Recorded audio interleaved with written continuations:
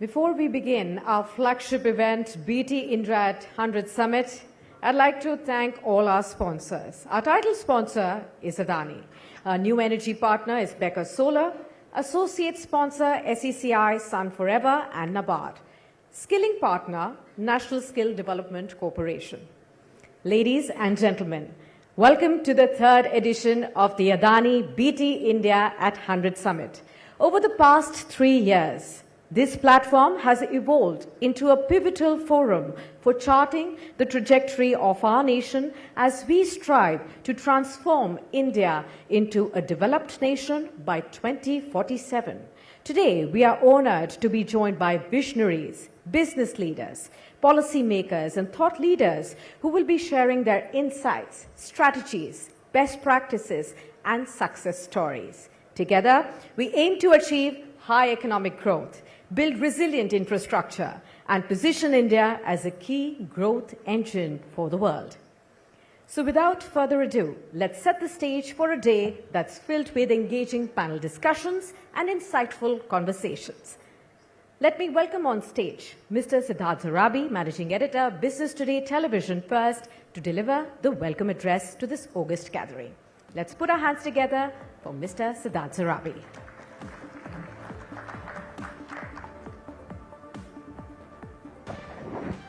Thank you very much, Sakshi. Good afternoon and a very warm welcome to everyone here at the BT India 100 Summit. This is the third edition where we have moved to the Bharat Mandapam, as you can see. What better location and place to discuss what needs to be done for India to make it in terms of an economic superpower by 2047. And the choice of this location, a bit of a challenge for first-timers, but as you can see, a very beautiful, very nice location. So it gives us great pride at Business Today and on behalf of the India Today group to welcome all our distinguished panelists as well as guests and the audience who are watching us across Business Today platforms. Over the course of today's afternoon and evening, what we are trying to do is to get some of the best minds from various sectors to be here to speak with us, to answer questions and tell us about their vision and what they see in terms of the possibilities for India when it turns 100, when we celebrate the anniversary of our centenary as an independent nation. During the day, we'll start with Mr. N.K. Singh, one of the foremost bureaucrats, policymakers, someone who's seen it all. He's going to headline the event. And through the day, we'll have people like Shivraj Singh Chauhan in his first outing at a summit like this to talk about one of the most important things with regard to India's economy, that is our agriculture. And there are many more sessions that are planned, including one where one of the best-known minds, Indian who is followed across the world, Ruchir Sharma, one of the best thinkers of our times, is also going to be present and share his thoughts with us. So without any further ado, I welcome everyone here at the Business Today India at 100 Summit. Hope we're going to have a great day of deliberations participating together. Thank you very much.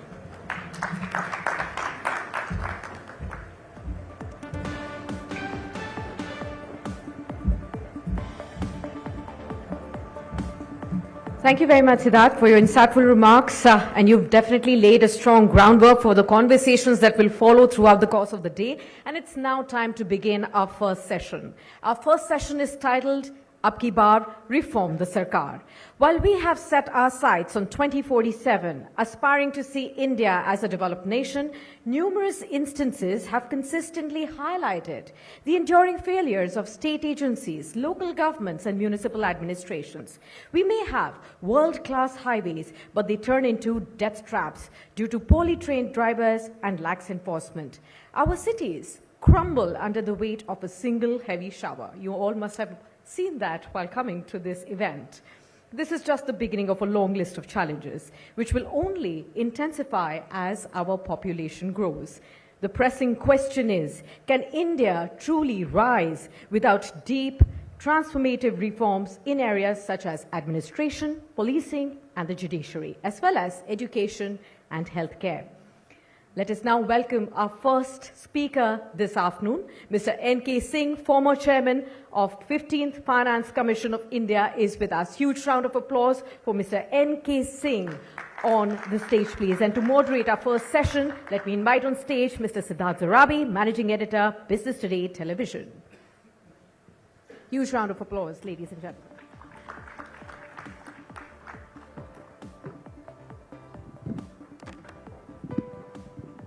Good afternoon and a very warm welcome once again.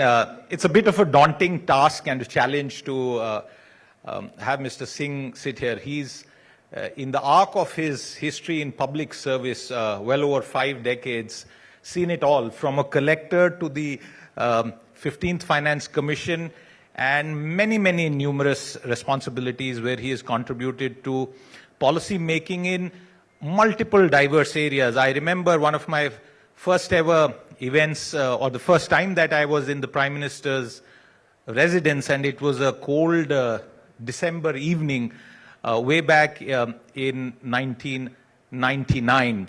And at that time, the government was grappling with a new policy for telecom. The first few licenses had been issued out, but they hadn't panned out as planned. And the first thing that Mr. Singh did was to make sure that all the assembled journalists who were shivering out there got a good cup of tea. So, Mr. Singh, thank you very much for that. I wanted the opportunity to talk about mundane matters. But the biggest matter at this point of time, $30 trillion in GDP as an ambition, a growth rate that will have to be above 7% up till 10% to deliver that kind of growth, and a per capita income which lifts us from our current $2,400 to at least 5 times to be a middle income economy. And for all of this, the mighty Sarkar, Bharat Sarkar, and its role is increasingly coming into focus. We started off by talking about how a lot of things that we see in our daily life seem to be impacting us. I want to begin by asking you, is it time to downsize Bharat Sarkar, or should we go the other way, sir? Well, thank you very much. Thank you, Siddharth, for this privilege of inviting me to the inaugural session on the daunting challenges which lie ahead in how to make India a developed economy by 2047. I'm indeed, it's my privilege to be here at this session. This session is captioned Ab Ki Baar Sarkar. Ab Ki Baar, if I were to rephrase the title, I would say Ab Ki Baar Bhi Sarkar Mein Parivartan. Kyunki, very frankly speaking, to imagine that nothing much has happened in the last 10 years or 15 years would be an oversimplification. Lots has happened. Lots has yet to happen.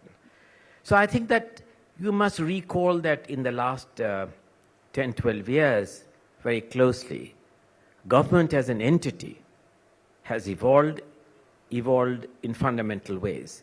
Couple of examples.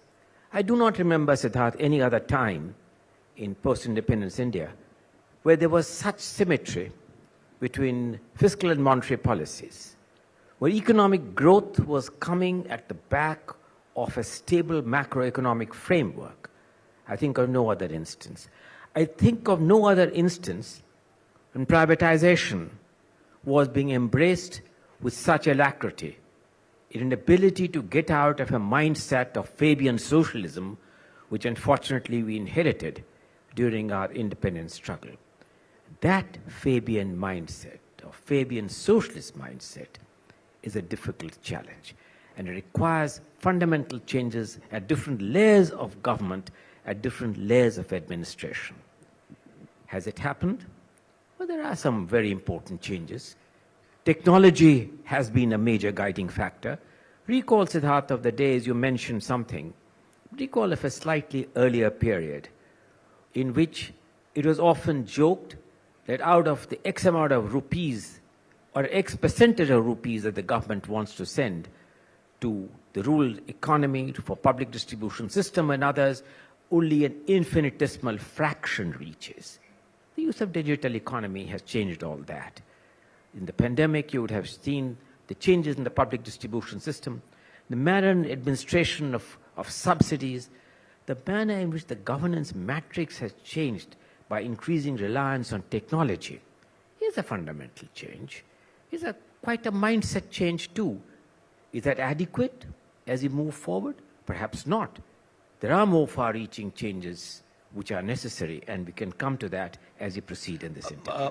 When reforms started, it was easy for very senior people in the government to conceive them and implement them because a lot had to do with the framework of rules.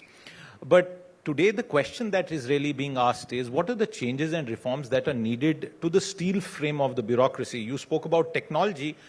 Before technology came, the same bureaucrats, the same policy makers were not able to deliver public goods efficiently. Technology has made a change. Aadhaar has made a change. So what are the reforms, Mr. Singh, in your vast experience that you feel are needed to really make the bureaucracy relevant in India in 2047? Thank you. I think that, as I mentioned to you per se in my earlier comments, Siddharth, changes only at the central level is inadequate. You need to have changes that you began.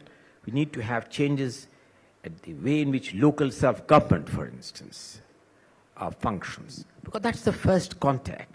Would you be surprised that when I was examining on a response to the pandemic, I was shocked to discover that the primary health centers in India, to give you an example, had no lab facilities.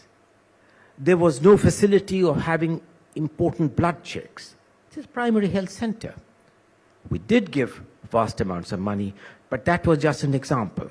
Has, for instance, the relevant changes following the constitutional amendment on delegation of powers to panchayats, to local self-governments, been executed? No, because the three important things of power, functionaries, and finance, which was intended in the constitutional amendments, have not happened. So the changes will have to take place at that cutting edge, which is the cutting edge where average common man comes in contact. He comes in contact with panchayats, he comes in contact with the municipalities, he comes in contact with his primary health centers, with his primary school. That is an area where much more fundamentally changes need to take place. Then, of course, you come to the state government at the next level. State governments are an uneven picture. They're an uneven picture in terms of their financial vision, in terms of their ability to attract private capital. One of the big stories, Siddharth, which you will see, is that money alone is not the answer. In spite of money, some of the endemic states, the divergences between the more advanced stage and the states which have lagged behind has continued to grow. And that's a major issue. It's a political challenge too. And of course, you come to central government. I don't want to get into that, but look, for instance, a very minor change. I would say it's a minor, but not an unimportant change. The current controversy on being able to induct people laterally has led to a huge political storm. Even though I'm a member of a recognized service, I think that it has often been a quest, how do you invigorate this service? By attracting the best possible talent which is available across. This is the modest way in which this government has begun by way of lateral entrance, in a non-discriminatory way, in a manner where the productivity gains across the system would be very, very significant.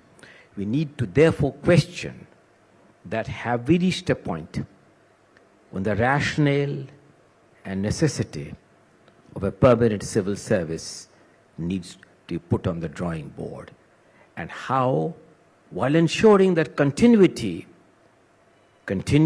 goes forward, stability is not jeopardized, you bring about changes in the permanent civil service establishment by opening it up to innovation, adoption of methods and systems which would be technologically more friendly. Mr. Singh, the lateral entry point is just a very small percentage of the permanent civil service, like you put it. You said time to put that whole concept on the drawing board. What changes would you think are necessary to consider at this point of time to the permanent civil service, as you call it? Well, there are lots of changes. Siddharth, you are aware of this. I was surprised that the first committee on administrative reforms was set up even before we became a republic. If you look at the first few pages of the report, of the Gopalaswamy Anger report, that gave a report in 1949 on some of the changes and some of the safeguards which you need to have. It was followed by a successive administrative reforms committee. We recall many of them. There was one that was led, the first one, by the former Prime Minister, Morarji Desai, in 1966. You had many other committees which have gone into what kind of changes. Some changes have taken place. Whether they are adequate or not is historically must be judged in the context that the challenges of the state have changed. What is the responsibility for permanent civil service? Why should we have a permanent civil service? It's not an end in itself. The end must be improving the life quality of people, pushing India into a growth trajectory, which you rightly pointed out, must be well above 7%, to realize the quest of a developed India by the time when we get our first 100 years of independence.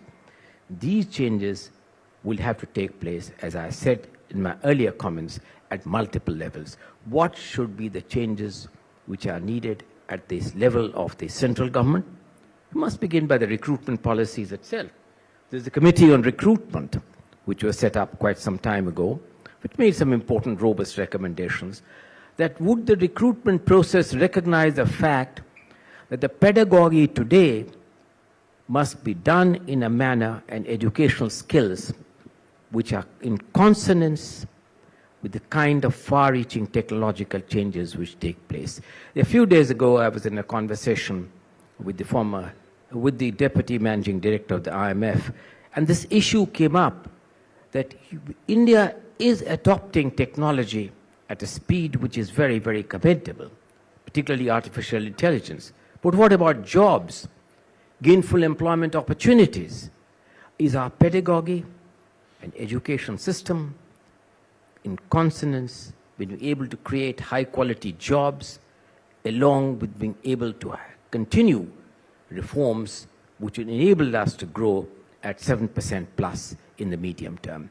And these are changes which must begin in the educational system, then in the recruitment process, then the manner in which jobs and responsibilities are assigned at the district level, at the state level, and of course being able to, at the central level. Now, there was a virtue once upon a time, Siddharth, that you preferred dilettantes instead of experts. You preferred people who had multiple skills than only domain experts. We need to shift that focus a bit in being able to combine the virtues of meritocracy, the virtues of domain understanding and knowledge, along with managerial capabilities, to being able to administer a complex country like this, which has challenges of multiple forms of different state governments, which can combine, in the end, much higher levels of productivity of the state. Let me give you an example. People feel that we are one too many in government. But do you know that our per capita expenditure as part of the GDP in the permanent civil service establishment does not compare too favorably with the peer group countries? The total number of policemen which you take, just give you an example of total number of policemen, having 156 policemen for 1 lakh people, way below international standards. Total number of doctors, if you include the Ayush doctors, 1 doctor for 1,000 people. 1 nurse, paramedic, for 1,458 people. This is the understaffing. But more than increasing the numbers, it has to be more purposive staffing. in a multiple way. Do these numbers need to be added within the government framework, or should it happen in the private sector? The best healthcare is now delivered by private hands. The best airlines in India are run by private hands. The examples are multiple. You can go down to education as well. Do you still need to ramp up the government, or does the government big government have to be reduced? You need to do both, because leaving this entirely to market forces, there's innumerable literature which is available that the market forces also require a degree in which you moderate the free play of market forces. Relying on market forces totally would not deliver the most optimum outcomes. The private forces must also feel that there is a public sector, and there are certain responsibilities with the public sector. For instance, security, which I mentioned, policing, jails, a reform of the judicial system. All that cannot be outsourced to private sources, but you need to make them more purposive. For instance, I was amazed to know, Siddharth, that today, in terms of crime, if you used AI in a more imaginative way, at least for some of the states where the crime record is not particularly laudable, we do not even know the time of the crime, an area in which artificial intelligence and technology can buttress with the existing public sector to deliver much better outcomes. So I would really plead for a more purposive collaboration and partnership between public and private sector in the area of the entire working of the state apparatus. Mr. Singh, is the Ministry of Steel, because you spoke about central level reforms, our ministry is like the Ministry of Steel, the Ministry of Civil Aviation, and the list could go on, relevant in today's day and age, and will they be, more importantly, relevant 2 decades down the line? Well, civil aviation now, the ministry has folded up, excepting for a necessary regulatory role. Government is not running airlines anymore. A very happy outcome of the way in which market forces have really fine-tuned the government's policy. You mentioned about steel. I agree with you. That's an area where the challenge is different. The challenge today in the steel sector is how do you loosen and how do you moderate the fossil fuel footprint in the manufacture of steel. Government needs to invest into R&D to make sure that the way in which steel technology is evolving, steel technology becomes more environmentally friendly with much lesser fossil fuel footprint. In the entire building and the construction sector as a whole, from steel, there are many other areas where I think that the public sector. But one of the good things which you would have noticed is that for the first time, this government, a couple of years ago, made a very important policy statement that except for key strategic areas, there is no need for the public sector to exist. And I think that that's a very important mindset change, moving away from an era of what I call the Fabian socialism into an era which is more contemporary to meet the challenges which lie ahead. Yet the same government, Mr. Singh, while it spoke about that, continues to pump in a lot of taxpayer money into an entity like Bharat Sanchar Nigam Limited. You played a very decisive role way back in 1999 when you were in Prime Minister Vajpayee's office, in the Prime Minister's office, playing a very important role. What is the relevance of Sarkari telecom companies in today's day and age? I think the Sarkari telecom companies need to be able to survive in today's market competition, and through to being able to provide service at cost which are affordable and dependability which really does not disable India in being able to harness the advantage of this great technological changes. But think of the area. I'll give you another example, Siddharth, which was of a period which you mentioned. At one stage, in the Ministry of Finance, I felt that the kind of buildings which are being produced by CPWD, both in India and abroad, was making us not the most shining example of a country on the march. And I had proposed that the CPWD be folded up and a decision which was about to be taken, but CPWD does exist, because the argument which was given, the areas which are far flung, like in Northeast, at that time in J&K, and other parts of the country, there would be, considering the risk aversion of the private sector, there would be no entity to be able to undertake the job which the CPWD was given. Equally coming to telecom, that in areas which are far-flung and where security considerations are there, it's important perhaps to have an entity like the MTNL to cater to the special problems and obligations which we have for the development of the country as a whole. Mr. Singh, since we've been speaking about the steel frame and its contribution, I must also ask you about the role of politics, because our bureaucracy functions under a system where the elected leaders have primacy. Given the pulls and pressures that the bureaucracy faces at various levels, what kind of reforms are required there to ensure that the steel frame actually remains so and doesn't get rusted or come under attack from the political establishment? Well, I think that there are multiple things which come to my mind. Among the multiple things which come to my mind is that how do you firewall the civil service establishment from a democratic framework which necessitates that periodic elections must be held, and the holding of these periodic elections is part of the responsibility which is very admirably being performed by the steel frame in terms of the quality of elections which we have. We have one too many elections. I thought I'll make that observation. We need to really reduce the time which the nation's energy is going in holding elections on a continuing basis for over the 5-year cycle.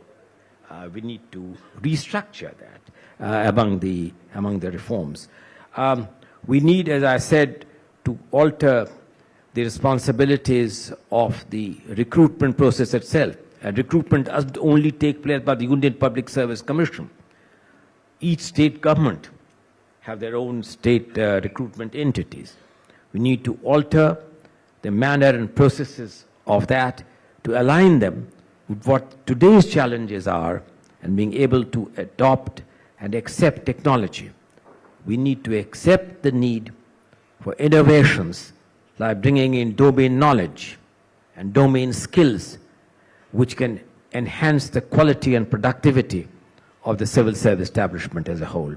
The number of changes are far-reaching. One final change, which I'll mention. One of the things which has often been debated in this country is the role of the Chief Minister's office versus the Chief Secretary's office. The role of the Prime Minister's office with the necessity of having a cabinet office. And what kind of a harmony the cabinet office, does it have an important responsibility? Or does it really, with the increasing prominence of the Prime Minister's office, has the cabinet office lost its significance? I'll take a minute on this because this is very important in terms of the question, Siddharth, which you asked, which is firewalling. And so you'll be very surprised that when Jawaharlal Nehru became the first Prime Minister of India, the issue arose of what kind of a Prime Minister's office should he have. And Lord Wavell, who presided over some of this, wrote in an incident a letter to say that I have deliberately made sure that Jawaharlal only has his private secretary and will remain in the rank of a private secretary, lest he goes astray and the institution of the cabinet secretary gets nullified. Now, time has evolved. The cabinet office exists. The Prime Minister's office exists. They are both needed. Why? The cabinet office functions is that as a secretary to the Council of Ministers to ensure adherence to rules, to discipline, framework where the basic features of the establishment are not upset. The Prime Minister's office exists primarily to advise the Prime Minister in the transaction of his function. This is an area where firewalling has worked to India's advantage, equally so in the state government between the Chief Minister's office, and some Chief Ministers have been powerful Chief Ministers, and the Chief Secretary's office. So I think that enough structures are there. We need to make sure that these institutions which are there and the check and balances which exist function with impartiality and alacrity which the Constitution expects them to do. Given the questions that some people have on institutional independence, how do you think we can ensure that our institutions, important regulators and other entities remain truly independent despite the fact that they will perhaps continue to be piloted by members of the steel frame, especially some of those who retire and then get very important positions? Well, let me put it this way to you. It's an important question. Who will regulate the regulators? Should there be a super regulator to regulate all regulators? It's a perennial question. The answer begins, I think, Siddharth, in something which I've mentioned per se. How do you select the regulators? I was the chairman of the committee which selected the first power regulator, to give you an example. And that also gave recommendation that each state government must have their own power regulators. Very frankly speaking, I'm quite happy to be able to confess that that purpose seems to be substantially defeated. Why? Because state power regulators are not independent enough to be able to fix tariffs, which are in consonance with what the tariff fixation should be, are able to bill in a manner which enables straight transmission and distribution, power distribution companies to function with independence. It is embedded in some of the laws which need to be changed, both in the way in which the recruitment of these regulators are done and their ability to perform their functions independently, which the Act expects them to do. And to have a look at the independence of regulators is a very important issue, which I think would be an important change to bring about a better quality in the working of the civil service establishment. So you know about the RBI, and we have had some experts comment on this as well. In the recent past, we saw two people from the private sector come in to the Reserve Bank. They both left. Telecom regulator, the pharma regulator, the aviation regulator, all of them are retired IS officers. Why does this continue? Why doesn't that get open to lateral entry or private sector recruitment? Well, very frankly speaking, let me tell you, we have begun for the first time, we have begun in a non-discriminatory, in a manner where the Union Public Service Commission will be recruiting people at levels of directors and deputy directors of government. Let me ask you a question, that do you believe that the examples where private sector people came to occupy the space of being the governor of the central bank was a fundamental roaring success? I think you would have a mixed opinion on this. And there were only one that I remember. The other one was an insider, if I remember. No need to take names. There was only one. And part of the reason why, I think it was because you do need to have an understanding of the working and intricacies of the system in which you work. After all over the world, if you ask me, the governors are appointed both for their domain knowledge, but also for an understanding that you have to work in a system and in a framework. You are part of the framework. The idea of having a completely independent governor of a central bank or a governor of the Reserve Bank or a Federal Reserve is alien even to the more advanced economies. how many would want to agree that the Fed chief, for instance, is appointed only for his domain understanding, and that the Treasury Secretary in the presidential office has no say? None. How many would believe that the governor of the Bank of England is appointed? How many would believe that the Basel norms are being applied by people who are completely people only with domain experts, without knowing the variations in the development of economies of East European countries, of the European central banks? I do believe that whereas the best talent and best domain talent must be selected, we need to have a fair amount of understanding of the working of the system as a whole, of which he remains and must remain an integral part. Mr. Singh, there's so much more to discuss on this topic. Just one final comment. When I was trying to read up for this session with you, I realized that the United States has possibly the smallest steel frame in the advanced economies. China, which is the second largest economy, has in fact the highest level of lateral entry across sectors. You talk about technology sectors, governance, banking, financial sector. They bring in a lot of people from the private sector. Does India need a middle path between the scenarios that you sketched out and the reality of the future? Final question for the day to you. I fully agree with you. We need a middle path. That's what we have opted for. That's what the option has been exercised by the government in having lateral entrance. And the debate on that is raging. I'm entirely in favor of the steps which have been taken. I agree with you that just like anything else, India follows the middle path, and in this one too, we are following that middle path. Thank you very much, Mr. Singh, because the topic of reforming Bharat Sarkar is very, very significant. It's also a very vast topic, but thank you very much for taking out the time to get into some of the critical issues. With that, it's a wrap on this session. Thank you very much, sir.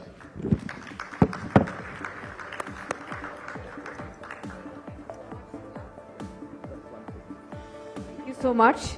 We'll just request you to hold on for a moment, and we'll request Siddharth Sarabi to present a token of appreciation to Mr. N.K. Singh. Huge round of applause, ladies and gentlemen.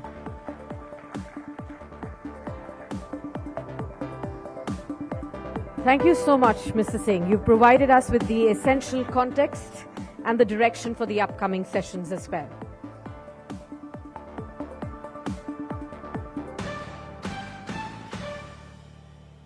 Ladies and gentlemen, it's time now for our next session. Our next session is titled Escaping the Middle Income Trap. One of the major challenges India faces today is to avoid the middle income trap. Research indicates that in the past 70 years, only about a dozen middle income countries have successfully transitioned to high income status. Advancing from a middle income to high income status demands sustained growth rates of over 7 to 10% over a span of 20 to 30 years, a feat that only a handful of countries have managed to achieve. The question remains, can India accomplish this? And what would the center and the states need to do to break out of this trap? Also, as India aims to now become the world's third largest economy, what level of per capita income can we really expect? Especially that given today, as the fifth largest economy, we rank 127th out of 195 countries on a purchasing parity power basis. Thank you so much. Now it's time to welcome Dr. Arvind Panagaria, Chairman of the 16th Finance Commission of India, to be on the stage and to moderate this session. Let me also invite on stage Siddharth Sarabi, Managing Editor, Business Today Television. Let's put our hands together for Dr. Arvind Panagaria.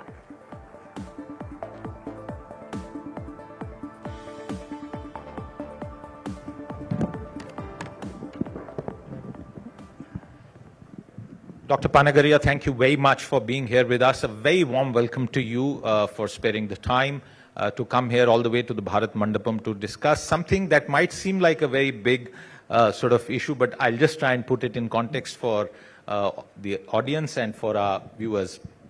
From 1990 to 2020, sir, the early 19s, we were 17th in the global ranking when it came to economic size. And this is a subject that Dr. Panagari, I must tell you, has written extensively about. He's spoken about it. If you go online, you'll see a lot of information. So, it's a little presumptive for me to try and say these facts in front of him, but just to set the context. 2020 onwards, next 30 years, the ambition is that we will get to be the third largest economy.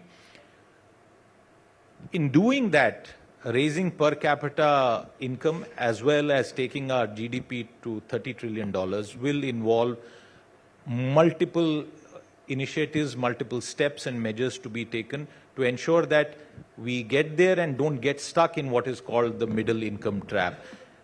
To start, what do you think is the most pressing need that you feel is essential to get on that path at this point of time, sir? So, to put things in perspective, let me first say this. If I take the last 2 decades, 2003-4 to 23-24, India has in fact grown in current dollars at 10% per year. If we stay course, just stay course where we are, meaning you said, what will it take to put us on that trajectory? Yes. So I'm saying, let us stay even on that trajectory which we have been on in the last 2 decades. We get to about 31, 32 trillion by 2046, 47. So that is where we are, but I think we can do better. And there we can discuss, there are many things that have been done, but also many things that remain to be done. What are the most critical things that are not yet done, which you feel are essential for the government to embark on? I want to start with our trade policy, because in the last 5 years and 10 years, or even prior to that, we have seen various twists and turns as far as India's trade policy is concerned. How significant will trade policy be for achieving this target? So I think the way I would put it is that there is a lot of potential to be realized by liberalizing further. We are certainly an open economy today. It is not the pre-1990s. The trade to GDP ratio total, I haven't checked the full figures, but if you take goods and services and all, anywhere close to about 50% of the GDP. So we are an open economy in this sense, but in terms of the trade policy, there is a lot of scope to liberalize further. Many of the tariffs are high, which need to be brought down. As a free trade economist, I have no problem if we go to zero, but that's not practical. We have had probably just one example truly of zero tariffs, which was Hong Kong. Singapore is next closest, but has some duties.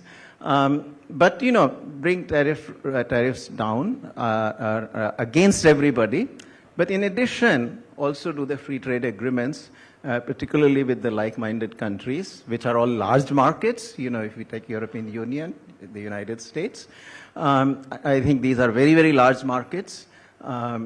And that, of course, combined with what is going on globally in terms of lots of multinationals seeking an alternative location than China, I think puts us in a great position to take off, to push up this growth rate of 10% per annum in current dollars, not in real dollars. In real dollars, about 8%. So in current dollars, push it another couple of percentage points. That gets us to some, very close to about 50 trillion by 2047. 50 trillion by 2047, music for the ears. But I want to ask you, is Atmanirbharta in manufacturing, which is a key policy tenet that the current government is following, is it in consonance with the kind of lower duty or zero duty trade policy that you are advocating? How do the two square off? No, I think it is not merely an issue of knocking down the custom duties. There's also the domestic internal reform, which is very critical. Now, one of the things I've been writing about, for a very long time now, is that our firms our enterprises tend to be small and they don't grow. And there are good reasons for it. We can go into the long history from the Nehru era all the way down to here. But one of the critical remaining factors which is keeping the firms small, particularly in sectors where you can create a lot of employment, which of course is critical. I'm not saying unemployment is high, but underemployment, low productivity employment is what dominates. 45% of the workforce in agriculture, another 40% in enterprises which have fewer than 10 workers. Now these are very low productivity workers. So if you think about it, you've got this vast workforce which is engaged, which is employed in very low productivity employment. And the only way to bring this very large workforce into labor productivity employments, which are at least twice or three times of what the current productivity of labor is in these employments, is to way for the more labor-intensive industries. Now, every industry has become less labor-intensive over time, right? So even, well, textiles, for example, used to be in the 50s, 60s, 70s, very labor-intensive. Today, textiles is very automated, very capital-intensive, and that has happened in every industry. Nevertheless, you still got relatively industries that are labor-intensive. A lot of the, activities that are processing, assembly activities, as we are doing, for example, in the iPhones, assembly activity brings in a lot more worker per unit of capital.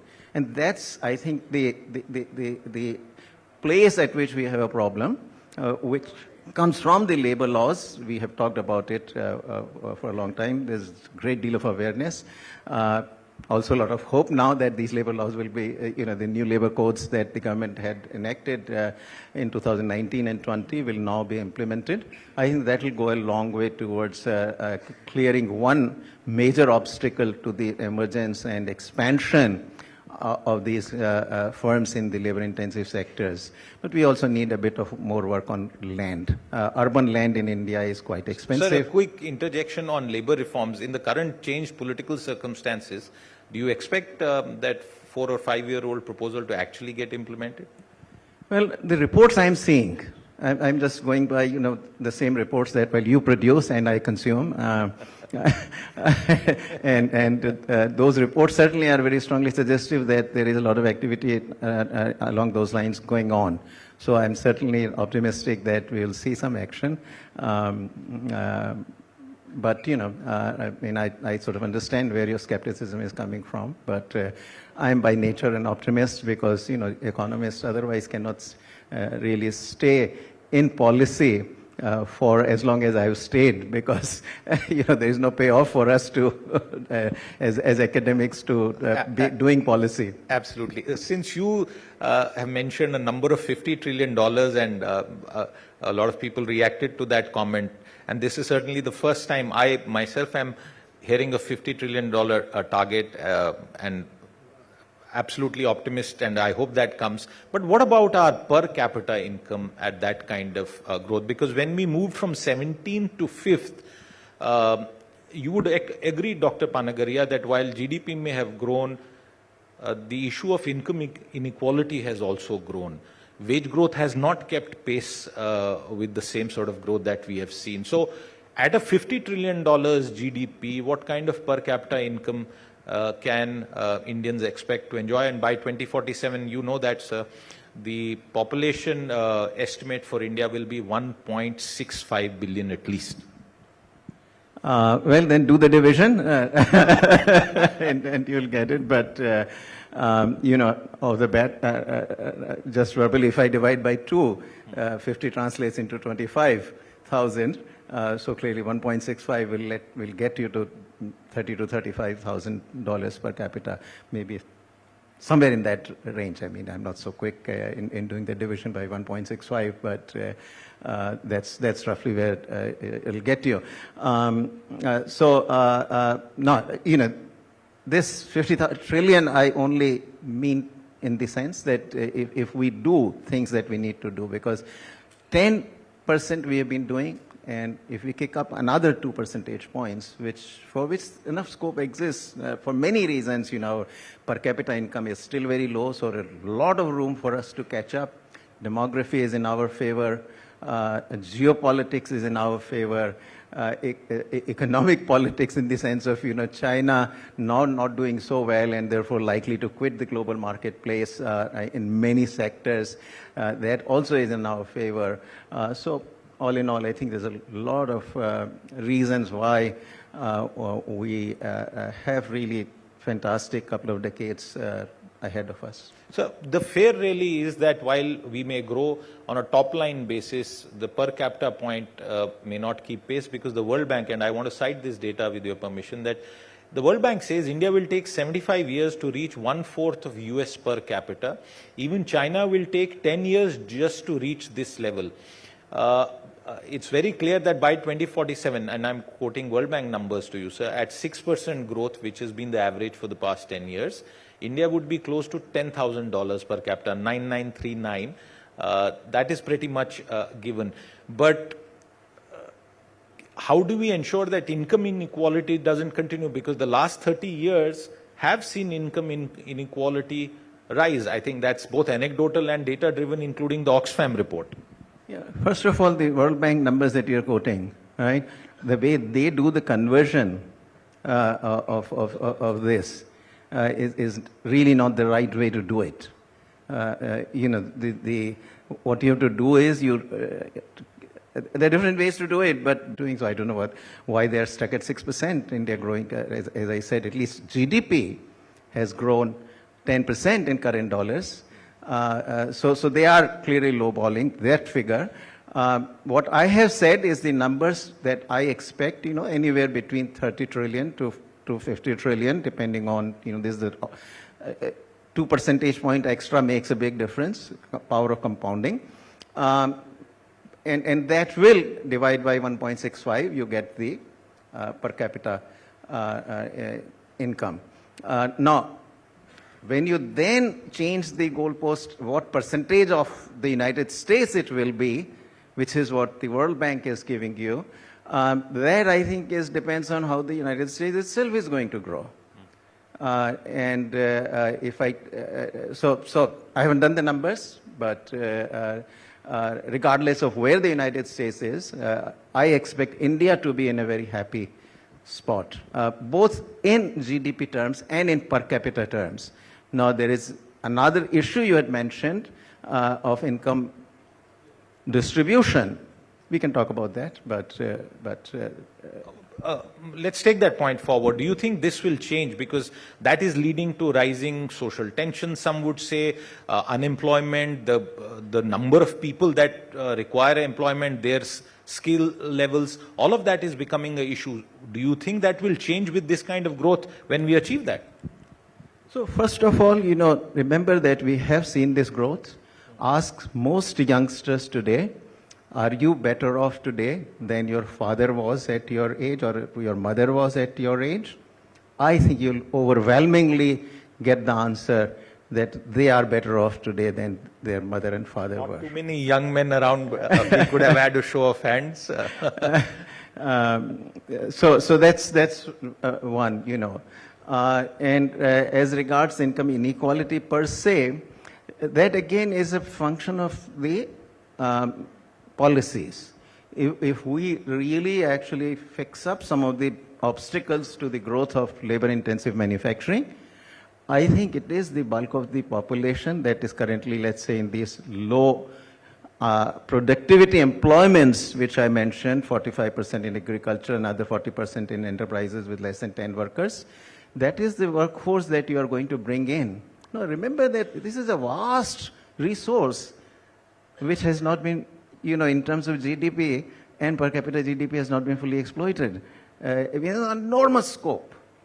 And that is what you'll be exploiting. So if anything, if you come through with this kind of labor-intensive manufacturing growth, which will automatically also trigger the growth of labor-intensive services, because services are non-traded. As incomes rise through growth in manufacturing, people will demand more of these non-traded services, And you will see services growing faster also. So I've written on this, how services growth itself gets kicked up by the faster manufacturing growth. One point which I think we should remember here is that one of the very important reasons why manufacturing in India is still sort of struggles is that we think that we had liberalized, we had done away with licensing, investment licensing in 1991. We forget that in all the labor-intensive manufacturing, licensing was still very, very much present. Nothing had changed as far as these labor-intensive sectors were concerned, because there was a list of small-scale industries reservation, which had some 800 plus products on it, which were reserved for these very small enterprises. So for those, you still could not come and start manufacturing on large scale. So apparel, footwear, all sorts of light manufacturers, from stationery to utensils to what have you. They were still not available for large manufacturers to manufacture. That brings you to 2005. So really the liberalization in these sectors is only 19, 20 years old. And on top of that, some of the obstacles that were present there are still present, and I mentioned labor laws, and of course land, very, very high land prices are an obstacle too. Sir, you spoke about the incoherence of our trade tariff policy. I also want to add some more data. If you look at FDI numbers, FY22, it was down 1%, 23, it was down 22%. In the just concluded financial year, it was down 3%. On China Plus One, anecdotal evidence suggests that India is not really benefiting from China Plus One, which was a post-COVID feature. No major or massive projects have come in. The economic survey seems to have recognized this, and that's why there is this mention, it's an economist comment really, about the role of China as far as India's long-term growth is concerned. Taken together, our trade policies and the role of China, which will surpass the United States at some point of time in the near future, what should our approach be with regard to Chinese investment, especially in our manufacturing sector? Where there is a serious possibility of security threat from Chinese investments, I think there we have got to be very careful. And those, I hope, are identifiable. I'm not a security expert, so I can't tell you. But there is probably a vast area where no such threat exists, where, the rest of the world is also taking investments from China. Rest of the world is buying products from China. I think there is a good case for Chinese investments to come in those areas. So to some degree, I sort of sympathize with the position of the economic survey that where there is no direct threat, that the equipment could be penetrated by, any of the software or what have you, bots or, I think there is no reason why we should hesitate. After all, we are trading with China also. And if we are quite willing to trade with China, we shouldn't hesitate with respect to foreign investment either. In fact, since you spoke about Chinese trade, those numbers have only gone up. Some economists say that India is paying a price and will continue to pay a price unless a major rethink happens with regard to foreign investment because of the unilateral cancellation of bilateral investment treaties, around 68 odd in 2017, and the fact that free trade agreements haven't seen too much progress. For the kind of growth aspirations by 2047, 2050, how critical will free trade agreements be now? Because these are multi-decadal things. They don't give results overnight, sir. Yeah. So again, just to remind you that 10% growth we have done with the current policy regime. So I will still remain optimistic. But yes, if we are going to really get to the next level, I regard free trade agreements are extremely crucial. as you yourself have said, that at least in the early years of China Plus One, initially perhaps these firms have gone to Vietnam, some of the other, Mexico, Indonesia, some of the other countries. And I'm not as downbeat as you sounded on India, because we also have benefited. Some of the, clearly, iPhone manufacturing has begun to move to India, and it's that movement has good bit of momentum as far as I can see in the numbers. So I wouldn't be pessimistic in that sense, but going forward, I regard these FTAs, particularly eventually an FTA, not eventually really, we have to move fast and do it in the next 2 to 3 years, with European Union to be extremely important, because what you want is a free trade agreement in place with a very large market. And insofar as I regard the an agreement with the United States an extremely difficult for a variety of reasons, I think European Union becomes extremely important, which means, of course, that we should very quickly tie up the agreement with the United Kingdom.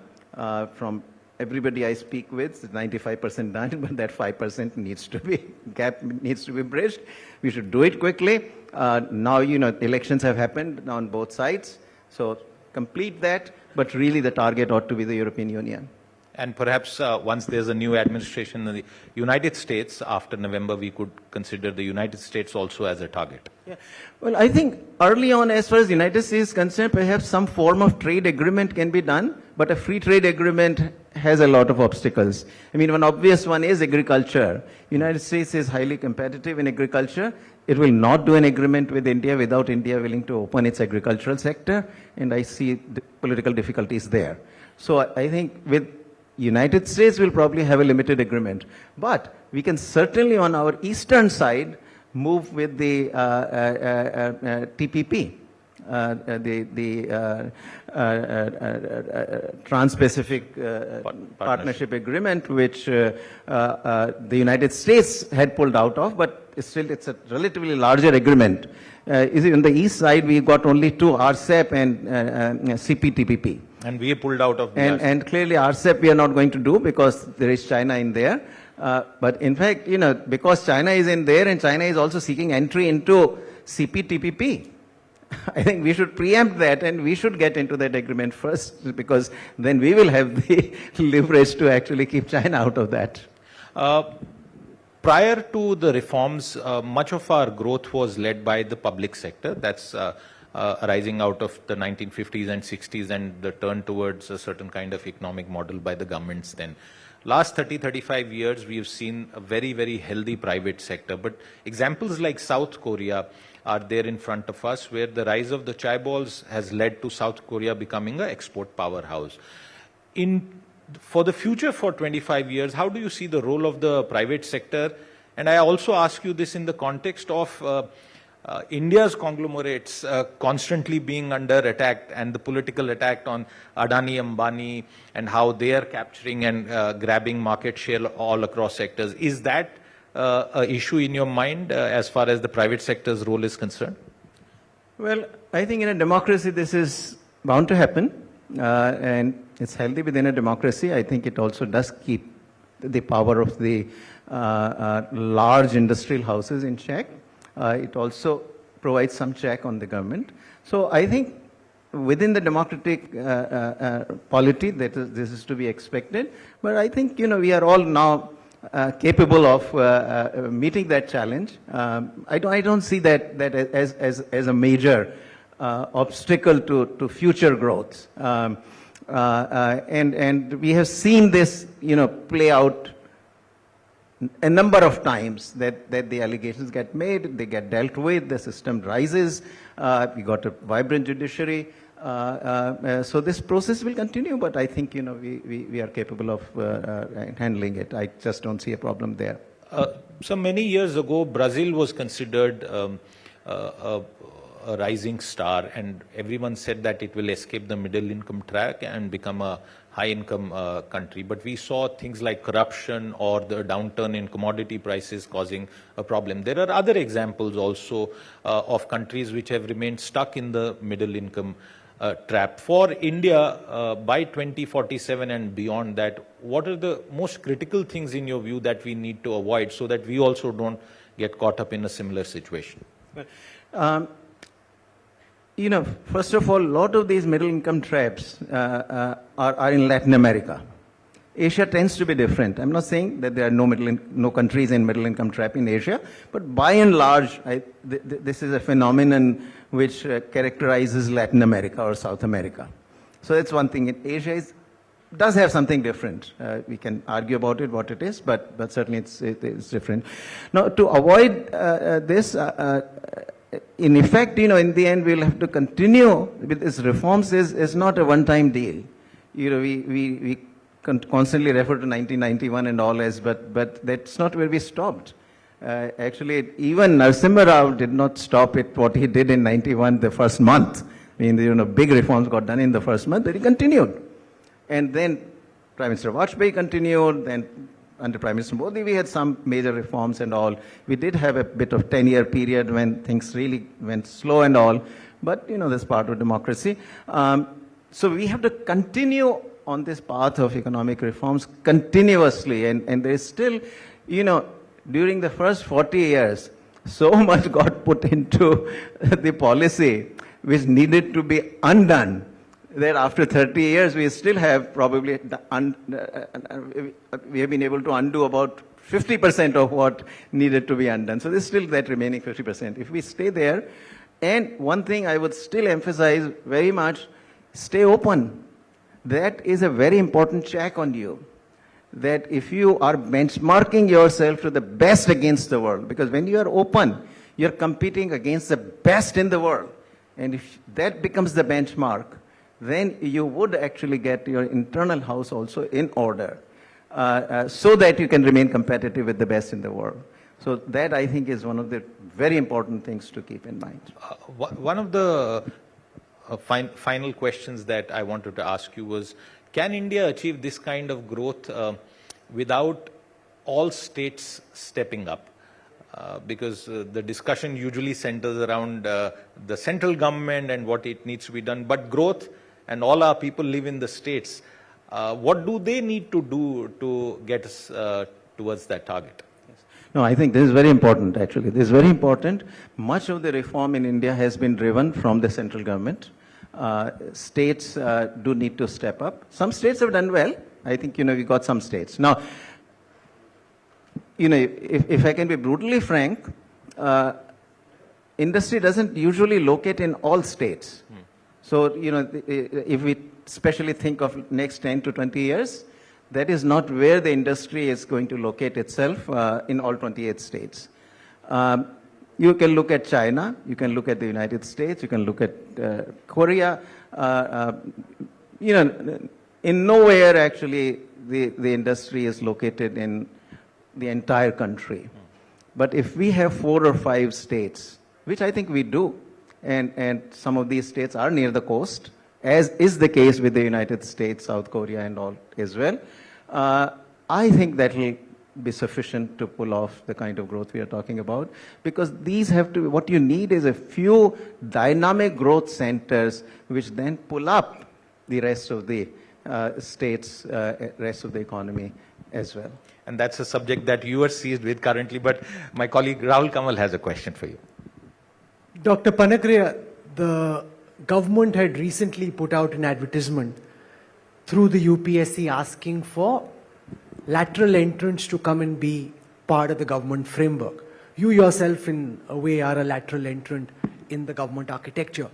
A short while before now, at the asking of the Prime Minister, the government had this ad back saying that they will not have any lateral entrants at the moment in the way that it was envisaged originally. Because opposition leaders like Rahul Gandhi and several others are saying that if you take lateral entrants, then there's no reservation. None of them are SC, OBC, tribals. The reservation criteria are not met. So outside of the politics, as somebody who's seen the government from within and without, can you explain why you think lateral entrants are important in government? and the politics that is ensuing at this moment, where because there are no reservation criteria applied, it's become a political ping pong, and the Modi government is under pressure so much so that it's had to roll back a decision that it's taken, which is not typical of this government. Dr. Panagria. Yeah. No, I had feared that that might happen actually, so sorry to hear that. I wrote my first article on lateral entrance, and by the way, in that first article, Economic Times, somewhere in September 2000, what I said was, open up joint secretary and above to lateral entrance, which is the level at which at least joint secretary, so this is joint secretary and below where the lateral entrance were being brought in through this advertisement. I think it is important. I mean, ultimately, we need governance reform. Somewhere it has to start. This was and in any case, the government was not going all that fast. A few joint secretaries had been brought in, and this was the second such effort. And if you think about, 10 joint secretaries and 35 directors or deputy secretaries, this is a drop in the bucket. This is not a large number proportionately by any stretch of imagination. And even that gets thwarted by the kind of criticism that was being made. Is sad, but this is what this goes with the territory. Meaning, in a democracy, these forces do play out. But those of us who believe in reforms will have to continue to push at it. Maybe we have to find alternative ways to reform the civil service. Certainly, talent has to be brought in. I believe in both. I think generalists which exist in the government are capable of acquiring specialized skills, and likewise specialists like me coming into the government can acquire generalist skills. Not everybody is able to do that, but I think there are people on both sides among specialists who can acquire the necessary generalist skills to do things, and likewise within the government, the generalists who can acquire specialist skills. But we got to find ways. In a way, it is a pity because you will still need to bring in people as consultants, right? This lateral entry was really more genuine lateral entry because it puts the lateral entrance in positions of power where they have the decision-making power. But maybe for a while, I think, our system will have to make do with bringing the lateral entrance as consultants where they would supply the specialized services without actually having the decision-making power. But on that only the country suffers, the system suffers. One wishes actually that we had a less contentious polity, but we are a diverse country, and we'll have to carry the country along. So those are the pressures. Well, perhaps a coincidence that the session before that, where we had Mr. N.K. Singh, was on reforming the Sarkar, and very clearly some of the most famous lateral entrants, and I know many of you would recall, include people like former Prime Minister Manmohan Singh or Bimal Jalan or Montek Singh Ahluwalia, and also in the recent past many more names. And before that, I.G. Patel. 1954 or something, go back, all the, lateral entrants were brought in. There was no controversy on these things, and these happened obviously under the Congress government for many years. So the Congress government of today is very different from the Congress government of the past. Actually, Mrs. Gandhi vehemently actually fought against the caste system. She was, in her public speeches, would say that we got to move away from the caste-based politics and whatnot. So today's Congress party is different.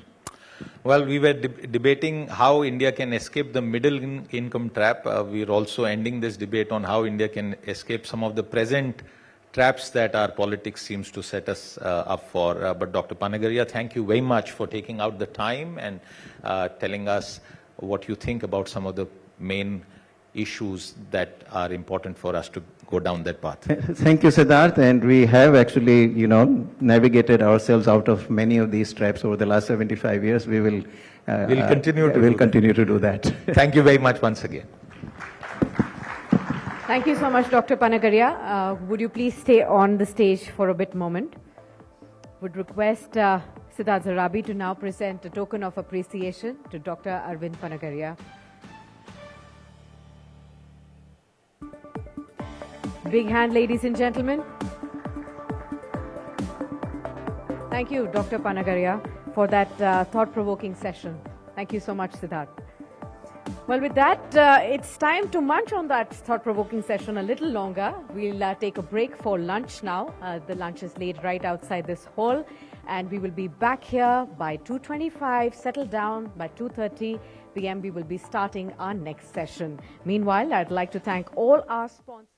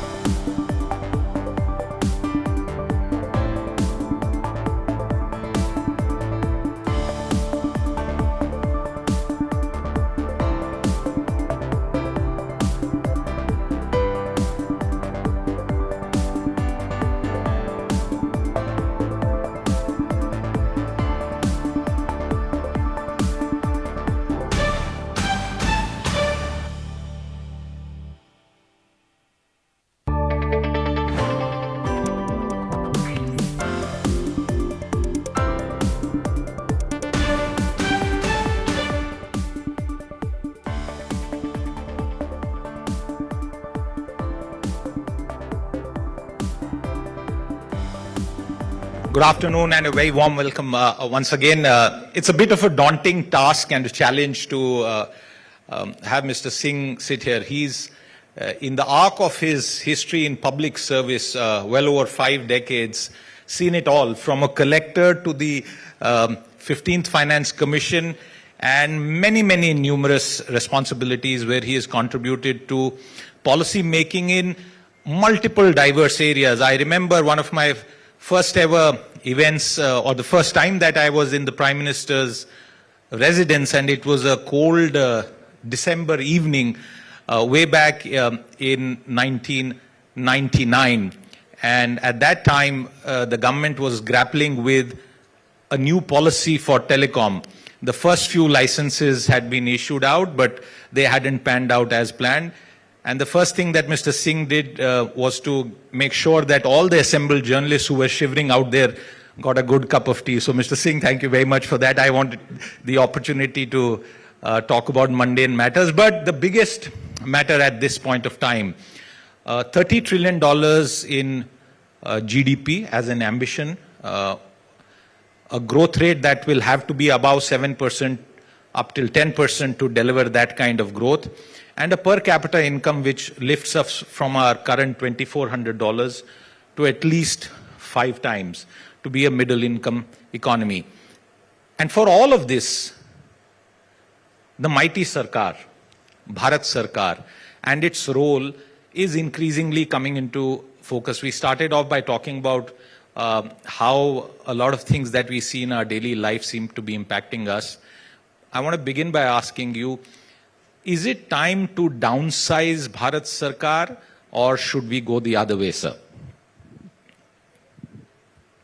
Well, thank you very much. Thank you, Siddharth, for this privilege of inviting me to the inaugural session on the daunting challenges which lie ahead in how to make India a developed economy by 2047. I'm indeed, it's my privilege to be here at this session. This session is captioned, Ab ki baar Sarkar. Ab ki baar, if I were to rephrase the title, I would say, Ab ki baar bhi Sarkar mein parivartan. Kyunki, very frankly speaking, to imagine that nothing much has happened in the last 10 years or 15 years would be an oversimplification. Lots has happened. Lots has yet to happen. So I think that you must recall that in the last 10, 12 years, very closely, government as an entity has evolved in fundamental ways. Couple of examples.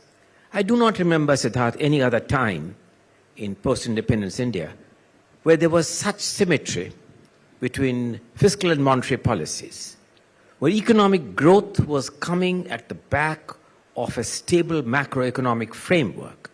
I think of no other instance.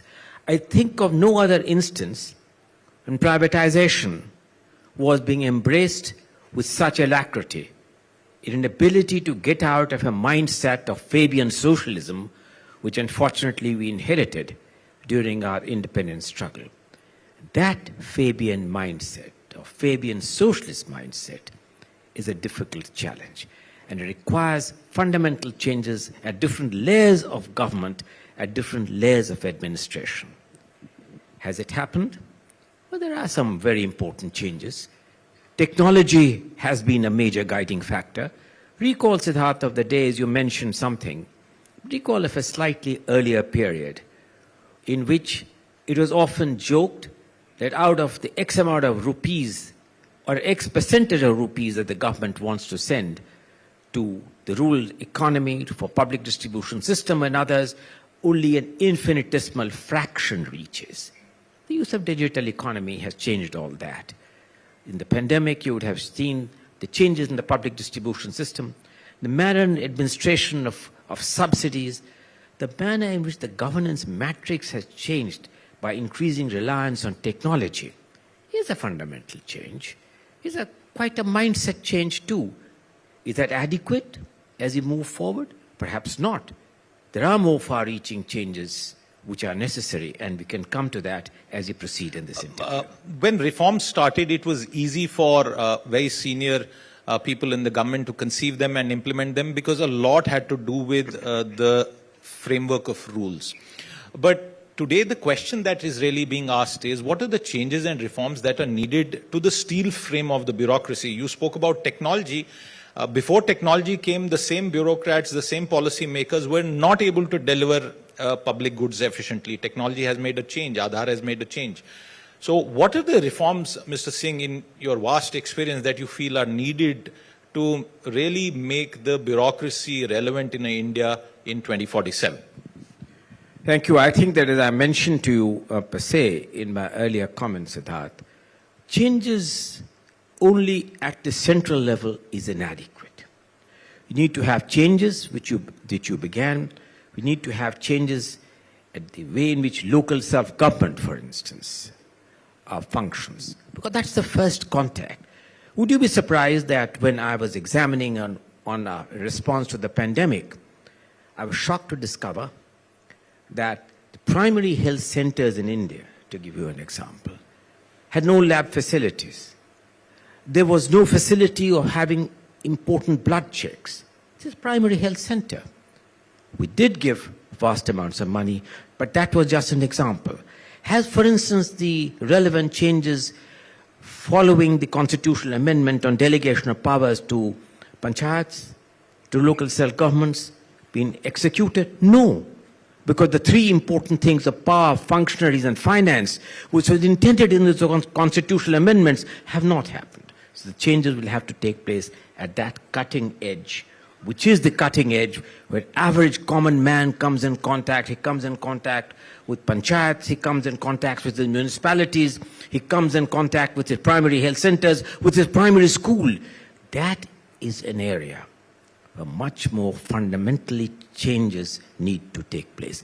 Then, of course, you come to the state government at the next level. State governments are an uneven picture. They're an uneven picture in terms of their financial vision, in terms of their ability to attract private capital. One of the big stories, Siddharth, which you will see, is that money alone is not the answer. In spite of money, some of the endemic states, the divergences between the more advanced stage and the states which have lagged behind has continued to grow. And that's a major issue. It's a political challenge too. And of course, you come to central government. I don't want to get into that, but look, for instance, a very minor change. I would say it's a minor, but not an unimportant change. The current controversy on being able to induct people laterally has led to a huge political storm. Even though I'm a member of a recognized service, I think that it has often been a quest, how do you invigorate this service? By attracting the best possible talent which is available across. This is the modest way in which this government has begun by way of lateral entrance, in a non-discriminatory way, in a manner where the productivity gains across the system would be very, very significant. We need to therefore question that, have we reached a point when the rationale and necessity of a permanent civil service needs to be put on the drawing board, and how, while ensuring that continuity goes forward, stability is not jeopardized, you bring about changes in the permanent civil service establishment by opening it up to innovation, adoption of methods and systems which would be technologically more friendly. Mr. Singh, the lateral entry point is just a very small percentage of the permanent civil service, like you put it. You said time to put that whole concept on the drawing board. What changes would you think are necessary to consider at this point of time to the permanent civil service, as you call it? Well, there are lots of changes. Siddharth, you are aware of this. I was surprised that the first committee on administrative reforms was set up even before we became a republic. If we look at the first few pages of the report, of the Gopalaswamy Anger report, that gave a report in 1949 on some of the changes and some of the safeguards which you need to have. It was followed by a successive administrative reforms committee. We recall many of them. There was one that was led, the first one by the former Prime Minister Morarji Desai in 1966. You had many other committees which have gone into what kind of changes. Some changes have taken place. Whether they are adequate or not is historically must be judged in the context that the challenges of the state have changed. What is the responsibility for permanent civil service? Why should we have a permanent civil service? It's not an end in itself. The end must be improving the life quality of people, pushing India into a growth trajectory which you rightly pointed out, must be well above 7% to realize the quest of a developed India by the time when we get our first 100 years of independence. These changes will have to take place, as I said in my earlier comments, at multiple levels. What should be the changes which are needed at this level of the central government? We must begin by the recruitment policies itself. There's a committee on recruitment which was set up quite some time ago, which made some important robust recommendations that would the recruitment process recognize the fact that the pedagogy today must be done in a manner and educational skills which are in consonance with the kind of far-reaching technological changes which take place. A few days ago, I was in a conversation with the Deputy Managing Director of the IMF, and this issue came up that India is adopting technology at a speed which is very, very commendable, particularly artificial intelligence. But what about jobs, gainful employment opportunities? Is our pedagogy and education system in consonance with being able to create high-quality jobs, along with being able to continue reforms which will enable us to grow at 7% plus in the medium term? And these are changes which must begin in the educational system, then in the recruitment process, then the manner in which jobs and responsibilities are assigned at the district level, at the state level, and of course being able to, at the central level. Now, there was a virtue once upon a time, Siddharth, that you preferred dilettantes instead of experts. You preferred people who had multiple skills than only domain experts. We need to shift that focus a bit in being able to combine the virtues of meritocracy, the virtues of domain understanding and knowledge, along with managerial capabilities, to being able to administer a complex country like this, which has challenges of multiple forms of different state governments, which can combine, in the end, much higher levels of productivity of the state. Let me give you an example. People feel that we are one too many in government. But do you know that our per capita expenditure as part of the GDP in the permanent civil service establishment does not compare too favorably with the peer group countries? The total number of policemen which you take, just give you an example of total number of policemen, having 156 policemen for 1 lakh people, way below international standards. Total number of doctors, if you include the Ayush doctors, 1 doctor for 1,000 people. 1 nurse, paramedic, for 1,458 people. This is the understaffing. But more than increasing the numbers, it has to be more purposive staffing in a multiple way. Do these numbers need to be added within the government framework, or should it happen in the private sector? The best healthcare is now delivered by private hands. The best airlines in India are run by private hands. The examples are multiple. You can go down to education as well. Do you still need to ramp up the government, or does the government big government have to be reduced? You need to do both, because leaving this entirely to market forces, there's innumerable literature which is available that the market forces also require a degree in which you moderate the free play of market forces. Relying on market forces totally would not deliver the most optimum outcomes. The private forces must also feel that there is a public sector. And there are certain responsibilities with the public sector. For instance, security, which I mentioned, policing, jails, the reform of the judicial system.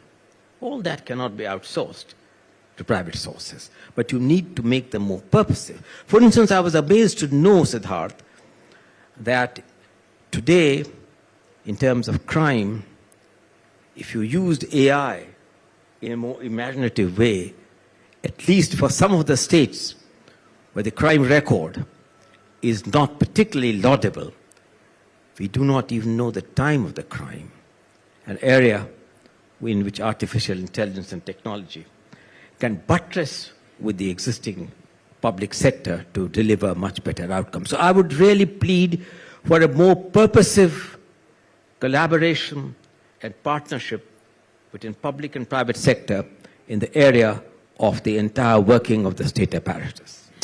Mr. Singh, is the Ministry of Steel, because you spoke about central level reforms, are ministries like the Ministry of Steel, the Ministry of Civil Aviation, and the list could go on, relevant in today's day and age? And will they be, more importantly, relevant 2 decades down the line?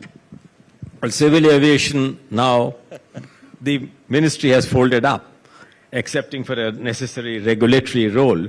Government is not running airlines anymore. A very happy outcome of the way in which market forces have really fine-tuned the government's policy. You mentioned about steel. I agree with you. That's an area where the challenge is different.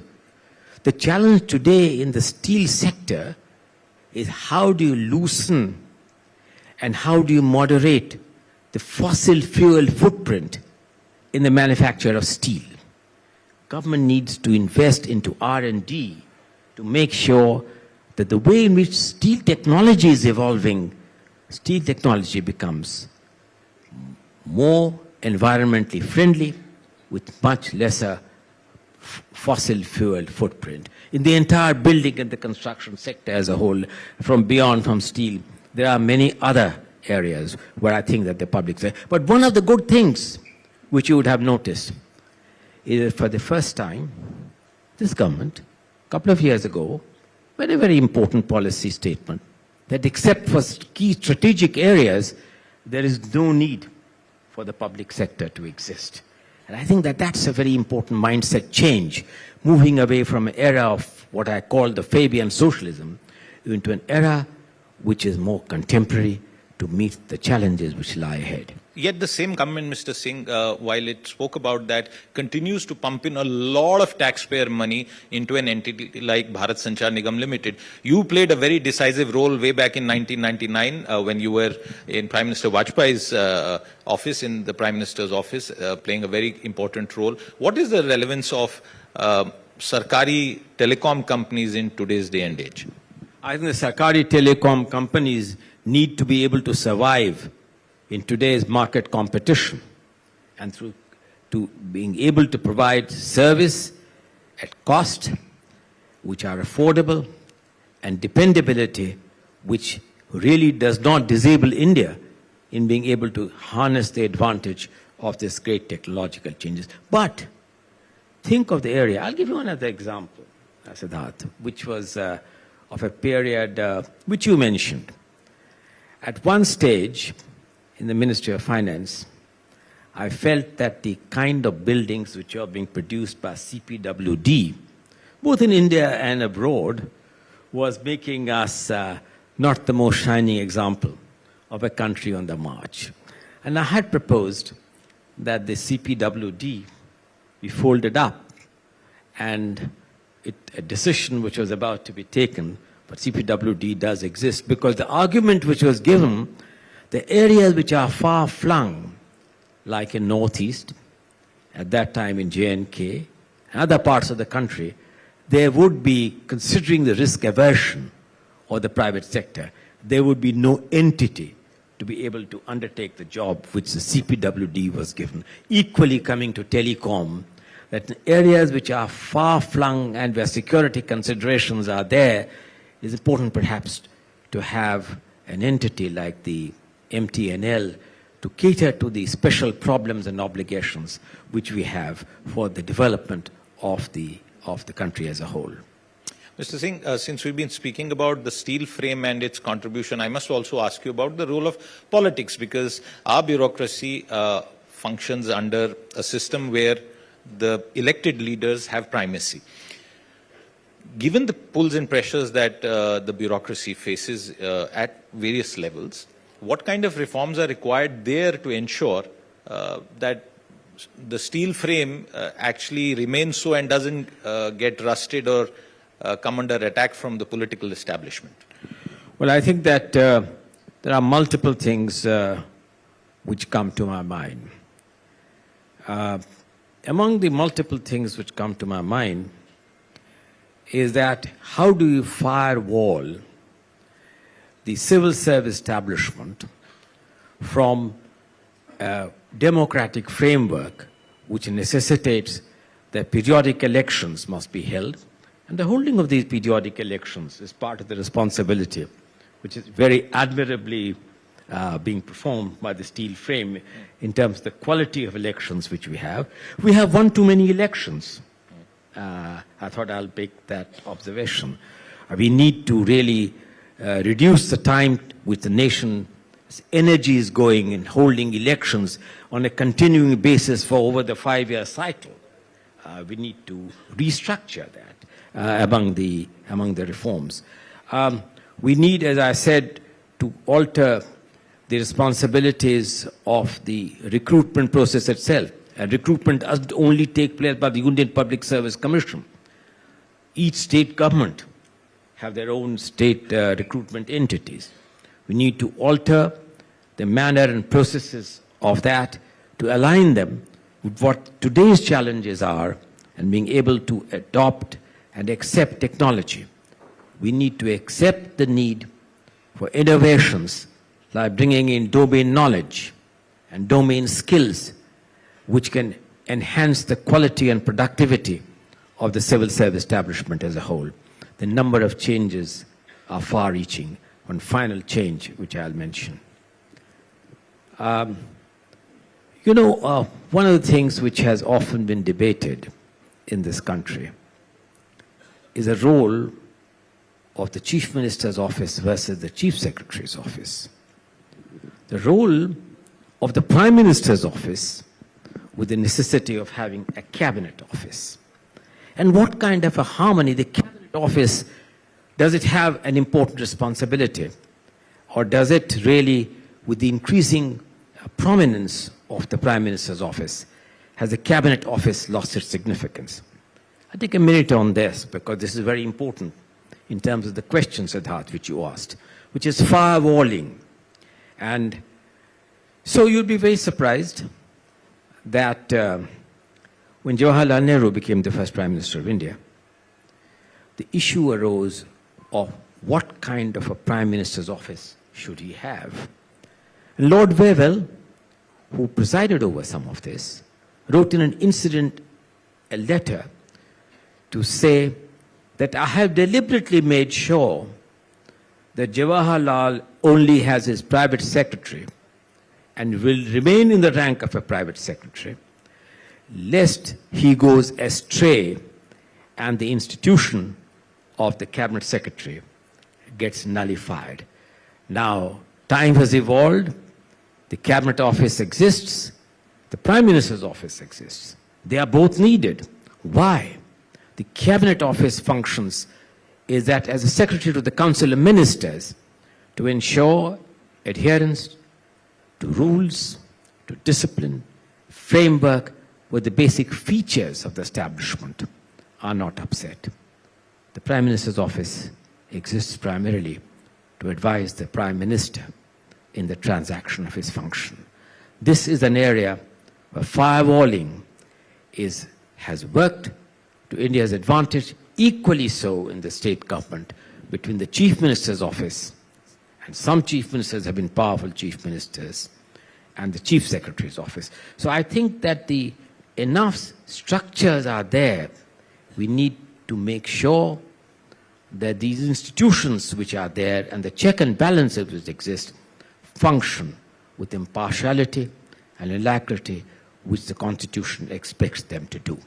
Given the questions that some people have on institutional independence, how do you think we can ensure that our institutions, important regulators and other entities remain truly independent despite the fact that they will perhaps continue to be piloted by members of the steel frame, especially some of those who retire and then get very important positions?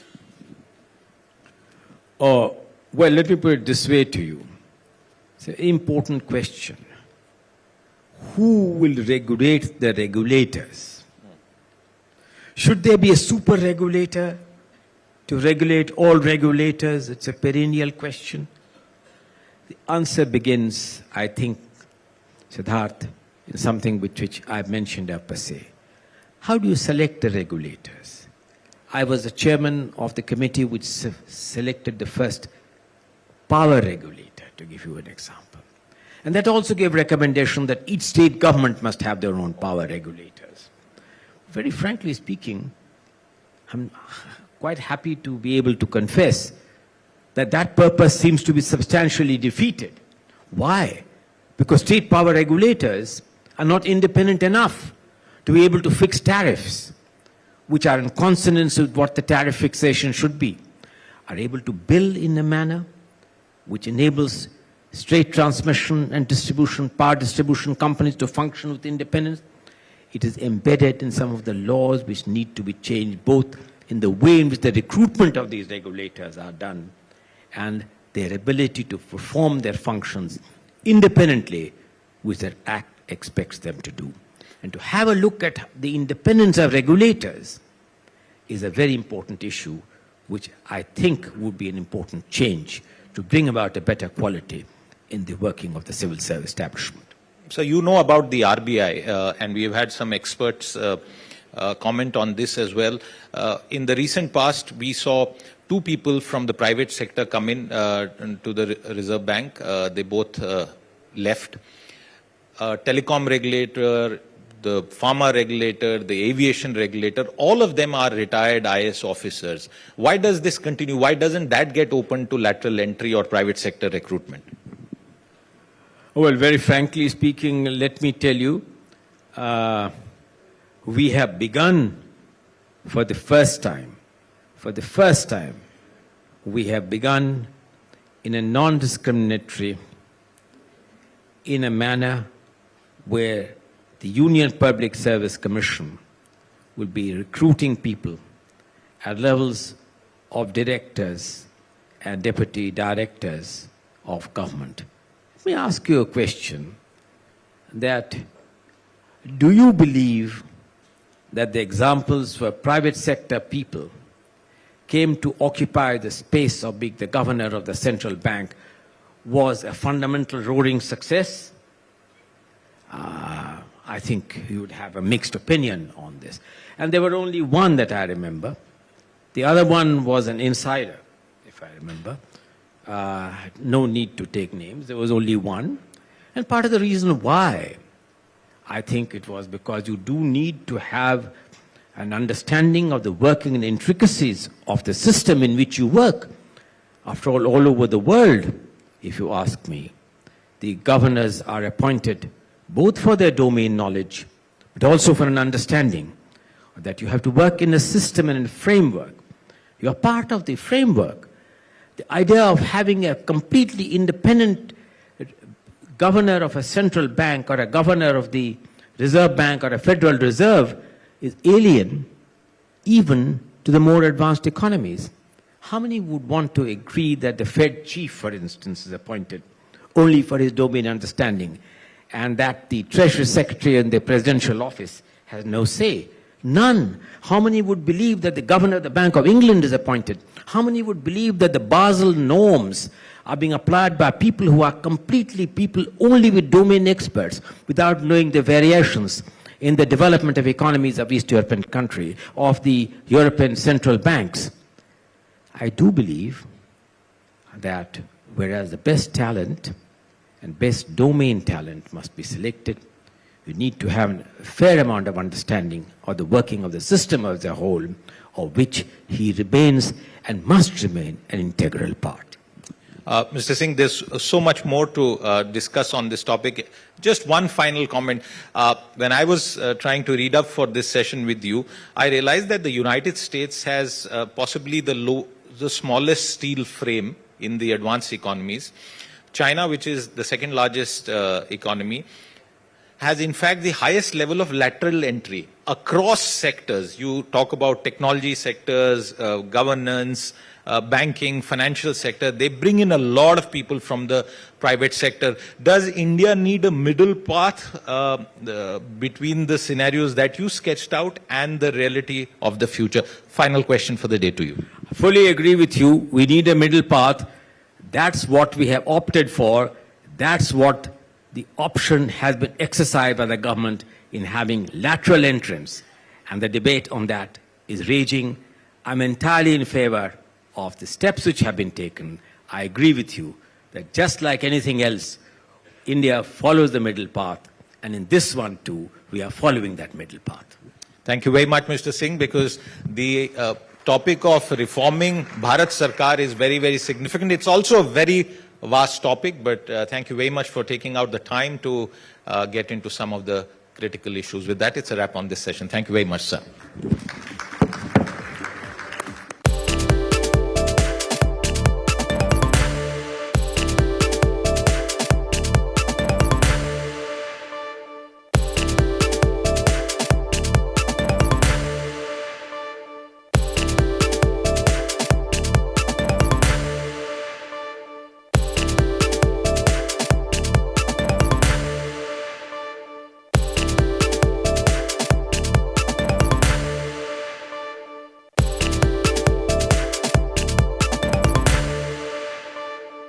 Good afternoon and a very warm welcome once again.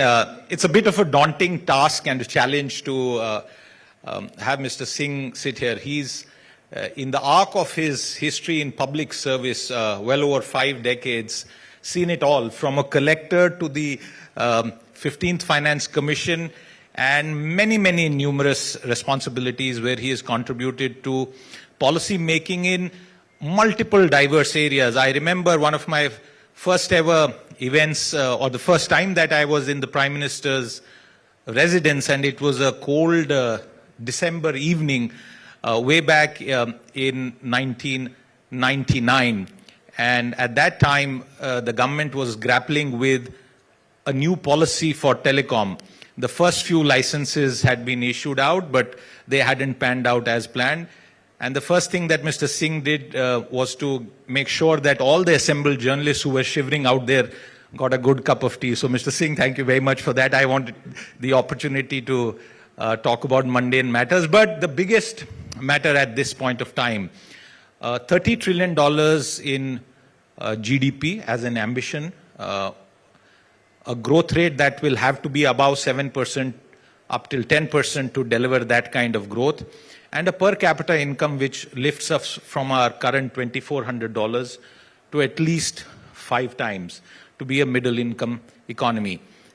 And for all of this, the mighty Sarkar, Bharat Sarkar, and its role is increasingly coming into focus. We started off by talking about how a lot of things that we see in our daily life seem to be impacting us. I want to begin by asking you, is it time to downsize Bharat Sarkar, or should we go the other way, sir? Well, thank you very much. Thank you, Siddharth, for this privilege of inviting me to the inaugural session on the daunting challenges which lie ahead in how to make India a developed economy by 2047. I'm indeed, it's my privilege to be here at this session. This session is captioned Ab Ki Baar Sarkar. Ab Ki Baar, if I were to rephrase the title, I would say Ab Ki Baar Bhi Sarkar Mein Parivartan. Kyunki, very frankly speaking, to imagine that nothing much has happened in the last 10 years or 15 years would be an oversimplification. Lots has happened. Lots has yet to happen. So I think that you must recall that in the last 10, 12 years, very closely, government as an entity has evolved in fundamental ways. Couple of examples. I do not remember, Siddharth, any other time in post-independence India where there was such symmetry between fiscal and monetary policies, where economic growth was coming at the back of a stable macroeconomic framework. I think of no other instance. I think of no other instance when privatization was being embraced with such alacrity, in an ability to get out of a mindset of Fabian socialism, which unfortunately we inherited during our independence struggle. That Fabian mindset, or Fabian socialist mindset, is a difficult challenge, and it requires fundamental changes at different layers of government, at different layers of administration. Has it happened? Well, there are some very important changes. Technology has been a major guiding factor. Recall, Siddharth, of the days you mentioned something. Recall of a slightly earlier period in which it was often joked that out of the X amount of rupees or X percentage of rupees that the government wants to send to the rural economy, for public distribution system and others, only an infinitesimal fraction reaches. The use of digital economy has changed all that. In the pandemic, you would have seen the changes in the public distribution system, the manner in administration of subsidies, the manner in which the governance matrix has changed by increasing reliance on technology. Is a fundamental change. Is quite a mindset change too. Is that adequate as we move forward? Perhaps not. There are more far-reaching changes which are necessary, and we can come to that as we proceed in this interview. When reforms started, it was easy for very senior people in the government to conceive them and implement them because a lot had to do with the framework of rules. But today, the question that is really being asked is, what are the changes and reforms that are needed to the steel frame of the bureaucracy? You spoke about technology. Before technology came, the same bureaucrats, the same policymakers were not able to deliver public goods efficiently. Technology has made a change. Aadhaar has made a change. So what are the reforms, Mr. Singh, in your vast experience that you feel are needed to really make the bureaucracy relevant in India in 2047? Thank you. I think that, as I mentioned to you per se in my earlier comments, Siddharth, changes only at the central level is inadequate. You need to have changes that you began. We need to have changes at the way in which local self-government, for instance, functions, because that's the first contact. Would you be surprised that when I was examining on a response to the pandemic, I was shocked to discover that the primary health centers in India, to give you an example, had no lab facilities. There was no facility of having important blood checks. This is primary health center. We did give vast amounts of money, but that was just an example. Has, for instance, the relevant changes following the constitutional amendment on delegation of powers to panchayats, to local self-governments, been executed? No.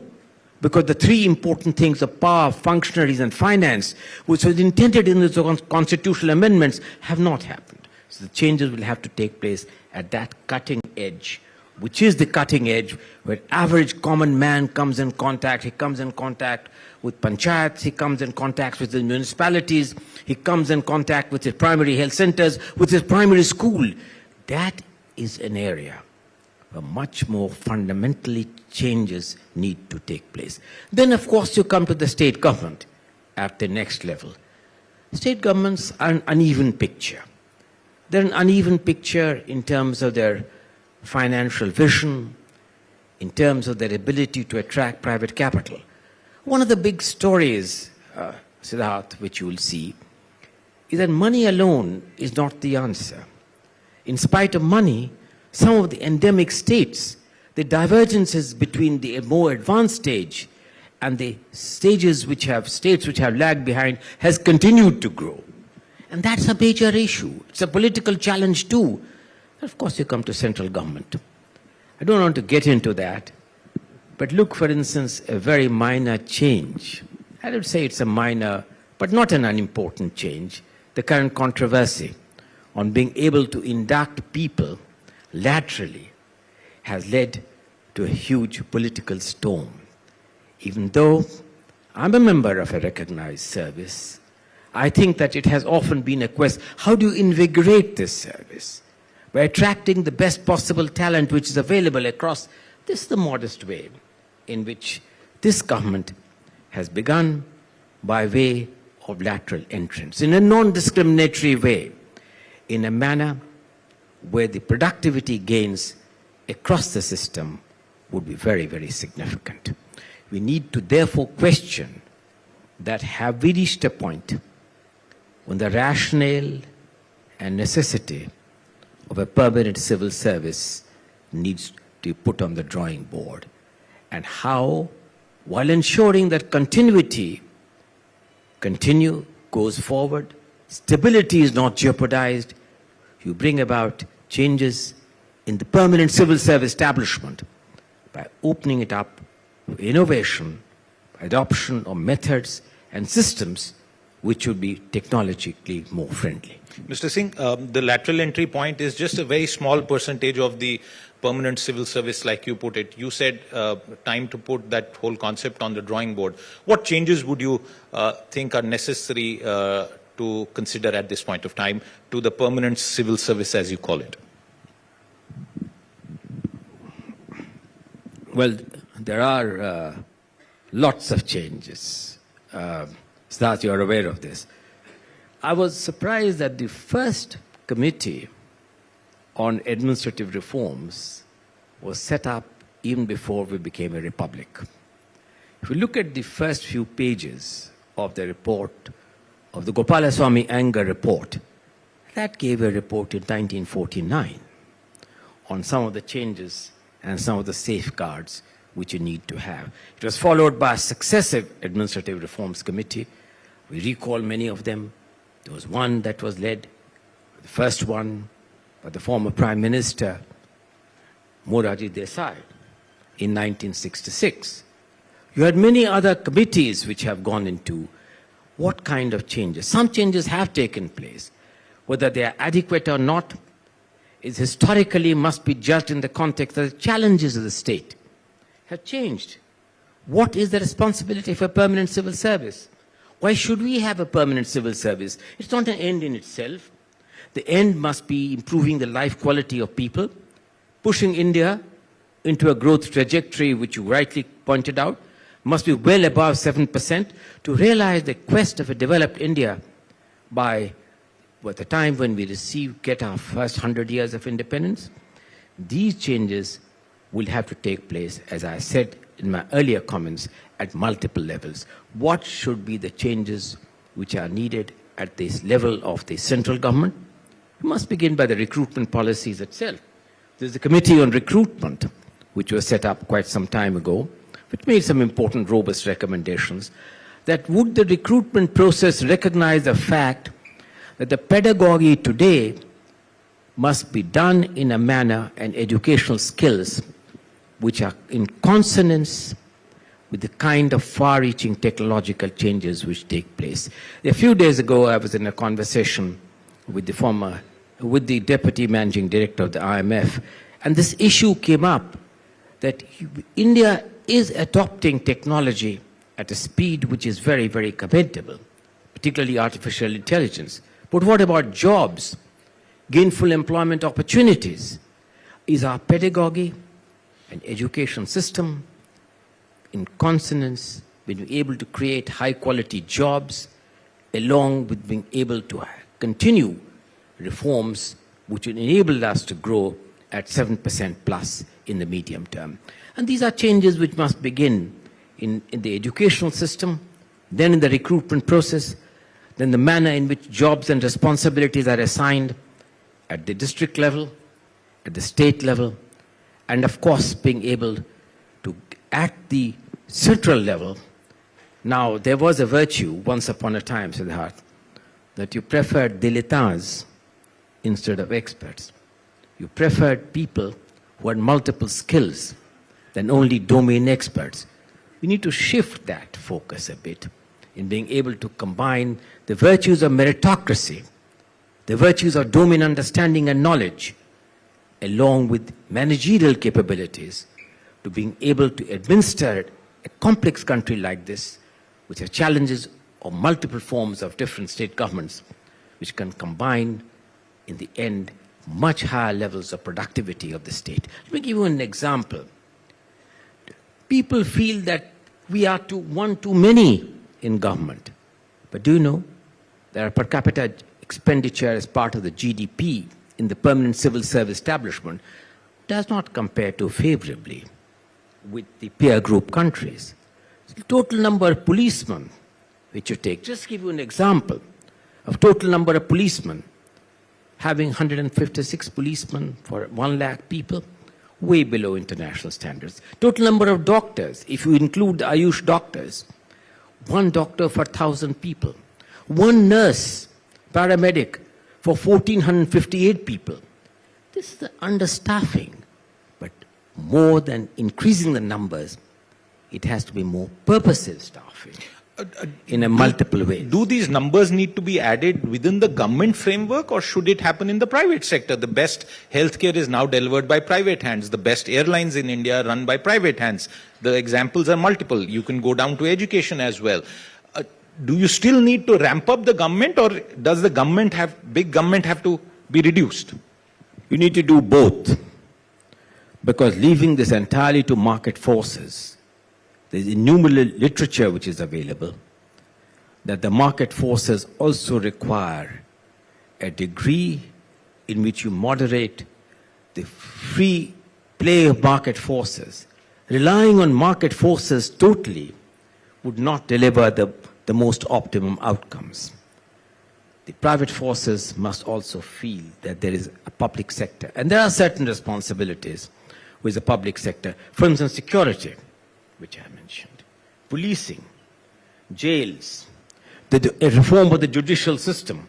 All that cannot be outsourced to private sources, but you need to make them more purposive. For instance, I was amazed to know, Siddharth, that today, in terms of crime, if you used AI in a more imaginative way, at least for some of the states where the crime record is not particularly laudable, we do not even know the time of the crime, an area in which artificial intelligence and technology can buttress with the existing public sector to deliver much better outcomes. So I would really plead for a more purposive collaboration and partnership between public and private sector in the area of the entire working of the state apparatus.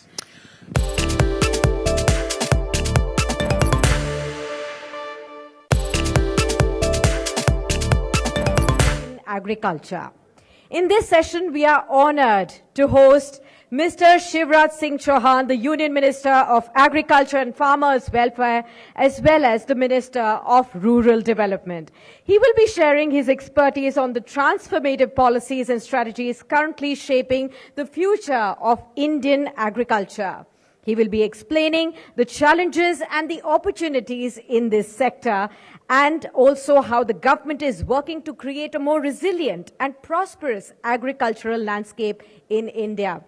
His insights will be invaluable for understanding the path forward for Indian agriculture and the role that it will play in the nation's journey towards 2047. Let us put our hands together to welcome on stage Mr. Shivraj Singh Chauhan, the Union Minister of Agriculture and Farmers Welfare, Minister of Rural for Development, Government of India. And to moderate this next session, let me invite on stage Mr. Rahul Kaval, News Director, TV Today Network, and Executive Director, Business Today. Also joining him to moderate this session will be Siddharth Zarabi, Managing Editor, Business Today Television. Huge round of applause, ladies and gentlemen, for Mr. Shivraj Singh Chauhan.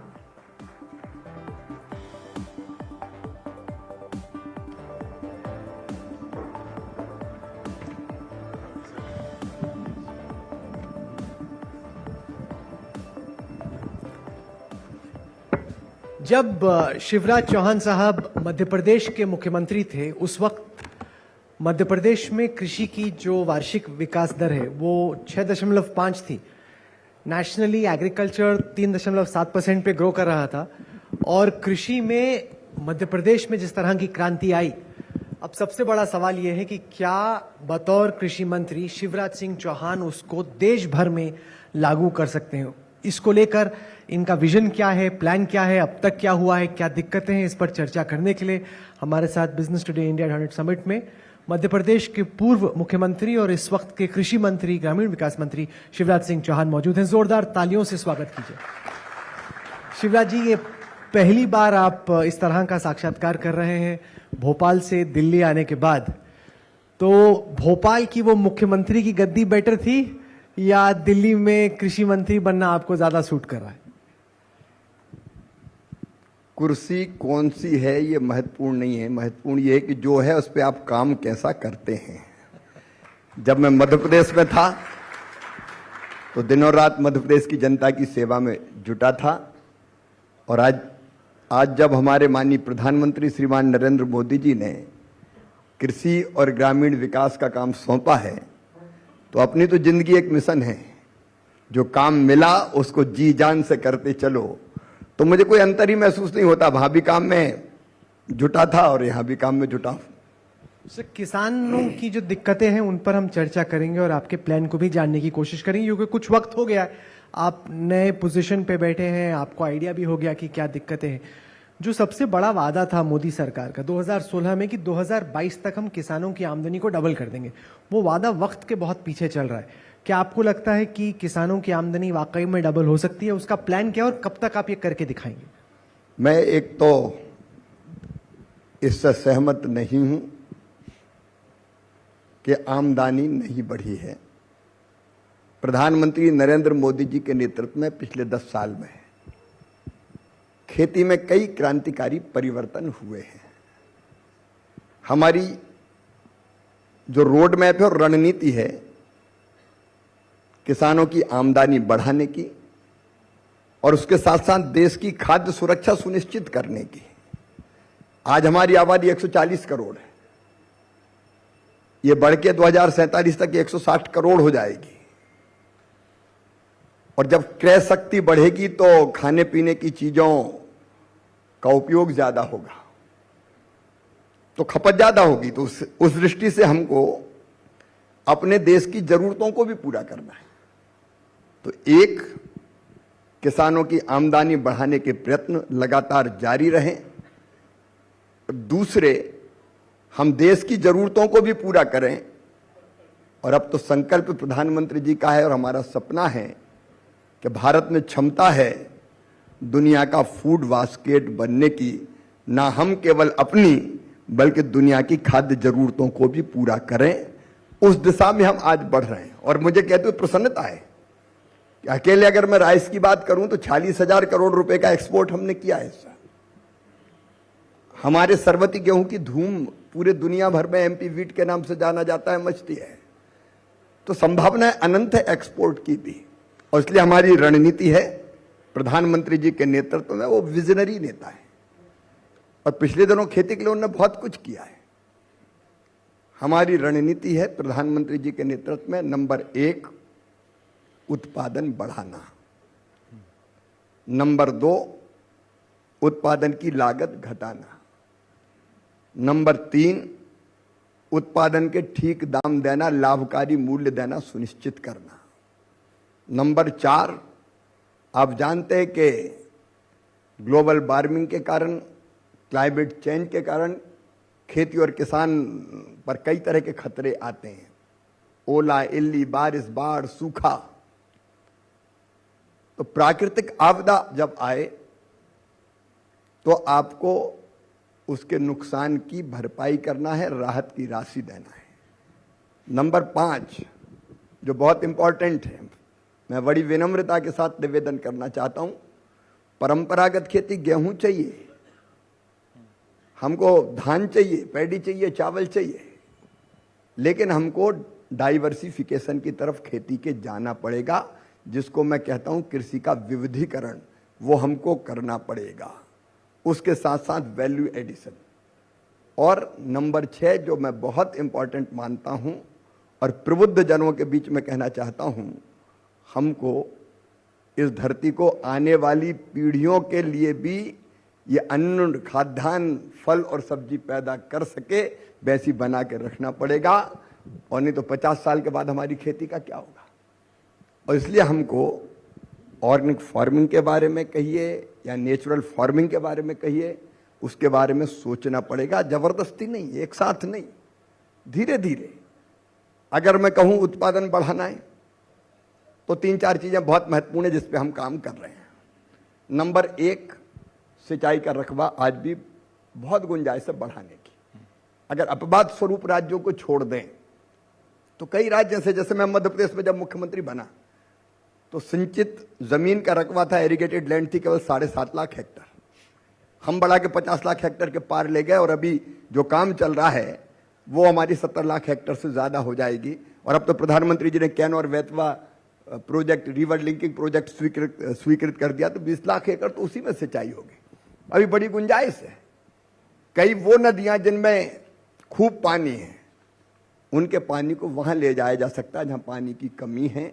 और प्रधानमंत्री जब गुजरात के मुख्यमंत्री थे, उन्होंने नर्मदा जी के पानी को कई नदियों में लेके गए। मध्य प्रदेश में हमने नर्मदा जी गंभीर को जोड़ा, नर्मदा जी छिप्रा को जोड़ा, नर्मदा जी काली सिंध को, नर्मदा जी पार्वती को जोड़ने का काम कर रहे हैं। तो ये जरूरत है। नंबर 1 सिंचाई। दूसरी सबसे बड़ी चीज है बीज उत्पादन बढ़ाने के लिए। हमारे पास भारतीय कृषि अनुसंधान परिषद है, 5,500 वैज्ञानिक है, प्रयोगशालाओं में काम हो रहा है। उस काम को और दिशा देने की जरूरत है। अभी आपने देखा होगा पिछले दिनों प्रधानमंत्री जी ने 65 फसलों के 109 प्रजातियों के नए बीज रिलीज किए किसानों के लिए। जैसे बाजरे का एक बीज हमने बनाया, 70 दिन में फसल आ जाएगी, तैयार हो जाएगी। आमतौर पर बाजरा आता है 110 से लेके 120 दिन के बीच। समय बचेगा, जल्दी कटेगा, दूसरी फसल के लिए गुंजाइश होगी। हमने धान की एक वैरायटी विकसित की है जिसमें 30% पानी कम लगेगा। पानी बचाना और पानी का बेहतर उपयोग, ये आज की जरूरत है। अब उस धान की किस्में रोपाई नहीं होगी, धान की सीधे बुआई होगी। जैसे गेहूं की बोनी करते हैं तो पानी भर के मचाने की जरूरत नहीं पड़ेगी, हाथ से लगाते हैं तो मजदूरी ज्यादा लगती है। सीधे आप रोपाई कर दो, और अगर उसमें खरपतवार आएगी तो एक स्प्रे आप कर देंगे, धान में कोई नुकसान नहीं पहुंचेगा, न जो उत्पादन होगा उस पर कोई फर्क पड़ेगा, लेकिन वो लीदा जो खरपतवार है वो खत्म हो जाएगा। ऐसी कई किस्में। तो मैं आपको बता रहा था कि हमको, क्योंकि बहुत विस्तार हो जाएगा नहीं तो हमको अच्छी वैरायटी के बीज लाना पड़ेगा। वैज्ञानिक हमारे सक्षम में काम कर रहे हैं, तो उत्पादन बढ़ाने के लिए करना पड़ेगा। लागत घटाने के लिए हमको कई तरह के उपाय, जैसे आज किसान कई जगह यूरिया हाथ से फेंकता है हमारा, कहीं ज्यादा जाता है, कहीं कम जाता है। हम ड्रोन का इस्तेमाल करेंगे, नैनो यूरिया का इस्तेमाल करें, आधुनिक टेक्नोलॉजी का इस्तेमाल करेंगे तो कम लगेगा, अनावश्यक नहीं पड़ेगा, पैसा बचेगा। कई तरीके जो लागत घटाने का काम कर सकते हैं। और मैं अगर 6 पक्ष को अगर एक्सप्लेन करूंगा तो 1 आध घंटा मुझे लग जाएगा। लेकिन हमारे पास प्रधानमंत्री जी के नेतृत्व में सुनियोजित रणनीति। और देखिए एक बात मेरे दिमाग में जुनून है एक, प्रधानमंत्री जी ने कहा विकसित भारत के निर्माण के लिए, लाल किले की प्राचीर से कहा 2047 तक विकसित भारत बनाना है। और उन्होंने कहा मैं 3 गुना ज्यादा ताकत से काम करूंगा, 3 गुना तेजी से काम करूंगा। तो हमारे मन में भी एक संकल्प पैदा होता है कि प्रधानमंत्री अकेले 3 गुना ज्यादा तेजी से क्यों काम करें। हम भी करेंगे, हमारा डिपार्टमेंट करेगा, कृषि और किसान कल्याण विभाग करेगा, ग्रामीण विकास विभाग करेगा। और ये वातावरण काम करने का अगर बनेगा तो विकसित भारत के लिए विकसित कृषि, लाभकारी मूल्य देके किसान का कल्याण और ग्रामीण विकास संभव है, जो हम करेंगे, निश्चित तौर पर करेंगे। शिवराज जी, एक जो प्रश्न आता है, आपने एमएसपी की भी बात की और किसानों की आमदनी को लेके 165 करोड़ की आबादी 2047 में, एमएसपी को लेके डिमांड्स इतनी है और पैसा चाहते हैं किसान, और उनकी आमदनी से जुड़ा हुआ प्रश्न है, ये पैसा कहां से आ सकता है? क्योंकि क्या हम केवल एमएसपी के आधार पे अपने कृषि का विकास करेंगे कि इससे अब हटके कुछ और अलग सोचने का समय आ गया है? संतुलित सोचना पड़ेगा हमको। कुछ हमको करने पड़ेंगे, शॉर्ट टर्म के लिए कुछ उपाय करने होंगे और कुछ हमको करने पड़ेंगे लॉन्ग टर्म के। जैसे मैंने कहा, अच्छा बीज उत्पादन ज्यादा बढ़ेगा, लागत घटेगी, प्रॉफिट अपने आप बढ़ेगा, उससे प्रॉफिट भी संबंधित है। आधुनिक टेक्नोलॉजी का इस्तेमाल होगा, प्रॉफिट अपने आप बढ़ेगा। तो हमको वो भी करने पड़ेंगे, लेकिन किसान फायदे की खेती करते रहे, इसलिए अभी एमएसपी देना निश्चित तौर पर जरूरी है। घाटे की खेती कैसे करेगा साहब? आप कोई कंपनी घाटे में बिजनेस कब तक करेगी? किसान को भी दोनों टाइम पेट भरना है, उसकी जरूरतें हैं, बच्चों की पढ़ाई लिखाई करना है, बेटी की शादी करना है, दूसरे काम करना है। और इसलिए मुझे ये कहते हुए गर्व है कि अगर आज एमएसपी देखेंगे तो ये प्रधानमंत्री नरेंद्र मोदी जी की सरकार है जो लागत पर 50% प्रॉफिट जोड़ के एमएसपी तय कर रही है। ये कांग्रेस के जमाने में कभी नहीं हुआ। उन्हें तो कैबिनेट नोट में ये कह दिया था कि नहीं दिया जा सकता। तो एमएसपी दिया जाना जरूरी है, मैं ये मानता हूं, लेकिन भविष्य के लिए हम ऐसे तरीके इस्तेमाल करें आधुनिक विज्ञान का प्रयोग करते हुए कि मुनाफा काफी बढ़ जाए। एक छोटा जुड़ा प्रश्न, आपको क्या लगता है कि बहुत सारे किसान एमएसपी की जो राजनीति है उसके शिकार हो चुके हैं? कृषि कानून जो आए थे उसमें भी हमने ये देखा, क्या ये राजनीति के कारण ये विषय बहुत जटिल हो गया है क्या? देखिए, मैं मानता हूं कि एमएसपी देने का फैसला उत्पादन की लागत पर 50% प्रधानमंत्री नरेंद्र मोदी जी की सरकार ने किया। ये जायज है, जस्टिफाइड है, किसान को हमको देना होगा। मैंने पहले ही एक्सप्लेन किया कि जब तक वैसी स्थिति ना आए कि हम मुनाफा काफी बिना। अच्छा, दूसरी बात ये है कि एमएसपी पे आप आप दूसरी तरफ देखिए कि एमएसपी से ज्यादा रेट एमएसपी कब देते हैं? अब हमें हमेशा एमएसपी नहीं देते। आज गेहूं के अनेकों जो वैरायटी हैं, हमको उतना गेहूं जितना चाहिए थे मिले ही नहीं, क्योंकि किसान को रेट ज्यादा मिले। बासमती चावल के रेट 4000 रुपया से ज्यादा होते हैं, एमएसपी पे कोई बेचने नहीं आता। तो आज भी ये गलतफहमी है कि हर चीज पे एमएसपी देनी पड़ रही है। कई चीज उनके रेट अपने आप एमएसपी से ऊपर है। एमएसपी केवल तब देना पड़ती है जब एमएसपी के नीचे रेट आ जाए, तब देना पड़ती है। लेकिन भविष्य में मैं कह रहा हूं कि हम जो उत्पादन बढ़ाना और लागत घटाने की जो बात मैंने कई बार दोहराऊंगा नहीं, उस प्रयोग को आधुनिक टेक्नोलॉजी का इस्तेमाल करते हुए अगर हम करेंगे तो मुनाफा अपने आप बढ़ेगा। फिर एक हमको एक्सपोर्ट क्वालिटी की चीजों का उत्पादन करना पड़ेगा। हमारे फल, अब हमारा अनाज, अब उन कई तरह के प्रतिबंध लगते हैं तब जब अनियंत्रित और अधिक केमिकल फर्टिलाइजर का उपयोग होता है। तो उसके लिए एजुकेट करना पड़ेगा हमको, उस क्वालिटी का उत्पादन हमारा होगा। जैसे मैंने कहा कि कई चीजें हमारी आज भी हम कई चीजों में, जैसे मैंने बताया चावल जैसे, हम दुनिया के 5 सबसे बड़े निर्यातक देशों में एक है भारत। पर सर, जो बातें आपने तमाम कही कि कृषि क्षेत्र में क्या रिफॉर्म की जरूरत है, वो सही भी है और ये सब जानते भी हैं। दिक्कत आती है उनको कार्यान्वित करने में, इम्प्लीमेंट करने में, क्योंकि जब भी कृषि क्षेत्र में रिफॉर्म की कोशिश की जाती है, पीएम मोदी ने पिछली दफा की, हमने देखा किसानों से किस तरीके का बैकलैश हुआ। आपने क्रॉप डाइवर्सिफिकेशन की बात की, पंजाब में, हरियाणा में पानी का स्तर इतना गिरता जा रहा है, आप कृषि में पैडी एक्सपोर्ट की बात करें, वो तो बड़ा खतरनाक, क्योंकि एक तरीके से हम पानी को एक्सपोर्ट कर रहे हैं। तो प्रॉब्लम सब जानते हैं, उसके एक्सपर्ट जानते हैं कि सोल्यूशन क्या है। अब तक जो नहीं हो रहा था कि वो जो सोल्यूशन है उनको इंप्लीमेंट करना, क्योंकि एक बार ये तय हो जाए कि हमें एमएसपी सूट करती है, हमें वीट या पैडी सूट करती है, तो कोई डाइवर्सिफाई करना नहीं चाह रहा, क्योंकि उनकी एक तरीके से गाड़ी चल रही है। उस गाड़ी को चेंज कैसे करेंगे आप? चेंज हो रही है। मैं गर्व के साथ ये कहता हूं कि हमारा हॉर्टिकल्चर का प्रोडक्शन लगातार बढ़ता जा रहा है। ये भी गलत फहमी की, हाँ एक साथ आप कहोगे चेंज हो जाए तो कुछ चेंज नहीं होगा, एक साथ पैटर्न नहीं बदलेगा। लेकिन आज हमारा हॉर्टिकल्चर का प्रोडक्शन लगातार बढ़ रहा है। अभी प्रधानमंत्री जी वो बीज रिलीज करने गए थे, तो हम आम के भी एक बाग में ले गए थे, हमने एक्सपोर्ट क्वालिटी के आम हमारा किसान अब पैदा कर रहा है। अलग अलग किस्में जो कई दिन तक खराब नहीं होती, देखने में भी सुंदर और स्वाद में भी बहुत अच्छी है। तो लगातार ये प्रयोग चल रहे हैं डाइवर्सिफिकेशन के, लेकिन एकदम नहीं होगा। होगा धीरे धीरे। तो चेंज तो आता है तो फिर धीरे धीरे ही आता है, वो परिवर्तन आ रहा है और हम लोग करेंगे उसको। आपके पास दो बहुत बड़े मंत्रालय हैं और ये शायद एक प्रकार से पहली बारी प्रयोग है पिछले कुछ वर्षों के कार्यकाल में कि ग्रामीण विकास और कृषि को साथ में जोड़ के किया गया है। बजट भी बहुत है आपके पास शिवराज जी, मतलब अगर रक्षा विभाग छोड़ दें उसके बाद सबसे बड़ा एक बजट है जिसमें करोड़ों की जनसंख्या को आप डायरेक्टली लाभान्वित कर सकते हैं। आपने अभी जब से कार्यभार संभाला है तब से क्या चीजें पाई हैं और आपको क्या लगता है कि क्या मूलभूत ढांचे में आप चेंजेस करना चाहेंगे?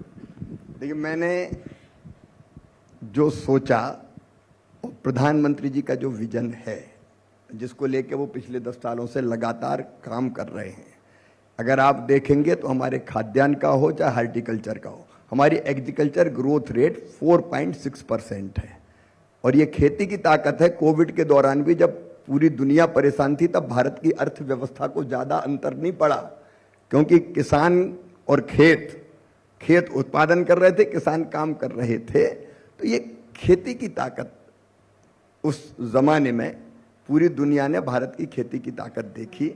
और जो मैंने आपके सामने निवेदन किया, ये 6 चीज अगर मैं एक्सप्लेन करूंगा तो इसमें सब आ जाएगा। इसमें जैसे मैंने एक बात कही आपको डाइवर्सिफिकेशन की, उसकी सुनियोजित रणनीति पे हम लोग काम कर रहे हैं। अलग अलग वैरायटी, जैसे हमारे यहाँ जो बहुफसली परंपरा थी एक जमाने में, एक फसल नहीं पर इंटरक्रॉपिंग बोलते हैं, एक लाइन कपास की, एक अरहर की, अलग अलग, हम उस तरफ कई जगह बढ़ रहे हैं। हम केवल धान की खेती ना करें, दूसरी खेती की तरफ जाएं, उसके प्रयोग भी एक नहीं अनेक प्रकार के हो रहे हैं। तो प्रयोग चल रहे हैं, काम हो रहा है और धीरे धीरे हम उस दिशा में बढ़ रहे हैं।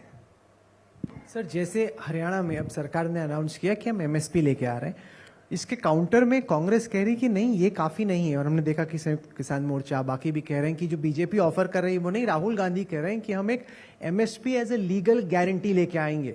और जब किसानों से बात करो, कहते हैं यार ये तो अच्छा ही, हमें ऐसा ही चाहिए, जो बीजेपी शिवराज जी दे रहे हैं, मोदी जी दे रहे हैं, वो काफी नहीं। इसको आप कैसे डील करेंगे? कांग्रेस अब कह रही है हम MSP as a legal guarantee लाने को तैयार हैं, जो आप नहीं देने को तैयार हैं। कांग्रेस के इतिहास को अगर देखें तो इतने वर्षों तक पहले प्रधानमंत्री स्वर्गीय पंडित जवाहरलाल नेहरू जी, जिनका मैं बहुत आदर करता हूं, थे। मैंने लाल किले की प्राचीर से प्रधानमंत्री का भाषण सबसे प्रमुख भाषण माना जाता है। तो मैंने सोचा किसान और खेती के बारे में किस प्रधानमंत्री ने क्या बोला, एक बार पढ़ना चाहिए। मैं खंगाल रहा था चीजें कि मैं सीखूं, जानूं।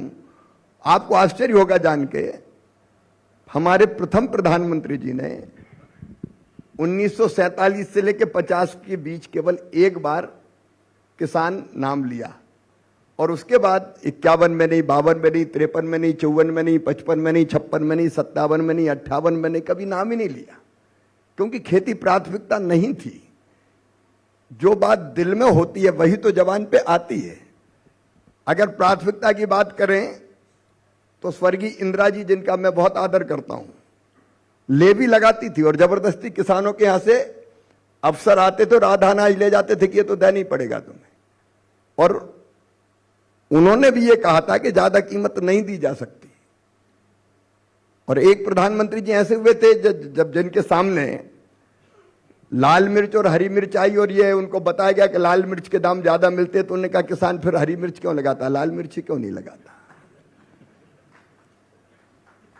ये ज्ञान था। और मैं अभी के नेता के बारे में कुछ नहीं कहूंगा, लेकिन खेत में खड़े होके पूरी मीडिया की, सोशल मीडिया की टीम ले जाके किस स्टाइल में कहां खड़े होना पूछ रहे हैं। और वो पूरा मैंने पार्लियामेंट में ये पूरी की पूरी रिकॉर्डिंग देती थी कि ये देखिए, ये हाथी के दांत खाने के और दिखाने के और है। ये केवल वोट बैंक मानते हैं किसान को, और व्यवहार है कि वोट बैंक मान के कैसे, बाप अपन को तो लेना देना ही नहीं। इतने साल राज किया, आपने क्या कर लिया बताओ। ये कांग्रेस थी जिसने कैबिनेट नोट में एमएसपी 50% लागत पर जोड़ के देना चाहिए, उससे इनकार कर दिया और कहा कि इससे बाजार विकृत हो जाएगा। ये नहीं किया जा सकता। कांग्रेस का असली चेहरा है। और इसलिए चुनाव के समय कुछ भी कह दो, हम तो ये भी दे देंगे, खटाखट डाल देंगे, फटाफट डाल देंगे। जब थे तब क्यों नहीं डाला? ये पूरी तरह से वोट बैंक की राजनीति केवल कर रहे हैं। नरेंद्र मोदी जी का विश्वास है ठोस काम में, और उस दिशा में खेती और किसानी दोनों के लिए काम हो रहा है। अब अगर किसान की बात, एमएसपी की बात कांग्रेस कर रही, उस समय कितनी थी एमएसपी? मेरे पास पूरे आंकड़े हैं, मैं पढ़ना नहीं चाहता। लगभग दुगनी हो गई एमएसपी। पहले खरीदते कितनी थी जब कांग्रेस की सरकार थी? इनने 10 साल में, अगर 2004 से 2014 की बात कही जाए, तो इनने केवल 1 करोड़ मीट्रिक टन के आसपास दलहन खरीदी थी, और हमने 170 करोड़ मीट्रिक टन दलहन खरीदी किसान की, नरेंद्र मोदी जी की सरकार ने। आंकड़े गवाह है। तो आप रेट देख लें, दृष्टिकोण देख लें, मात्रा देख लें, तो कांग्रेस ने कभी कुछ किया ही नहीं। अब आगे कहने के नहीं, ये दे दो और वो दे दो। मैं हरियाणा की सरकार को बधाई देता हूं। देखिए, खेती मूलतः राज्य का विषय है। केंद्र सरकार एमएसपी तय करती, खरीदी भी करती, लेकिन कई राज्य सरकार और आगे बढ़ के काम करते हैं। तो हरियाणा की सरकार ने एक अच्छा फैसला किया है। मंत्री जी, एक चीज कहिए, कई बारी किसान परेशान रहते हैं और कहते हैं कि बार बार केंद्र सरकार एक्सपोर्ट बैन लगा देती है। यानी किसान की बात एक तरफ, और दूसरी तरफ ग्राहक को ध्यान में रखते हुए एक्सपोर्ट बैन लग गया, चीनी पे, कई चीजों पे, चावल पे, और इसके कारण उनकी कमाई और जो सर्टेनिटी है उनके उत्पादन की, वो इंपैक्ट होती है। आपका क्या मानना है, क्या ऐसा करना ठीक है? पहली चीज है, किसान की आय हमको सुनिश्चित करना चाहिए, लाभकारी मूल्य देने की। लेकिन साथ में एक बात और जुड़ी है कि हम चाहते तो कोविड के दौरान या रूस और यूक्रेन के युद्ध के कारण जो वैश्विक परिस्थितियां पैदा हुई है, हम और ज्यादा गेहूं का निर्यात कर सकते हैं। लेकिन हमारी जनता को भी तो हमको पीडीएस का अनाज भी देना है, उसको भरपेट भोजन उपलब्ध कराना है। तो हम इतना आकलन तो करेंगे कि हमारी देश की जनता के पेट भरने के लिए कितनी चीजें हमारे यहाँ जरूरी है। और वैसी परिस्थिति में ये प्राथमिक कर्तव्य हो जाता है कि किसान को हम एमएसपी भी दें, लेकिन हमारी जनता को खाने के लिए भरपूर खाद्यान्न तो रहे, पेट भर खाद्यान्न। अब देश को ये विचार तो करना ही पड़ेगा। शिवराज जी, आप मध्य प्रदेश के चुनाव से पहले लाडली बहना स्कीम लेके आए। उस वक्त काफी बैकलैश हुआ, बीजेपी में भी कई लोग दिल्ली में थे, वो सोच रहे थे कि ये एक तरीके से रेवड़ी है, फ्री भी है। उन्होंने कहा कि ये हम लोगों की जो सोच है उससे मेल नहीं खाता। फिर चुनाव के नतीजे आए और बेशक बीजेपी को उससे फायदा हुआ और आपकी वहां पर बड़ी बहुमत के साथ फिर सरकार बनी। अब हम देख रहे हैं कि जो बाकी स्टेट्स हैं, महाराष्ट्र हो, बीजेपी के जो बाकी स्टेट्स हैं, वहां पर भी आपकी स्कीम को कॉपी किया जा रहा है। तो इसको आप कैसे देखते हैं? पहली बात ये, कमलनाथ कहते तो मेरी स्कीम थी, मामा जी लेके चले गए। दूसरी बात ये कि अगर ये वाकई में फ्री भी है, तो अब तो सब जगह बीजेपी ही रेवड़ी बांटती जा रही है। अब कमलनाथ जी आज कह रहे हैं उनको 15 महीना कौन ने रोका था? अगर उनकी स्कीम थी तो लागू करने से। वो तो मुख्यमंत्री थे, कौन रोक रहा था? वो तत्काल लागू कर देते। ये लाडली बहना योजना मुझे तो लागू करने से कभी पार्टी ने मना नहीं किया। मैं तो पार्टी के नेता, मुख्यमंत्री के नाते ही मैंने लागू की। यह वास्तव में महिला सशक्तिकरण की योजना है और लाडली बहना एक कड़ी थी। मैं 2005 में मुख्यमंत्री बना तो 2006 में हमने बनाई थी लाडली लक्ष्मी योजना। तब कोई चुनाव नहीं थे और उसमें यह तय किया था कि क्योंकि सेक्स रेशियो, बेटा और बेटी के जन्म की जो दर थी, 1000 बेटों पर 912 बेटियां पैदा हो रही थी मध्य प्रदेश में। बेटा और बेटी में भेद किया जाता था, मन में तकलीफ होती थी। तो मुझे लगा कि केवल भाषण देने से काम नहीं चलेगा, कोई ऐसी योजना है कि जिसमें बेटी का जन्म सौभाग्य माना जाए। तो मन में एक भाव आया कि यार बेटी अगर लखपति पैदा हो तो माँ बाप बेटी को पैदा होने से रोकेंगे नहीं, कोख में नहीं मारेंगे। मैं सबकी बात नहीं कर रहा, लेकिन एक बड़ी पॉपुलेशन का सोच था कि बेटी मतलब आफत है, बेटा बुढ़ापे की लाठी का सहारा है। तो हम लाडली लक्ष्मी योजना लेके आए कि बेटी अगर पैदा होगी तो पढ़ाई में पैसा मिलता जाएगा। 5वीं पास करके 6वीं में 2000, फिर 4000 8वीं में, फिर 6000 11वीं में, 6000 12वीं में। मैं पूरे डिटेल में नहीं जा रहा उसके। और बड़ी होगी तो 1 लाख रुपया। तो लाडली लक्ष्मी योजना बनी। उसके कारण सेक्स रेशियो बदल गया मध्य प्रदेश में। आज मुझे कहते हुए गर्व है, 912 के बजाय 956 बेटियां पैदा हो रही है। केवल वो योजना नहीं थी, 50% रिजर्वेशन स्थानीय निकाय के चुनाव में, कई नौकरियों में 50% रिजर्वेशन। उसके बाद संबल जैसी योजना, बेटा बेटी के जन्म के पहले 4,000 और जन्म के बाद 12,000 मजदूर बहन को देना, ताकि पोषक आहार भी मिल जाए और वो आराम भी कर सके। और लाडली बहना योजना उसकी एक कड़ी थी। और लाडली बहना योजना उन बहनों के लिए थी जिनके अकाउंट में पैसे नहीं होते थे। 1,500 रुपए की जरूरत भी पड़ती थी तो हाथ फैलाना पड़ता था, और कई बार हाथ फैलाने पर भी, जरूरत पड़ने पर भी पैसे मिलते नहीं थे।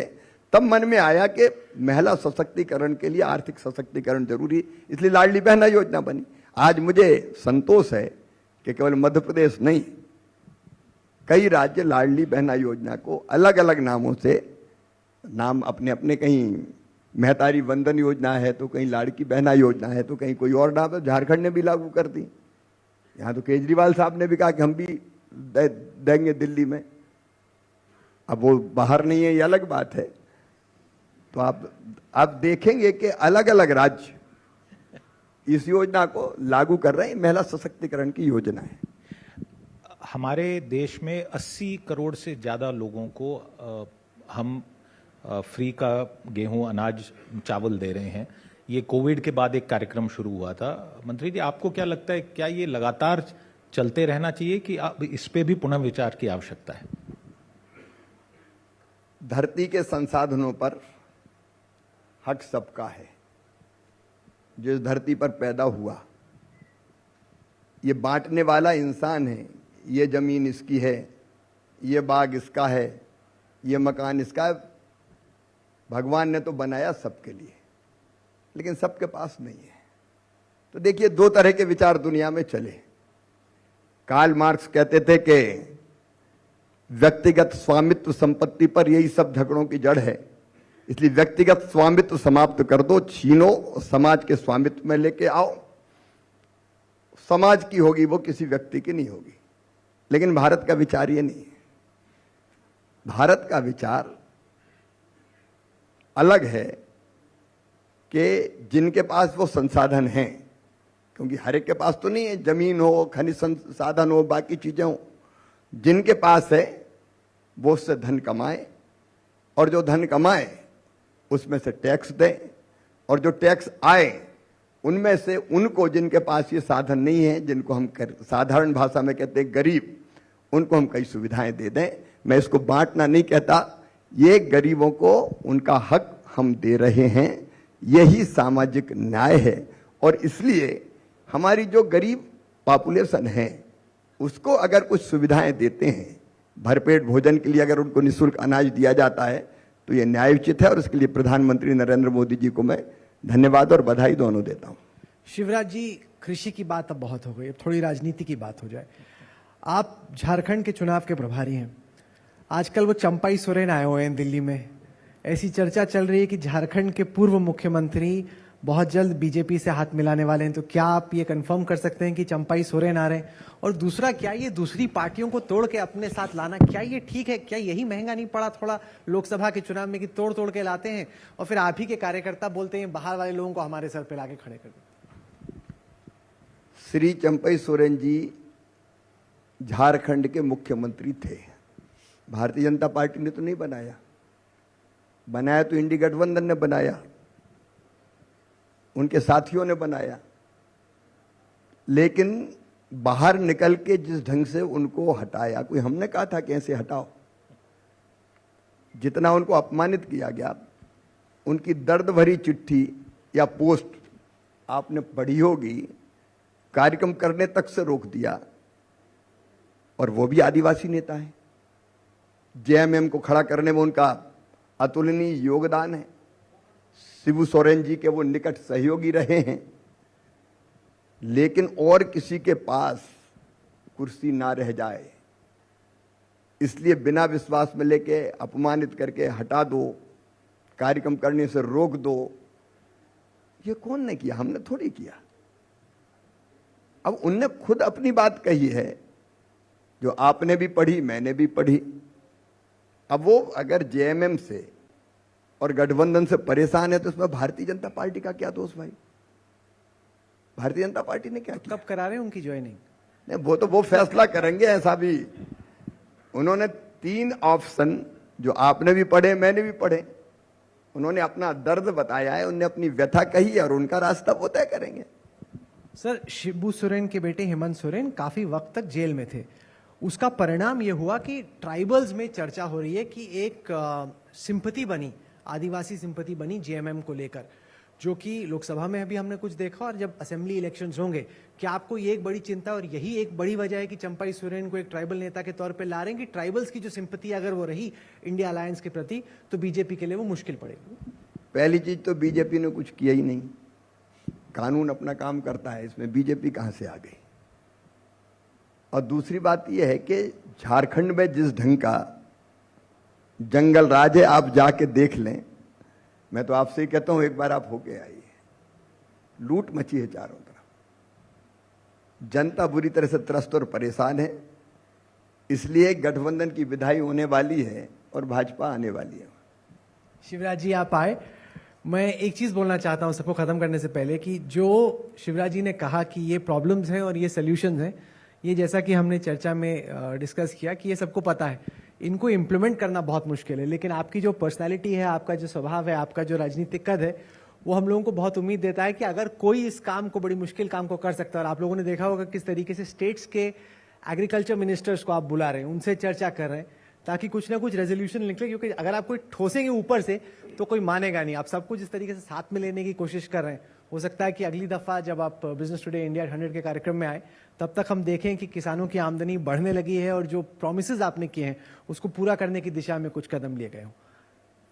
देखिए, प्रधानमंत्री जी की तरफ किसानों के कल्याण की जबरदस्त है और कई तरह की चीजें हैं। मैं एक उदाहरण आपको देना चाहता हूं। मैंने प्राकृतिक खेती की बात कही, मैं फिर कह रहा हूं कि एक साथ नहीं, लेकिन खेती में और प्रॉफिट अगर बढ़ाना है और धरती को इस लायक बनाए रखना है कि वो आने वाली पीढ़ियों के लिए भी फल, सब्जी और अनाज उत्पादित करनी पड़े, तो हमको धीरे धीरे उस दिशा में बढ़ना पड़ेगा। उसके लिए देश को तैयार करना, कन्वेंस करना, वो बहुत जरूरी है। और इसलिए सभी राज्यों के, क्योंकि देखिए फसल तो पैदा राज्य में होगी, केंद्र के पास कोई अलग से जमीन तो है नहीं कि शिवराज सिंह चौहान कोई जाके वहां चमत्कार कर देंगे। हम राज्यों के साथ मिलकर ही काम करेंगे।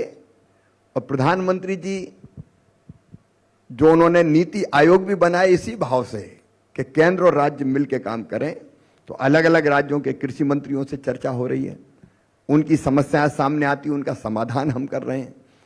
फिर हमारे मुद्दे अगर कुछ है, जैसे हमने तिलहन मिशन, दलहन की कमी पूरी करनी बनाए, या हमने माइक्रो इरिगेशन की योजनाएं बनाई, तो इंप्लीमेंट कैसे करेगा? उनके साथ ही करेंगे ना, उनके माध्यम से ही करेंगे। तो केंद्र और राज्य मिलकर किस खेती के विकास के लिए और किसानों के कल्याण के लिए काम करेगा। और मेरे लिए मिशन है, देखिए भारतीय अर्थव्यवस्था की रीढ़ है कृषि, और ये अभी रहने वाली है, और खेती की आत्मा है, प्राण है किसान। तो किसान हमारे लिए भगवान है, उसकी सेवा हमारे लिए भगवान की पूजा जैसी है। तो यही मान के मिशन, एक मिशन मान के, मैं कोई कुर्सी पे इसलिए नहीं हूं, प्रधानमंत्री जी ने जो बड़ा काम मुझे दिया है, मैं सौभाग्यशाली हूं।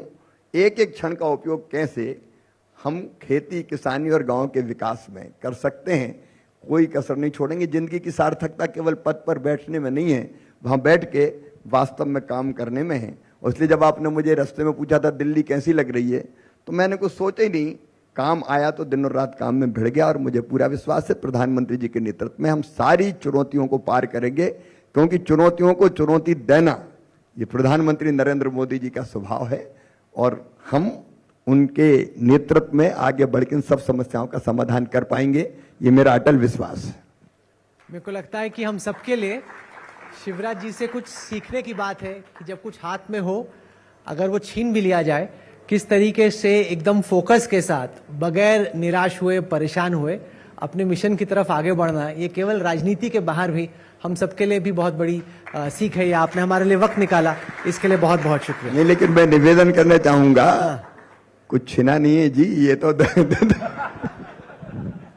आप बताइए, अकेले मेरे ही ठेका था क्या? 4 टर्म हो गए, दूसरों को भी तो मौका दे भाई। इसलिए मैं दूसरा काम पार्टी ने सौंपा, मैं तो पार्टी का आभारी हूं जो एक गांव में रहने वाले छोटे से किसान परिवार से आने वाले कार्यकर्ता को ऐसे अवसर दिए हैं कि अपनी जिंदगी को सार्थक बनाने के लिए कुछ काम करने का मौका मिला है। सर, इंक्रीमेंट और अप्रेजल का टाइम चल रहा है, सब लोग सुन लें शिवराज जी क्या कह रहे हैं। ये एक अच्छा एक तरीके से मिशन है कि इसी तरीके से सब इसी भाव से सोचे तो बड़ा अच्छा लगेगा। बहुत बहुत शुक्रिया आपको भी बहुत बहुत धन्यवाद। बात करते रहेंगे। Thank you, Minister Sir, for that very impactful and encouraging session. Sir, please stay on the stage for 1 minute, sir. We'll request you to stay back on the stage. And we'll now request Mr. Alok Nair to also join Rahul Kabul and Siddharth Zarabi on stage and to present a memento to Minister Sir. Huge round of applause, ladies and gentlemen, for Honorable Minister Sri Shivraj Singh Chauhan. Let's have a photo op, please.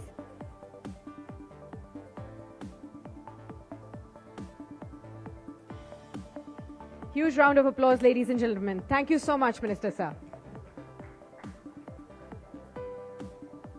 Thank you, sir. And time now, ladies and gentlemen, for an equally exciting next session. Our next session. Skill India का तहे दिल से धन्यवाद करना चाहूंगी जिन्होंने मुझे ये अवसर दिया कि मैं शॉर्ट टर्म कोर्स कर सकूं और उन्होंने मुझे रोजगार का एक अवसर प्रदान किया। मुझे आर्काइवल कंजर्वेशन के बारे में मुझे मेरे दोस्त से पता चला, जिसमें उसने बताया कि आर्काइवल कंजर्वेशन में हम अपने हिस्टोरिकल पास्ट को कंजर्व करते हैं ताकि हम फ्यूचर जनरेशन को लुक फॉरवर्ड कर सकें।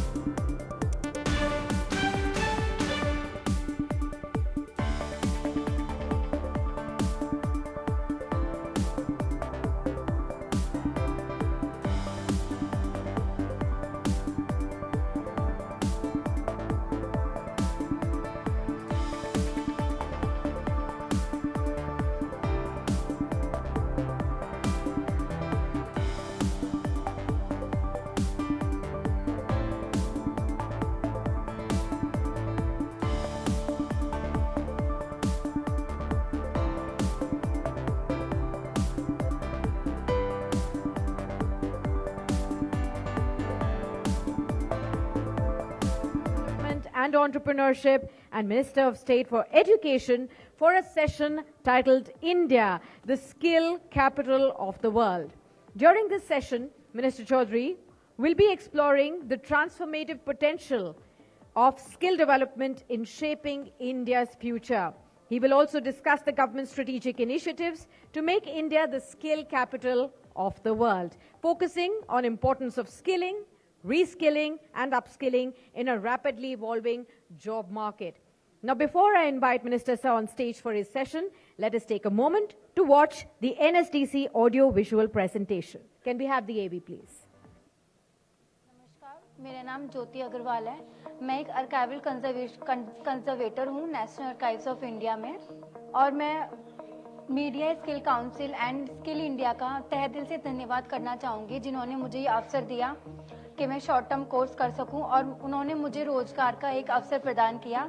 मुझे आर्काइवल कंजर्वेशन के बारे में मुझे मेरे दोस्त से पता चला, जिसमें उसने बताया कि आर्काइवल कंजर्वेशन में हम अपने हिस्टोरिकल पास्ट को कंजर्व करते हैं ताकि हम फ्यूचर जनरेशन को लुक फॉरवर्ड कर सकें। मुझे बहुत गर्व महसूस हो रहा है कि मैं साथ साथ ऐसे चीज़ से जुड़ी हूँ और साथ साथ अपनी फैमिली को फाइनेंशियली सपोर्ट भी कर रही हूँ। धन्यवाद कहना चाहूँगी प्रधानमंत्री कौशल विकास योजना का, कौशल विकास और उद्यमशीलता मंत्रालय का, मीडिया स्किल एंटरटेनमेंट काउंसिल का एंड स्किल इंडिया का, जिन्होंने मुझे ये सुनहरा अवसर प्रदान किया। All right, and let us now put our hands together to welcome on stage Mr. Jayant Chaudhary, Minister of State, Independent Charge for Skill Development and Entrepreneurship and MOS Education. To moderate this next session, I'd like to invite on stage Mr. Siddharth Zarabi, Managing Editor, Business Today Television. Thank you very much. Ladies and gentlemen, the Minister here, Mr. Chaudhary, has arguably the toughest job in this entire cabinet. And why do I say that? Not because of the fact that India has the highest working age youth population or because of the fact that 43% of that youth population are women.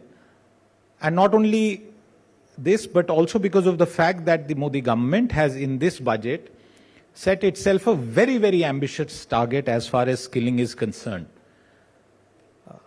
Jayanji, you have had time to work on that. So the first question I want to begin by asking you is, how is it going to be implemented? Because you would have seen all the commentary and feedback from industry associations also. How will this very ambitious skilling program be implemented? Well, I'm happy that you've acknowledged that it is ambitious. And India is a country where we must have ambition. We must have global ambition. And the way the Prime Minister has put it, that India must become the skill capital for the world. In some respects, the first wave, we've opened up our financial markets, and we've seen a number of big companies now come in. Post what happened in China, there was hope that we will set up India, position it as a secondary sort of attractive source of investors and for people to come and set up manufacturing bases here. The third wave, if you want to sustain high level of investment into our country, is only if we are able to build efficient labor markets and have a pool where we are providing a skilled workforce and that has depth in it. So at scale. So it is a challenging task, and like you said, India's young population, and the numbers are staggering. 90 crores of our population are, as per estimates, are under 35 years. And policymakers for the last 10, 15 years, if we sit at any forum like this, they keep using the word, we have a demographic dividend. It shouldn't become an overhang. And the pace at which global society is changing, economy is changing, new models are coming, new disruptive technologies are coming in, traditional jobs and industries and sectors are at the verge of extinction. We have to prepare ourselves. So it's an imperative. It is ambitious. Where there's a will, there is a way. And for the first time, I can say that we have a government that is thinking strategically about these issues. We've adopted a whole government approach, which means that my ministry is not working alone. It is also a young ministry. It wasn't here 10 years ago. So every ministry was doing its own skilling programs. Every scheme today also has a component of skilling, but we are their partners there. So across the entire length and breadth of government, and even at the state level, our ministry is doing a lot of work with them. There are mechanisms, there are joint working groups on education, with labor. We're looking at every platform of government to India which is capturing data and using that data and pushing our skilling programs to those beneficiaries of every scheme of government in the country. The most important vital aspect of how we fulfill this mandate is involvement of industry. Even today, there is a large private investment and interest and commitments in our skilling ecosystem. Out of 15,000 ITIs, only 3,000 are government. A number of higher educational institutions today are awarding bodies. Many have dual status given to them by our regulator NCVET, where they are awarding bodies and they're carrying out assessments. A number of multinational corporations also have that status. And now we are going to give even more thrust to the kind of flexible programming, curriculum design, which is the demand of industry today. With these new things coming in, there's a lot of interest in younger people, what we call future skills. There's also a lot of interest from industry. They've also designed their own, shorter term training courses. So we have pushed them that now there is also no more a requirement that you have to align everything to government standard.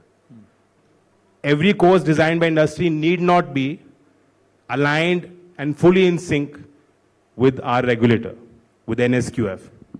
But Government of India is here to handhold. Also, we have the very attractive internship program announced in the budget. We have an old scheme called NAPS. We've got 30 lakh beneficiaries of that scheme. We provide very little support at a monthly level, and we encourage younger people to do apprenticeships with top industry majors. So if we have industry coming on board in a big way, and if they actually drive the next wave of our efforts for skilling, we should be able to meet these targets. Another big aspect is the integration with education. NEP 2020 actually calls for a holistic view of the entire chain. From 6th class onwards, in the school education system, it is now a mandate that every child should have access, should be sensitized to the skilling world. When the child graduates out of school, goes into higher education, there are now flexible learning pathways for them. They can integrate large amount of time and learning from vocational programs, from internships, from apprenticeships, and that can add value to the entire degree. With our national credit framework, which is now, it's there in play, with our ABC, which is the Academic Bank of Credit, there is now a system in place that values the time and energy and effort a student may put in to learn these skills. Right. So that's where the value for that will come in. That's how we make skilling aspirational for every student of our country. Since you spoke about if industry aligns with you as far as the internship program is concerned, what is the response been from industry? Because soon after the budget announcement, we've heard from various industry houses for top 500 companies to absorb 4,000 interns. Somebody I know said, where will I get them to sit? Most of our people are work from home, had been work from home during COVID. What is the response from industry been? Whenever there is an announcement like that, there will be a flutter. There will be reactions. And the government is sensitive and sensible enough. It will take that feedback in. Now there is no scheme that is set in stone and that is divorced from the realities of industry. Industry wants Industry 4.0. It wants a level of governance which has not been seen in our country before. It wants ease of governance, ease of doing business. All of those facets, government is willing to take on that feedback and align our measures and policy to fit the industry needs. So similarly, it's a very aspirational announcement. But the goal is not just to limit it to 500. You're saying 500, and given the numbers, you're dividing the total number by 500. I've seen that analysis. People are saying, how will one company absorb 4,000 people? That is not the goal there. Okay. We've set off a spark. And somewhere that has to happen. Even government knows that for our industry to become globally competitive, they must take on board these things. They can't depend on government alone. They can't say, Sarkar ne skill nahi kiya, hum kya kare, yahan workforce nahi hai. They are equally invested. They are partners. They're part of the ecosystem. And it is a very vibrant economy. So I'm sure that those corporate partners who take this in the right spirit will actually benefit from it. The IT sector, and you would know that, has been one of the largest employers. But in the last 2 years, we have seen IT sector has been degrowing as far as hiring is concerned. And in fact, there have been layoffs as well. That trend seems to have stopped. Do you think the IT sector is perhaps the one industrial sector that might be the best to start this internship program with? Perhaps. I was reading a report that about 66% of technology majors find that they're not getting skilled workforce.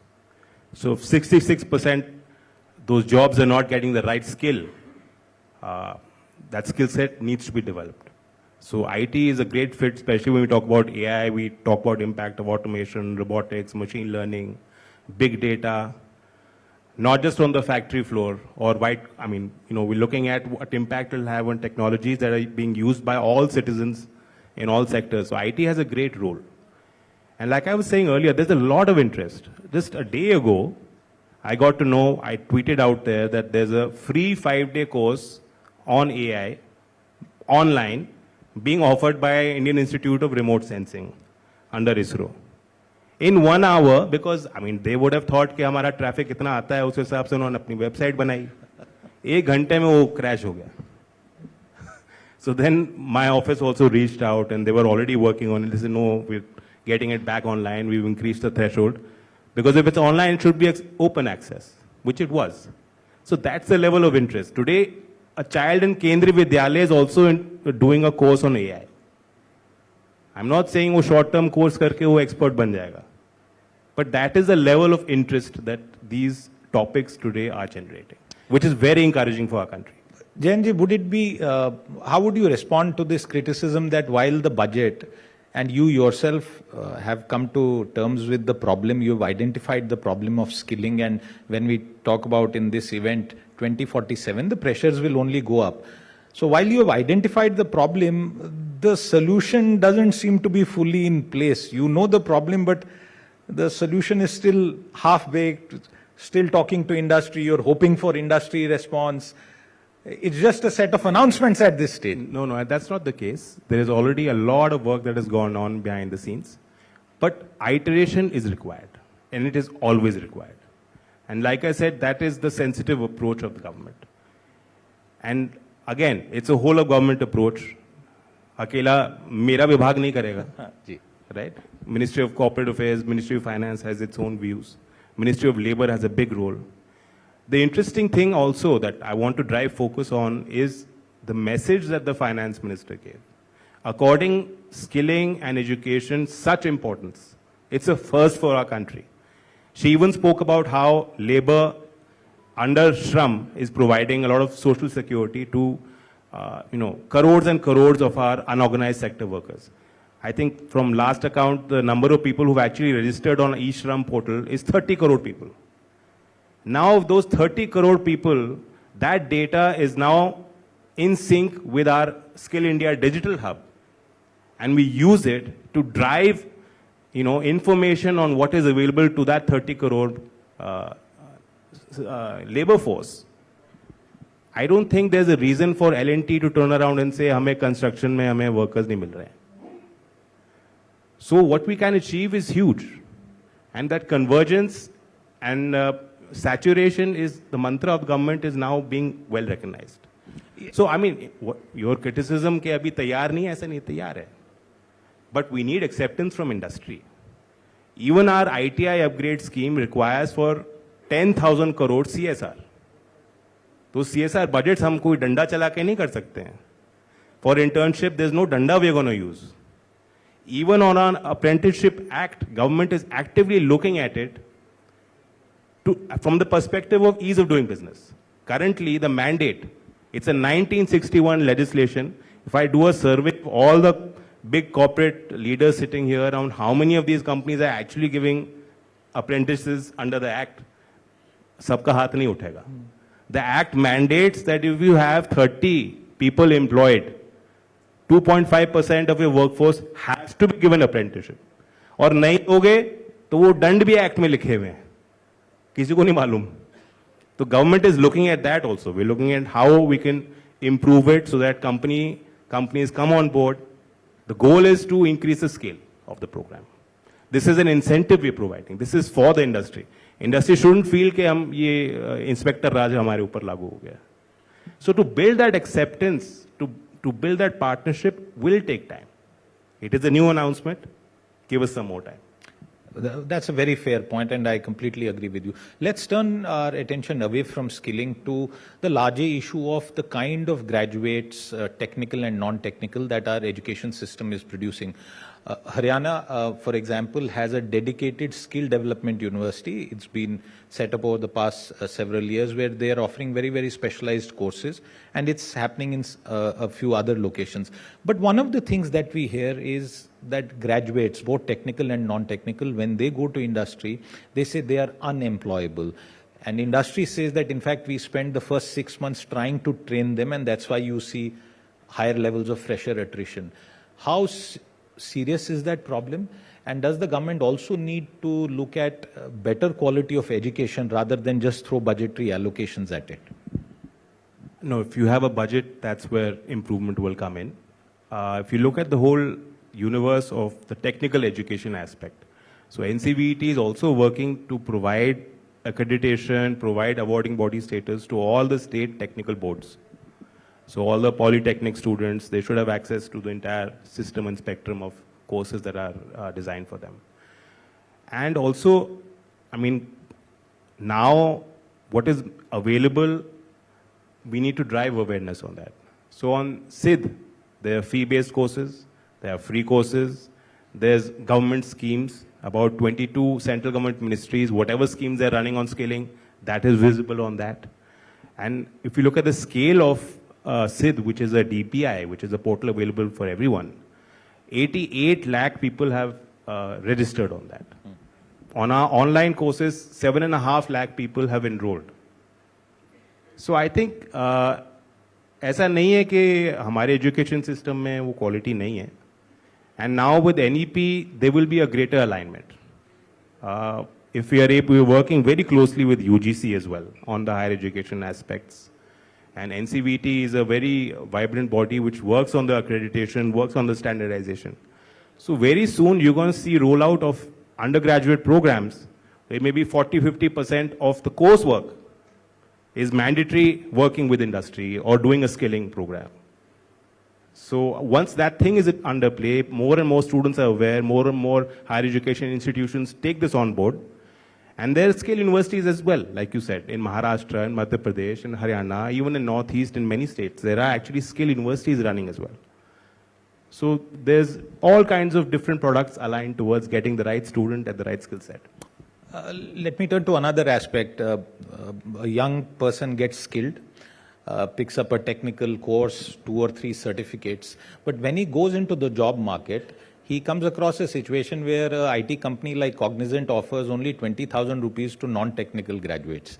And the response obviously is that many people would agree with me here that at 20,000 in a metro like Delhi, Mumbai, you will have to pay more than that even for someone who drives you around in your car. This gap between skilling and the real wages that are being paid, is that also a big problem, and can that be addressed? That's for industry to resolve. I mean, no, but as the government, when they go up the value chain, it's for Indian industry as they compete at the world level to not just be the lowest cost producer, but to be at the cutting edge of products. So I think that's more to do with how industry looks at it. But not very little that we can do about that. But why would the government not be able to at least talk about setting some base minimum? अभी नाम नहीं लेना चाहता, एक बड़ी company के साथ अभी हमने एक contract revise किया है, तो we were looking at the average pay scales and we pushed, prodded and encouraged them to try and increase it. So, but that's a problem. See, that is based out of a competitive market. They are going to, how companies, corporate India pays its employees is not a function of government regulations. We're not looking at minimum wages. Minimum wages हम regulate कर सकते हैं. उसके बाद theoretically it's the competitive labor market. Okay, that's a good point. You could argue that there's so many skilled workforce available कि इसलिए तनख्वाह कम है. Which is absolutely the point that a lot of industry people also say. Let's now discuss the broader issue with regard to employment, because the number of people that require employment, and very soon India will be the country which will have the largest employable youth force. Almost half of them will be women. And the technological changes that we are seeing show us that less labor intensive industries are also going to catch on. Is that a huge challenge? Will that defeat the entire purpose and the amount of money that the government will continue to pour in year after year? So it's a multifaceted approach. You're right, technology is going to take away some jobs. Right now there's a lot of fear mongering also, and people don't completely understand the impact of, say, AI on jobs, on traditional jobs. I was seeing a report in China about how in Beijing some taxi unions are protesting because now driverless taxi is a reality that's there. So as a country, we're going to have to see, given our workforce, given our skill set, given our commitment, our push for letting people from diverse backgrounds become a part of the economic and social mainstream. That is our imperative as a nation. So we have to decide where we want technology as a quick fix. And even globally, I think countries are going to have to sit down and debate and talk about these things, especially with regards to AI. I think there are certain concerns being expressed already by major tech giants as well. So perhaps there are going to be multilateral discussions on how will countries come together and actually use these kind of technologies. But there's no doubting that they will be disruptive. But in the short term at least, there will also be new jobs that come out of it, which is why our country is already gearing up for that. And given our capacity and capability in technology sector, how we've become very attractive for GCCs as well. And you spoke about women. So our STEM, if you look at it, and our academic performance of girls from the school system up, it's very encouraging. Jain Chaudhary, as we wind down this conversation, I want your response on something that has played out earlier today, where the government has withdrawn the decision, or rather the advertisement, to get more people in from the private sector as lateral entrants to the government of India. It's been linked to the issue of reservation and affirmative action. What do you have to say about that? Well, it's a tricky question. I should expect at least one tricky question while I'm on stage. As an individual, I don't see everything from the prism of just reservation and social justice. It's a very easy thing to talk about social justice, hashtag social justice. It's very easy. And opposition will use that, and they are using it.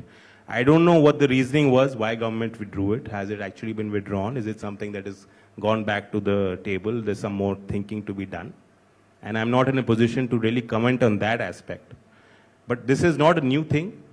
Lateral entry in our bureaucracy has been happening for the last 4 or 5 decades, perhaps at a smaller scale and at the higher level. You know, you've had Rakesh Mohan, you've had many people, you know, Mr. Kelkar, people with different skill sets. And now we are to look at and reimagine the role of Indian bureaucracy, given a landscape where specialism is also to be rewarded and valued.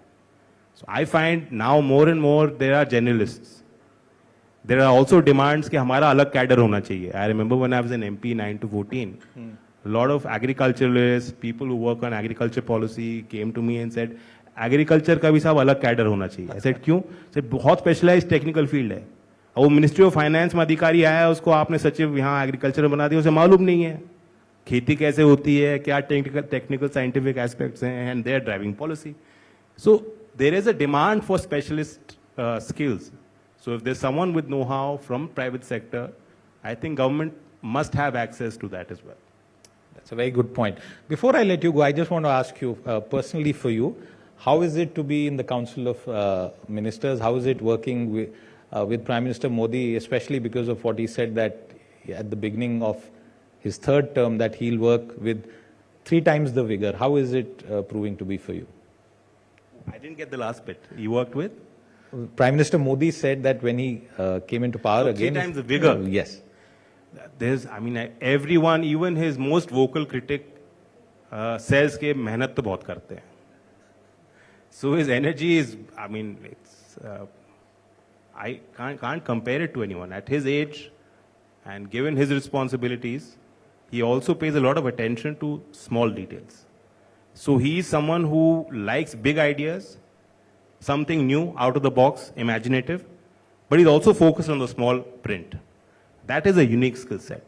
And I've seen governments work at a very intimate level, that put it that way. I've been an MP, I've been in politics for 2 decades. I've seen a lot of leadership at very close levels. Does he keep you on your toes? Does he keep you on your toes? No, it's good. If he's pushing his Council of Ministers, which is his team, to deliver, to go back to the drawing board, if you know it's not a solution that is workable, go back again, rethink it. And if he's pushing us to be dynamic, if we get comfortable, we get lazy. That's human nature, isn't it? So if the leader at top is pushing even his closest team members to do more, it's going to help and benefit the nation.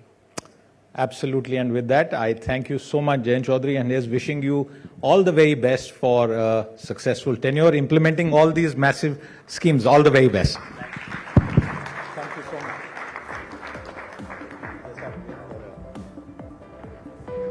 Thank you, Minister Sir, for that insightful session. May I please request you to be on the stage for a moment, and I invite Mr. Alok Nair, the COO of Business Today, to please come upon the stage and present a memento to Minister Sir.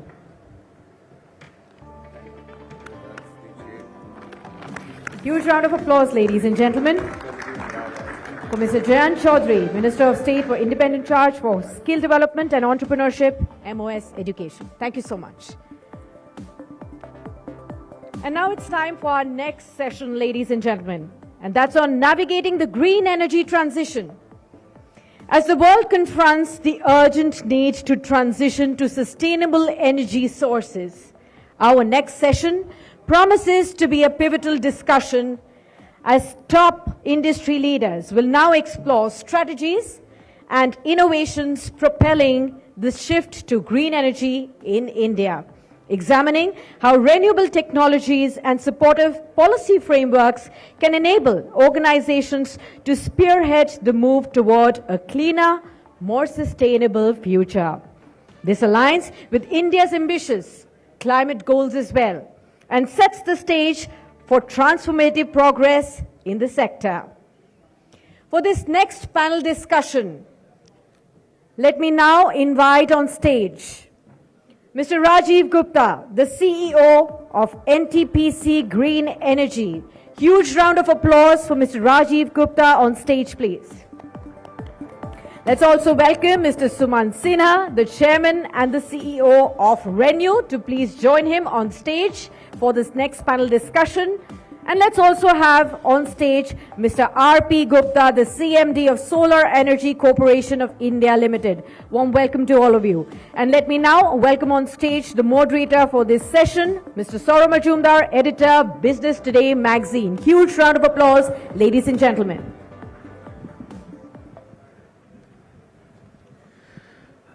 Good evening, and a very warm welcome to you all this evening for being here on what is a rainy day in Delhi, but talking about the weather, green transition, and India's very, very important need to move to 2047 by way of a green transition is the subject here. It is pretty daunting for me to discuss this very, very important session with three experts in the field who need really no introduction. But over the course of the next 25-30 minutes, what we will discuss is not just the ambition, India's ambition to move to a net zero situation, which is the Prime Minister's avowed objective for India, but also how we will do it, what are the key elements which will power this transition, and most important, the funding requirement, because it is a very, very daunting funding challenge as well. So gentlemen, I will start on a broader level with you first, each one going around the panel, to understand what are your thoughts, what are the key opportunities and challenges for India as we move to 2047 on the green transition thing. Rajiv ji, I'll come to you first. As far as challenges are concerned, I think the major challenges that are posed in front of us today remain in terms of the land, because when we are talking of this huge capacity addition targets, the land requirement is going to be very huge, and land acquisition will become a huge challenge going forward. We are already witnessing that, so that's something we need to address collectively. The second thing that comes to my mind is the connectivity, because when we are expanding the horizon in terms of capacities in areas where there are no transmission networks today, to wheel out that capacity, you will need the expansion of the networks. We talk of the central networks as well as the state networks. So both will need to get ramped up on a very quick pace to keep in harmony with the growing capacities. The third that comes to mind is building a robust supply chain.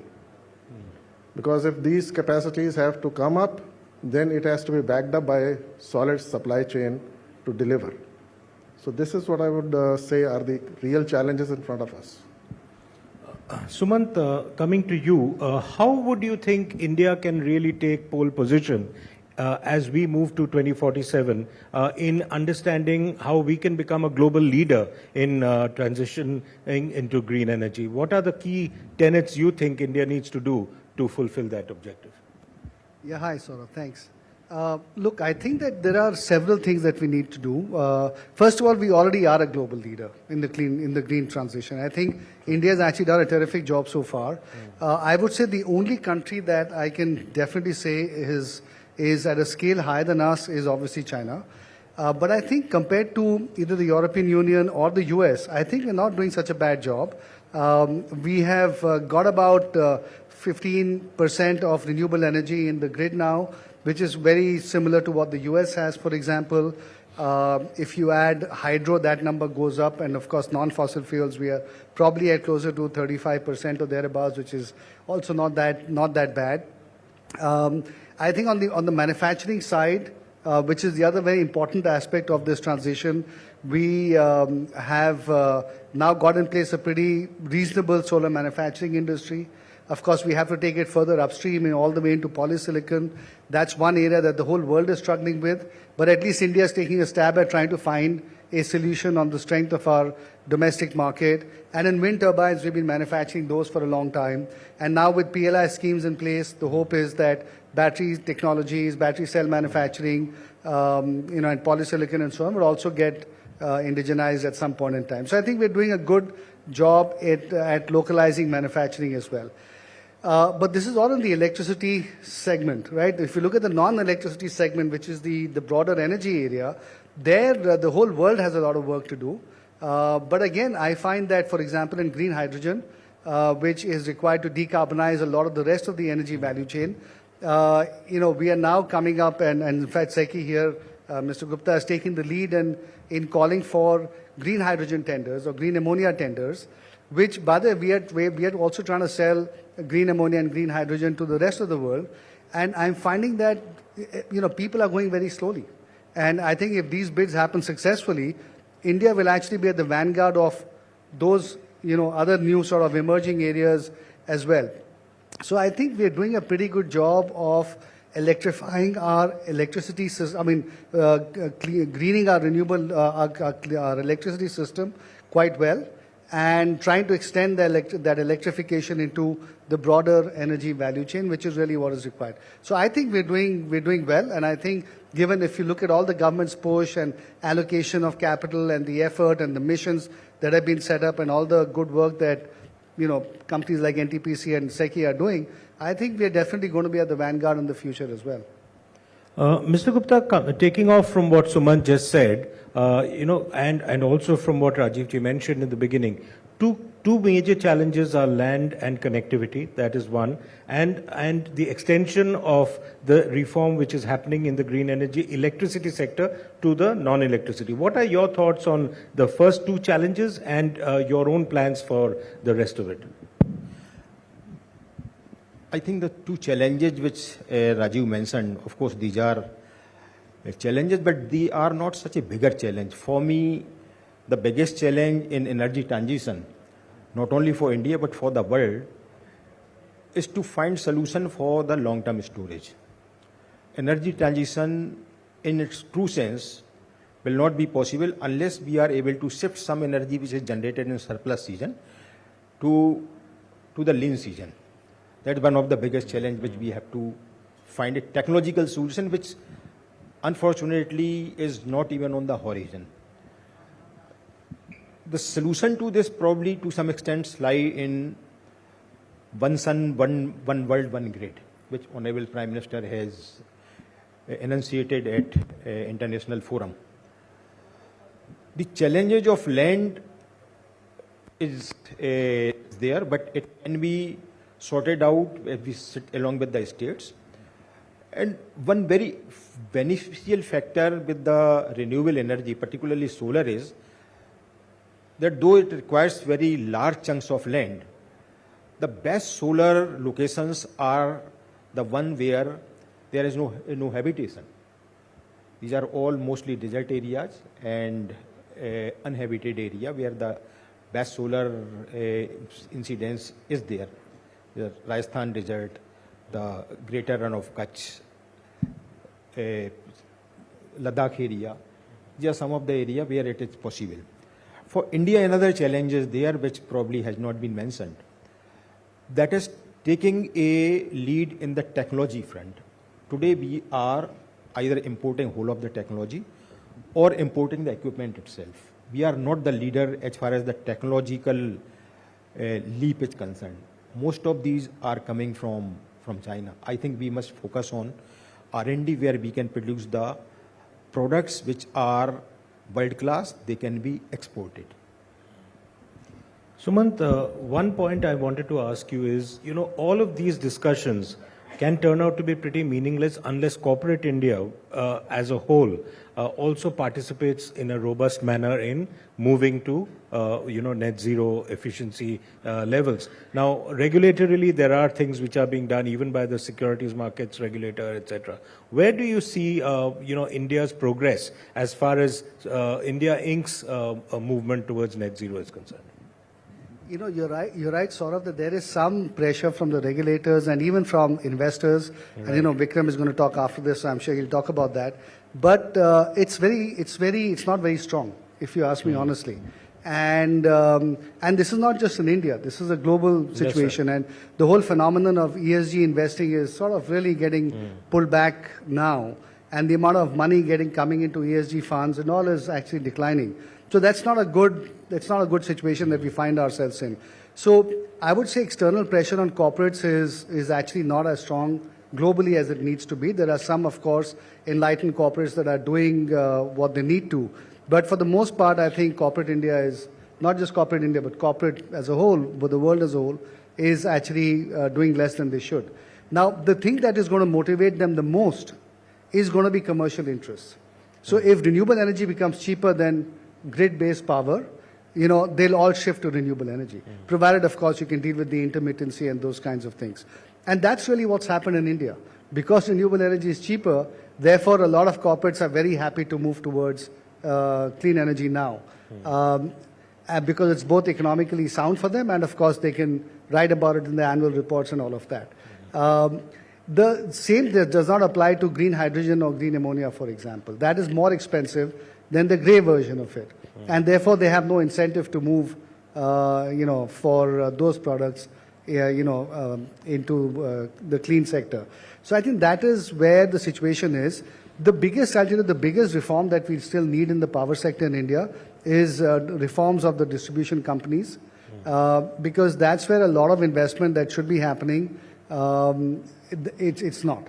And unfortunately, as we all know, DISCOM reform is a very contentious federal issue. And therefore, it's very hard to find the right solution. But one of the solutions that the government might finally decide to go with is just to open up the sector and let the wire-owning company be separate from the energy-providing company. And if that happens, then you'll probably start seeing a lot more choice, reform, sourcing of clean energy, and all of that begin to happen perhaps in a very different way than we have right now. And of course, now with the PM Surya Ghar Bijli Muft Bijli Yojana as well, it's trying to take clean energy to the masses. So I think there's a whole revolution. Revolution is perhaps a strong word, but certainly there's a whole development of taking the greening of electrification to the people, to corporate India and so on, which is, I think, hopefully going to hasten the whole process of cleaning up the electricity system. Rajiv, before the session, you and me and Mr. Gupta were talking about the cost element. That the popularity of green energy really is very predicated on the cost of energy eventually. And in a country like ours, that's very critical. So what are your thoughts? How does that work? What are your, how does that become easier and cheaper for the common user? You see, if we take the example of solar energy, when we started the journey, the tariffs were in the range of 12 to 15 rupees. But today, if you see, the solar tariffs are in the range of 2.5 to 2.6, which are substantially lower than what you get from the thermal side. So over a period of time, we will see this kind of trend also coming in the other areas. And eventually, this transition will happen. If you see, like I was giving you the example of Mumbai. So they have opened up to the public the option of buying green energy as well as the other energy. So people have a choice. It's a conscious choice for a consumer to make. If they want to switch to green energy, they have to pay a slightly higher premium for that.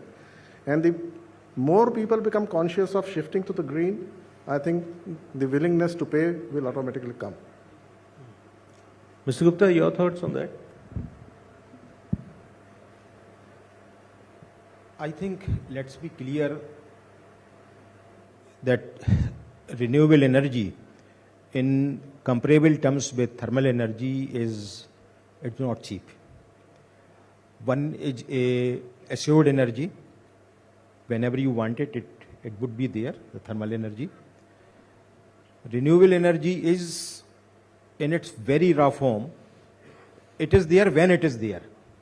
It is not there when you require it, not necessarily. To make it available at the time you require it, you have to add that cost. And that cost, when we take it fortunately it is coming down, but still it is not comparable. At least it is not adding the assured part of it. Now to add the assured part of it, I do not know what kind of premium would be needed on it. But we have the challenge of making energy available to our last person and at an affordable rate which he can afford it. Now that requires the challenge of making it cheaper, and naturally this has to come from somewhere, either in the form of it being financed cheaper by developed world, which we have been asking in terms of climate finance for a very long time, or it is cross-subsidized the green energy itself, as Rajiv pointed out, that some of the consumers pay higher for the green energy which they consume and make it cheaper for the less fortunate ones. But the challenge will remain. But I'm very hopeful with the new technologies for storage coming and becoming available at a very cheaper rate. The differential between thermal energy and renewable energy is disappearing very fast. And in very near future, I think we should be able to see the renewable energy on very cost term at the level playing field surpassing the thermal energy. One of the areas which needs to be discussed in this context, of course, Sumant, I'll come to you with this, is the issue of financing. This whole green transition financing, and figure is that for India is around $10 trillion. Where is the money going to come from? It's all very well to say, we are doing this, and, companies are also falling in line and regulators are pushing it. But where will the money for this massive transformation, if we are talking about India at 2047, this is one key area, and we're talking of attracting global investors as well. I mean, you deal all the time with global investors. So what's your sense around this? No, you're right, Saurabh, that we obviously need a ton of money to make this transition happen. That's incontrovertible. If you ask me honestly, first of all, we have to look at the debt side separate from the equity side. On the debt side, today, there are, of course, the power sector lenders in India like PFC and REC. You have a lot of the domestic public sector banks now beginning to lend more to our sector. Their exposure is still quite small, in fact. And you have a lot of the private sector banks. And there's obviously, you can tap the international bond markets. Lots of foreign bank lenders are also beginning to lend into India. So far, I have not seen a problem in getting debt financing in our sector. But of course, right now the numbers are still small. They're not in the trillions of dollars. Compared to what is. And then, of course, you have the multilateral development banks, which need to do a lot more in terms of coming up with products which are blended finance products that channelize a lot more private capital into our sector. So I think those are the things that we'll need to work on. I think one of the underappreciated facts about this whole thing is that, when we talk about trillions of dollars, it's very hard for us to visualize what that number is. Now, when you look at the fact that India's entire corporate capex is about $100 to $200 billion, right? I don't know the exact number because I've heard different numbers for it. That's why I'm giving range. But it's so much less than the amount of money that we need to go every year into this sector. Absolutely. You know, I think it needs a very different mindset among all the lenders that this is an area that needs almost 20, 30, 40% of your total lending now to go into this sector. You know, and it's not just another sector where you can do a 5%, 7% allocation. You need to think about this very, very differently. Do you think it therefore needs a push, a sharp push from the government, the Reserve Bank? Because this is an imperative. It is no longer something which is good to talk about, right? You know, ideally speaking, of course, I would love to say that, but then every sector can say that. You know, you need to build roads, you need to build ports, you need to build airports, you need to build railway lines, you need to build so many things in India. I think we just as a country need a lot of capital in a lot of different areas. And I think ultimately what is going to channelize investments is going to be the attractiveness of the investment opportunity. If the investment opportunity is not attractive, then no amount of channeling and pushing is going to get the capital here. So you basically need to have a lot of projects where the returns are reasonable, where the risks are well managed, where the contracts for offtake are well structured, as long as you have decent players and developers in the industry. If you have that, I think that to me is a large part of the job done. And if you have that part of the ecosystem ready, then you start being in a position to attract a lot of capital. So I think it's important to have those things appropriately done. Rajiv, I'll come to you because he mentioned something which is applicable in your case. How does, your company is going to hit the capital markets in some time. How does one sort of take this message to the investor and also the global investor that green financing is really the need of the hour and make it attractive, like Suman said? So as Sumanji was mentioning, people buy into your growth story. Absolutely. Now, if you talk of NTPC Renewable, we have a track record of delivering projects. Today we are at a commission capacity of 3.7 gigawatt, and we have plans to go up to 60 gigawatt by 2032. We have a robust pipeline in place. So, giving these factors which are there, giving a track record which is already demonstrated, I think that's what gives confidence to the investors to pitch in with their money. So essentially the growth story and how you will actually be able to implement it. The key word will always be the implementation. And you said when we were discussing earlier that you have a very rapid implementation plan over the next few years. Mr. Gupta, one of the issues which, talking of implementation and ramping up capacities of green energy, one of the issues is that we've not even been able to meet our 2022 targets. So how do you see that, how does one really accelerate this growth? Well, I don't know how do we say that we have not been able to meet our 2022 target. The 2022 target of 175 gigawatt of non-fossil capacity, they were met. They were not only met, but if I talk about our commitment for 2030, which we gave at Paris, of 40% electricity capacity being from renewable sources, those have been met almost 7 years ahead of time.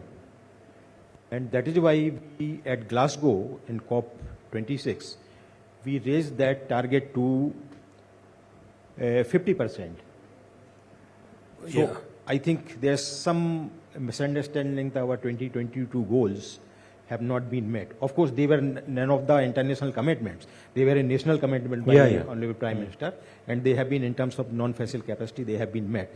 Also at Glasgow, we raised our NDC, that is the emission intensity of our GDP, to cut it by 45% from earlier commitment of 33 to 35% over 2005 level.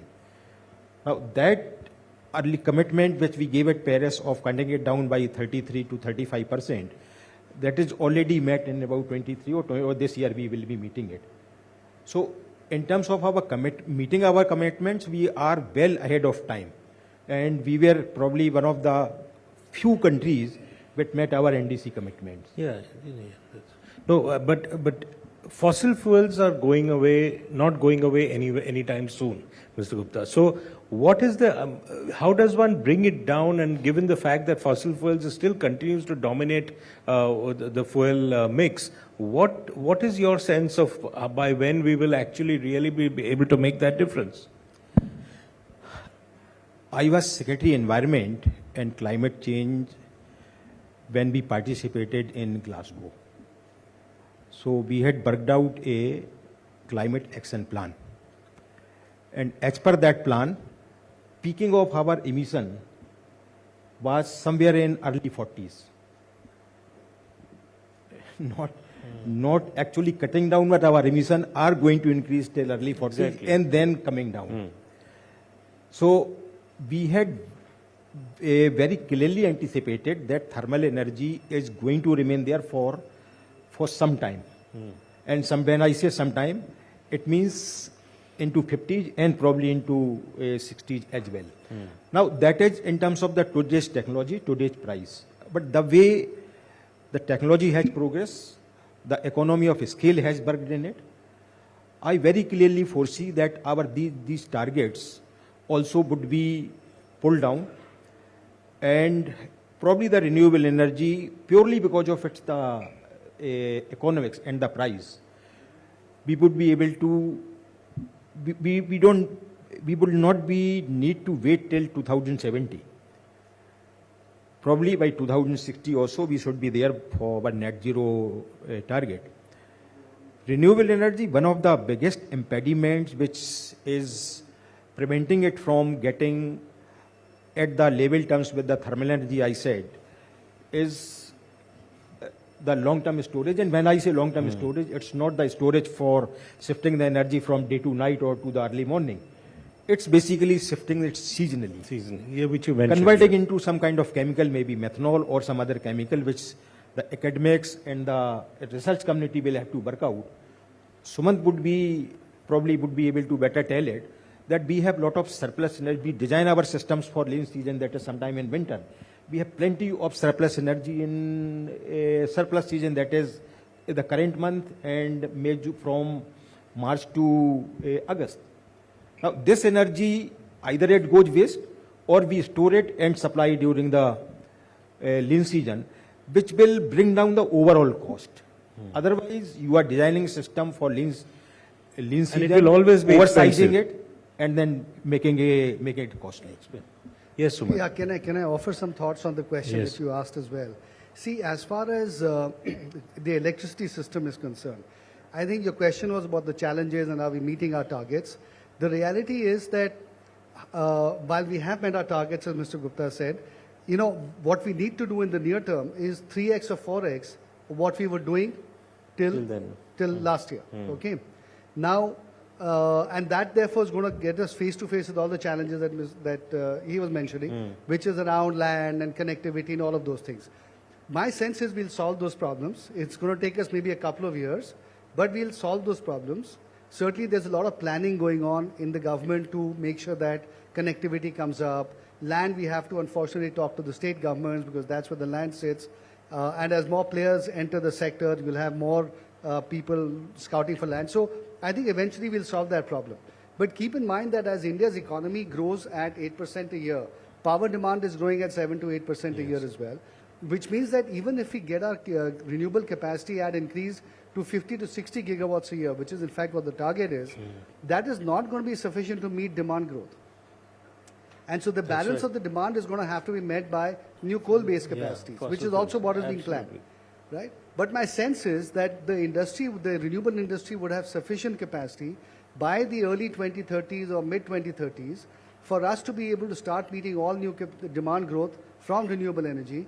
And that's where my sense is that not in emission speaking in the overall economy, but certainly in the electricity sector, we can probably have emissions peaking, maybe by the mid 2030s.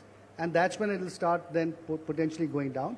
And the rest of the energy system will then potentially follow after that.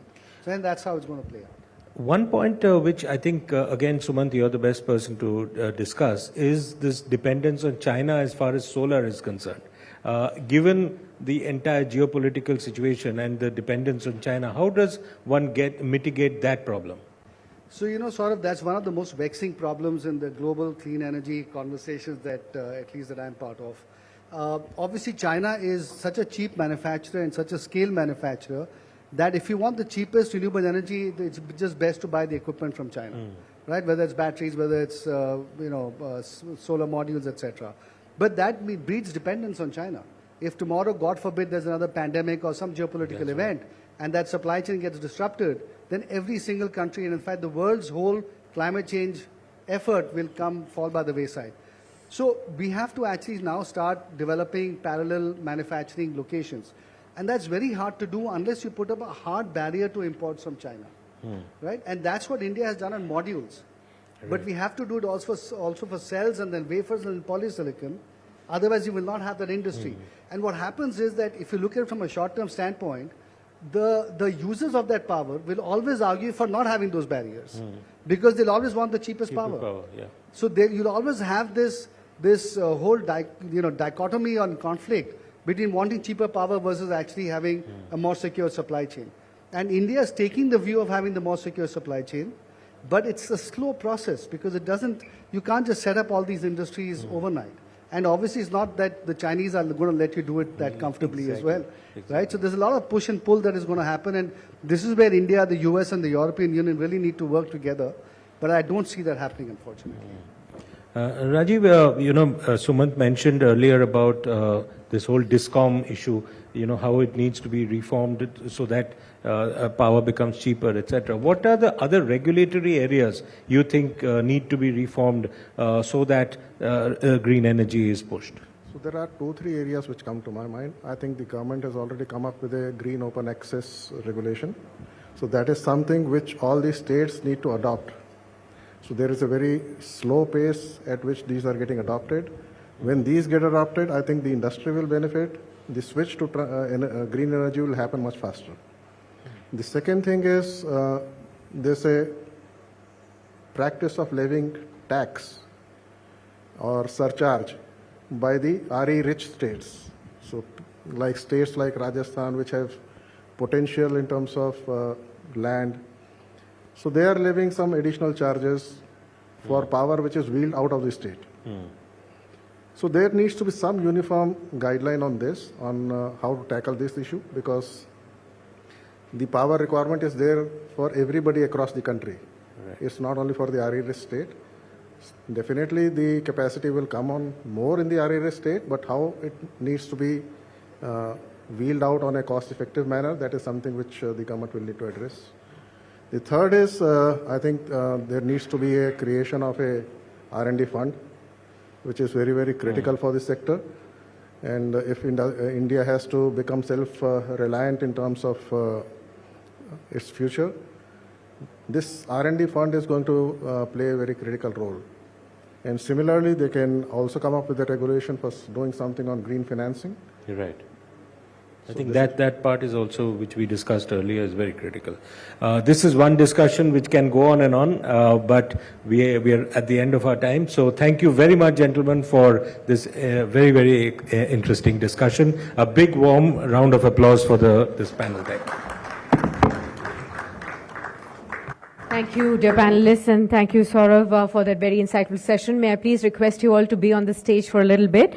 And let me invite on stage Mr. Siddharth Zarabi, Managing Editor, Business Today Television, to please come up on stage and present a token of appreciation to all the three speakers.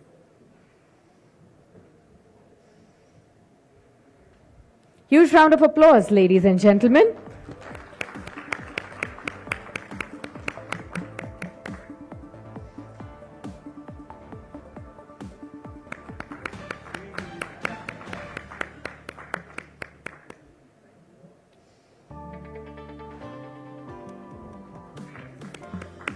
Began, ladies and gentlemen. Thank you so much for that very insightful session. It's time now for our next session, ladies and gentlemen. And this session is titled Development While Decarbonizing. India's path to net zero. As India sets ambitious targets for achieving net zero emissions while sustaining robust economic growth, we are now pleased to welcome on stage Professor Vikram Gandhi, a distinguished academic and leading expert in sustainable investing and climate finance. Professor Gandhi, a senior lecturer at the Harvard Business School, will provide an in-depth analysis of India's journey towards net zero emissions, offering insights into the strategies and innovations that are needed to balance the economic growth while being environmentally responsible. Let us put our hands together for Professor Vikram Gandhi, Senior Lecturer, Gerald P. Kaminsky, Senior Lecturer of Business Administration at Harvard Business School. Warm welcome to you, sir, and huge round of applause for Professor Vikram Gandhi. Big hand, ladies and gentlemen.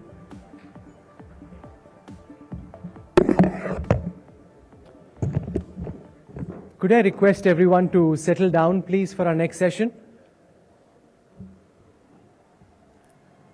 Under the 2015 Paris Agreement, India has committed to achieving net zero carbon emissions by 2070.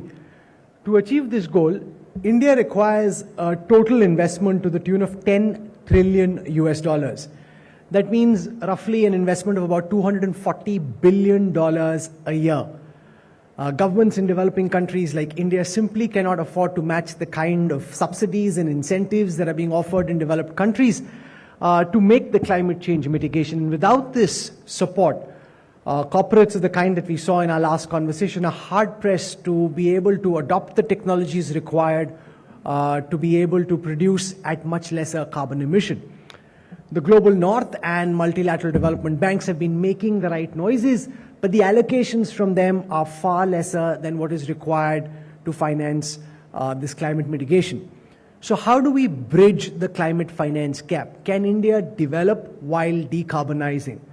To talk about this very central and pressing issue, we are delighted to be joined at the Business Today India at 100 Summit by renowned Harvard Business School professor Vikram Gandhi. For more than 2 decades, Professor Gandhi was a highly successful investment banker with Morgan Stanley, Credit Suisse, before switching over to academics. He's the founder of Asha Ventures, an impact-oriented venture capital fund which invests in social enterprises at market returns. He's also a senior advisor to the Canada Pension Plan Investment Board. I've had the good fortune of attending some of Professor Gandhi's classes at the Harvard Business School, and I can tell you, you're in for a real masterclass. So can you join me in raising a warm round of applause as I welcome to the stage Professor Vikram Gandhi, who will first make a PowerPoint presentation, and then we'll have a question and answer session with him on the slides that he presents to you. Ladies and gentlemen, I present Professor Vikram Gandhi.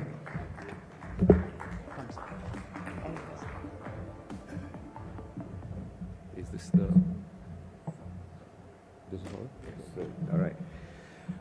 Thank you so much for that warm welcome, Rahul, and thank you for Arun and for Business Today to having me here.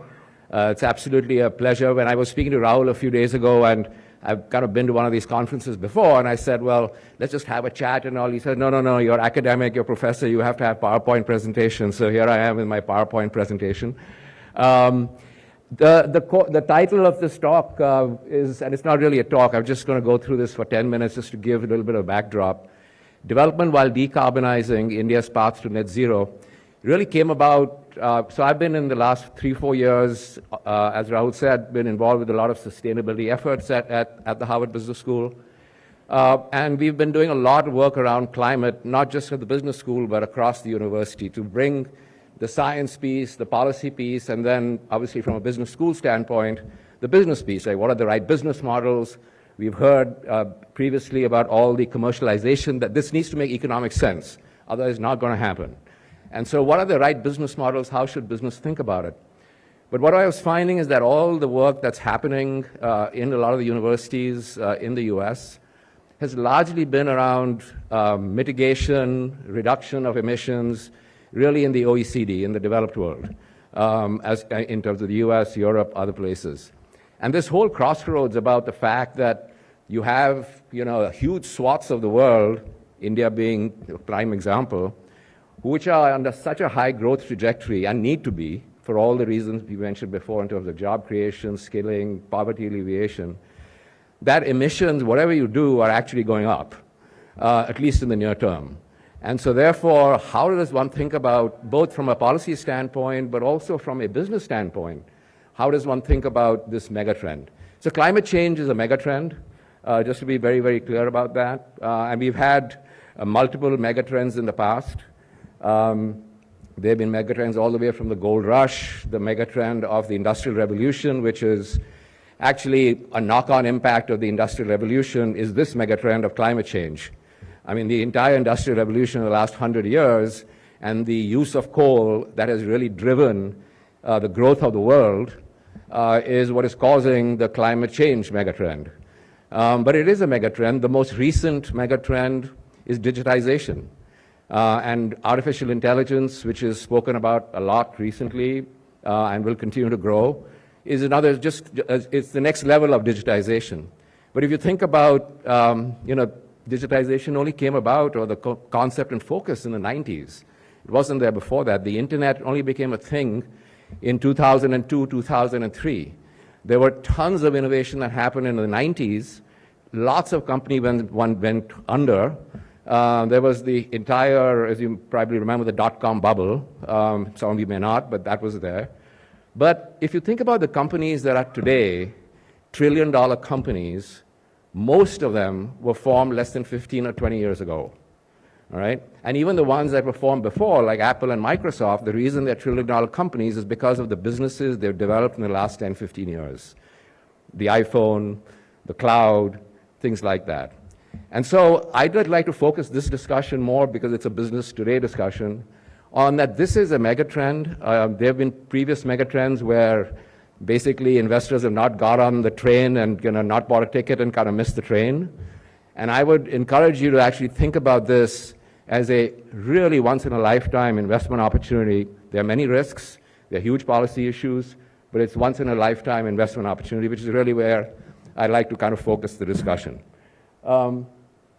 So just in terms of just pure background, and this is on the India scene, right now India is the third largest polluter with a 7.5% share of CO2 emissions of the world. As you can see that it was just a few years ago, it was behind Europe. Now it's a bigger emitter in aggregate than Europe. You can see how China is totally rocketed, again, because of its growth and its development. But on a per capita basis, again, because the denominator is extremely high, on a per capita basis, it's much, much lower. But the trend is that it's clearly going in an upward trajectory.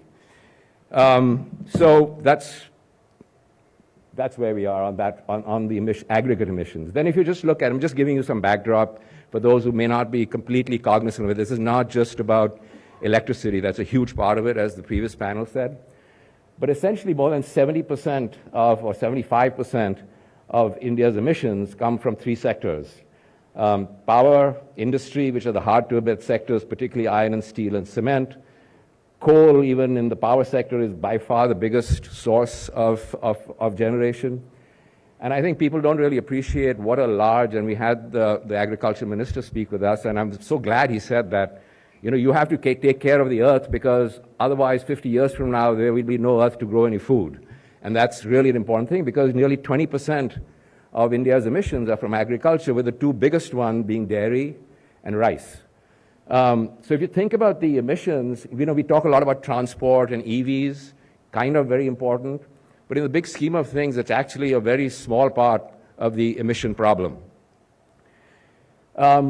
What was said in the panel before, if you look at the different sectors, that whether it be power, and so the little black boxes are where the current kind of demand is, and this is actually some work done by McKinsey. You look at the middle color, that's 4x, which is what the number would be in 2050, and then 8x in 2070. But think about this. 3/4 of India has not been built today. And everything that is required to be built is highly emitting. Power, steel, cement, the demand for food, that was the previous thing. So it's a highly kind of interesting challenge that because of India's growth, the actual emission levels are going to be going up. If you look at the actual coal CO2 intensity of the power sector, sorry, the font is a little small here, but India is number 2. That means that this is the emission per kilowatt hour of generation, and much, much higher than the world intensity just because of the nature of the coal and the nature of the thermal generation that exists today. So it's not just that the mix is there, but the actual intensity of the power generation is extremely high. I don't think people realize, so that's the one thing. Demand is going up, emissions are going up. But why is that a problem in India? Because I also constantly hear, well, this was a problem created by the West. The West should pay for dealing with this issue. This is not our problem. And there's a lot of legitimacy to that argument, and I'll get into that in a second. But I think we in this room should recognize that India is the 7th most, and these are studies done by a whole variety of different people, the 7th most vulnerable country to climate change in the world. And what is most worrying is that it's really the bottom and the bottom of the pyramid that actually are the most susceptible to it. So if you think about, and the other 6 countries above India are small population countries. So by far, India is the most highest population country, the most vulnerable to climate change. For example, 75% of Indian districts and 95% of coastal districts, extreme event hotspots. And again, I want to go into the details here. This is by CEW, which is a think tank here in Delhi on this topic. So I'm not trying to say to alarm you or anything else, but just to highlight to you that this is a problem which is a huge risk. It's a huge risk in your portfolios. It's a huge risk in your investment processes. But at the same time, it's a massive opportunity as well. And why is this a special problem? Climate change. What I characterize this is what we call a collective action problem. And then there are 2 components to this collective action problem. One is what one would term the tragedy of the commons. And what that means is that by nature, humans are acting in their self-interest. And when continuously you act in your self-interest without having to pay for it, ultimately there's a downfall for everybody. And this came about as an economic theory where they were obviously open fields, people had their sheep, you let your sheep go out, everyone grazes, their sheep are happy, but before you know it, all the farmland is gone and there's nothing more to graze and all the sheep are dead. And the same thing you could make for climate change. There is no cost, now it's changing in the last 10, 20 years, but historically there's been absolutely no cost to emit carbon, right? You can emit all you want, you don't have to pay for it. But some way or the other, the climate and the world ultimately is going to bear the brunt, and you all are going to bear the brunt. So that's what I call the tragedy of the commons, that this is a problem that is everyone's problem, but individually it probably is no one's problem. And so how does that play over time? The thing that compounds that is the tragedy of the horizons, which is that it's a time period thing. So I'd like to give an example of COVID-19, for example.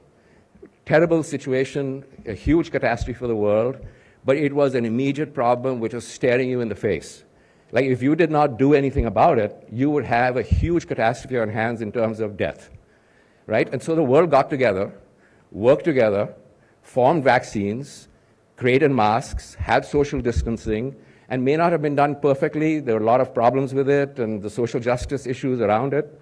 But the fact is that in a reasonably short period of time, because it was a problem hitting you in the face right now and then, people dealt with it. The problem with climate change is that while yes, you see it in the pollution here in November, December, or even otherwise, you see it in some of the flooding that happens in Mumbai and Chennai and Calcutta, but it's still not impacting you in your face right there now.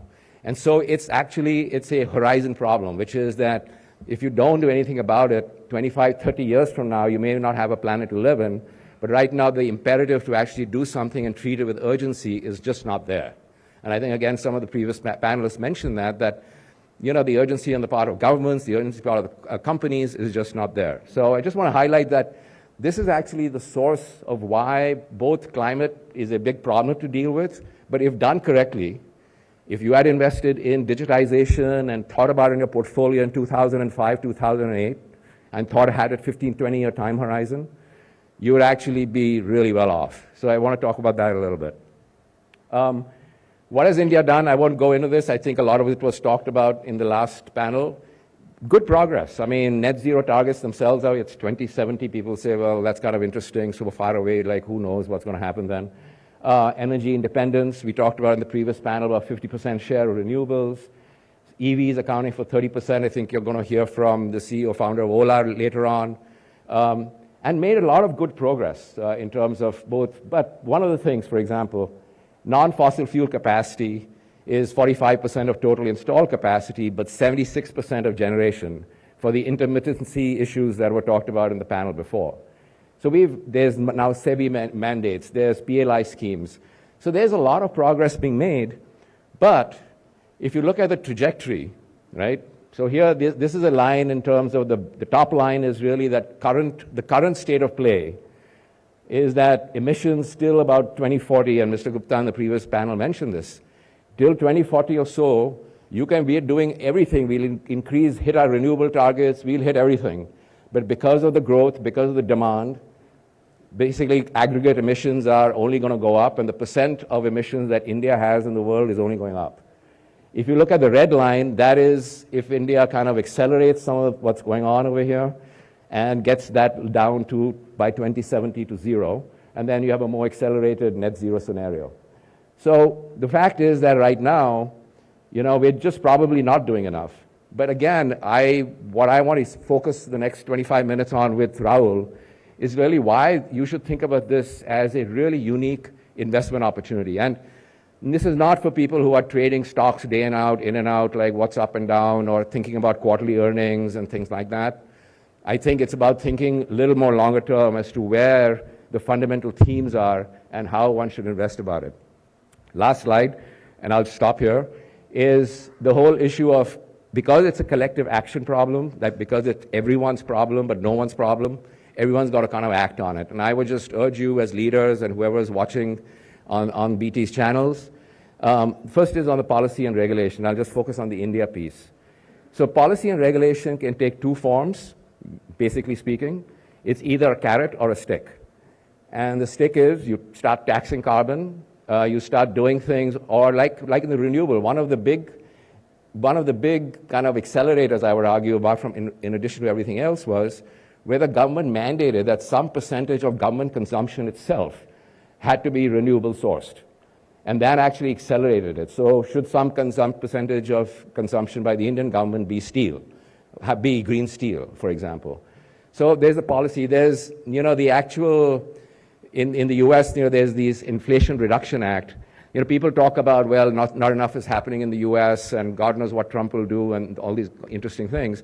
But the fact of the matter is that, if he comes back as president, that is, the fact of the matter is that the Inflation Reduction Act, which was called Inflation Reduction Act for political reasons, is one of the most inflationary acts there actually is, I think, is that it actually puts in about $800 billion of both incentives and tax breaks for investing in both existing technologies to expand capacity, but more importantly, as was said in the previous panel, investing in new technologies, acting as a catalyst to work with universities and the private sector in new technologies. $800 billion is by far the biggest amount the US government has ever spent on any one particular topic. In the EU, there's more of a kind of a regulation thing. It's a $500 billion plan.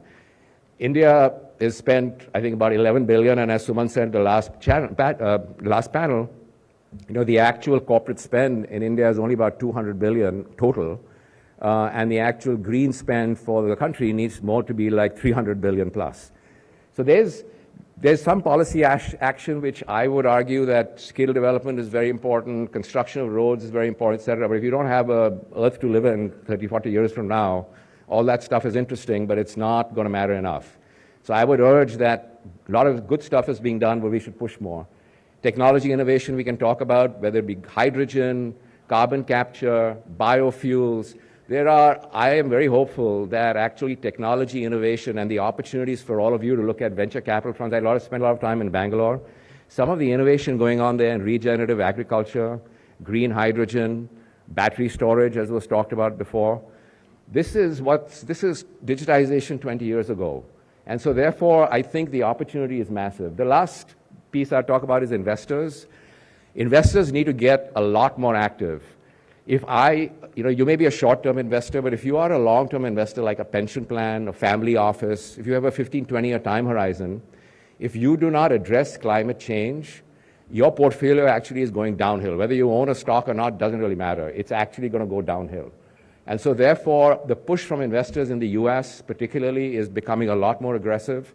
And while there has been this negative tone on ESG for political reasons, if you actually talk to most investors, it's kind of interesting, but looking at long term, it's not going to matter much, but a lot more needs to be done. And the last, customers. Right now, I don't think customers are willing to pay a green premium. I think people should start doing it, but that's a focus. And then employees. I find at HBS that if a student has the choice to go to 2 or 3 companies in a similar industry, the ones they find are more visionary, illusionary, thinking about the future, actually they are able to attract talent better. So it's a collective kind of action problem, but I'll stop here now. I'm sorry I ranted off a little bit too long. That's what academics do, I guess. But I do want to spend time that I think you should realize this is a risk. This is a huge issue in India, as everyone knows. I just want to give you a little context and background of it. But therefore, it also creates massive investment opportunities, and we can discuss that more. Rahul. Where should I go now? Okay. Okay, thank you. Thank you so much, Professor. And a huge round of applause, ladies and gentlemen.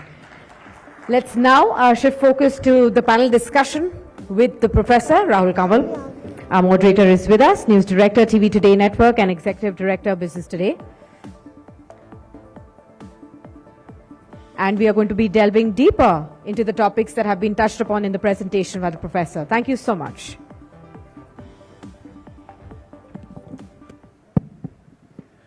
Thank you very much for that talk, Professor Gandhi. One of the things that emerges is to be able to achieve the objective of being net zero emissions by 2070, India needs to invest about $7 trillion in total, about $240 billion a year. Where do you propose that money comes from? Because the Global North talks, I met Geeta Gopinath of the International Monetary Fund. They're making promises. The World Bank is making promises, but it's not enough to meet the financing needs of a country like India. Yeah, so I totally understand, and that's true. I think it's going to be, I think the other thing I think very important to think about is this is a transition. This is not energy conversion. It's going to take 20, 30 years. I don't think coal and oil and gas or the reduction globally it'll start reducing over time, but it's going away. And so I think the actual capital needs to come from 3 sources.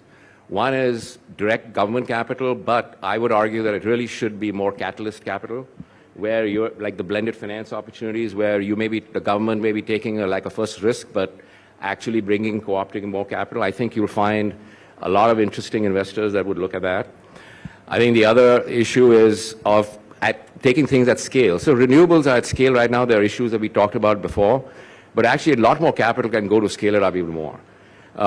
We spent time with the steel industry in terms of decarbonizing the steel industry. So take hydrogen, right? One of the key sources of decarbonizing steel actually is the use of green hydrogen over time. And what I'm finding is that a lot of capital is going into that as well. I don't think we're going to get to the 7 trillion right away, but it's going to be incremental. The other thing I think, again, it's nascent days, but is to again use market forces. I think it's very important we make sure that government can play a catalyst role, philanthropic capital can play a catalyst role, but this is not about doing good ultimately. It will have a great positive result, but there has to be a commercial. Most capital in this world is fiduciary capital, which means you have to earn a risk-adjusted return. And so one of the other big opportunities, which we're doing quite a bit of work on, is the carbon markets. So think about this. Most companies in the US have talked about, or Europe have talked about net zero targets. I think in India that awareness is a little bit there, but maybe should be a lot more. Net zero targets. They're not probably going to get there with their current efforts. And so therefore they go around trying to buy these carbon credits in the voluntary markets, which have had their own issues. But think about if India could say, okay, or any of the South could say that, okay, we are going to be investing X amount to reduce our carbon intensity, whether it be new technologies, agriculture, or various areas, and that the reduction in emissions actually counts as a carbon credit for all these countries and companies that are saying net zero.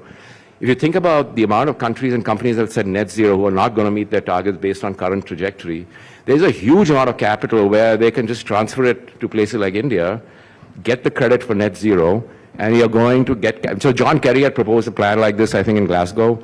I think it's getting some traction. So it's a big problem. I mean, capital formation in India, even if we didn't have a climate problem, capital formation for its growth needs is an issue. And so foreign investment has to play a role. As I advise CPP. In fact, we are one of Renew's biggest investors. We think that area is going to be a huge growth area. And we think it's going to be an area that we continue to look at to kind of put more capital, and other pension plans are as well. I don't have a silver bullet. It's not going to show up tomorrow, but over time I think it will. And I think we should not also underestimate how technology and innovation, ultimately technology and innovation is the core. It's the core issue. And that how technology innovation can drive costs down over time, bring in solutions which maybe people would have never thought about before, which could cost a lot less and don't need to cost $7 trillion. But right now I think more needs to happen on all fronts from a collective standpoint. The other real world challenge is the higher capex costs of green technologies. And the fact that if you ask customers in India, are you willing to pay more for green cement, of green steel, green iron? Most will say, let's just get it at the best price possible. Yeah. In Europe, that may not necessarily be the case. Consumers are more aware, therefore more willing to pay than they would for something produced with fossil fuels. How do we deal with that challenge? The fact that, I read some of the case studies that you sent, the companies are dealing very clearly with the challenge of having to spend more upfront. The government isn't necessarily subsidizing that. Yeah. How do we create an ecosystem which enables companies to make those initial outlays? Yeah, I think one of the things which, again, I would say, what in a lot of our research which we've done in the US and in your European companies, is that the companies which have, and think about the short term versus long term. I mean, you have to invest more in CapEx. It'll hit your earnings near time because you may need to borrow more and all that. But actually the companies that have made this transition, and actually the energy industry is a classic example, particularly in Europe, the companies that 5 or 8 years ago made huge investments in moving away from fossil fuel to renewable-based energy sources, utilities, as an example, actually may have hit earnings near time, but their PE multiples are significantly higher than the ones that are still oil and fuel based. So they've actually, I think that, and we've seen this in other industries, there is a huge opportunity for multiple expansion. So as you analyze corporate stocks, I think thinking about like who are not just producing like this kind of glossy ESG report, I've done sustainability and I'm great, who are actually taking very active, proactive steps. Because this issue is going to catch up with you. At some point, regulation is going to come in strong. I mean, governments would be remiss actually not to do it, whether it be some sort of taxation, which is already happening in Europe, or some great incentive systems where if companies that are ahead of the curve can actually take advantage of these incentive systems in a much more positive way. So I think over here, even by the way, there may be some people willing to pay green premium. Sometimes, my students will also say, oh, green premium, this and that. And by the way, Rahul was one of our star students. He was like a celebrity at HBS. I remember all the Indian students only want to take pictures with him and nobody else. But even, you look at even those students in the US who were like, Massachusetts, blue state and all that, and we'll talk about green. You actually ask them to pay a little premium for a product. So even there, it's not quite there. So I think this reason that, oh, you should pay premium because it does good for the world, maybe appeals to a few, but I don't think that's the solution. The solution really is that over a period of time, that, fossil fuels, oil and gas, there's this thing called a stranded asset issue, and people are not kind of fully appreciating that a lot of these companies are actually valued on their reserves and how they'll exploit it over time. But if you reach a stage where you actually can't exploit that because there's no demand anymore because everyone's moved to renewables or some other form of technology, like in steel, moving from blast furnace to DRI, your assets are stranded, and therefore that company is overvalued.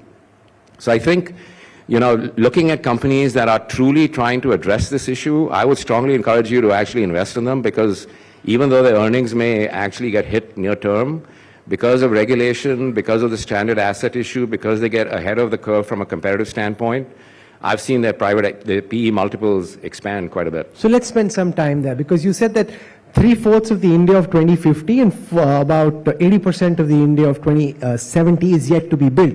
You also said that this is a once-in-a-generation mega-trend investment opportunity. I think that's where everybody gets really excited, right?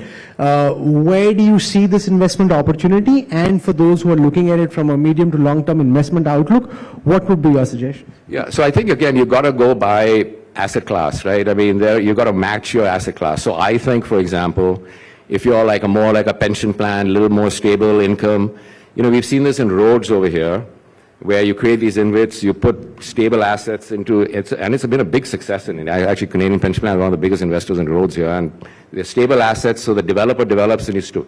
I think in renewables and a lot of these infrastructure-oriented assets, so a lot of that 70% is infrastructure, right? It's roads and highways and ports and everything else.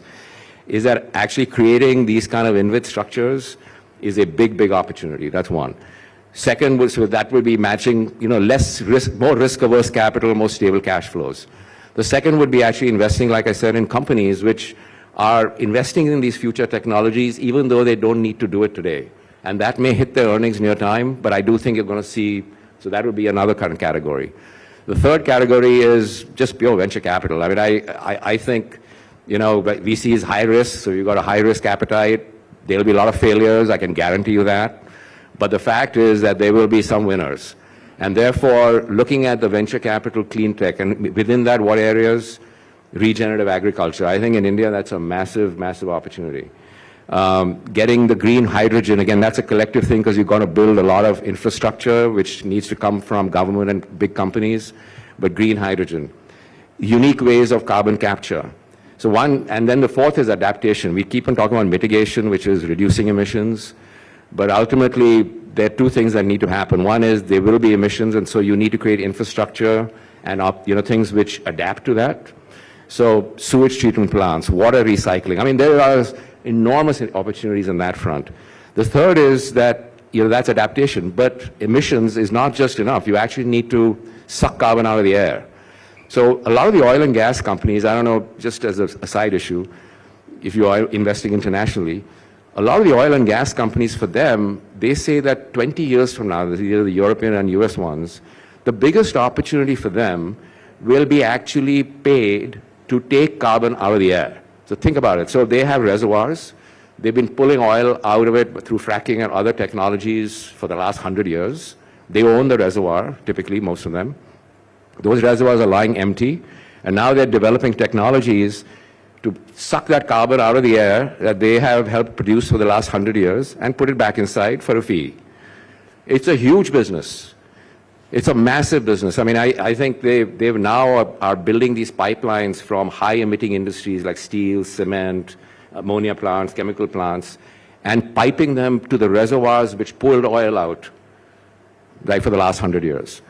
And I think now maybe in India it's a little early days for that, just because it's still growth economy. But I think, again, if you're looking at international investing, I think that is a big, big opportunity.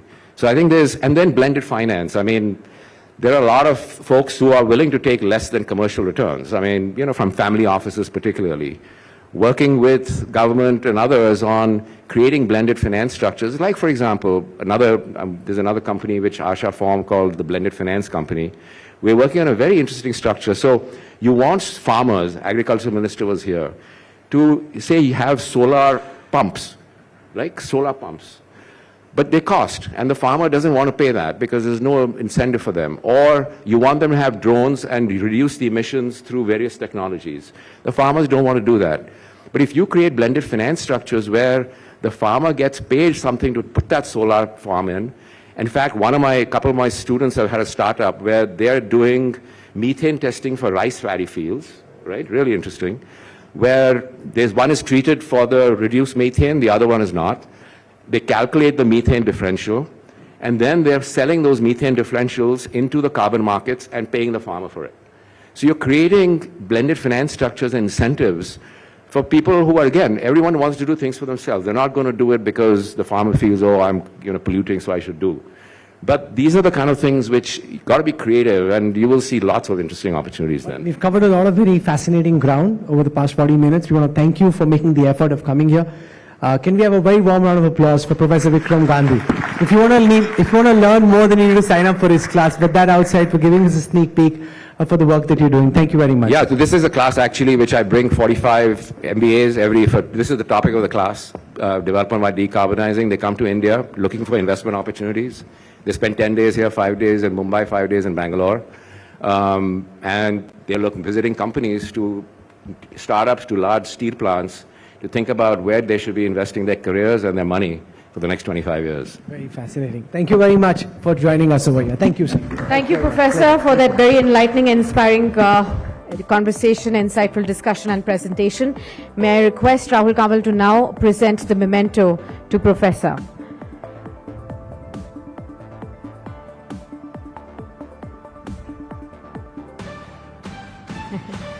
All right. This belongs to you. Thank you so much. Huge round of applause, ladies and gentlemen. Thank you so much, Rahul. Okay, and on to our next session now. Ladies and gentlemen, our next session is titled Emerging Tech Transforming India. Now, as India stands on the brink of technological revolution, the role of emerging technologies in shaping the nation's future cannot be overstated. To explore the transformative potential of cutting-edge technologies in charting the course of India's technological future, we are now pleased to have with us Mr. Saurabh Kumar Sahu, the MD and lead of India Business at Accenture. In this session, we will be delving into the current and emerging technological landscape to understand how India can leverage technological advancements to build a more prosperous, inclusive, and sustainable future. Let us please put our hands together to welcome on stage Mr. Saurabh Kumar Sahu, MD and lead India Business at Accenture. And to moderate this session, let me please invite on stage my colleague Ayush Alavadi, technological editor and presenter of Business Today Television. Over to you, Ayush.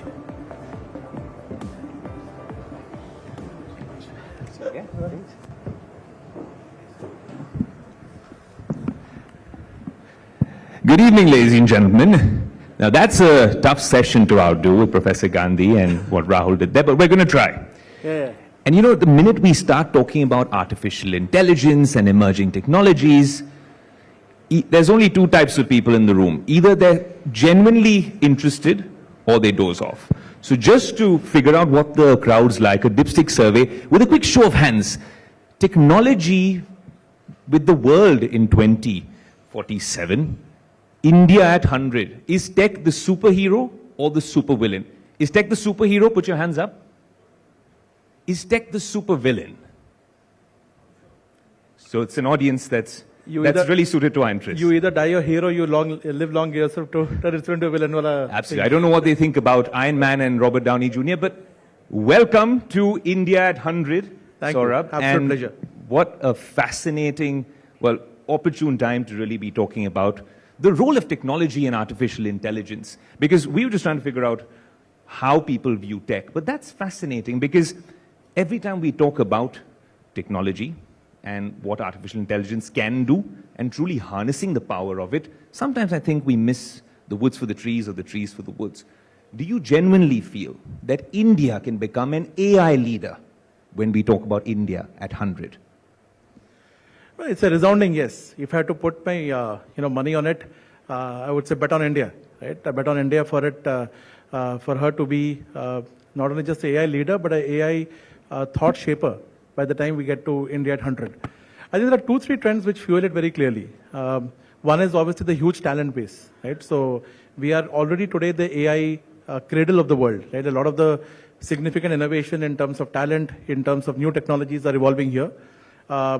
In fact, I would say we are also one of the few off-the-blocks countries to adopt Gen AI very quickly across the spectrum of startups and various applications that we do in place. We run the largest digital payments transaction system ever in the world. Right? It's not just about our population, but it's just the sheer volume of the transactions that we do per se. And I think our country has very clearly embraced technology. in terms of it being an enabler and a supporter rather than seeing it as a deterrent or as a competitor for jobs in a manner. So I think that attitude and that thinking, I think it will take us to the right step for us to be a AI leader. But, you know, if we really try to dissect and analyze the details, we see what's happening in the Bay Area, especially what's happening in Cerebral Valley now as the AI headquarters of the world. We see China really not, you know, stopping anything in their race as well. But now, when it comes to India, are we talking about it being the back office for AI in the world? How do we truly claim AI leadership, Saurabh? Because we need the stack to be here, we need the coding to happen here, and we need to understand in terms of contextual awareness when we talk about a lot of this generative AI, that it includes what, you know, some of the topics that we're talking about here in India, and it's democratic as well. Well, I think that's a great question. I think one of the leading indicators which will determine whether any country, and for that matter India, becomes an AI leader is whether we are also the biggest consumers of AI, not just the supplier side of AI. Exactly. Right? For the longest time across various technologies and you know, inventions, we have been the cradle in terms of inventing it or creating the supply for it. Our talent base, you know, our ability to generate that amount of the kind of talent there. But I think to take a leadership position there, we will need to think of how best we can also be a great consumer. Obviously, you know, talking about 2047, we will be one of the most populous countries of the world. We would be looking at multiple applications across different sectors. And therefore, one push in terms of adopting AI across multiple areas will be a big factor in terms of occupying the AI leadership position. The second, on the other end of the spectrum, is obviously to see that as much of as our population becomes AI or digital literate, right? So like the way we tracked traditional literacy, it's now time to track digital literacy. And in Accenture, we have a very unique concept of tracking technology quotient, TQ, right? Outside of the IQ and the EQ, to see how technologically, how well adopted are you. So that's the second part in terms of, I think, measuring and tracking and furthering the digital literacy of the nation, per se, which is in terms of adoption. So one is consumption, one is adoption. And the last obviously remains in terms of skilling and creating the right talent base, which I think is a favorite topic amongst many discussions today. And these three parts, if they come together, consumption, adoption, and you know, the supply base, I think we should be on. So very quickly, as a follow-up, the onus for upskilling, does that lie squarely with the government? Or does the private sector really weigh in over there as well? Or should we, a lot of us who are keen to learn more about AI, look at maybe e-learning and stuff like that? What is the way forward if we're talking about upskilling, especially with emerging tech and AI? So let's take a couple of anecdotes and see how typically the world has evolved in terms of this subject of upskilling and taking the next level. So let's look at computer literacy, or in terms of usage of computers. When computers came in and then it had to become mainstream, it was not just about one particular partner taking the lead there. You didn't have just the governments doing it, or you didn't have just the universities doing it. It required an entire ecosystem of multiple partners coming together: academia, institutions, government, private enterprises who came in. You then started to have computer science being taught in universities. You had companies being set up on the basis of computers. You had governments pitching in terms of curriculum there.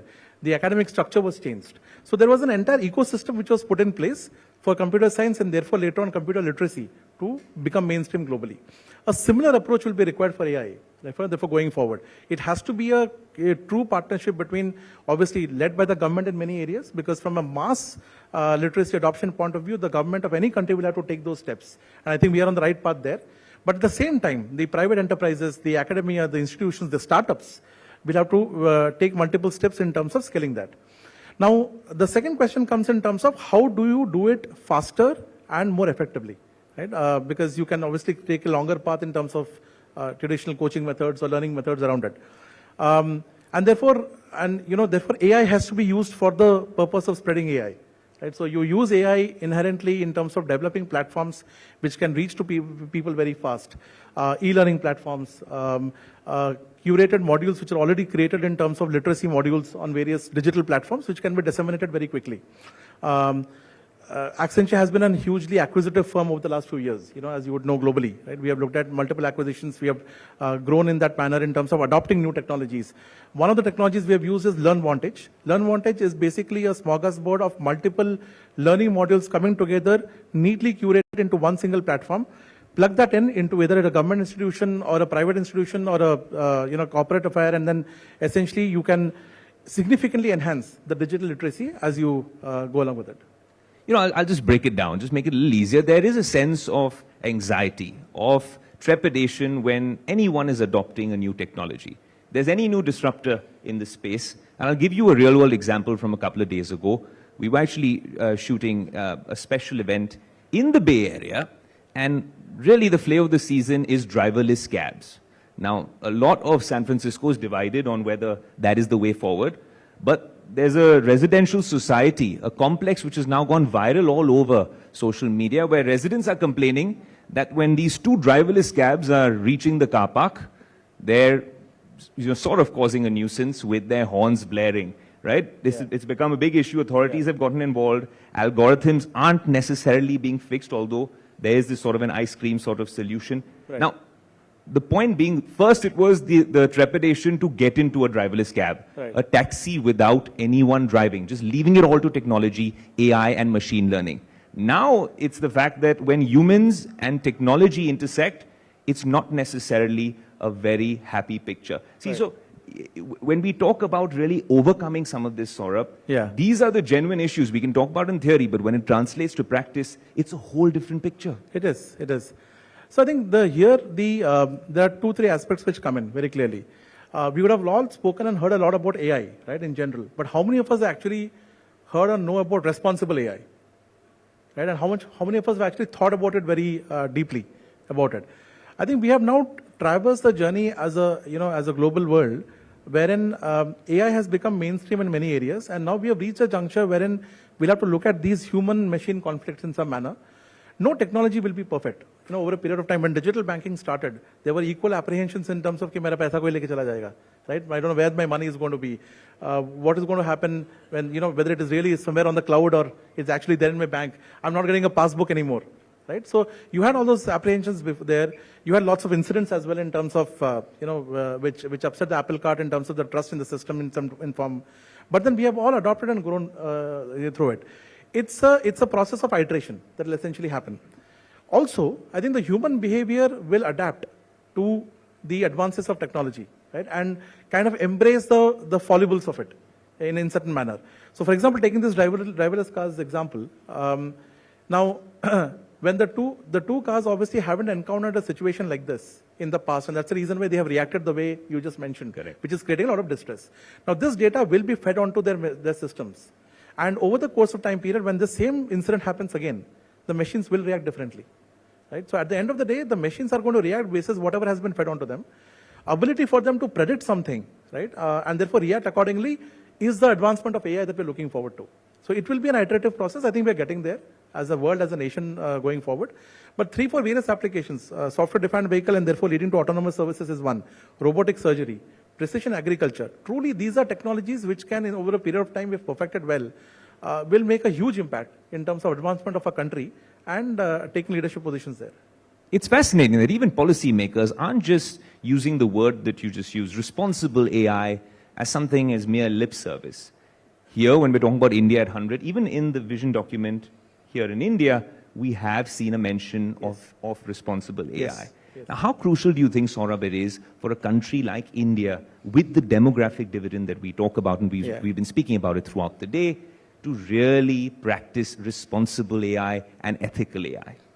So, well, you can't be an AI leader unless you are responsible and ethical about it. So that goes with the show, right? So you got to be responsible, you got to be ethical in the use of it, and more in terms of its policy making. So I think it's great news, I think right direction that the government has already in their India AI mission, in the Digital India framework, as well as in the Viksit Bharat 2047 framework, use the term, as well as I think in spirit adopted responsible and ethical AI as a means of achieving there. Now, it's important to therefore also understand and peel the layer a bit to understand what is responsible AI, right?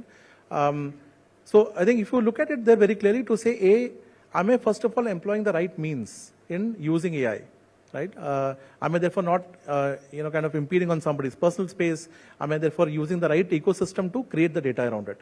Second is when I use it for something, the outcome, whether that is something which is under the social laws, under regulatory frameworks around it. So it's not just the input, but also the output, which will essentially also come into play there in terms of the responsibly using it. But I think the most important factor here is ultimately it is the it's a machine of the person who runs the AI and also the person or the machine which consumes the AI. In both the tali dono haath se bachni chahiye, equivalent, right? So both the areas have to be very cognizant of the framework and the rules that they operate in. My sense is, going forward, responsible AI will therefore be a very regulated, like the way we have banking, insurance, telecom sectors which are very regulated. AI as an industry will become a very regulated industry, and rightly so. And that is where the true meaning of responsible AI will really sink in. Because sitting today, 60% of the jobs that we have today, nobody could have thought about those jobs back in 1940. Right? So what emerging technologies will create jobs for by 2047, we can't even think of them right now, because the jobs will lead to next jobs, the next profiles, and so on and so forth. How those jobs and roles will translate into their usage can only be then put together in the right framework and structure, and that's where responsible AI will come in. Across Accenture's partner network and client network, especially here in India, we see a lot of interesting work happening in the FMCG space, in media, in banking, in auto as well. And the lines between tech and auto are blurring. I don't know if it's the Elon Musk effect. But what I want to understand from you is you spoke about jobs being impacted by this technology wave. And I like that you didn't say just AI, it's emerging tech, with all the entire gamut of everything that's coming our way.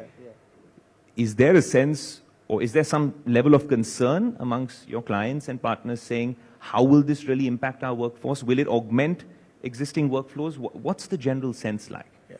So I'll just answer the question in two parts, Ayush, because this is very critical to, I think, even for my own thinking to be clear, is that if I look at emerging tech, they happen in multiple areas. So there is an area of computing, edge computing, cloud computing. We are now all talking about cloud, multiple types of cloud, etc., and that's a journey that cloud will take through. The second area is about data, the way you structure AI, analytics, and various other digital interventions, including IoT.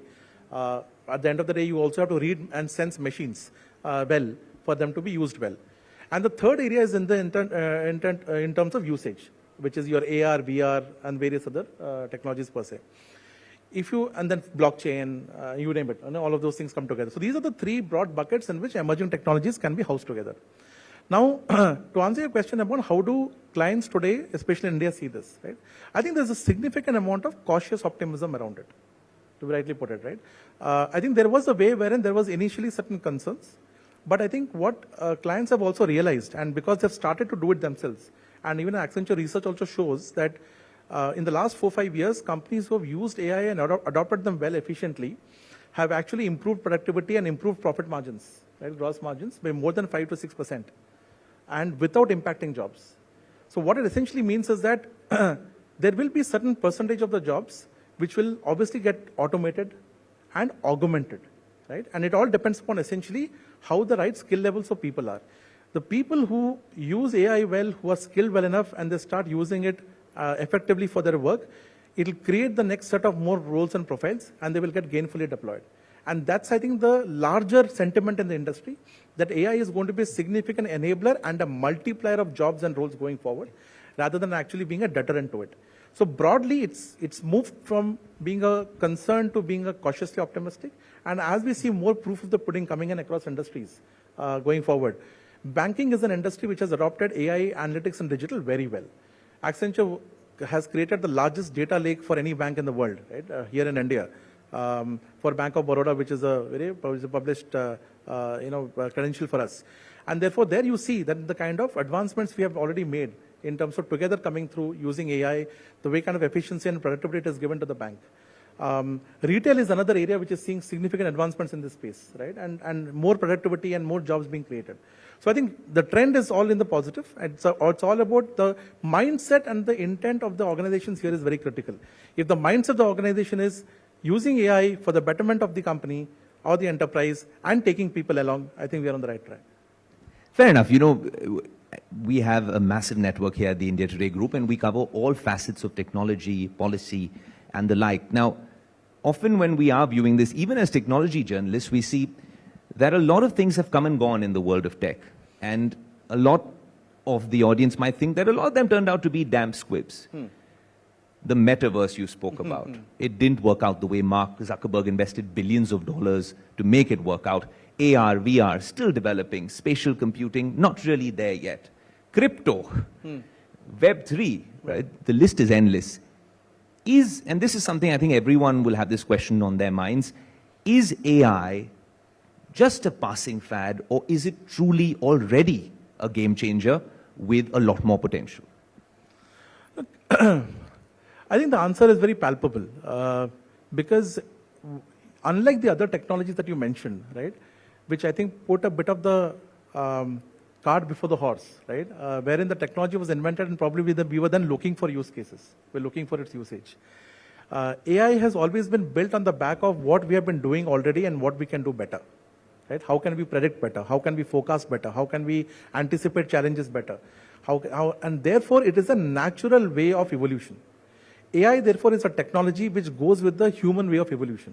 It is not something which is force-fit into your life to say, okay, I've got this new, gadget, and then how do I use it, per se.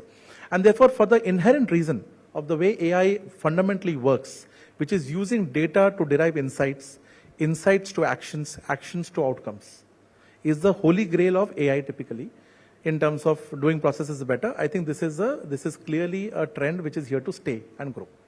Okay, now just focusing on India at 100, one very interesting question that whenever we're covering technology around the world is that the software part is what's really being made the superhero, the MVP in this conversation, ChatGPT, Gemini. But what about the hardware piece? We're seeing what's happening with the NVIDIA stock. Right. And the rockstar that Jensen Huang happens to be. But more importantly, if we're talking about India taking AI leadership at 100 or before that, how important is it for us to build on the hardware capabilities here? Yeah. If we're really truly wanting to own the AI stack, is silicon an important part of it? What happens to chipset manufacturing as well? Oh, a great question. I think you have answered it yourself, Ayush, in the way you framed it. It has to be a mix of obviously both hardware as well as the entire software behind it.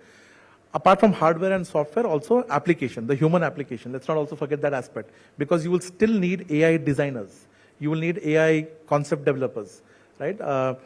Advertising, no matter how much you automate it, that creative component always remains, right? Same thing with media, in a way.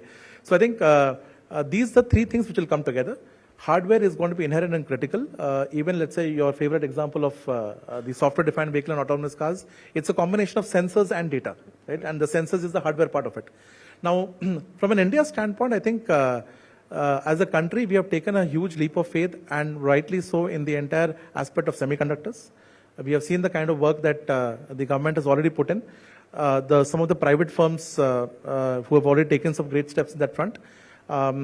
NVIDIA is one company. The reason why it is obviously growing is because of the entire proliferation of AI and its applications, right? And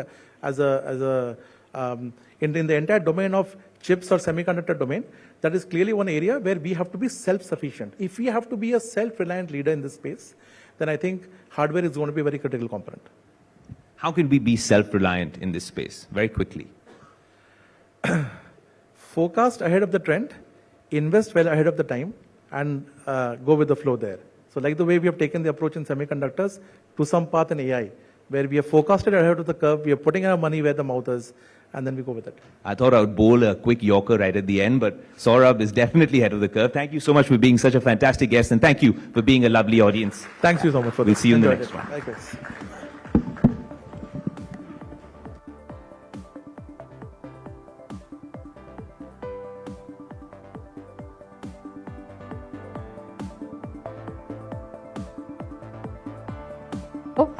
To Mr. Saurabh Kumar Sahu. Huge round of applause, ladies and gentlemen, for that fantastic session. Thank you. And our next session this evening, ladies and gentlemen, is going to be something that all of you are going to be interested in. The rush for jobs. Who will employ them all? And that's the million-dollar question. The traditional debates of roti, kapra and makan are now evolving. India is now less impoverished than it was at the outset of the 1990s reforms. While improvements in both food and shelter have been notable, it is the challenge of job creation that remains the nation's most pressing issue. With emerging technologies like AI, potentially now exacerbating this challenge even further, and also the shifts in manufacturing dynamics, which sectors will drive the job growth in India? And can both state and the central governments address the growing demand for government jobs? What further changes are now needed to accommodate India's working age population by 2047, which is projected to be the largest in the world at 1.12 billion. Is it now time to look beyond the political rhetoric to now address the critical challenge and move towards the vision of Viksit Bharat? To discuss the most critical issue of jobs now, let me invite on stage a stellar panel of experts. Please join me in welcoming Mr. Manish Sabharwal, the Vice Chairman of Team Lease Services, to be on the stage. Let's also welcome Dheeraj Nair, Chief Economist at Vedanta, and also Dr. Lavish Bhandari, President and Senior Fellow, Center for Social and Economic Progress. To moderate this panel, let me have on stage Siddharth Zarabi, Managing Editor, Business Today Television. Over to you, Siddharth. Thanks very much, Sakshi.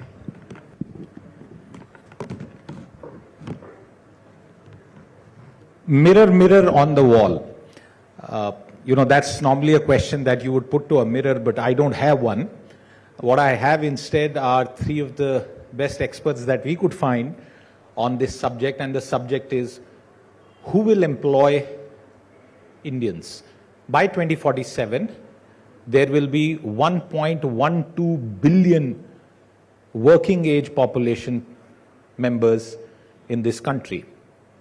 If you look at the numbers currently, 55% of India's population is below the age of 25 years. 20% of the world's youth were born in India. 43% of this working age population is women. These are staggering numbers. And therefore, that one big question, and I'll start with you, Manish, is this the number one challenge to the goal of Viksit Bharat, to create jobs, to find the right people for them, and give them meaningful wages to make a good life for themselves? Well, the problem is not jobs, it's wages. So I think because you say the same thing and it's unfair. India's unemployment rate has been between 4 and 8% since 1947, and that's not a fudge. Our problem is employed poverty. So unless we shift to reframing this unemployment problem, because if you think the problem is unemployment, you'll throw money from helicopters, you'll mandate a 3-day work week, you'll make people dig with spoons instead of JCBs or something like that, right? So I think it's very important to stop saying that our problem is jobs. Our problem is wages, which is productivity. And that's a really complicated problem. If you keep saying the problem is jobs, you'll oversell fiscal and monetary policy, right? If fiscal deficits could make countries rich, then why would any country bother being poor? And I've spent a few years on the RBI board. I haven't made up my mind on whether monetary policy is a placebo, a painkiller, or a steroid. It's not a medicine. It's a waste of time. Fiscal and monetary policy is not going to raise India's wages. So I think it is our defining problem, but the problem is not jobs. We have enough jobs, but we have a problem of employed poverty. Dheeraj, jump in on that. Yeah, I think I would agree with what Manish is saying. So I think there is no jobs problem, but you have a situation where there is an aspiration which is greater. So Manish talked about productivity, and I'll give him that. So there's an aspiration, which is why you see that there is a shortage of, say, farm hands in Punjab or other agriculturally rich parts of the country. People don't want to do those jobs. They want better jobs, better wages, basically. So it's not that jobs are not available. On the other hand, if you talk from the point of view of industry, there are jobs, but in many places you can't find the people with the skills to do them. So you have this paradox where you say you have a jobs problem, but I don't think. In that sense, Manish is correct. It's not a jobs problem. What you have is at the lower end, people's aspiration is for a government job, which gives a certain, high wage, job security, benefits, and so on, which a comparable job in the farm or, in an unorganized industry will not give you. So they don't want to do those jobs, and you have some amount of a safety net now. At the other end, we've talked about skilling for decades now, much like we've talked about jobs as well. And, there again, we haven't really come at a solution which industry, government, academia all have to get together and give the right kind of skilling going forward. And especially when we hear that the nature of jobs itself is going to change, then skilling becomes even more important. Lavish, do you agree that it's not a problem of jobs, it's actually a problem of wages, and it's probably a rush for Sarkari jobs that distorts the entire debate?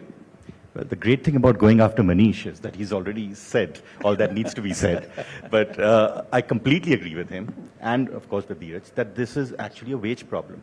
But I'd like to go one step deeper. The issue is essentially that of a mismatch. There are aspirations.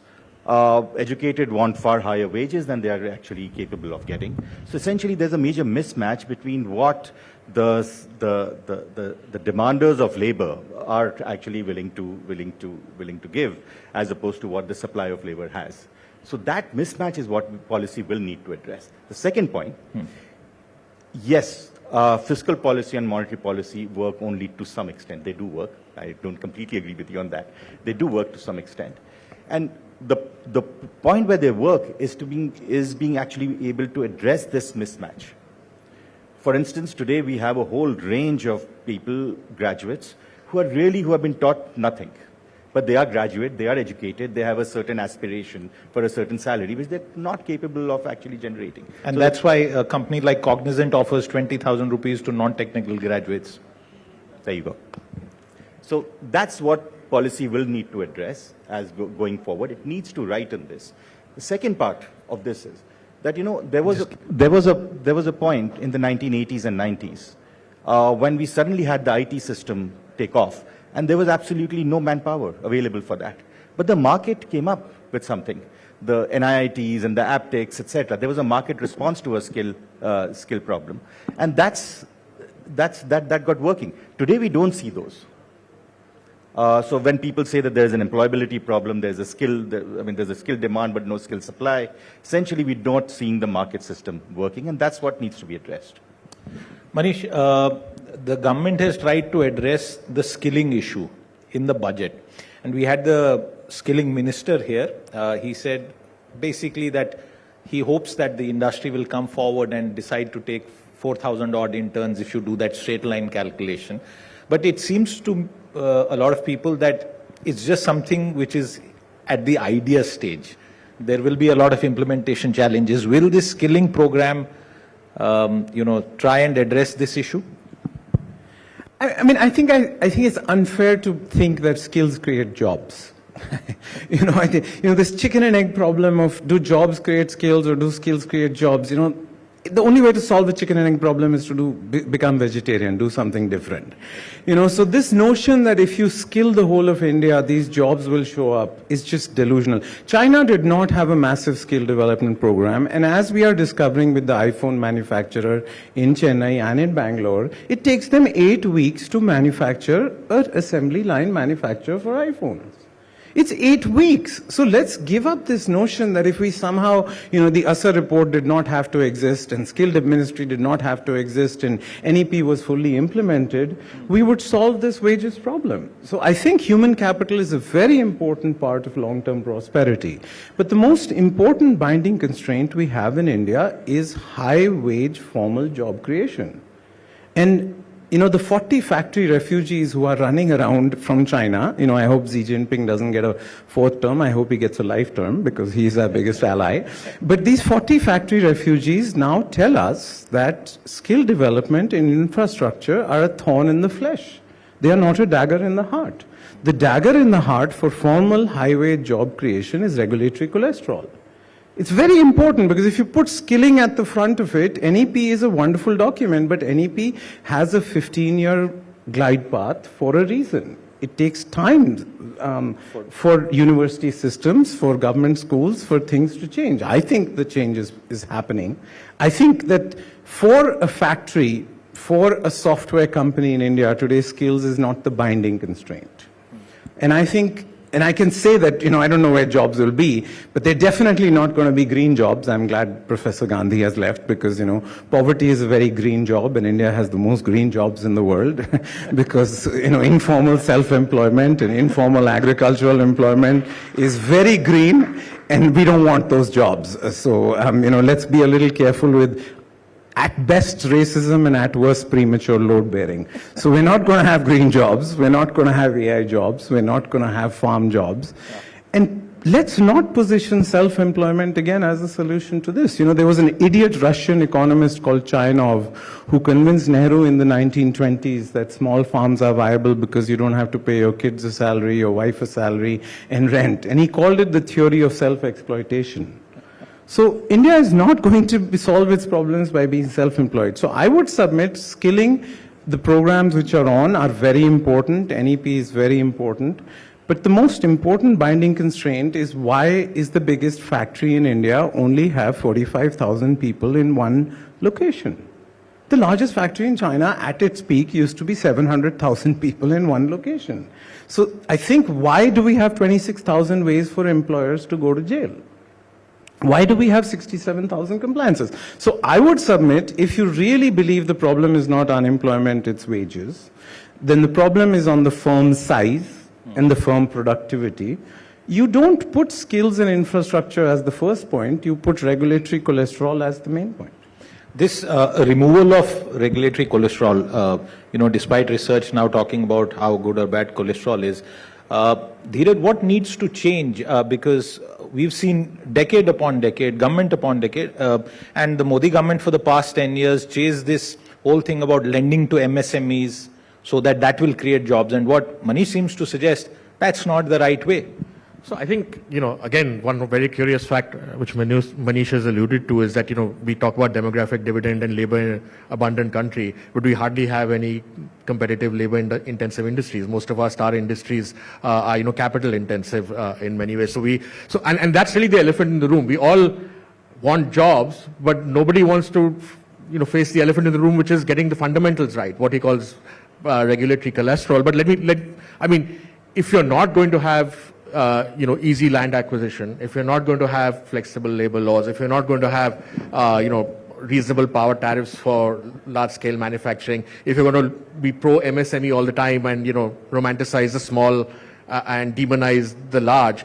These are fundamental questions because ultimately it's only large-scale labor-intensive industry which has employed or given the kind of good wages or higher productivity that we are talking about. So I think we like to talk about jobs. We again put the cart before the horse. It's not jobs aren't going to come out of nowhere, right? They have to come out of a particular ecosystem, and we don't want to address that. So every time we talk about land, political economy says it's pro-business or pro-rich. If you talk about labor laws, it's anti-labor. It's exactly the opposite, right? So I think on the fundamental things, our political economy is stacked against the kind of high wage, mass job creation that we all want. So we want something, but we are not willing to, as a political economy or as a polity, address that cholesterol which is built up over the years and it's unaddressed. Absolutely. So we do palliatives. So we do like PLIs or lend, subvention, interest subvention to MSMEs. So these help, at the margins because, there's a disability and the fundamentals. But these are palliatives. They are not curatives. They are not like the employment-linked incentives in the budget. At the margin, they may give you a few more jobs, but they're not going to create the scenario that, Manish talks about.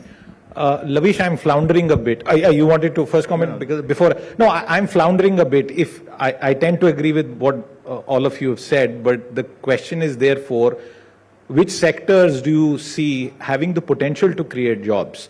Because manufacturing itself is undergoing a change. It's getting more technology intensive. Textiles have now gone out of India. Lower end IT work has also gone to lower cost economies. Our cost economy for industry continues to go and all that cholesterol continues to pile up. So which sectors can drive some amount of job creation?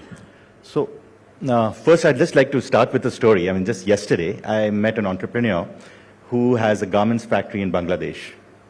And so he was wondering what's he going to do about it. So I said, well, would you be moving to India? And he said, no, definitely not India. I'll either be in Sri Lanka or Vietnam. So this is an Indian entrepreneur in Bangladesh and where he's going to move his factory. There is a problem. There is a very serious problem, and that's already been mentioned. But I'm not going to talk about that. I think there are opportunities in every single space.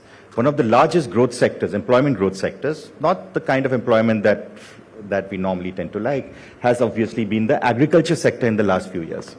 And within the agriculture sector, it's not the cropping sector that hasn't really grown, it's actually livestock. Now, who would have guessed that livestock can be one of the greatest employment generators? But obviously, it's a short span of time. But that's a sector which is growing. Tomorrow, who knows, it could be the manufacturing sector. The services sector has been growing tremendously for many years. So you can never really predict which sector is going to grow.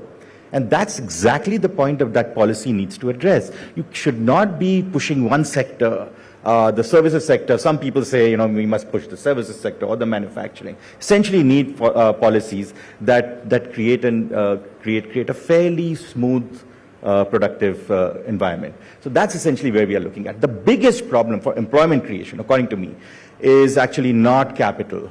It's actually space. The reason why we are not able to have large factories is, well, it could be labor laws to some extent, but it's actually the problem of space. Why is it that our urban areas are designed, or our urban rarely have any space for urban services? We say that, the mechanic doesn't have space, the chaiwala doesn't have space, etc., etc. Why do you have to have the chaiwala in the unorganized sector? He could also be organized, right? There is nothing preventing. The reason is we are not allocating space. So as a result, they go into the gray area. And as a result, they are forced to be unorganized. So you need to address, these are the kind of issues that we need to focus on. I wouldn't give up on manufacturing as you implied. See, the peak of any country's labor force in manufacturing was Britain in World War II, 45%. America peaked at 33, China peaked at 28. We're not going to get to 45, 33 or 28, but 11% is the wrong number. India is at 11% of our labor force in manufacturing. We can get to 17% of our labor force, and in the short run, Make in India is becoming Make for India. 80% of the FDI is concentrated in areas where domestic markets are getting to critical mass. So I would just submit to you, this is not about predicting where jobs can be. You wouldn't buy a ticket from Delhi to Bangalore for 2040 because any airline stupid enough would be out of business by then. Why does everybody want to predict where jobs will be? It's a fool's errand. I have read 50 of the reports of every country in the world trying to predict where jobs will be in 20 years, 30 years, and they have the efficacy of palm reading or astrology. But just because you can't predict doesn't mean you can't prepare. We need to urbanize India well. The divergence between real wages and nominal wages, which he's talking about, is killing migration. I can't get kids to move to Bombay, Bangalore, Delhi anymore because khana, rehna, office jana. Kids care about real wages, employers care about nominal wages. Tell me more about it. Both my kids have done that in the past 3 months. So you need to formalize India, urbanize India, industrialize India, financialize India, and raise the human capital. So I'm not sure it's a rocket science of what needs to be done. I think it's being done now. We are massively more formalized than we were 10 years ago. Yeah. We're massively more urbanized than we were 10 years ago. For the first time, credit to GDP ratio has moved from 50% to 75. So I think we're making progress. But I think, this China luck that we have right now is a unique piece of, it's a gift that we have. I don't want to live in China, but 700 million people have been moved from farm to non-farm employment, right? So, and we still have 250 million people on farms. We should have 20. The rest can go to factories and services. Indian entrepreneurs actually, the role of the government is not setting things on fire, it is creating the conditions for spontaneous combustion. Okay. Yeah, you alluded to something that I was saying, not at all. Absolutely. Manufacturing is not something that we shouldn't look at. But the point that I'm trying to make is this over-focus on certain sectors and not. You have to focus on basically getting the underlying factors right. That's essentially what the focus needs to be, which I'm sure everyone here would agree with. And in fact, we've got a lot of things going for us. There's the China luck, there's Bangladesh luck, but as he says, there's Vietnam and Sri Lanka waiting as well, right? So we really need to get the, But Dheeraj, is there China luck? Because if you look at the China plus one thing, 3 years ago it was the big thing, but on the ground doesn't I think too much is manifested. Look at Foxconn, for example, right? Yeah. They basically became what they are because of investment in China, right? Not because of their investment in Taiwan. Now, for political reasons, it's not that they're going to exit China altogether, but for geopolitical reasons, they are putting a certain amount of their investment into to India, and so will others. So I'm not saying, I don't think this is the case that everyone's going to run away from China and move to India or somewhere else. That's not going to happen. China still has a lot of, competitive factors going for it. But, interestingly, what are the interventions required? I think, again, the point I'd repeat is scale, right? And, land, again, if you forget land acquisition law, it's too complicated to change. States can do something, move to digital, you have a great digital public infrastructure, enable a digital platform from where land can be exchanged.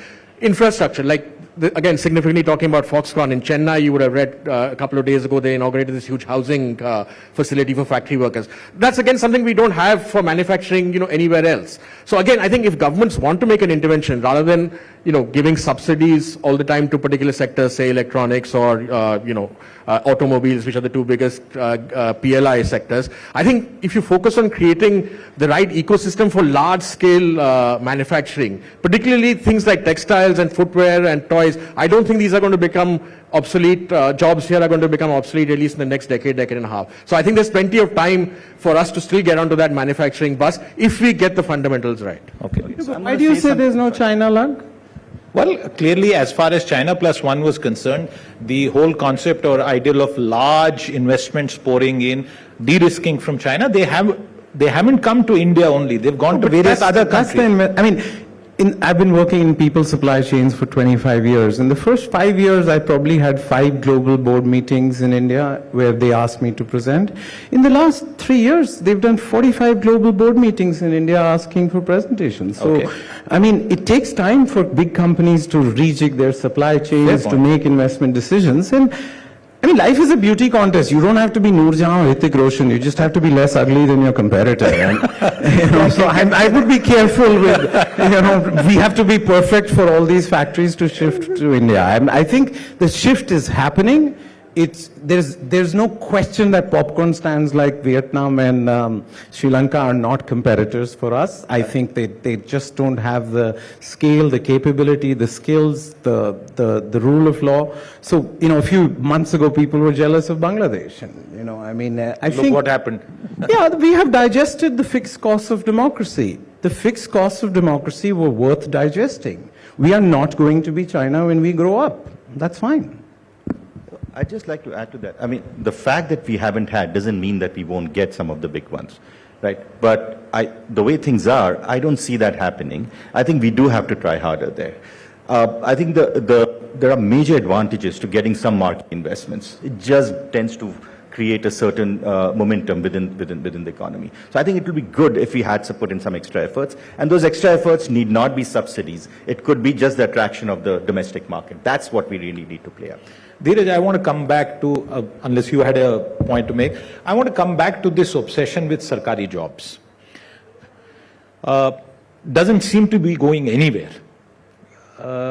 Is that a big issue? Shouldn't the government start de-emphasizing the entire dream of a Sarkari job? Because I think in many ways, that dream has already been kind of evaporating over the years, because if you look at government hiring, particularly in the lowest category, I don't think but look at the scenes. If there's one advertisement, of course, and that's. How does the government de-emphasize? The problem is that you don't have enough good jobs, alternate good jobs, right? So when you have a government job which is giving you a good salary, security, job security for life, benefits, housing, these are all important things in a country where per capita income is still only $3,000. We haven't even reached $6,000 or $7,000. So for people's aspirations, these things are important. So I think. But the government, we know the government cannot generate, the jobs which are required. And there are certain government jobs which need to increase. But I think this particularly lower skilled job, which is seen as a white collar job, rather than going for a blue collar job with skill, which should probably pay you more, but it's not an office ki naukri. So I think that is part of the aspiration that we've built up in India because of our, socialist past or government. We still treat the government as, the major institution of this country. So I still think there's a lot of pull of that in terms of popular perception, particularly when you go outside Delhi, Mumbai, Bangalore, which are still, centers where there's attractive private sector employment. But if you go to the heartland in UP, Bihar, I think the aspiration still remains a government job. So we have to, we as in the economy has to show them, enough better alternatives. Otherwise, who are we to deny them that aspiration? The government It's a wage premium. It's not a government job. I mean, the government pays too much at the bottom and too little at the top. I mean, when Lalu Prasad Yadav became chief minister of Bihar, his mother told him, "Arey, maine boli thi sarkari naukri leke aao, ye thodi hai." And then when he asked her, "Kya bol rahe?" She said, it was 25,000 rupees a month is what she was talking about. So it's the wage premium in government. The government pays too much at the bottom, it pays too little at the top. And then it's like LIBOR, right? It's rigged. I mean, government employment is rigged at the bottom of the pyramid. The wages are high, so it's completely rational. And you're going to talk about and those. And it's the reverse in the private sector. Well, it's huge lines for government.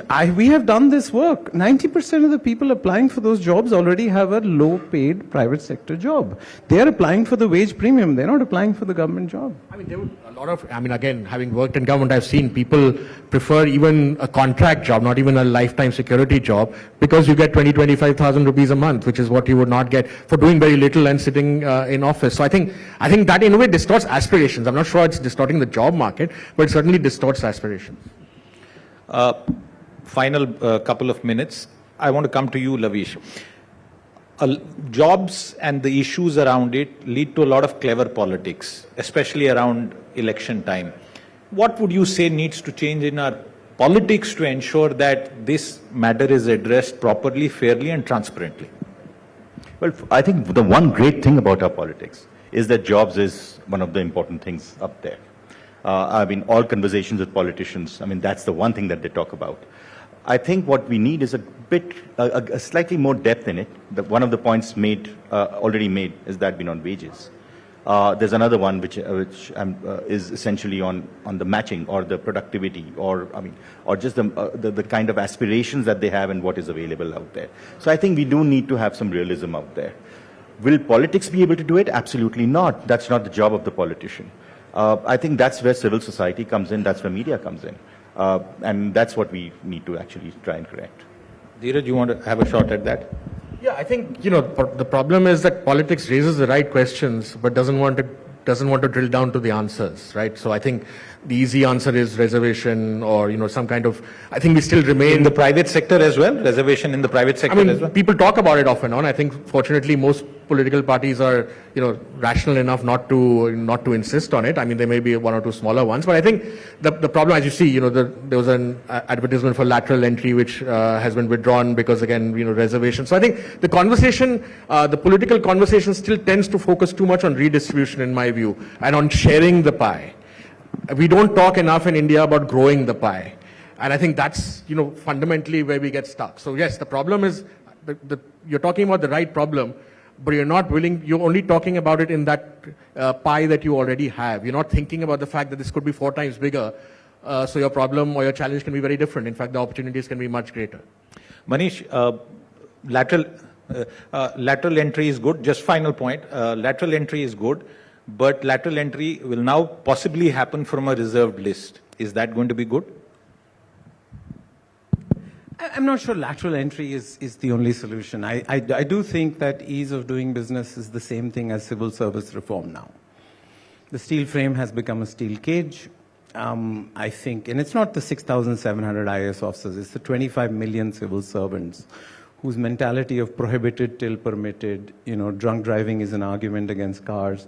So I think civil service reform is much broader than lateral entry, but I do think that it's time to sort of equate ease of doing business with civil service reform, because even if tomorrow we dumped all the 67,000 compliance and 26,000 ways to go to jail, they would breed in 3 years again with the current mentality. So I think it's important to recognize that civil service reform is much, and it's frustrating for civil servants, right? If you treat Gadha Ghoda equally, it is the Gadha who celebrates and the Ghoda who gets frustrated. Yeah?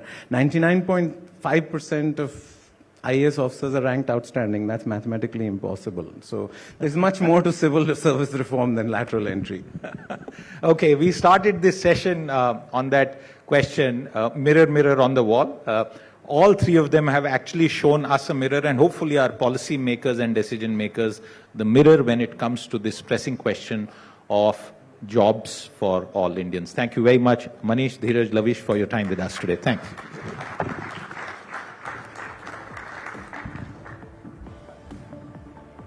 Thank you, panelists, for that very engaging conversation. Could I please request you to be on the stage for a little bit, and let me request Siddharth to please present a memento and a token of appreciation to all three of our speakers.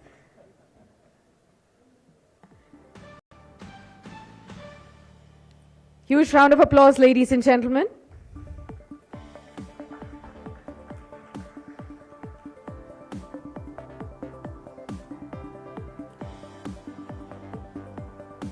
Thank you so much. Thanks a lot, Siddharth. All right, ladies and gentlemen, it's time now for another session.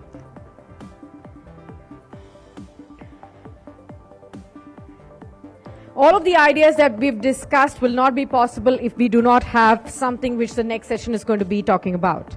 India, a hotspot for global capital. As we look ahead to 2047, the centenary of India's independence, the nation's ability to attract and to retain global investments will be the key driver of its journey towards becoming a developed nation. This session will focus on India's emergence as a premier destination for global investment and also explore the factors that will be driving this transformation as well. Also, we will be exploring the evolving investment landscape in India, the sectors that are going to be driving the most interest among the global investors, and also the policies that are creating a conducive environment for investors. Let me call upon stage our next speaker, Ms. Nivriti Rai, MD and CEO of Invest India, to please be on the stage. And I will be moderating this session, Sakshi Batra, Senior Associate Editor and Anchor at Business Today Television.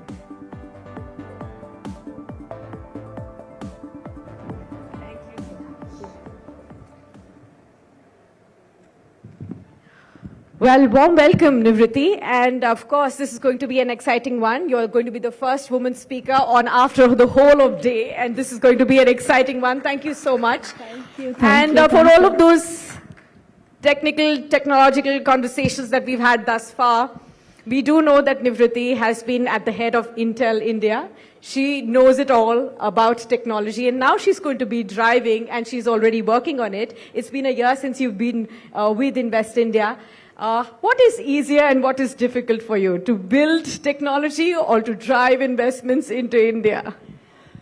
Let me just say one way that I tell my friends that, when I was leaving Intel, it was very hard. 30 years with Intel, and, you just heard that private sector pays at the top. So it was very, very hard. But after 1 year, I can tell you, and this is what I just told my friend Ananta here, that I left a star called Intel, and I landed a galaxy called Invest India. And if people like me don't jump in at the time which is now, then we are no one to complain later कि मैं भी कुछ कर सकती थी, मैं भी कुछ कर सकता था, मैं बोलूँगी मैंने किया. So I'm very excited. That's wonderful. And of course, now we're talking about how do we attract that global capital, but most importantly, it is important to understand why is India a magnet for global capital at this point in time. Of course, we are at that remarkable journey, transforming ourselves from being an emerging market to an economic powerhouse. And we are also interested in knowing that on the one hand, we have these diverse markets to cater to. We have a robust growth. We also have a young and ambitious population. So what is it that is making India a beacon for global capital at this point in time? Sure. So before I say anything, I'll tell you the one line that I can say is at one point of time, India was focusing on what is called roti kapda makan. Yes. Right? That was the essential that all of us needed. And I can tell you our journey has now reached where we are saying roti kapda makan to infrastructure, energy and technology. And that is the excitement which India has created to the world, where the world is looking at India as the beacon, as somewhere they want to invest. So India has invested a lot in infrastructure. In the past, government has spent 1.3 trillion, and I'm not here to tell you the statistics on roads, on rail, and airports. Logistics is the number one thing when an investor comes to India. Number two is what has happened is each year we add 30 million people to our middle class. Our consumer spends has increased. Our demands have far surpassed our supplies, which is an opportunity. And the focus of our country from being a consumer-driven economy to a manufacturing-driven economy, and people are seeing results. I'm saying this ascending journey has begun and people are seeing it. And the last part, so one is infrastructure, second is manufacturing, third, I'll tell you a statistic. And after that, I'll not share very many numbers because my team says you speak too many numbers. So the world saw 3-some million patents in the year 2021. The world saw 3.65 million patents in 2022. I can tell you the 65,000 patents that got added, 30% were coming from India. Wow. And if you add China and India, 95% of increase in patents were coming from China and India. And guys, if we don't say that we are playing in the big league, we are highly mistaken. So we are playing in the big league, and that is something that we should be proud of right now. But what are the key drivers you think that we will be able to sustain the global capital as well? Right now you're saying that, of course, these are the key sectors that the governments have been focusing on. That is what is attracting foreign capital. But are these going to be sustainable too? The few things that I personally believe that we have to continuously work on is productivity and efficiency. Yes. And for productivity and efficiency, I can assure you, technology is going to play a big part. Previous discussion talked about skilling, and how skilling should be thought of as a next or a third kind of item because it's a little longer term.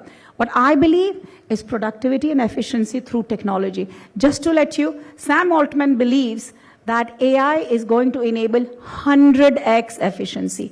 And which country has better raw materials for AI than India? With people, with data, with analytics capability, with software, these are key ingredients for AI. So productivity and efficiency. And the second thing is quality, quality, quality. We cannot not have good quality. We have to have global standards. We have to have the best quality products. Sure. People should not reject our products because it's not meeting the quality. It's very important that you make that point because, Nivriti, you also made the point for China, so I'm going to be bringing that China aspect right here. We've been talking about how China +1 strategy has benefited India over the last few years. But when we compare these emerging market leaders which are probably scouting for that same capital from the world, how do you think India is positioned versus China there? I really don't want to say India versus China. It just so happens that this geopolitical issue is happening and it's in our favor. Everywhere you go, people are asking, hey, Nivriti, what is your China +1 strategy?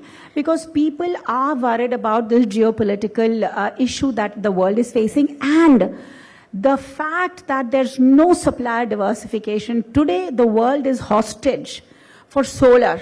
I can tell you 85% solar is in China. I can tell you almost 85% EV manufacturing is in China, all of the technology. I can tell you that 70% memory chip is in South Korea. I can tell you 40% of display is in South Korea. So I'm just saying that the supply chain diversification is key, and this China +1 is an opportunity for us. And why will India stand out? Very simple reason. We have 1.4 billion people. Yeah. We have scale. We have proven with our national level platforms called UPI and the very magical device called phone with the Jam Trinity, the innovation that you see on the streets. I can tell you, Sakshi, I really don't want to quote any economist number. India is seeing 7% growth, 8% growth, 9% growth. It is less important than a walk down Delhi street. And when you see a street vendor using a QR code and selling his products, leveraging a national level platform called UPI, that is growth. And that's why I believe our growth is happening bottoms up and our growth will happen tops down. What we need is more capital. What we need is technology partnership, and we are working towards it. We are a nation. If they don't partner with us, and if their capital doesn't come to us, I tell them, be satisfied with the 2% growth that you're seeing. If you come here, the fear that you should have is the fear of missing on the 8% growth, 10% growth. So help us with your capital. We have the manpower, we have the platforms, we have the R&D, we will drive manufacturing. I am not worried about skilling. Are you telling me that people in Vietnam and Malaysia are so skilled, we cannot skill ourselves? Our Fortune 500 have 14 CEOs who have grown from India. We are the best students. We can learn. So don't give me the skilling thing. What we need is capital. What we need is IP partnership. And why IP partnership? I can assure you, we can build the IP, but it's going to take time. So what I want to do is partner on the current IP today for manufacturing, but leverage our R&D for the next gen technology. So 3 years later, when people are ready for, dumping with cheap quality, we'd be ready for next gen technology. So that's our strategy for India. And, why I believe that people will come to India once, they've exhausted the Vietnams, the Malaysias. They are small countries. They should be compared to our states. Really? Yeah, absolutely. So what are you targeting internally? Have you set any targets over the next decade? We're already talking about 2047. What kind of capital can we really expect? Because again, there's going to be a lot of competition. And since you say that we are already having all of these factors with which we can drive global capital to India, what do you think over the next decade can we expect from the current and where are we at? Yeah. So the goal that we are working towards, and it's a goal, is bringing in 1 trillion FDI over the next 10 years. How?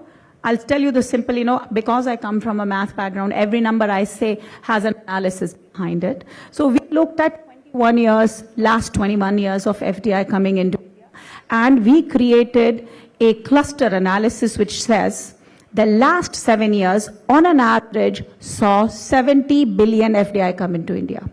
The previous 7 years saw 40 billion FDI come into India, and the last 7 years saw 20 billion on an average FDI coming into India. So to bring 1 trillion FDI over the next 10 years, we have to get a 100 plus FDI into our country.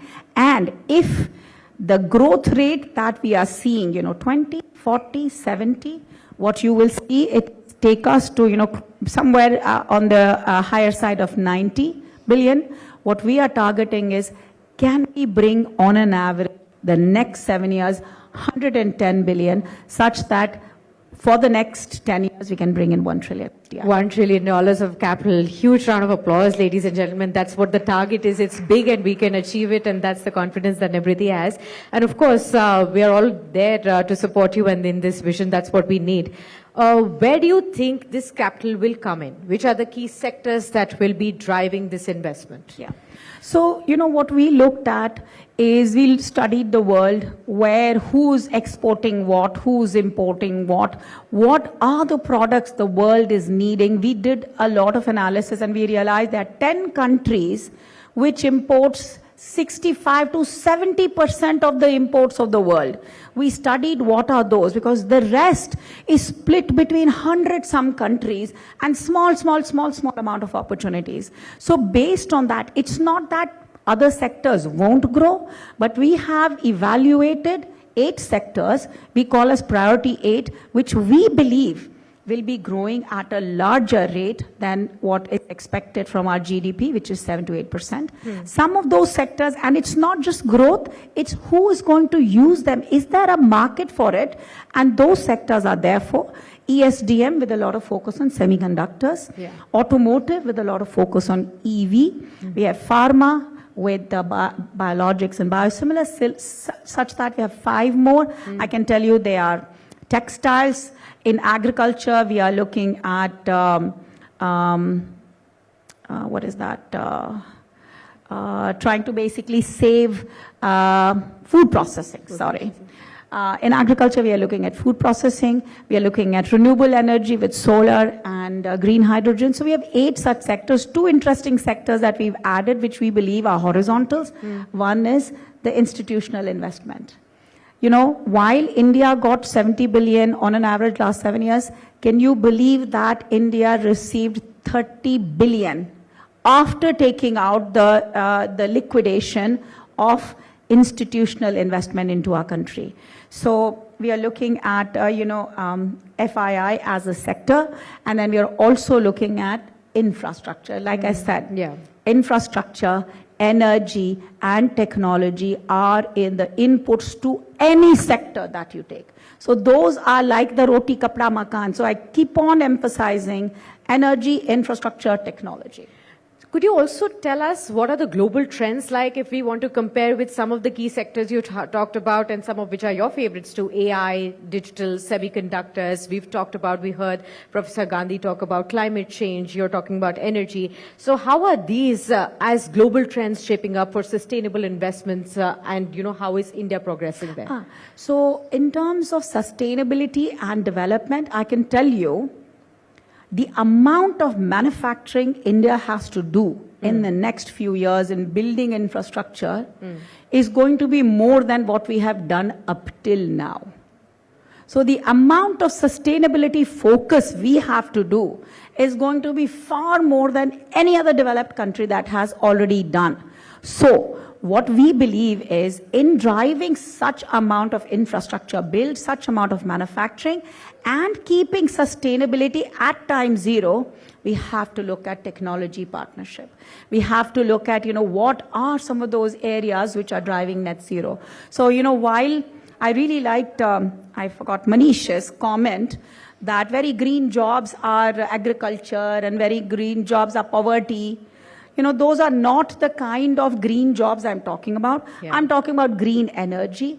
I'm talking about, semiconductor, leveraging water, but cleaning the toxic water. So, saving that water kind of a thing. So my focus is sustainability with capital, sustainability with technology, and sustainability with manufacturing. So I really believe those two are both objectives that we have to drive, and there's got to be a balance. Can I get the most optimal sustainability and manufacturing? No. So we have to look at a balance, and we have to optimize for both these variables with capital and technology.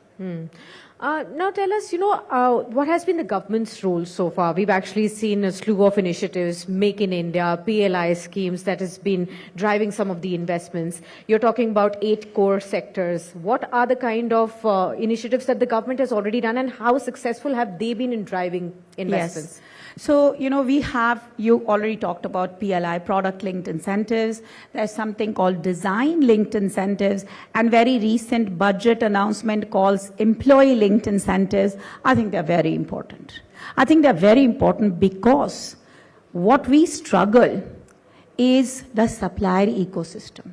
It is very easy to, let's say, offer a PLI and bring a Micron into India, but Micron has a supplier ecosystem. We have to work towards bringing that supplier ecosystem here. So to drive such kind of, ecosystem development, you have to look at holistically. It's very easy to see, a very exciting primary investor, but that primary investor has a bill of material which goes and talks about minerals, chassis, steel forging, plastic forging, those kind of things. Everything is important. So what the government is doing is look at the entire, and that Invest India is actually really pushing for it, that flip the bill of materials. Let's build a business case for raw materials. Let's invite those building block guys. For example, in semiconductor, I was just speaking to Bhavesh. It is very exciting to think of a TSMC, PSMC, UMC, whatever. But do you know what a semiconductor fab needs? There are 105 steps, and there are that times 100 suppliers. So we are working on those suppliers because those suppliers are not here. The other thing is, in terms of the tariff barriers, the non-tariff barriers, to bring in the suppliers, because, if you are not having the supplier ecosystem, you have to import. So we have to look at all such policies to bring a holistic ecosystem that the ecosystem thrives. So, Nivriti, what are the key challenges that still remain that you think we need to address as a nation, as a government, you as an agency, for us to be attracting even more than what we are already attracting as in terms of global investments and capital? And do you think any more reforms can also be done in these key areas that would probably speed up the investments that we're already getting? A very good question, because it's perfectly in time. Just about a week, 10 days ago, Sakshi, we had invited 110 MNCs. And we did it in a very structured manner. We actually sent out survey questions on what are some of the asks they have in terms of policy, regulation, skilling, talent, space, incentives, all those kind of things. You'll be amazed that the number one concern they had was supplier ecosystem. How can the government help build the supplier ecosystem? The second was simplification of some of these, policy regulations, the non-tariff and tariff barriers. What is amazing is, or disappointing is, sometimes other countries are levying non-tariff barriers on India when India is trying to work on, those supplier kind of drawing them into India. Simplification of policies is what they're asking us. Can you help us understand what we committed? The minister was there, commerce minister was there. What we committed is every sector, if we work jointly as one voice, semiconductor is one voice, automotive is one voice, textile or pharma, and then come up with, here are the asks, and this is what it does to the company, this is what it does to India. Oftentimes, when a private sector goes, and I'm including myself because I've lived 30 years in the private sector, oftentimes we know what the impact of this ask is to me. But can you translate this ask, what it will do to the country or to the government, such that you have a nice balance? This is good for me, this is good for you. Here is a optimal, local optimal, not a global optimal that we can live with. So those are the kind of things, I'm telling you, the government is very open, is listening. If you come up with an ask, which is both, this is what it does to me, this is what it does to you, I'm telling you, we are working. And the best part about, now I'm not pitching for Invest India, but we are a private organization funded by the government. We have experienced living and working as a private sector. Now we are part of the government. We can totally understand the private sector requirements. We translate into such that what the government understands and hears, and we have become a bridge. And I can tell you that we are working to address, for example, in the semiconductor area. The semiconductor company gets the PLI, but what about the components? So we are working with, specs and many other ways where even a component can get the benefit. Right. Last message, time's up already. What are you going to be telling that global investor who still has a lot of stash in their pockets, not willing to loosen up and not willing to spend in India? Trust India, partner with India, and prosper with India. That's what I want to say. Thank you so much, Nivriti. You've been fantastic, and you've been a fantastic audience as well. Thank you so much for this wonderful session. Let me please invite on stage Mr. Saurabh Majumdar to please come up on stage and present the memento to Nivriti Rai right here.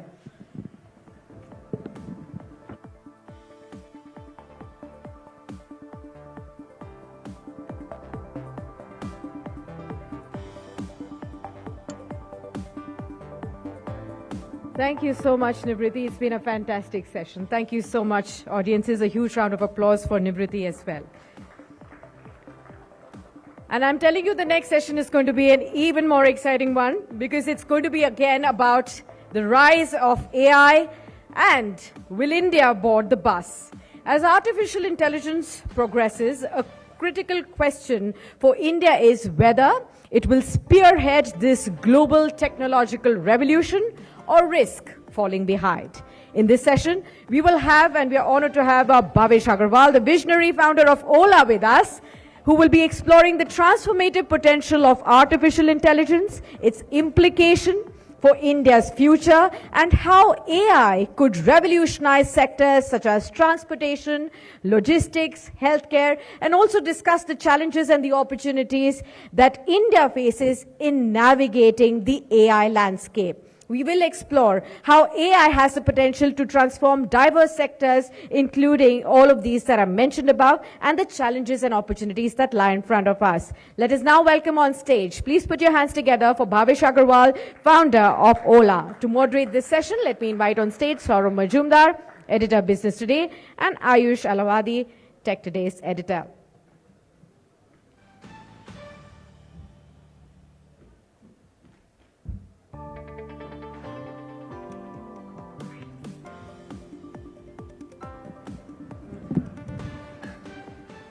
So when you have the rock star of India's new economy ecosystem with you, you will definitely have to brace for a very interesting session. And the interesting thing which Ayush and I were discussing before this also is that you got to be on your guard, because I know Bhavish now for quite a few years, and his his penchant for repartees is also strong. So we have to be on our guard. Kahin ye humko kuch na pooch le ulta. So Bhavish Agarwal, ladies and gentlemen, first of all, a very big hand for, and we meet Bhavish today on a day when his stock price has doubled since his IPO hit the markets, which is pretty different from some of the other storied startup IPOs we have seen not very long ago.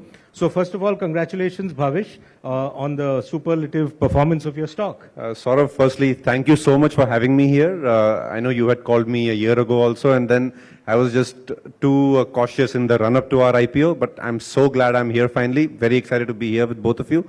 And on the IPO, like you said, when we listed, I'm new to the markets. I'm only 5 days old in the markets. But when we listed, I thought I had left some money on the table. But कि 30-40% हमने investors के लिए छोड़ा है, but I think the ways of the market are unique, and now who knows, it'll go up, it'll go down, but for us at Ola, the thrill and the focus is in value creation, not valuation. So चाहे वो private market हो, चाहे वो public market हो, we want to focus on genuinely building long-term value. And I've said this in a recent interview that we are in the business at Ola Electric, we are in the business of building for a sustainable future, and we want to build the company in a sustainable way, which is a profitable growth journey. So there's a lot of stuff to do there. We're still in the early days, but looking forward to doing that and getting all of your support. Like I was asking you before our session, Bhavish, as an entrepreneur, you're used to being free, you're the master of your own game. Of course, there are storied investors even in the private markets, which you had. But now with the public markets, there is a lot more scrutiny. There is quarterly pressures of earnings and performance. So how do you see this change? How has life been, or rather, what are you sort of apprehensive about, if at all? Actually, Saurav, we're not apprehensive at all, and it's just been 5 days, so it's fresh out of the oven. Yes. But the thing that I am feeling, the emotion that I'm feeling, is actually our responsibility, like you correctly said, has gone up. So far in the private world, we were dealing with institutional investors' money, private equity money, which was rich people's money. But in the public world, we're dealing with public money. चाहे वो retail investor हो या फिर mutual fund is also retail investor money. So it's India's common man's money. So the message I gave to my team also is actually now we are investing the common man's money. So we have to be extra thoughtful about it. We have to wear the burden thoughtfully on our shoulders. And hopefully with that, we also focus on making sure we take long-term bets and deliver long-term shareholder value. I think in terms of doing what we think is the future, that remains our DNA. And I whatever limited time I've spent in engaging with the street, engaging with the public markets, people want a future vision. People want to build, they want to be part of a story which is building the India of tomorrow. And at Ola Electric, that's our mission. We want to build India as a global EV hub. And in doing that, as long as we are investing wisely, investing for delivering returns, I think the street and the investors will give us that platform to really take long-term bets. And hopefully we can stand up to the scrutiny. And Bhavish, as you're scaling up the Ola vision, it's interesting to see how the company has really diversified over the years. Some would call you a disruptor, always going against the grain, right? When it came to disrupting the transportation sector, we had Ola Cabs. Then, as another Make in India product, we had, of course, what you're doing with Ola Electric, and then Kritrim as well. So what I want to understand is, and I'm not going to ask you the cliched question saying which is your favorite baby, but you did say that Ola Cabs is your pehla pyar, the OG Ola for you. Yes. But going forward, India at 100, if technology is the real driving force, what kind of synergies can we expect among these three companies?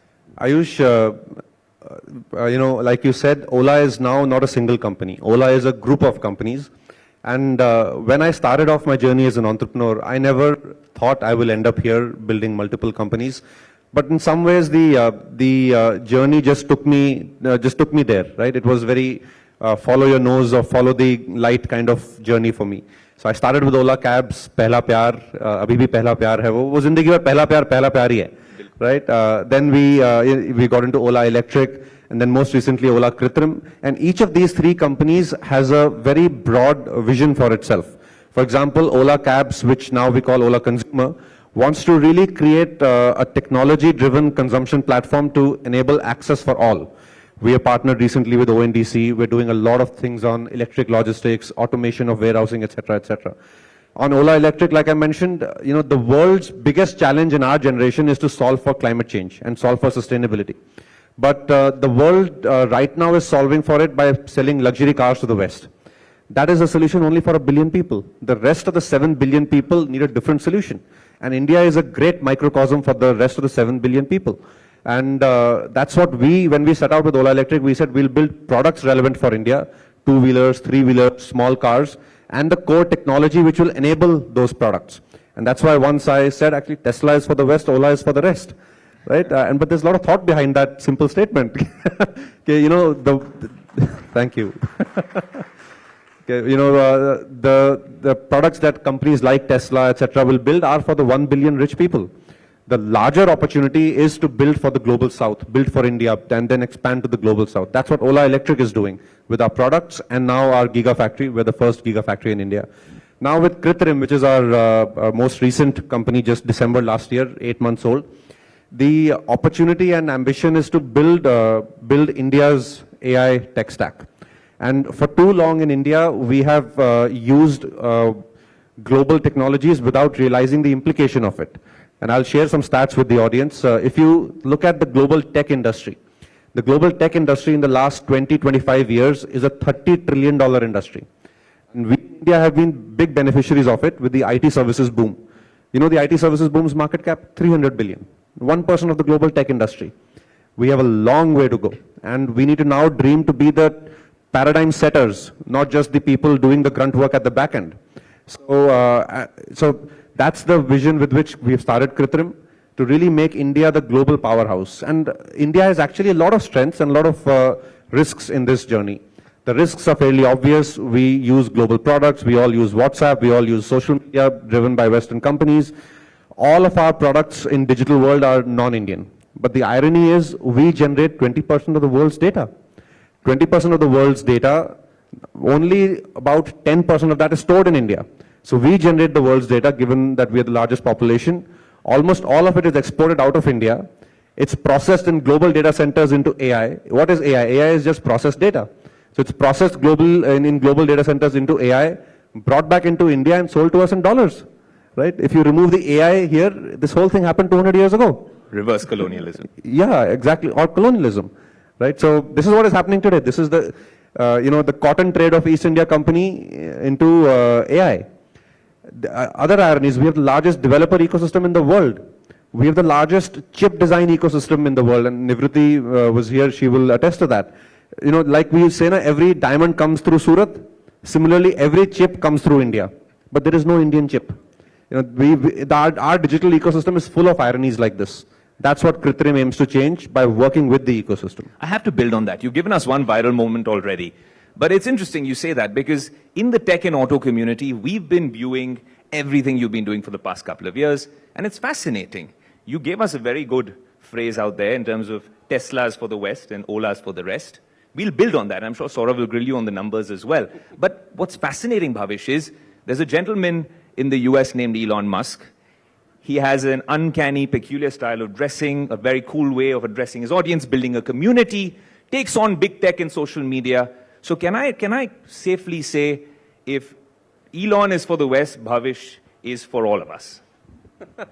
You know, I am just myself. I'm much younger to him. He is somebody who we all look up to. But, you know, I don't know why he does the businesses I do. he should try something new for a change. Let's probe you a little bit on this big tech. Sorry, I'm serious about it. I started Kritrim before he started his AI venture. That's true. And of course, we prefer the kurta pajama any day to the leather jacket. You know, if Silicon Valley people can wear leather jackets and black polo t-shirts, why can't we wear our kurta, right? And have long hair. But, we've seen this part of you even on LinkedIn when you started this whole talking about woke and how it is this woke culture, your views against it. What keeps you ticking on this? You like to provoke big tech, don't you? You know, sort of, I am a person who is very, I stand for what I believe in, right? And my life's journey, whatever little it has been that. You know, I started as an entrepreneur, fought Uber, came up on top, then built Ola Electric when everybody was saying कि तुमको manufacturing नहीं आता है, तुम क्या करोगे manufacturing? And people were saying कि India में EV का कोई market नहीं है, and look at where we are now to Kritrim. So in a way, you know, if the founding principle of a business is right and if your intentions are right, you will find your way. And for me and for Ola, our focus is always to leverage this India moment. You know, we are at the best, most exciting time of our life, in my view, where India is growing. The future is going to be built by Indians. 20% of the world's growth is in India. A lot of the young people are in India. So India is only going to increasingly set the agenda in the world. Now, what's happening specifically on the woke thing you said, you know, that's very peculiar about big tech and digital techs especially, because digital tech is not just about tech. It's not just about economic productivity. It's also about a certain cultural appropriation of a civilization. And you see today, because we use global platforms like Facebook, like Snapchat, or like Instagram, their debates are increasingly our debates. Their pop culture is increasingly our pop culture. If you see, maybe this generation not as much, but the Gen Z, or the Gen Alpha, or whichever generation is going on these days. You know, they are watching the global debates more than the Westerners themselves. So, and this is, digital tech is about economic productivity, and it's also about, conserving and promoting your own culture. And culture is not anything political. It's how we live every day. And it's very important for us in India to build our own tech stack accordingly. Now, what happened in that woke thing was, if you go to LinkedIn, it'll force you to choose your pronouns now. If you don't choose your pronouns, it'll refer to you as a they, right? And this pronoun political debate is not an Indian debate. That's what you protested against. Yes, because our culture traditionally has had a very broad acceptance for all kinds of people. But we've not made it into a political activism of pronouns and wearing your identity as a political tool. But this is the Western debate which is coming into India through these platforms in a very innocuous way. And this is what I don't believe this is the right thing for India. And unless civil society stands up, because these are not things you can regulate. So, but Bhavish, I have to ask you that. And as someone who's part of the generation that is adopting that narrative, just to figure this out, because we work in the media content space, your comms team must have told you that's not the ideal thing to do. You might come off as tone deaf to a lot of people, but you still did it. So what was going on in your head when you actually put up that post and called this culture out, woke consciousness or woke culture? I forget what exactly I called. Woke illness or something. I have my own honest assessment of that particular political ideology. And it is not about being an inclusive culture. We run the country's largest all-women factory. You know, our Ola Electric's factory is 100% women run. 100% women. Thank you. And we didn't do it for earning DEI points. We didn't do it for earning an ESG score. We did it because we thought it's the right thing. That in India, you need to set examples where people can get inspired by the fact that, oh, women can run an automotive factory. It's not a knitting factory, or it's not a electronics light touch factory. It's a heavy automotive factory. And we there have now almost 5,000 girls who are running the show. Now, you know, we given that we are very honest and clear about how we want to focus on diversity and our efforts, genuine efforts towards it, some of these things which are Western imports don't sit well. And while the PR team might say that this is not, but when did an entrepreneur listen to their PR team? Bhavesh, we'll carry on with the questions, but you know, as you had said that you're open to taking questions even from the audience. I think my colleague Siddharth Zarabi wanted to ask you something even as we talk.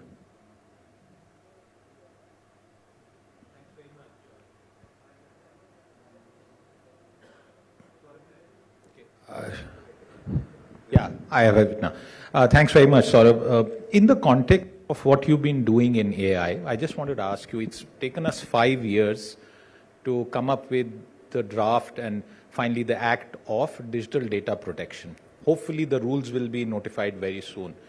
But there's a lot of concern that this law may not fully address the challenges that emerge out of AI.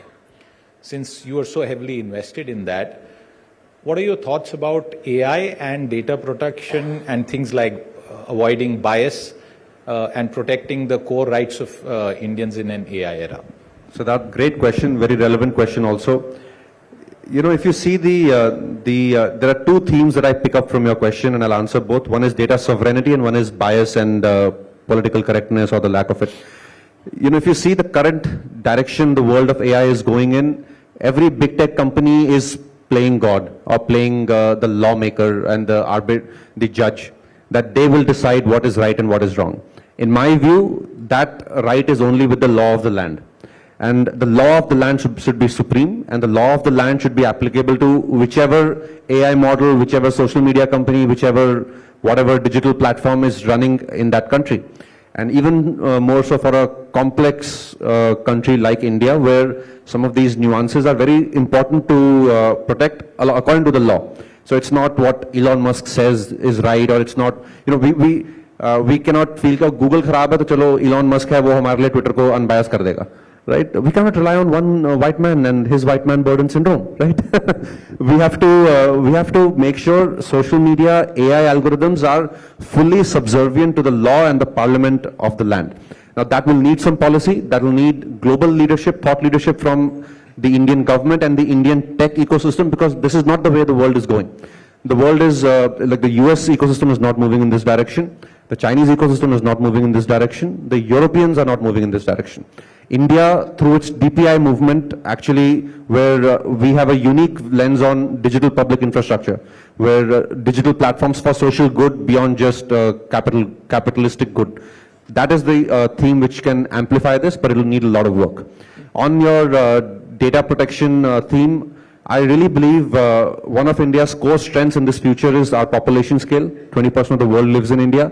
We're also more younger. We generate more per capita data than the average Westerner or the average Japanese guy. This data scale is our strength, and we need to bring strong policy and implementation of policy on data sovereignty, data residency, data management in the country, data decision making in the country. It's not just about the data sovereignty layer. The whole stack of data management needs to be through policy and through implementation brought into India. And that's what will really give us control to us Indians for our AI future.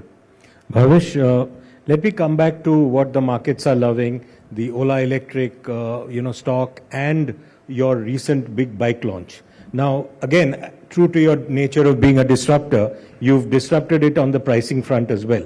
Now, that will obviously be, much of chatter will be generated among your competitors as well. Where do you see volumes in that sense on the bike side, given the fact that overall you will be snatching volumes from some of the competitors? Is the overall pie growing enough, and what's your sense on that?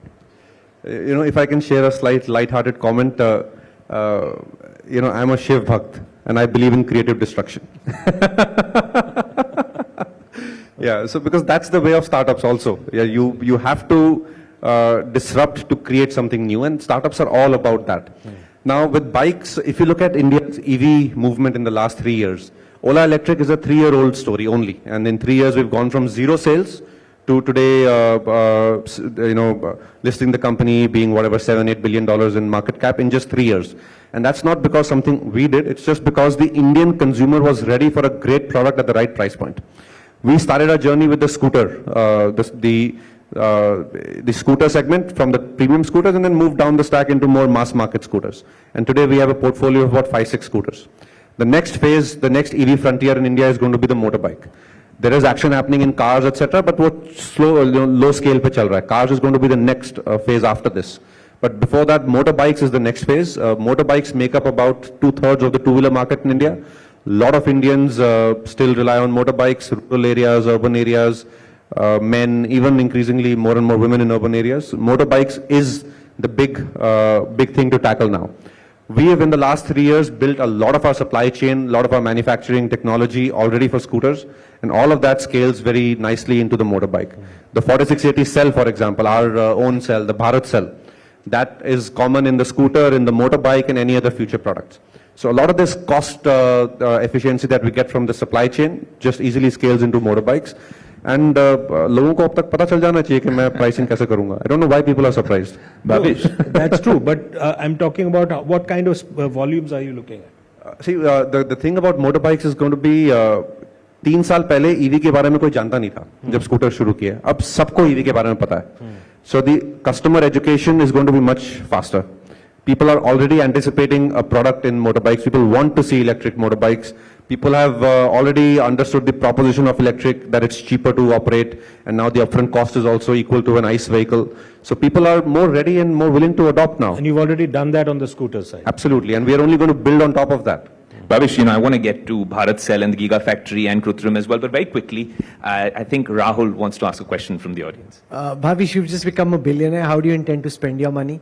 I saw that when you'd gone to the washroom, a lot of people were chasing you even there for selfies. So you're quite a youth icon at this moment. How are you dealing with your new popularity and fame?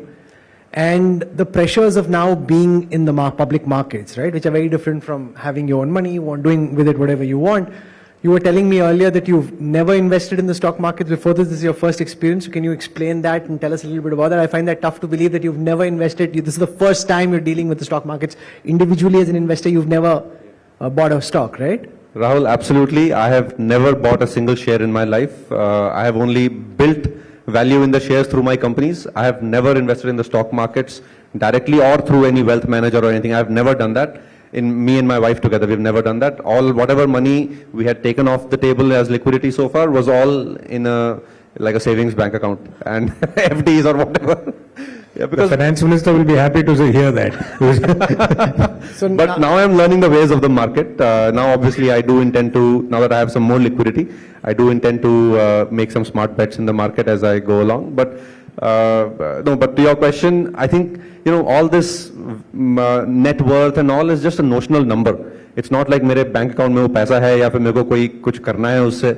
I still spend and I hope to spend all my weekends in my factory working on new products with my engineering teams, building new things. That's what gives me satisfaction, and that's what drives me that's what drives me. And if I can call it, that's my swadharm, कि मुझे अपना जो मुझे अच्छा करना आता है, build technology, build products using technology, I want to contribute with that. So what are you looking to buy or spend your money on with all the dollars that you've just got notionally? How do you intend to spend the money? More factories, more data centers, more tech, more AI. More tech, more AI. Bhavish, the gigafactories as well, and this is one question I wanted to ask you early on. With the Bharat Cell, which you showcased at the keynote very recently, it's no mean feat. The nomenclature, the fact that it's being made in India, and it's something that the world hasn't seen before. How crucial do you think that is to your plans of putting Ola and India on the global map? And really, that the EV hub that you're talking about, that really translates to reality with that. Ayush, a very relevant and important question. One of the big changes in our life is the energy paradigm is going from a petroleum paradigm, which was a mining and refining paradigm. You used to mine petroleum and refine it, or mine the oil, take out the oil and refine it, and then burn it. This was the energy paradigm of our last 100 years. It's going from that to renewable generation and energy storage. And energy storage and renewable generation is not a mining, refining and burning paradigm, it's a technology paradigm. And that's where India has an opportunity overall to really get into the cutting edge of this technology revolution. This, just like semiconductors is all about technology, it's not about silicon or the sand. Similarly, lithium is not about the commodity called lithium. It's about the way you build technology, the way you build chemistry, the way you build the physics around it to really create products and sell technology which is cutting edge.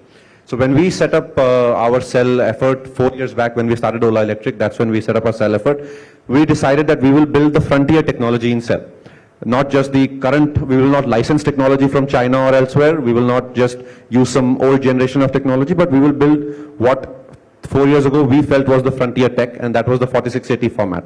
It's much bigger, more energy dense, much faster to charge, and then from here on we can go into solid state cells, etc., which are the holy grail of energy storage in modern world. And that's what we've done. We have now set up India's first gigafactory. For stats, for the audience, the world has about 2,000 gigawatt hour of production capacity. Almost 90% of that is in China in terms of cell production. India has 1.5 gigawatt hour, that is mine. I do hope to set up about 100 gigawatt hour through the course of this decade. Hopefully other people also set up more. So India for its own energy transition in grid storage as well as automotive will need about 1,000 gigawatt hour over by end of this decade or early next decade. And we should aim to build all of that in India and actually have more to sell to the world. One question linked to the 4680, Bhavish, as we wind up, is essentially how, since you are now going to start, all your new bikes will be coming, or scooters will be coming out with the 4680 from 2025, you said that. How much of a pricing difference again will that make, since you're now making your own battery? And also life after the FAME subsidy, just coupling that together. Both. See, on the cell is the costliest component of an EV. It's the heart of an EV. In the ICE era, the position that an engine had, an engine, one would remember, just automotive company के पास engine होता था, उसकी गाड़ी अच्छी होती थी. Similarly, in the EV era, that's the cell. Because the cell defines the weight, it defines the range, it defines the charging speed. The charging speed is not a function of the charger, it's the function of the cell. So all these things of your vehicle depend on the cell. And the cell costs about 1/3 the cost of the vehicle, just the amount of cells that go in. And if we make our own, we will be able to make it about 25-30% cheaper. So all of that margin saved will go to my bottom line. And life after FAME subsidy, see, the FAME subsidy has anyways reduced significantly in the last 2 years, and the government has indicated a tapering off of it. We are very supportive because the industry has responded positively. Industry continues to grow as the FAME subsidy continues to come down. So in our view, another 2-3 years, industry will be able to stand without any FAME subsidy. You know, Saurav, we thought we'd start this session in a different way. And I thought we should say, kursi ki peti bandh lijiye.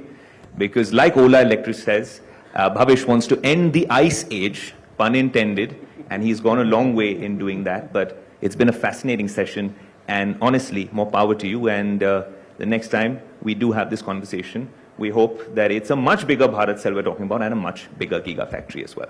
And the investors are watching, of course.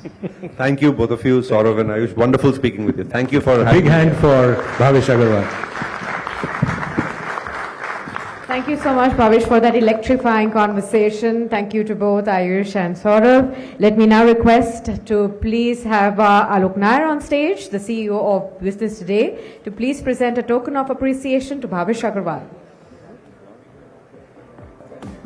Huge round of applause, ladies and gentlemen.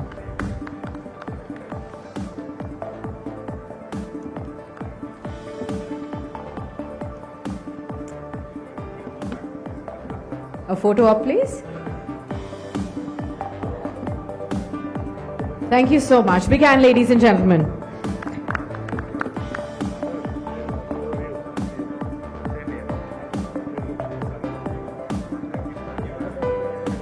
All right.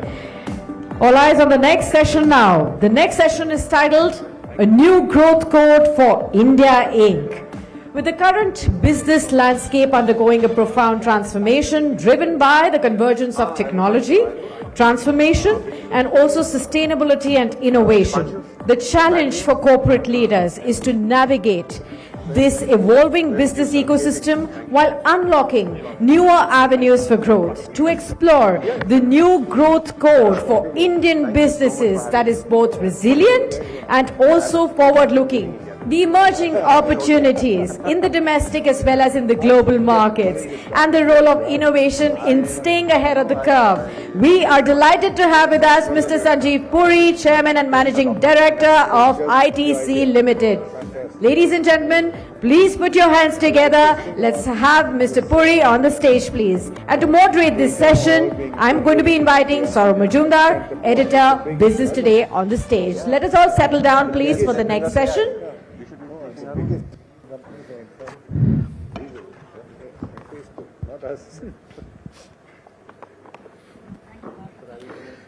So Mr. Puri is now going to get tired of me since we've interviewed you many times. I have done this now for 2-3 times in succession. But there's so much to talk about, Mr. Puri, and not just about ITC or CII, but about the India aspiration, which is actually the point of discussion this evening.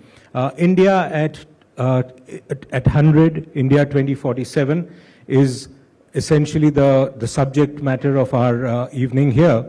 But let's start with something which is more recent, the Union Budget. Now, the budget is seen as having laid the foundation for some things which can be then taken forward over the next few years. What is your sense from an industry perch of how the budget has managed to do this, and what are the things you think the budget helps building on?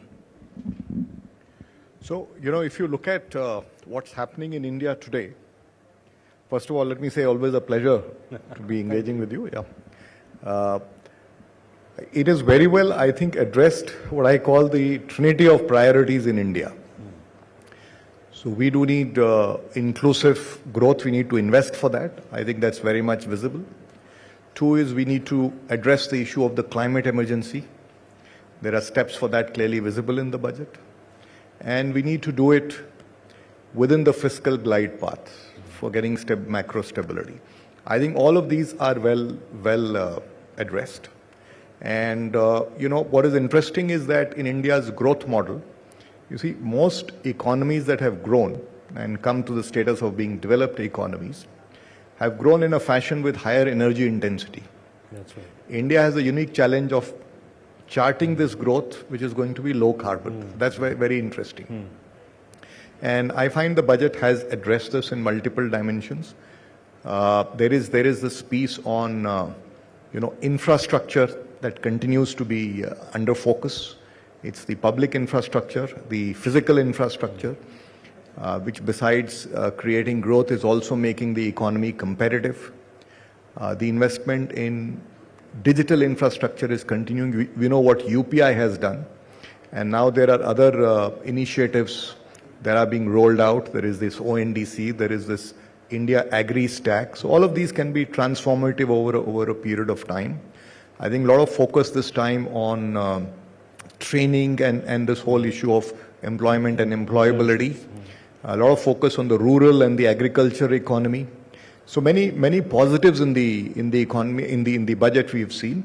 And it's really, I think, it's like building on the path that was set in earlier budgets and building on the path, taking the next steps so that the growth is sustained and we subsequently, take it to the next level of growth. So the subject of this particular discussion between us, Mr. Puri, is a new growth code for India Inc. Now, you represent one of the country's foremost corporations, a company which is truly one of India's first true multinationals in that sense. What do you think Indian industry needs to really do in terms of becoming truly powering that Indian global ambition of, by 2047, where we will be as a developed nation, the Viksit Bharat dream? How do you think corporate India can truly power this? Because so far, even the economic survey mentions that the private sector really needs to come forward and participate in that entire endeavor. Okay, as I mentioned earlier, the economy is doing well today. And it is doing well, I think, on one hand, very clearly on account of good, purposeful policy interventions. And I think also India Inc. is partnering the growth. The investment as a percentage of GDP, private investment, is higher than pre-COVID levels. The investments are happening, jobs are getting created. There's no doubt about it. Of course, to get to our ambition of Viksit Bharat, I think the strong trajectory needs to continue. The trajectory on livelihood creation needs to get stronger. So these are areas where enterprises as large economic organs of society needs to partner the government in doing so. And and Indian industry is very much vibrant and keen to be a partner. So what is it that Indian industry needs to do? What we are looking for, the path of the growth has to be, as I said earlier, inclusive and sustainable. And that's the kind of model that India Inc. has to look at itself. And the growth has to be aggressive. It has to be a very high level of growth, similar growth rates sustained up to 2047, which is not easy. It's there. So it requires all components of the economy, agriculture, services, manufacturing, large enterprises, small enterprises. I think all of them have to fire. And equally, we not only need to develop capacity to serve Indian markets, but we need to be a bigger player in global markets. We're just 1.8% of global trade. So we need to. So therefore, if we are to achieve this, what is it that India Inc. needs to do? So let me just talk about 3 or 4 quick points quickly. One is, I think it's important for inclusive growth and sustainable growth that this whole idea of stakeholder value is taken as part of the DNA of an organization, is taken as part of the core of corporate strategy. It has to sharply move away from mere simplistic shareholder value. And the strategy has to simultaneously create, and this is something in ITC we've practiced for 2.5 decades, not only economic value, but social capital and environmental capital. And there is no contradiction.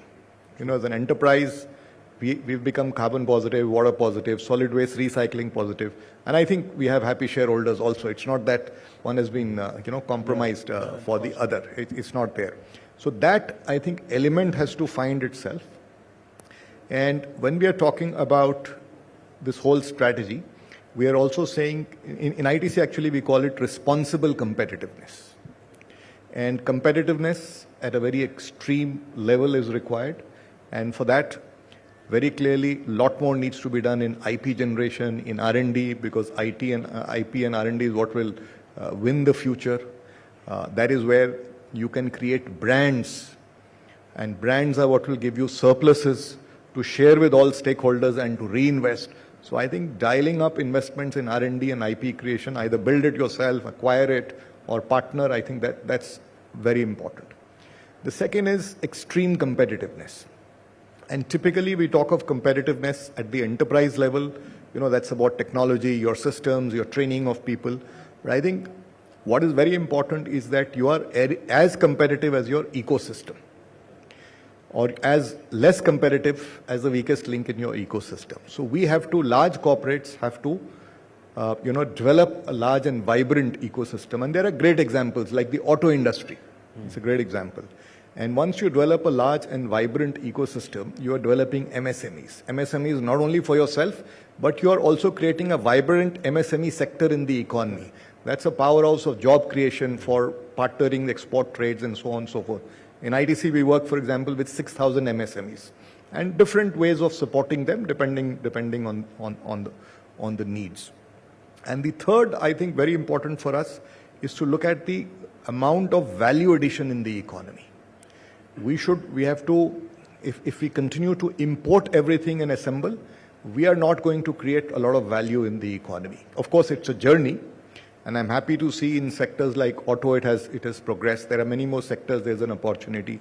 We in ITC do it very consciously, and today over 90% of our value addition actually is in the Indian economy, because we develop our ecosystem.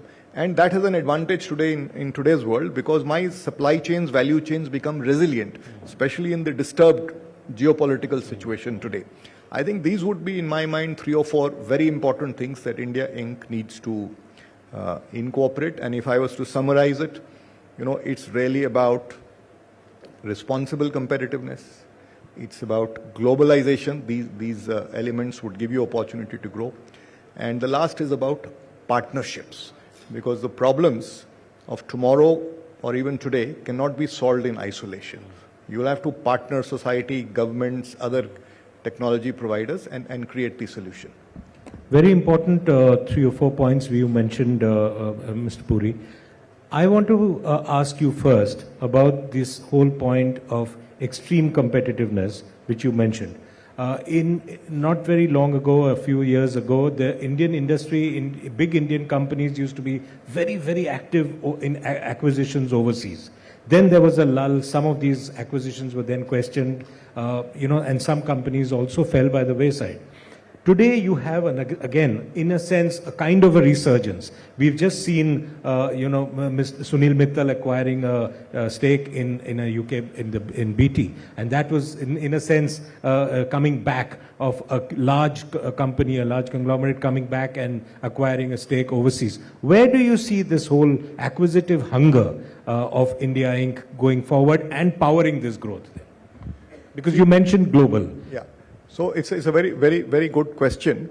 So I think being part of or increasing our participation in global trade means that we have to participate in global value chains. 70% of global trade is global value chains. Now this can be done through acquisitions. It can be done through partnerships for technology or market access, and it can also be done on a build model. I think all 3 models have to be deployed depending on the situation and the case. And I think today, given the developments that have happened in the Indian corporate sector, and with the macros being good in India and better balance sheets, better access to funding, all of that, and Indian Inc. is also far more competitive and far more advanced than they were earlier. I think it's the platform is very well set for India to have a greater play in global value chains through any of these 3 means. I think one of the very important enablers, of course, is, and that's something I think the government is also very aggressively pushing, is the signing of FTAs, right. because those becomes impediments if you are not to participate in a global value chain, if you are unfavorably placed vis-a-vis tariffs are concerned. So I certainly see more and more of this happening. The other point you mentioned, Mr. Puri, is that of value addition. How much of value addition is really happening within the country? I am now, tempted to ask you, therefore, about the PLI scheme. Now, in the PLI scheme, there are certain sectors which have seen a lot of activity, for instance, mobile telephones, etc. But it's not really percolated to many other sectors. Would you like a broader review of the PLI scheme from the government side, with more and more job creating and value adding sectors added, for instance? Yeah, I think the PLI at an overall level, I think, has worked well. You're seeing investments, you're seeing jobs. Electronics is a great example. I think we certainly need to use that platform now to take it to the next level of greater value addition in the economy. And what I would like to really see going forward is, because India also needs to generate livelihoods at scale, and I would say livelihood at scale and also improve farmer incomes. Both have to happen. So as far as livelihood at scale is concerned, we really need to press the pedal on sectors that are heavily indexed on labor. Right. Where labor to capital ratio is much more is higher. Sectors like toys, apparel, footwear, even tourism, which is also seeing buoyancy today, yes. And food processing, which is also an area under PLI. So these are some sectors that are labor intensive, and I think these are the sectors that certainly require more impetus to be able to take it to the next level. And I think from a policy perspective, there are also certain enablers from the next set of next generation reforms, the factor reforms. All of them actually fall, most of them rather fall at the at the state level. I think some of these are also going to improve the competitiveness of the economy, and therefore some of these sectors will also get impetus through some of these factor reforms besides the PLI schemes. In a conversation with you, Mr. Puri, we cannot help but ask about consumption, which is the sort of pet problem which India has faced for some time now. Of late, rural consumption has seen an uptick, and FMCG companies like yours has also have observed it. What is your sense? And IMF has also made a comment on consumption coming back in India. What is your sense about where consumption is headed? Do you see this as a sort of sustainable increase, or do you think there's still time to wait and watch? Okay, let me start by saying, in the context of the challenges on consumption the world is facing, and even the region is facing, and I have had occasion to look at data on consumption in some markets that are proximal. Now, in many cases, it's under much severe stress. There is a shrinkage now trying to get back to pre-COVID levels. Compared to that, we are today debating the quantum of growth. True. So we are far ahead, and I think that we are on the right trajectory because investment is happening in the economy, jobs are getting created, and it's setting in place that virtuous cycle. And over passage of time, as the cumulative effect of all these comes, I think consumption is bound to pick up. The other factor to remember is that one of the reasons why rural has been impacted is that the weather has been very unkind, and rural economy is heavily indexed to the weather. Now we are seeing a favorable situation as far as weather is concerned for this crop, and hopefully, we will see better situation going forward, and all these augurs well for consumption. So we are seeing an improved trajectory. But I think some of these factors will make it better. What I, however, want to say is that to build resilience what is important is one is of course what we are seeing now. How do we really build resilience in the rural economy and create a thriving rural economy that will actually have a more sustained trajectory and a far more robust trajectory on consumption? I think we need to address this issue of building resilience in agriculture. Because extreme weather events are here to stay. Weathers will keep on fluctuating, and there are experiments done, and I can tell you that, not experiments, I think large-scale deployment being done. We have in ITC what is called the Climate Smart Agriculture Program, started several years back. Now 70% of the districts which we started earlier are in high resilience and high yield, where GHG emissions have reduced up to 60%, and farmer incomes have improved from 60 to 90%. And what exactly does that segment do? Well, it's a package of practices, agronomy practices, the right varietals, and so on and so forth. So you're saying that if you do that, if companies look at such smart agricultural projects, it can make a difference. It can make a difference. And the second thing I think is required for the rural economy, because we have large numbers there. There has to be income diversification also. So one of the things is also to press the pedal as far as skilling is concerned or social infrastructure is concerned on rural India. And given the better physical and digital connectivity, I think I think the time is now right to visualize certain integrated rural development hubs around a cluster of villages. When somebody in the village has to come to a town to access services, whether it's education, skilling or health, is expensive. He has to stay there. If it's a hub, he can, for example, travel during the day, go back in the evening. So we need to create some models like that will empower the rural economy, maybe also educate them on entrepreneurship. So micro enterprise can also thrive. And if you look at farming, for example, it's an area where a lot of technology is coming in. A lot of agri-tech solutions are there. And government is also promoting drones, for example. We have this Drone Didi program. But there are many such solutions available, and each farmer cannot afford it. So can we visualize micro enterprises which will have farming as a service? So some of those models have to come in to create a thriving rural economy. You mentioned, before we wind up this discussion, Mr. Puri, you mentioned extreme weather events. Of course, that's a critical area. And earlier in the evening, we had a discussion on climate change and, the entire green transition. What do you see as the critical challenge in India achieving this? Because you are CII as well as ITC is deeply entrenched in studies of this sort. So what are the critical challenges? Because there are huge challenges both in terms of funding and real challenges on the ground. Absolutely. I think, first of all, let me say that today there are fair bit of economically viable solutions. And first of all, there is a great opportunity for us to implement at scale some of those viable solutions, embrace it. Of course, there is this piece that there are areas where viable solutions are not there, carbon capture, storage, and so on and so forth, hard to abate sectors. So industry needs to develop those solutions, sometimes in partnership with the government, sometimes on their own. And the third piece that we need to look at is really the piece on adaptation.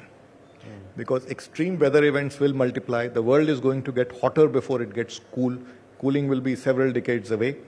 So how are you going to thrive in a world that has more floods, more cyclones, more droughts? Exactly. Like I spoke about agriculture resilience, we need to look at resilience of urban infrastructure. Weather rains are changing. We see what happens in Delhi. So how do we deal with adaptation? And there are solutions for that. I think that's a pressing need at the moment. How are we going to create water security? We heard Bangalore was in the limelight. Delhi also has its share of challenges. And again, there are solutions. This Gaud river region near Mumbai, it's near Pune actually. Several years back, it had a negative water balance. And I'm sharing this from our own experience. We worked with stakeholders for 5 years. And after 5 years, it has become a positive water balance. And we are doing it in other areas also. So adaptation is an area that we need to do. We need to create models to be able to forecast climate risks. And we've used AI to forecast climate risk at a decadal level. And based on the risk on a location, you take the corrective action. Now, as far as funding is concerned, yes, there is a challenge of patient or green funding. And that certainly needs to be solved, especially for MSME. And I think there is, in fact, a bigger opportunity to unlock the potential of private capital. Now, private capital can be unlocked by, one hand, removing the frictions in the system so that the viability of investments comes. And second, creating the whole system of incentives and penalties so that the economic viability again comes in and therefore the investments happen. So I would say we have to solve for green financing and through multilateral institutions, blended finance, and at the same time unlock the potential of private capital. Both of these need to be done. True tradition, Sanjeev Puri focused with clear solutions to many of the problems. Thank you very much, Mr. Puri, for speaking to us. A big hand for Sanjeev Puri, CII President and ITC Chair. Thank you, Saurabh. Thank you very much. Thank you for it. Thank you. Thank you so much, Mr. Puri. Please be on the stage for a little while, sir. Let me request Mr. Alok Nair, CEO Business Today, to please come up on stage and present the token of appreciation and a memento to Mr. Sanjeev Puri. Big round of applause, ladies and gentlemen.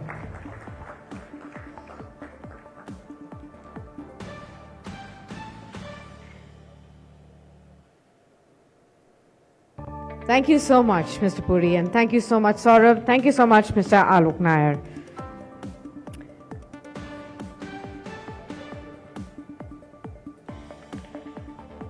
Ladies and gentlemen, and time now for our next session that's going to be an equally exciting one, a new India through the world's eyes. As India continues to make significant strides on the global stage, understanding its evolving role in the world economy becomes increasingly important. For this session, we are honored to have amongst us Dr. Krishnamurthy Subramanian, Executive Director, International Monetary Fund, who will be providing a comprehensive overview of India's evolving role in the global economy. We will explore how India's economic strategies are perceived on the international stage and discuss the opportunities and challenges that lie ahead as India aspires to become a leading global economic powerhouse. His insights will also be invaluable for understanding how India can leverage its strengths, to achieve a sustainable and inclusive growth. Let us put our hands together to welcome on stage Dr. Krishnamurthy Subramanian, Executive Director, International Monetary Fund. And we are going to be having a presentation, and also we are going to be having a session with Saurabh Majumdar as well. So let's welcome Dr. Krishnamurthy Subramanian. Huge round of applause, ladies and gentlemen.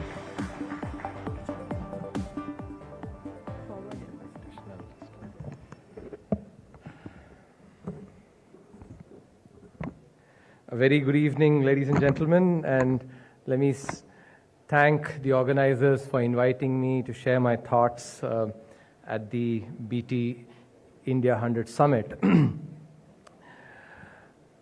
I'm sure many of you would have seen some of the social media posts on my recent book, India at 100. So I'm going to share briefly some of the thoughts in the book, and then hopefully we can take some questions. So the bottom line, I am estimating India to be a $55 trillion economy in 2047 when India turns 100. I'm sure many of you will find this goal audacious, but I'll hopefully in the next 10 minutes and then during questions I can convince you that this is achievable. Let me start with a couple of examples. Take Japan from 1970 to 1995. The Japanese economy in 1970 was $215 billion. By 1995, its economy had multiplied almost 25 times to $5.5 trillion, 25 times multiplication. Now, this was not a period where it was a honeymoon for the Japanese economy or the global economy. I'm sure many of us recall that the 1970s were a period of war, the Vietnam War. There was also the oil shock and the hyperinflation that happened, the Volcker phenomenon, very high double-digit interest rates in the US, all of which had an impact on global demand as well. So the Japanese economy was able to grow 25 times during this period, despite the challenges that inevitably came. Secondly, if we take the Chinese economy, from 1996 to 2021, another 25-year period, the Chinese economy grew 22 times. Our economy in 2023 was about $3.3 trillion. And so I'm projecting a much lower increase in the size of the Indian economy, about 15 times to 55 trillion. But let me take you through the economics that underlies why I think this is, a prediction that is indeed achievable. If you look at Japan from 1970 to 1995, that period, the Japanese yen appreciated almost 4 times, from 350 yen to the dollar in 1970 to 85 yen to the dollar. Now, I am not projecting anywhere close to an appreciation of the currency, certainly not 4 times appreciation of the rupee. What I am estimating, and if you get a chance to take a look at the book, as is my training, I have provided data and economic logic to back every estimation that I have, whether it is the growth that can happen in real terms, whether it is the depreciation of the currency, all of that is backed with data and evidence. After all, as a researcher, I've been trained in the Sherlock Holmes philosophy to never theorize before you have the data. So let me explain to you the economics behind this prediction. If we can grow at in real terms at 8% from here on, and I'll spend some time explaining to you why I think that is a growth target that is ambitious, but it is achievable. If you look at the rate of inflation that has prevailed in India from 2016 onwards, and when we celebrate the centennial year, when we will write India's economic history, 2016 will be a very important year, because that was the year India implemented its inflation targeting regime. Pre-2016, India's inflation was about 7.5%. Since 2016, up until March 2024 data, the average inflation has been precisely 5%. In other words, there has been a decline in inflation from 7.5% to 5%. And that is why I am going to take the estimate of inflation into the future as 5%. As you all know, the inflation targeting regime requires the central bank to target inflation at 4% plus minus 2%. In other words, in this band between 2% to 6%. So not only is 5% in the, in the higher number, it is also the case that the historical average inflation from 2016, when the inflation targeting regime was implemented, inflation has been 5%. So it's a very reasonable estimate, therefore, that the inflation going forward will be, will be 5%. Now, one of the fundamental tenets of international economics is that a currency that experiences higher inflation is one that will also experience higher depreciation. Why? Because in order to keep the real value of the currency the same, in other words, the purchasing power the same, or therefore saying that there is no real appreciation of the currency, if the currency that experiences higher inflation, what will happen is the purchasing power of that currency will decline, and therefore, in order to offset that, the currency has to depreciate more. So this translates, therefore, into a one-to-one relationship between the inflation in the currency to the rate of depreciation. So I hope now you're able to see that the decline in inflation from 7.5%, which is what the rate of inflation was from 1991 till 2016, decline from 7.5% to 5% will have a decline, concomitant decline in the rate of depreciation. Now, when you look at the data for the rate of depreciation of the rupee every year, from 1991 onwards, the rate of depreciation has been historically between 3 to 3.5%. Now, this was a period where, as I said, the inflation had been 7.5%. US inflation was 2%. So the difference between the two inflations was 5.5%. But there was real appreciation of the currency at about 1.5%. But that was drowned by the higher, the difference in inflation, leading to depreciation of 3 to 3.5%. Now, ceteris paribus, keep everything else the same. Just take into account the fact that India's inflation has declined from 7.5% to 5%. Therefore, there will be a 2 to 2.5% reduction in the rate of depreciation.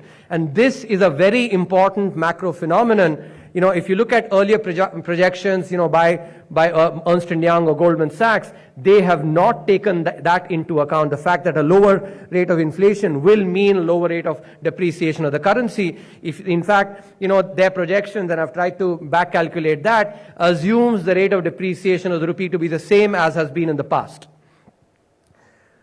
So compared to 3 to 3.5% depreciation that has prevailed, a reduction in inflation by 2.5% will mean substantially lower rate of depreciation. As I said, I am not projecting the rupee to appreciate. That can happen. It can happen because the US rate of inflation actually may be higher than 2%. I've assumed it to be 2% because the fiscal situation is far different from what it has been in the past. Not just that, there could be other tailwinds and maybe potentially headwinds also that could come in. So I'm not projecting, any real appreciation of the currency, but a significantly lower rate of depreciation instead of 3.5% at 1%. So now let's do let's do some number crunching mentally. I know this is the end of the day, but if I can be excited about this, having spoken about it a few times, I'm sure I can see some excitement with all of you as well. So let's do this number crunching. Be with me. 8% in real terms, 5% inflation, 8 plus 5 is 13% in nominal rupee terms, right? Now, when I have to estimate the rate of growth in dollars, I have to subtract the rate of depreciation. Why? Because depreciation reduces the value in dollar terms when compared to rupees. So let's subtract the 1% rate of depreciation. As I explained in the book, I'm actually projecting the rate of depreciation to be 0.5%, but here in the calculations, I'm being, a little bit more conservative so that I can work with round numbers. So 13% minus 1% is 12% in dollar terms. In other words, this is nominal dollars, by the way. This is not real dollars, nominal dollars, 12%. I'm sure, this this audience is intelligent enough, expert enough to know the rule of 72. I'm sure you've actually, done your calculations and doubled your money many times. So the rule of 72 basically tells you how many years it takes to double your money. Let's apply the same thing. 12% growth in dollar terms, rule of 72 means that GDP will double every 6 years, From 2023 to 2047 is a 24-year period. So if GDP doubles every 6 years, there are 4 doublings. And now, as I said, GDP in 2023 was slightly less than 3.3. Let's take it to be 3.25. So from 3.25 to 6.5, that's the first doubling. 6.5 to 13 is the second doubling. 13 to 26 is the third doubling. And 26 to 52 is the fourth doubling, which is close to the 55 trillion number that I've precisely estimated in the book. Now you can see if there are only 3 doublings, which is what will happen if I change the math a little bit, especially assume the rate of depreciation to be, 3.5%, then you are basically getting growth in dollar terms at 9%. At 9% dollar growth, your GDP doubles every 8 years, in which case, over a 24-year period, you only get 3 doublings, which takes you to 26. So as you can see that one of the crucial, this is in some sense the power of compounding. What the Japanese economy, what the Chinese economy enjoyed was this power of compounding. And if we can grow at 8% as well, with 5% inflation, we will enjoy that power of compounding as well with the lower rate of depreciation. And over a 20-25 year period, fundamentals have to show up in the economy. And I've tested this, by the way, over various periods. In the book, I've shown tests over various 25-year periods, but I've tested it for past 20-year periods. I've tested it for 15-year periods and 10-year periods. And interestingly, what I find is that this framework does not work very well for 10-year periods. In other words, when the horizon is shorter, it doesn't show up as well. But over 15-year, 20 years, and 25-year periods, it works very well. The actual predicted depreciation and the actual depreciation are very close to each other. And that gives me, therefore, the confidence that what I'm estimating, for the future is credible. So let me just spend just a couple of minutes on the important, goal or the important ambition of 8% growth. Now, while writing the book, I spent a lot of time thinking about, can India indeed grow at 8% for 2.5 decades, 23 years? That's a question that will come to everybody's mind, and I spent a lot of time contemplating on that, reading a lot as well. And one of the important takeaways for me, which is what actually I have shared, in the book with you all, is that many times when we try to think about about economies, we subconsciously or consciously have growth patterns in advanced economies at the back of our mind, because a lot of economics that we've learned is from basically growth patterns in the advanced economies. And here it is critical to understand that when it comes to the advanced economies, their growth over the last half a century or so has primarily come from productivity growth in the formal sector firms. Why? Because when you think about growth is basically just a function of 2 things: the rate of investment in the economy and the productivity. Or productivity is basically what is the return you're making on that investment. Now, these advanced economies have done their investment. They've built their bridges, their airports, their ports, all the stuff. So the investment is almost saturated. As a result, the growth has come primarily from productivity improvements because of, the economy has been almost formalized. And this productivity growth itself has come from shocks to productivity, which is, if you take, for instance, the late 90s, it was the internet that actually generated that productivity shock, increased productivity. Later in the 2000s, it was the outsourcing phenomenon, outsourcing manufacturing to China, services to India, that provided the next productivity shock. And now, in the advanced economies, people are talking about generative AI as providing that productivity shock. In other words, what I'm summarizing here is that in the advanced economies, it is productivity shocks that have actually led to increases in productivity, thereby growth in these economies. But that is where the Indian growth pattern will be different from the advanced economies, because for one, we have still a very large informal sector. Estimates vary, but anywhere between half to two-thirds, or even some estimates put it about three-quarters of the economy is still informal. And I'm sure, this audience does not need me to convince that productivity in the formal sector is significantly higher than productivity in the informal sector. So one of the key drivers of productivity growth will be the formalization itself, which itself has, that has already started happening through the public digital infrastructure that we have, and related, whether it's the, OCEN or the, ONDC, all these that are actually being created, these are all will really help bring formalization in the economy. That's the first driver. The second driver, and so the first driver basically was not there for a advanced economy. This is something that is very peculiar, to economies like India, China, etc. Second, if you look at even within the formal sector, firms in the formal sector, Indian firms in the formal sector are much less productive compared to their global peers. And this is something, which this audience actually will hopefully think about and, and work on. Estimates again vary here. Some firms are actually about, let's say, 1/3 as productive. Some are maybe 1/4 as productive. But that also provides a large runway for productivity growth and catch up with the global peers. And here again, the momentum that we have on two things, which is innovation and entrepreneurship, are really critical. I want to just give you a little bit of, data on this so that you can see that, all of this I'm sort of estimating in a very credible way. If you take entrepreneurship, new firm creation using the World Bank data from 2004 to 2014 was 3.2%. The same rate of, this was the CAGR growth, in new firms, World Bank data. Same World Bank data from 2014 onwards, new firm creation is orders of magnitude higher. As a result, you actually have the third largest entrepreneurial ecosystem in the world, more than 100 unicorns, and, and that will actually help with productivity growth in the formal sector. Why? Because not only do entrepreneurial firms raise their own productivity, but they also push incumbent firms. It's as if incumbent firms are on a treadmill and they have to continue running on the treadmill in order to stay where they are. Otherwise, they lose business. And therefore, that is something which will actually also help productivity improvement. Secondly, innovation. We covered this in the economic survey in 2019-20. For the first time in 2019, India entered the top 50 countries in the Global Innovation Index.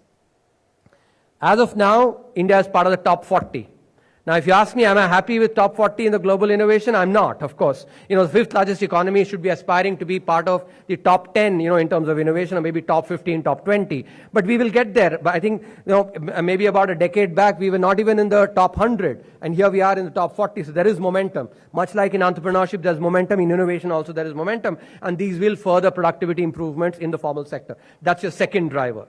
The final driver is essentially, is an aspect that, is very close to my heart, which is, as a financial economist, which is credit creation in the economy. Here, let me give you some data, and hopefully, at least this data, among many other pieces of data that I'm giving you, will stick with you, because this is really a very, very important aspect. So if you look at the ratio of private credit to GDP, which captures the extent of credit penetration in any economy, for India, in 2020, the private credit to GDP ratio was 58%.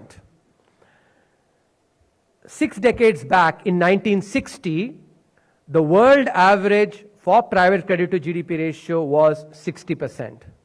Just reflect on that for a minute, that we are 6 decades behind in credit penetration, at 58% in 2020, when the global average for private credit to GDP ratio in 1960 was 60%.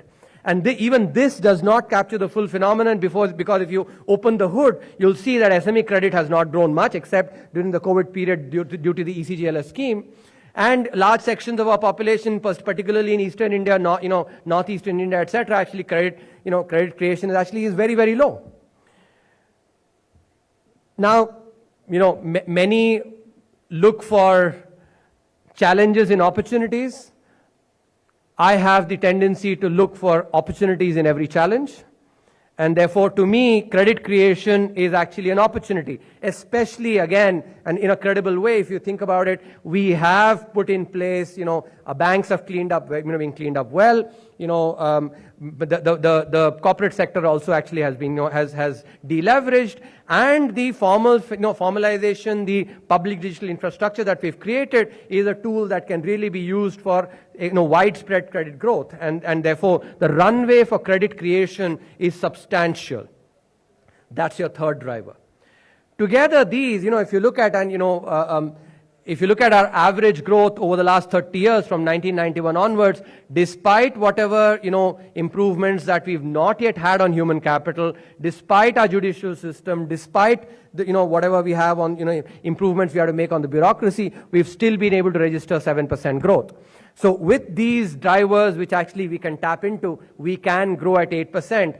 Not just that, and these are some of the, in my opinion, the lower hanging fruits, but there are fruits at levels that are actually slightly above the low-hanging level as well, which is, if you take, for instance, human capital, you have, the investments in healthcare, education that can actually further human capital significantly, digital capital, there's significant growth that can happen. And at the same time, the judiciary, the bureaucracy, those are also aspects that can be actually at maybe, even higher fruits, but they are fruits that can be plucked. In other words, bottom line, over the next 20 odd years, there are enough fruits, there's enough work to do for us to be able to, take these fruits, eat them and then reflect them in productivity and thereby, and thereby growth, so that we can grow at 8%. And thereby become a $55 trillion economy. I will end with a parallel so that, at least the main idea is crystallized well. It comes from, one of my passions, cricket. Back in 1993, I'm sure, many of you will remember, Sachin Tendulkar had played cricket for 4 years, 1989.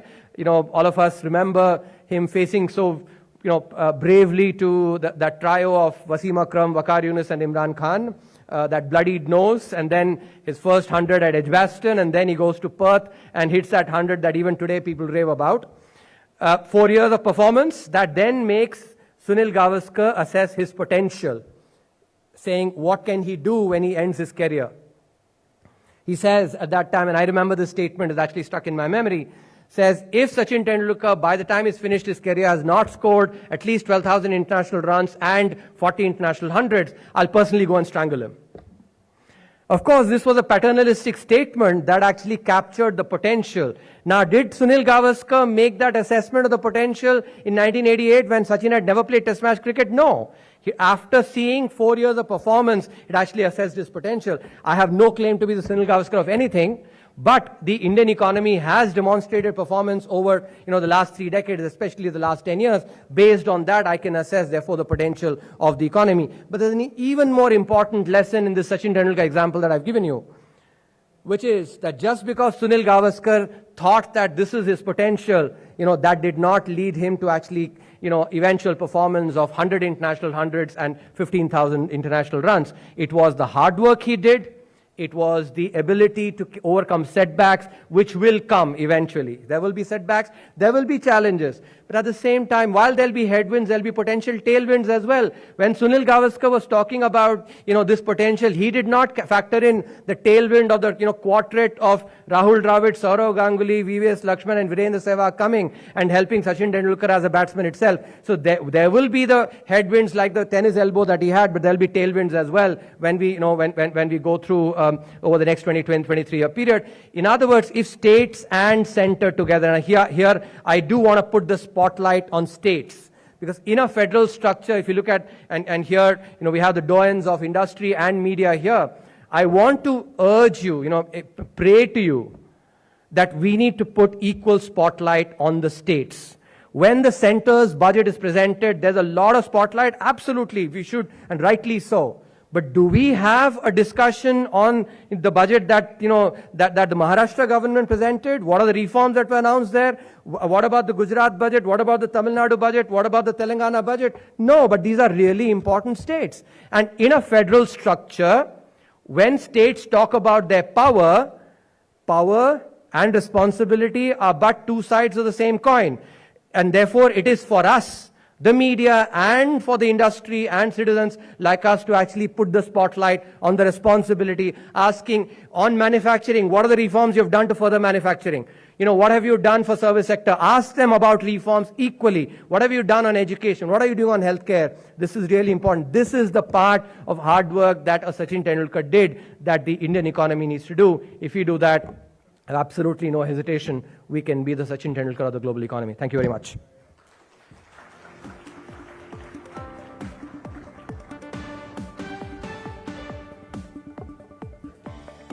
Thank you so much, Dr. Subramanian. And now let me invite on stage Mr. Saurabh Majumdar, editor of Business Today, for a panel discussion and a session that he will be moderating with Dr. Subramanian.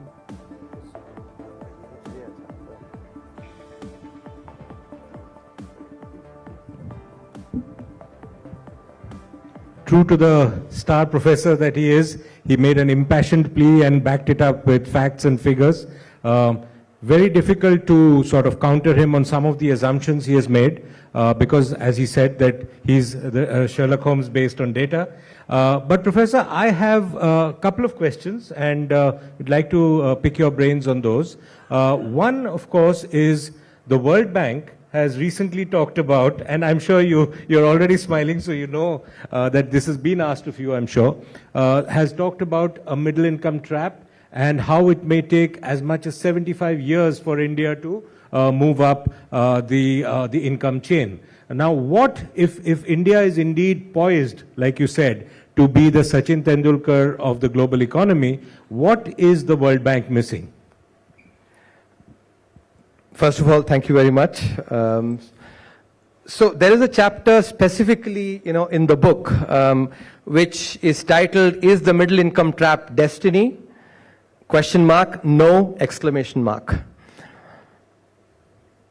The reason it is important is that whenever one talks about a country, growing from low income to middle income to up, higher income, upper income status, the question about the middle income track inevitably arises. And, I've provided a lot of data. I think it's important to understand a few things. First, the definition of the middle income trap itself is so large that if your trap is, let's say this entire room is a trap, all of us are trapped in this room, right? But if the trap is small enough, then there's a possibility of us escaping the trap. By keeping the definition, I'm using rough numbers here, but I think about from $3,000 per capita to about $12,000, $12,500. So even if, let's say, a country doubles its GDP per capita, not just doubles, but maybe 4 times from 3,000 to 12,000, is still stuck in that middle income trap. So I think that's point number one. Second point that needs to be understood here is that if you look at, again, the data, what is called transition matrix from low income to middle income, and then middle income to high income, etc. Look at 2000, look at 2015 as well. What are the percentage of countries that are migrating? About half of the countries actually did migrate, out of the middle income trap. And I think that's point number 2. The third point, which is equally important to keep in mind, is that if you look at the growth rates of middle income countries, and the middle income trap arises from this notion that middle income countries will have growth that is actually lower than both the high income countries and the low income countries. But when you go and check the data from 2000 to 2020, if I remember exactly right, but it's there in the book, except for 3 years. During this period, every other year, the middle income countries actually had higher growth than both these. So the fundamental premise that leads to this, claim of a middle income trap, I've given you 3 pieces of evidence, all of which basically question the idea of the middle income trap. Lastly, and let me acknowledge that if you look at Latin American countries, you look at South Africa, they have actually been stuck in a middle income trap. So it's, neither is, for instance, some of the, commentary that is given in India. There are people, some of them former finance ministers will say that, India becoming the third largest economy or India becoming a $5 trillion economy is all inevitable. That is not right either, because growth is not inevitable. You have to implement good policies to be able to grow. And I think the examples of countries that have been caught in a middle income trap is actually evidence of that. But there's good research in economics which shows both necessary and sufficient conditions for a country to be able to escape the middle income trap. And that's an aspect that I've covered in great detail. The first thing is, and there's a lot of research in this, manufacturing, is a really critical element of being able to, there's research now, very good research by Danny Roderick at Harvard University and others. Danny Roderick, for instance, has a paper, in economics, there is this concept of what is called, unconditional convergence, which is, unconditional convergence is basically what is a claim that is made by these commentators saying, it is actually anyway, we'll converge. But the data shows very clearly that there is no unconditional convergence. What you get is actually conditional convergence. In other words, that if countries implement some correct mix of policies, then they actually are able to converge. And manufacturing sector growth is a really critical part of this, which Danny Roderick shows in a paper. At the same time, there are also other conditions, which is one of which is essentially productivity growth. And in that, in the preface to the book, and also in the first chapter, I cover this. If you use the Penn World Tables data, which economists across the world use to try and understand growth drivers, from 2002 to 2013, the rate of productivity growth of the Indian economy was 1.3% per annum. From 2014 onwards, the rate of productivity growth for the Indian economy has been 2.7% per annum. Let me repeat these numbers once again. 2002 to 2013, 1.3%. From 2014 onwards, more than double at 2.7%. In other words, some of the preconditions that actually necessary conditions for escaping the middle income trap, there is some momentum. I'm not saying that, we basically can declare victory. We have to continue working on this. But I'm sure you will agree with me, that if, for instance, you have become more productive, a book that you used to read, let's say, in 2 weeks, if you're reading in 1 week, you're not going to go back to that, earlier productivity of 2 weeks. Same thing for countries as well. It's a virtuous... Exactly. So that necessary condition, which is productivity growth. Second is rule of law. And I think that's where, the judicial reforms, bureaucratic reforms are really critical for us to actually establish greater, traction in that area. And these are really critical. Lastly, and this is a very important, if you look at the Latin American economies or, and especially the Latin American economies, the growth models that actually brought them to middle income, they were not able to nuance those growth models to be able to then move into high income status. In particular, what happened is, and I'll use, for instance, the PLI scheme as an example, or any scheme where you're actually productive, supporting industry. When you are supporting industry, when they're getting this, this subsidy, this support, of course, that's the constituent that gets that support grows and then becomes powerful.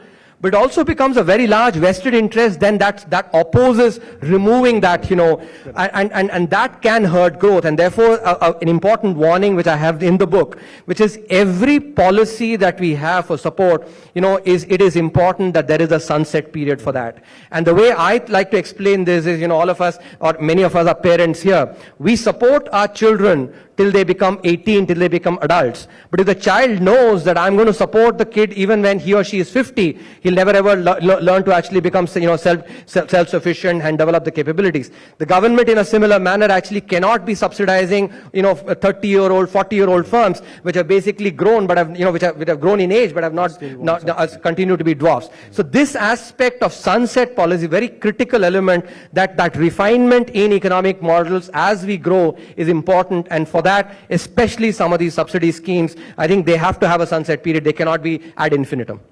Before I let you go, Professor, one last question. You mentioned very rightly about the focus on states needing to be there, not just the center, but states. In fact, the economic survey, you've written many in your time. But what do you mean your time? I'm not that old. No, in your time in the government, I mean, as CEA. But what I'm saying is that when you mentioned this, I am drawn to the fact that the economic survey this year talks about a tripartite compact between the government, the public sector, and the private sector. Yes. The government, the states, and the private sector. Yeah. Now, do you think in today's polarized environment, politically, I don't want you to give a political answer, but there is politics at the heart of it in any case, and the private sector's still somewhat reluctant to invest the way the government is wanting it to. Do you think that's a fair assessment, an assumption to make? No, I think it's a fair, ambition to have, or it's a very good ambition to have. As I said, in a federal structure, and whenever one looks at the conversation that happens, about states and center, oftentimes states and, many times actually sort of supported and encouraged by the media only talk about their power. They do not talk about the responsibility. We need to put equal focus on the responsibility, because they are two sides of the same coin. And this is really critical. I'm saying this one more time so that, my media friends actually listen to this and put the spotlight where it's necessary. Equally, I think the industry, and here, when it comes to the model of development, if you go back and read our history, Milton Friedman was actually called by Jawaharlal Nehru, when the Planning Commission was being, was in its infancy, and he talked about saying, you have your comparative advantage is that you have labor. And so your economic model actually needs to be, suited to that. Now, don't want to get into history, what we did, etc. But there's an important lesson here for our industry as well. Because when we think about investment or, the model that, that we follow, there's oftentimes this problem of commons that comes about, which is every firm on its own wants to, let's say, at the margin, try and move more towards capital. And maybe less towards or move away from labor. But then what happens is when you start accumulating all this actually at the level of the economy, if every firm does that, that's the problem of commons, then at the aggregate level you actually don't get enough job creation, you don't therefore get enough consumption, and eventually what happens is that due to the problem of commons, it hurts the same firms themselves, the industry. And here's where coordination is an important aspect, and therefore fora like CII, FICCI and ASSOCHAM need to recognize this problem of commons and highlight that if we actually move towards and more labor intensive, but at the same time I think I'm not asking for for them to sort of move away from their profit function, but in that profit function itself is embedded this problem of commons. If they can see that and thereby coordinate to avoid the problem of commons, they themselves will reap the rewards. And that's the point that in other words, what I'm trying to say, sort of technically we're sort of industry is stuck in a suboptimal Nash equilibrium, which they need to get over through coordination and getting over this problem of commons. That will be something that really will help the industry. And also there's one more comment that I want to make, and this is it's covered in the book. The economic strategy that I've laid out actually has 4 pillars to it. The first one is macroeconomic focus on growth. Second is on social and economic inclusion. And third is wealth creation, ethical wealth creation. Fourth is virtuous cycle. Here I want to make a comment, because many are some demagoguery about which basically creates this artificial tension between wealth creation and what is good for the common citizen, or things like there is this sort of syndrome of Bollywood 20 years back, where there would be these jingles from Hollywood that they transport and just change the lyrics and copy paste. In many of our economic narratives we see that, especially on inequality, for instance. The narratives that, let's say, Thomas Piketty is talking about for Europe or the US, we have to be careful to actually not transport that without contextualizing it to India. And in the book I actually show, if you correlate in the advanced economies, inequality on the x-axis and socio-economic indicators on the y-axis, you get a negative correlation for advanced economies. But when you do the same thing, same data, but for India, same proxies, you get no correlation. And this is important actually, that we don't cut paste such narratives like, the Bollywood of yesteryear, era. At the same time also, and embedded in this is the concept of the wealth creation. Yes. And here it is really critical to understand that there is no tension. In fact, wealth creation is what actually helps job creation too. One of your surveys you actually dwelt a lot on. I did, and I want to now leave a couple of examples for the audience and for for our participants to latch on to here. See, as I've mentioned, I come from a very humble background, low middle class family. When we were young, we used to have a help who used to come and, help clean dishes. Some months we could afford, some months we could not.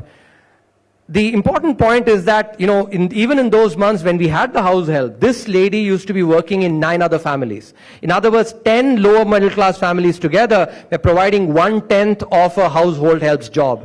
The local jeweler, who was actually a significant wealth creator, in contrast, was providing jobs, 100 jobs across both his business and his home. In other words, he was creating 1,000 times as much compared to a low middle class family, which was not creating that much wealth. So this correlation that you can start seeing, and finally, and this is, having never done any consulting and therefore not eaten salt of any industrialist, I can say with absolute authenticity here, that whether it's industrialist X, Y, or Z, they're not, putting their wealth actually stacked as, rupee bills in their pillows or their mattresses. They're putting it in companies. Companies, the ones that we basically give all of us jobs. These are private sector companies. So I think, if we start understanding that this artificial tension that is created between wealth creation and inequality is used as another sort of way of bringing the same argument in, versus what is good for the common citizen.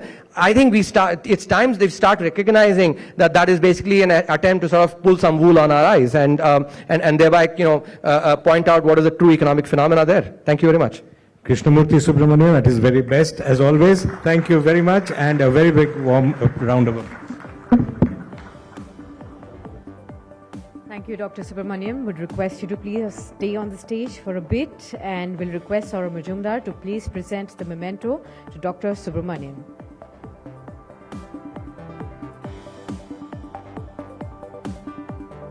Huge round of applause, ladies and gentlemen, for that very enriching, insightful conversation. Thank you so much, Dr. Subramaniam.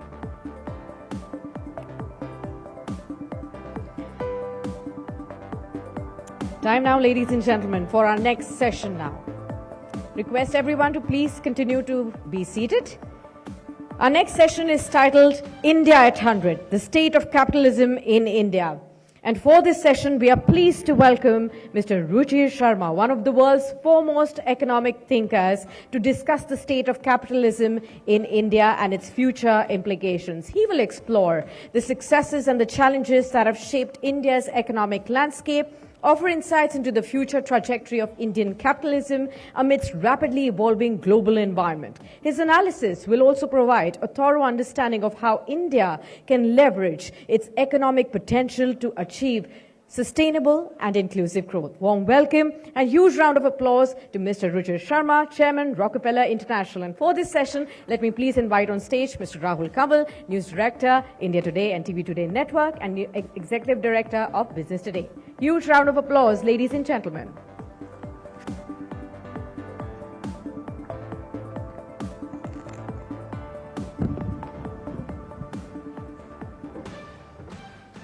Welcome. Right from the time of independence, India has had a fraught relationship with capitalism. Unlike countries like the United States or the UK, India never embraced capitalism and creative destruction. And therefore, Ruchir's book on what went wrong with capitalism is largely written in the American context. But he is an original thinker. So what I thought was, we'd go beyond the syllabus, we'd go beyond what's written in his book and actually try and apply some of the concepts and topics that he's touched upon in the US context to the Indian context and examine the state of capitalism at the moment in India and look forward to where we seem to be heading given the economic and political pulls and pressures at play. Ladies and gentlemen, at the Business Today India at 100 Summit, join me in raising a warm round of applause as we welcome for this special keynote session Ruchir Sharma. Thank you very much, Ruchir, for joining us here. Thank you. It's an absolute pleasure. So thank you. I want you to start by giving us a temperature check of what you think about the state of capitalism in India at the moment relative to what's happening globally. So we'll start from there and then we'll examine where we could potentially be headed. Ruchir. Right. So I think at the basic level, we have to define what exactly is capitalism. And in very basic terms, the way I define capitalism is about giving people economic freedom, that and allowing economic initiative to flower on its own, right? So economic freedom for me is the basic definition of capitalism. Now, if you look at India, the thing which always struck me, in fact, the book's journey begins in India, struck me was that we gave our people political freedom after 1947, but we never gave our people economic freedom. So if you look at the rankings, for example, of economic freedom, India consistently ranked in the bottom quartile, right, of the countries in the world. And if you look at India's rankings on a per capita income basis, that's really the key in terms of measuring economic success. India's rankings on a per capita income basis, virtually till the 1980s, kept on slipping compared to the rest of the world. So we were in the bottom quartile of also per capita income rankings. Then from the 1980s and 19 onwards, both things began to change. We started to give our people much more economic freedom, moving towards a more market-oriented system, and our per capita income rankings started to move up, and India also, in terms of its economic size, also once again, started to move up the league tables, right? So that's been India's trajectory. So yes, you're correct that we have never embraced capitalism fully, but I think that it's a journey. It's been a V-shaped journey, which is that in the first 30 to 40 years after independence, we gave our people very little economic freedom. They had all the political freedom, but little economic freedom. And after that, we have seen India also move down the path where you've got much more economic freedom. And we have now moved up the rankings of, on the index of economic freedom. So I think that we've been moving in the right direction. The broad trajectory for India in the last 30 to 40 years has been in the right direction. There are obviously ebbs and flows in that, but broadly, and we have clearly achieved much greater economic success as we have given our people far greater economic freedom in the last 30 to 40 years. I don't think anybody would doubt or question if I say that in Prime Minister Narendra Modi, we probably had and have the best hope for capitalism, free enterprise. He's a big backer even at this moment. He came after the budget and spoke to industry about wealth creators, the need to encourage those who do investments, create jobs. I remember when he came to the India Today conclave as Chief Minister of Gujarat in 2013, he spoke very famously about the government having no business of being in government, maximum governance, minimum government. And yet over the past 10 years, Ruchir, we've seen just how difficult translating those noble ideas into action really have been. Just this morning, the government took back a decision to allow for lateral entrance into government services because of a pushback from the political opposition. So given what he said, how do you evaluate what's happened over the past 10 years? And then we'll get into what happens from it. Right. So I think that, there are two ways that I see the government's performance, right, in terms of how I see it outsider.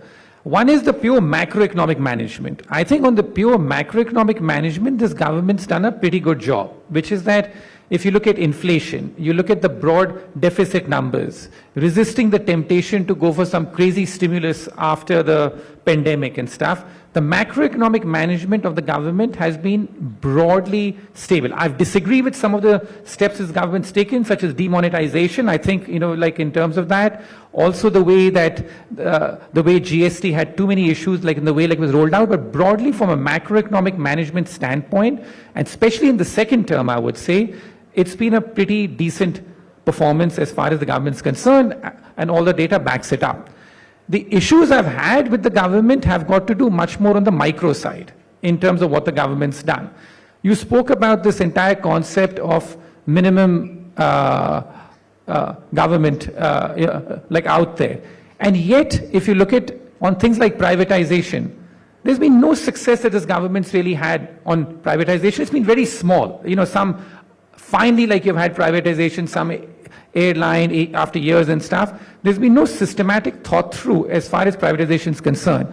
Secondly, it remains a very tough place for India to do, for foreigners to do business in. Like you speak to them, the regulatory stuff that they have to go through. And the one thing I've been very critical of the government have been the power given to the investigative agencies. We spoke about that even last time. I think that these are things which have really hurt in terms of private investment from doing even better. why do we still have a migration of people shifting bases out of the country, something I raised back in 2018 in terms of what's happening.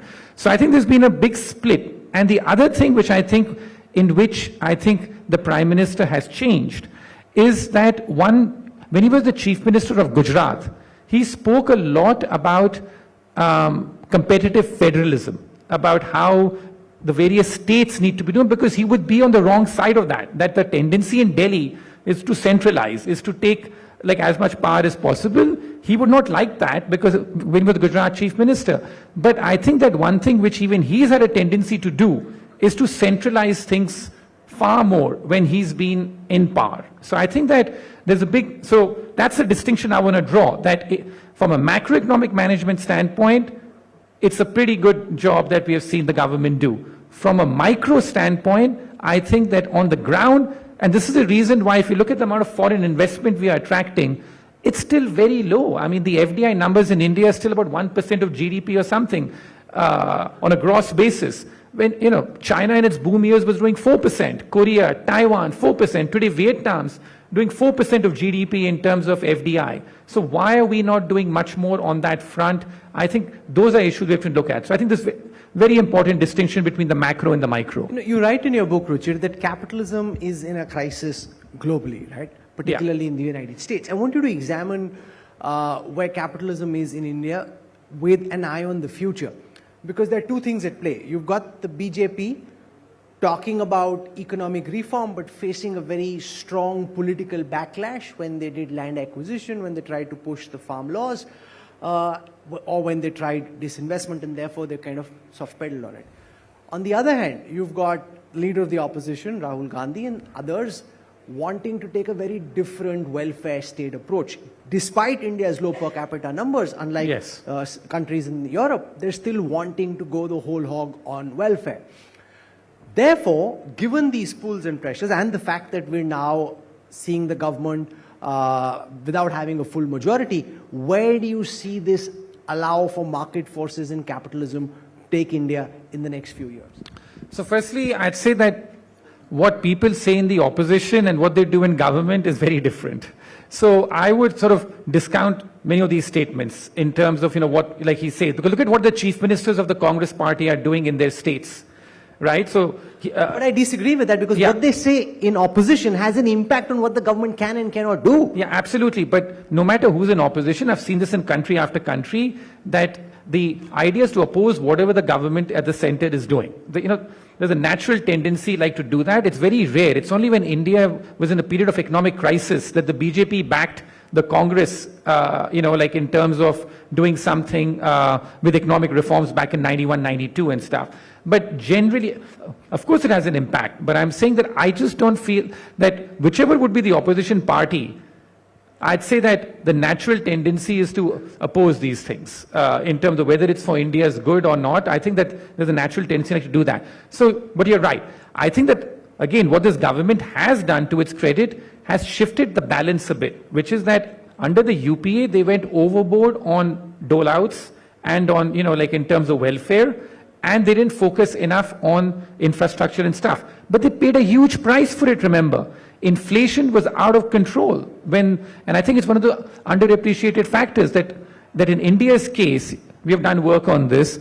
We don't know whether economic growth wins you elections or not, but inflation definitely loses you elections. There's no government that's won elections in this country when inflation's been high, either at a state or at a center level, right? So that's something which is there. So I think that any government of the day which is sensible and wants to hang on to power has to realize the fact that you cannot just carry on a one-way street. But I think the difference to me is much more marginal, which is the fact that what they do and say in opposition is very different than when they are in power. But having said that, the marginal is that the current government has shifted the balance a bit more in favor of infrastructure development and less so on populist kind of dole-outs. And there is a risk that the change of government, the balance may again shift, but they'll have to encounter one thing, that doing so is naturally inflationary, and you pay a huge political price for carrying out such policies. So the fascinating thing about Ruchir Sharma is that he understands politics almost as well as he understands the markets, and he's as fascinated with politics as he is around the markets. And I was reading in the build-up your piece, which you wrote while you were traveling through the elections, where Ruchir said that he didn't see a wave, that they may still come to power, but they may not get the kind of seats that they're talking about, and that it may be a less than majority kind of government, and that there is no Modi wave wherever he's traveling. Now, in hindsight, all that looks 2020, so all the fancy polls and all the crores that they were paid, Ruchir will say, I just did a road trip and I pretty much reached the same conclusion. How do you see the nature of this government, Modi 3.0, being different from what India has seen in the past 10 years? Well, I think that across the world, what we've seen generally is that when a leader's been in power for over 10 years, no matter how good he's been, and that's always a debate in this country, there's a natural fatigue which sets in. There's a natural fatigue level because someone's been in power for that long. For example, people keep asking me today that, has Rahul Gandhi really changed and stuff? I said, I'm not sure whether this is Rahul Gandhi has changed or people are just in a mood to see something new, and so they're propping, they're propping it up. So I just feel that the way that the country has moved today and the mood you're sensing is one of slight fatigue. Let's try something new. That's, I think, the broad, sort of feeling that I'm getting in this country. And when we were traveling, that's the feeling we picked up, that there were lots of people who we were talking to who were saying to us, कि अब ये बहुत एक तरफा हो गया है. The feeling that this has become too one-sided. So they just wanted to prop up whoever was on the other side. I feel that was a really underappreciated dynamic in this election. So your politics, from what I understand of it, is on the liberal side, but as far as economics are concerned, you're very pro-markets. Yes. And therefore, let me ask you this, Ruchir Sharma, as an economist and as a stock markets analyst, are you scared of the kind of economics that Rahul Gandhi and the Congress party are pushing at this moment? Does it spook you? And if they were to actually implement everything that they're talking about, could you paint for this audience here what might actually happen to the Indian economy and to the India growth story? No, absolutely. I'm saying that if I were to take it at face value, I would be spooked by it because that is not what I believe in.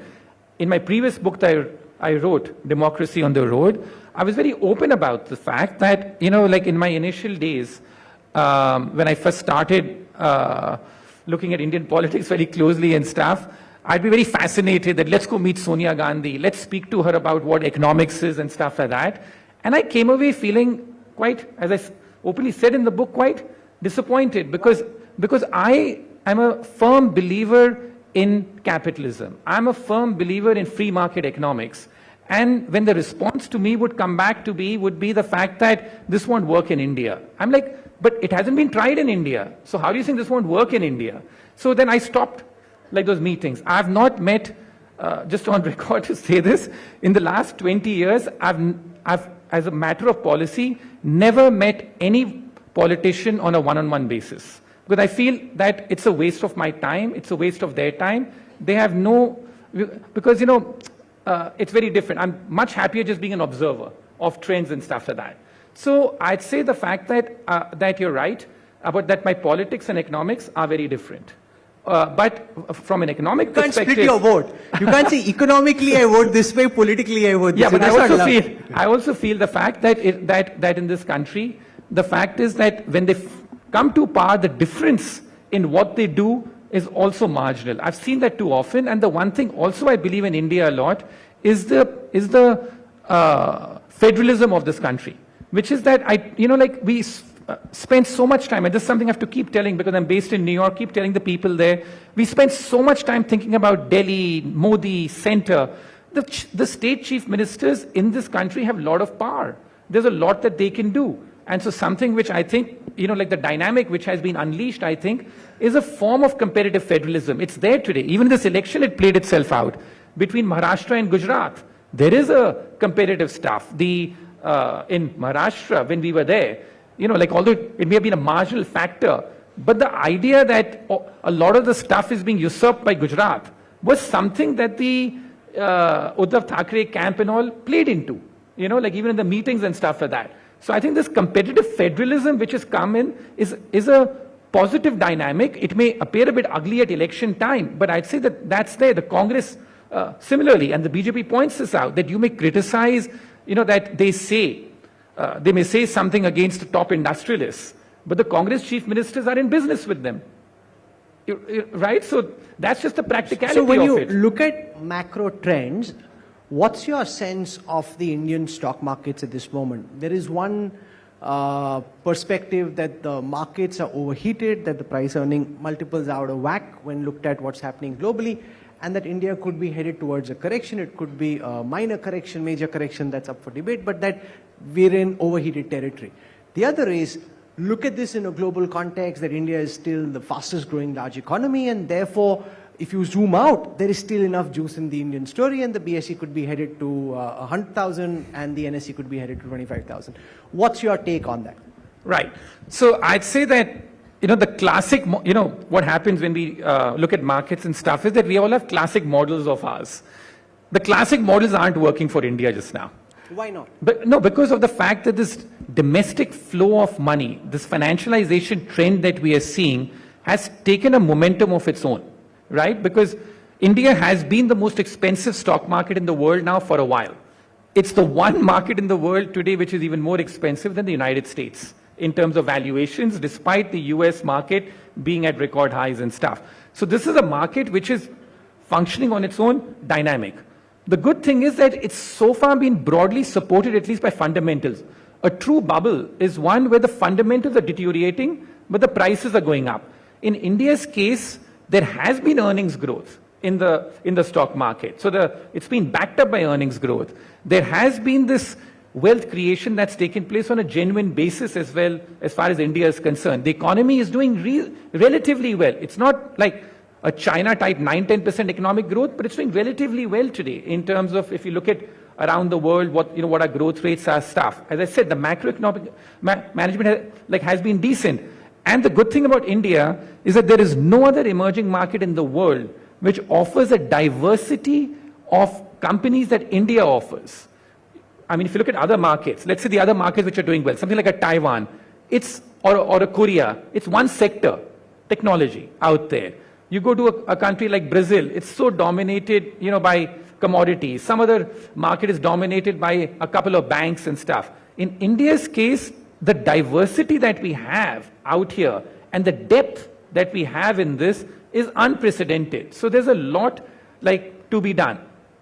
So in India, I'd say, and there's one good news I'll say, which India can still look forward to, that this entire boom has been driven by domestic money so far. Foreign money has been largely absent from the stock market boom until the election.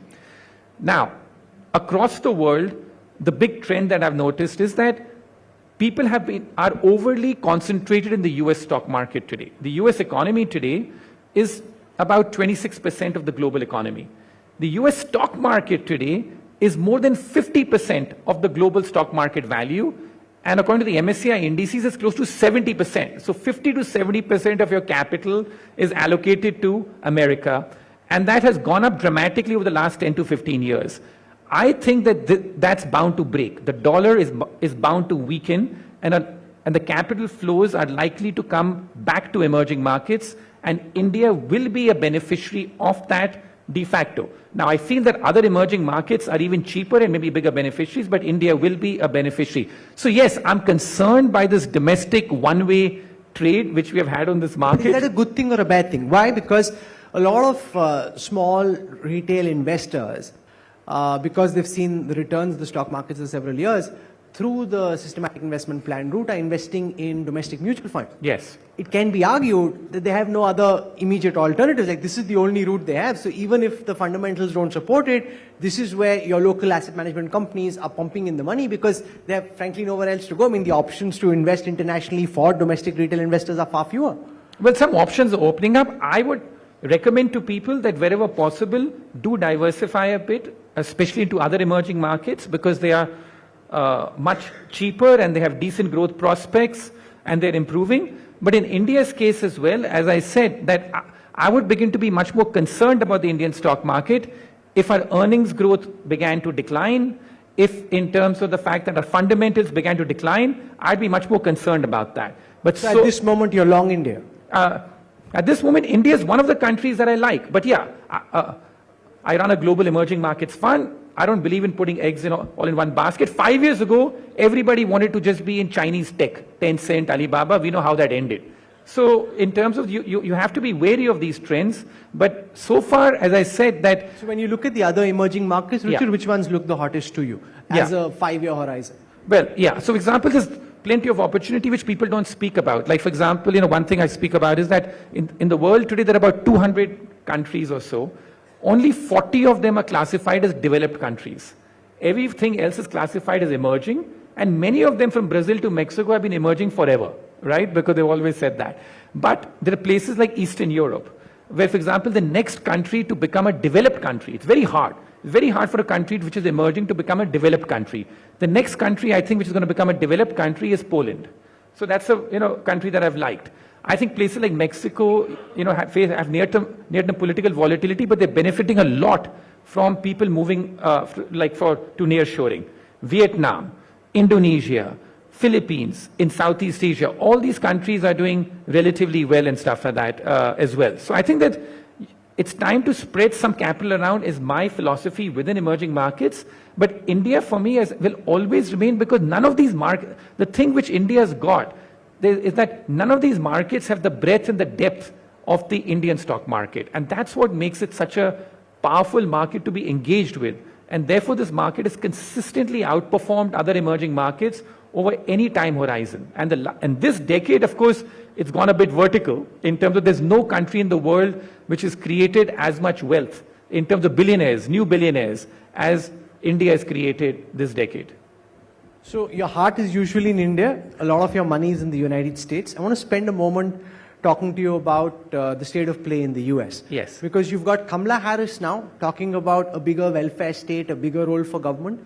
And you've got Donald Trump talking about capitalism, even though in your book you say he's not as capitalistic as he seems in the outset, and several of his steps were a continuation of what was happening in the past.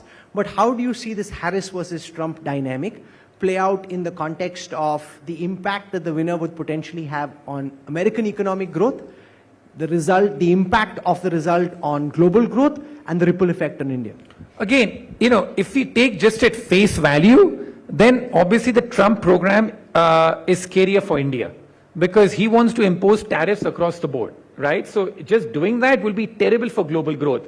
Now, I don't take these things at face value, because I feel that he's more of a deal maker. This is all negotiating tactics that you say, I'm going to do this. At the end, you strike a deal in terms of it, and you declare yourself a winner. So therefore, I hope that's the case. But at face value, if I were to take it, for the global economy, for them to do this is quite, for him to impose these tariffs is not good for India, is not good for the rest of the world.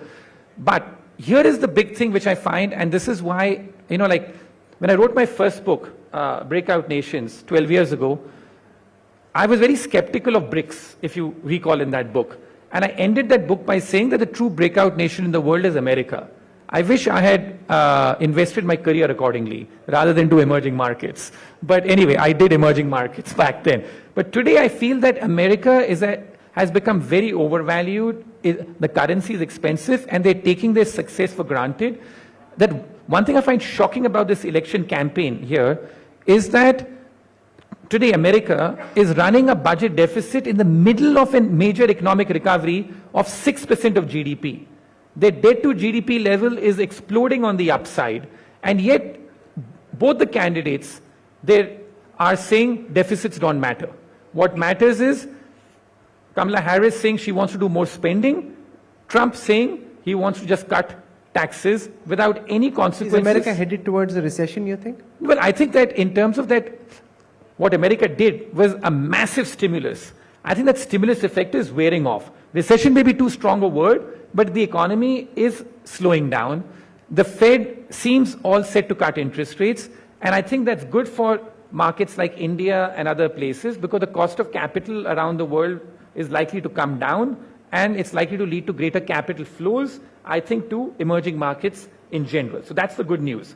Do you see foreign But the issue, portfolio- I mean, like in America, as I said, if I finish the American thought, is that I feel that America is going to have to confront its problems of running these incredible deficits, and the fact that capitalism in America today is so distorted. These are problems I feel a new leader, whether it's Harris or Trump, will have to confront in 2025. So I feel 2025 could be quite a breakthrough year in which capital begins to leave America because of the domestic problems and finds its way into other countries. So today, I feel exactly the opposite of what I felt when I wrote my first book, when I was very bullish on America, bearish on many emerging markets and the BRIC concept. Today, I feel that there's too much capital over allocated to America and under allocated to the rest of the world, and I see that capital switch underway now. One of the things Prime Minister Modi talks about is that in 2047, he hopes that India will be a developed economy. If you were to look at all the factors that seem at play in your windscreen right now, do you think that's the growth trajectory that we're on? Is that the path that you think India is headed towards? Well, India's trajectory, I think, is broadly positive, but there's no way any math would support us becoming a developed economy by 2047. Because if you're going to keep growing at 6% a year, which is what the growth rate seems to be, and I don't think there's so much reform on the anvil, which is going to take our growth rate to 9-10%. At a 6% growth rate a year, we're going to struggle to be a middle-income country by 2047. Because remember, what's middle income today, the bar moves higher because the rest of the world also grows, by 2 or 3% a year. So India is on the right trajectory. But these are slogans, these are political stuff. For us to become a developed country by 2047, we'll have to grow at 10-12% real GDP per year, or be close to that, even to be a middle-income country. So the issue for us is that our per capita income today is $3,000. You do the math in terms of that if we grow at 6% a year, even in dollar terms or whatever, how much are we going to sort of be able to become a middle-income country by then? It's not possible with a 6% type economic growth rate. For that, you need 10-12% type. No, but can I GDP counter-argue to say that the era of 10-12% growth, which China witnessed at the peak of globalization, is now just because of global mega trends, just very difficult to achieve. So it's not true. India's fault. It's just that the speed at which you grow is relative to what's happening in the rest of the world, Richard. I completely agree with you. So I'm not trying to say, so you asked me the specific question on whether we'll become a developed country by 2047. So your answer is no. My answer is that at 6% economic growth rate, you just mathematically can't get there, is my basic point out there. And on China's case, you're completely correct that they benefited enormously from globalization. But remember that they've built such an export power machine that even today, in the middle of deglobalization and the middle of China +1, their exports are still growing very rapidly and stuff. And the second point I'll make about China is that it's a country that is, I turned bearish on, but let's not take away. Are you marginally bearish on China? Massively bearish on China? I'd say that what's happened today is this, and this is a real problem for me. 5 years ago, when I was bearish on China, I felt it was an unconventional view because it was very different. Today, even though I remain somewhat bearish on China, I feel it's become a universally accepted view. As an investor, I'm never comfortable being in the universal consensus view because I think that, there's everyone's onto it. But for India's case, one very important point I want to make. People keep talking about the Chinese, like China and stuff like that. Remember that benefiting from globalization, but the kind of reforms that China carried out, we don't have the capacity to carry out. In the 1990s, China laid off in its public sector enterprises nearly 100 million people. Do you think we have the capacity for laying off in our public sector even 1 million people? Right? So they carried out ruthless capitalism. They had no welfare state. It was like people need to go and do whatever they feel like in China. We don't have the capacity to do that. So yes, China benefited a lot from globalization, but China also carried out these kind of economic reforms, which we in our polity find it very hard to follow through on. So let's say that. But the broad point I take with you, which is the fact that it's very difficult in this era to grow at 10-12%. It's very difficult. You can do, but there's no point even talking about it. But the basic point is at a 6% kind of economic growth rate, the math doesn't add up to these goals of being a middle income or forget even a developed country. So if you were to advise the government at this moment, given the political reality in which the economy operates, what do you think are the easy wins that can be pressed into play, which will help the Indian economy grow faster than it is at the moment? Yeah, I'd say it's basic stuff, right? Which is like the regulatory state in terms of that. The controlling the investigative agencies. How do you improve private sector business confidence further in India. It's nice to talk about wealth creation. I mean, there was a period when even the government, even this government, as you said, that even perceived to be, was not seen to be very friendly towards business at one point in time, and the mindset was that most businesses, tend to be corrupt and all that sort of stuff. So even there's been a change even in this government's policy response to that.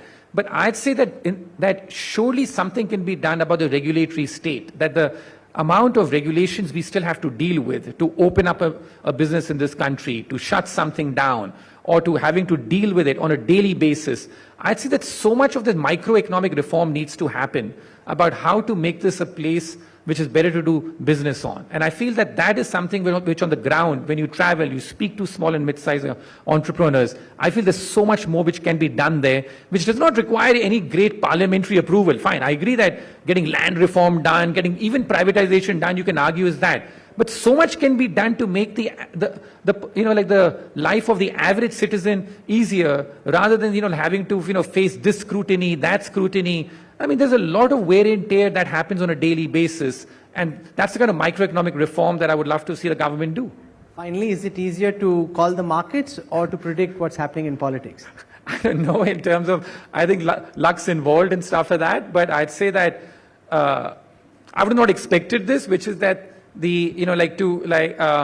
before the election, in terms of that, I would have thought the market would have reacted even more negatively to the thing, but the market's been much more resilient.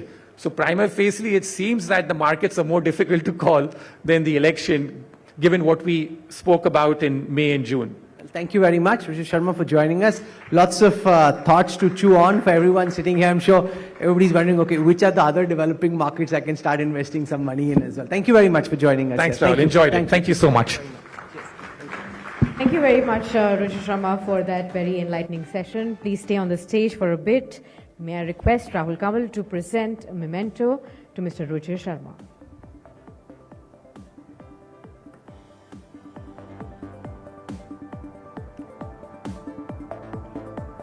Begin, ladies and gentlemen. Thank you so much, Mr. Sharma. Ladies and gentlemen, as we approach the final panel discussion of the day, the next panel is titled From Profit to Politics, Lawmakers of New India.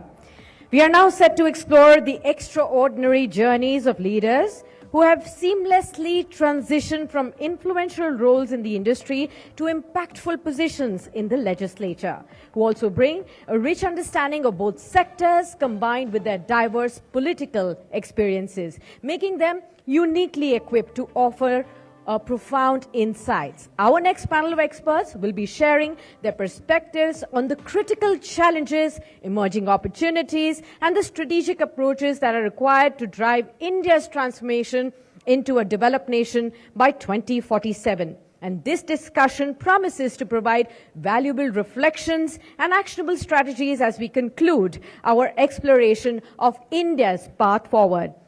Please join me in welcoming Mr. Karthi Chidambaram, Member of Parliament, Congress. On the stage with us will also be Mr. Shashank Mani, Member of Parliament, BJP, and Mr. Konda Vishweshwar Reddy, Member of Parliament, BJP. To moderate this session, I'd like to invite on stage Mr. Rahul Kanwal, News Director, TV Today Group, and also Executive Director, Business Today.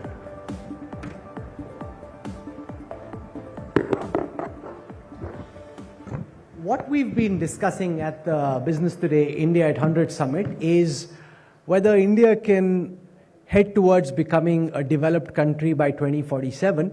What we hope to do in this, the final session of this summit, is to talk about the role that politics will play in India's growth, taking it forward or pulling it back. And as we've seen with some of the things that have happened over the past few days, politics has a very important role, because what the opposition is saying is now also having an impact on what the government is able to get done. So that means that changes the nature of what we've seen over the past 10 years. I want to introduce you to our guests. And the reason I want to do this is because you may not get to see them every single day on television. We made a lot of extra effort to bring them in. So let me spend a moment talking about not just what you know about them, but what you may not. So I want to begin by introducing Shashank Mani Tripathi. He's a BJP MP from Devariya in eastern Uttar Pradesh. He's a BTech from the Indian Institute of Technology, Delhi. Did his MBA from the IMD Business School in Lausanne in Switzerland. So welcome, sir. Thank you very much. Has been doing a lot of very interesting social work. He'll probably talk a bit about it, and therefore very interesting to have him in politics. Also from the BJP's Konda Vishweshwar Reddy. I mean, amongst various credentials, he's the second richest MP. He doesn't want to be ever referred to as that, so I won't even get into how much his assets are. But more importantly, he's an MP from Chevala Parliamentary Constituency in Hyderabad, in Telangana, an engineer by profession. He's been at the New Jersey Institute of Technology and has at the Essex County College. We have Karthi Chidambaram. You know, everyone knows his father, but Mr. Chidambaram is a feisty, pugnacious politician in his own right. Bachelor of Arts in Law from Cambridge University, BBA from the University of Texas, Austin. So thank you very much, Mr. Chidambaram, for joining us. I want to start by asking Karthi Chidambaram what he actually thinks about lateral entrance. Right? Now the thing is, if you weren't on camera and if you weren't at this summit, I would expect that someone like you would typically say that it's good to have lateral entrants coming into government because they bring new ideas, they bring new energy, they bring domain expertise. And yet the political opposition takes this issue up in such a big way, links it to reservation, and what could potentially have been a governance reform is then stymied. How will India, Karthi Chidambaram, achieve the objective of being an advanced economy with politics of this kind? I think this, see, lateral entry as an idea is a good idea. And we've had Dr. Manmohan Singh come into government through lateral entry. So it's not that we oppose the idea of lateral entry. But lateral entry can't be a surreptitious way to pack government with people who are aligned with the governing party's ideology, giving a go-by to the reservation policies we have. I mean, and just because you're going to have reservation policy does not mean that you're not going to bring in better talent into government. I mean, that I think is an erroneous assumption. I think you can adhere to the... No, but take an expert in artificial intelligence, biomedical sciences. Now, where will you find, people, if you go into SC, ST, OBC, where will you find these kind of domain experts, sir? If somebody is an eminent global expert, yes, but just to bring in mid-level or senior-level managers into government and not to adhere to the social affirmative action programs we have in India, I think is erroneous. I think you can adhere to it and still have the lateral entry. The problem here was nobody was opposing the lateral entry.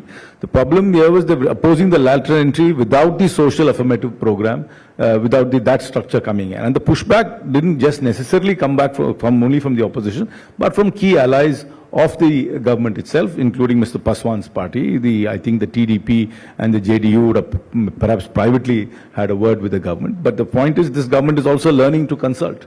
I mean, if this government has obviously had a free pass for the last 10 years where they ran the government with the diktats of 1.5 people, now they're suddenly realizing the compulsions of cabinet and coalition and things like that, and they're learning that. Mr. Shirangmani, but now there are two things here. You know, I use this lateral entrant example because it highlights a much bigger problem. Now, the opposition's point is, if you bring in like a renowned global economist or a technocrat who's world famous, whose skills you won't find in government, that's fine. You're more than welcome to. That's good reform. Manmohan Singh, Montek Singh Ahluwalia, Raghuram Rajan, so many of them. Now, you bring in these mid-level, relatively junior officers.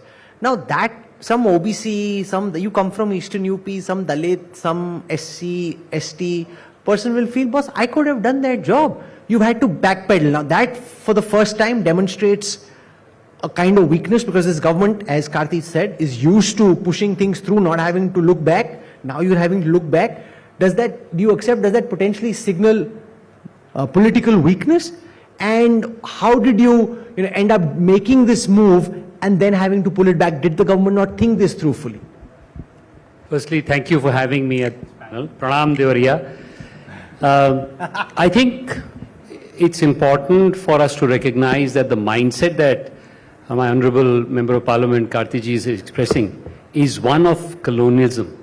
Manmohan Singh may well be from Cambridge, Montek Singh may well be from Cambridge, But there are hundreds of IITians who are from small towns and districts. There are hundreds of people from OBC, from Dalit, who are absolutely ready and able and actually going to take this country forward. It's about time we got off our high horse to say that this kind of talent or this kind of energy is only existing in this drawing room for a minute.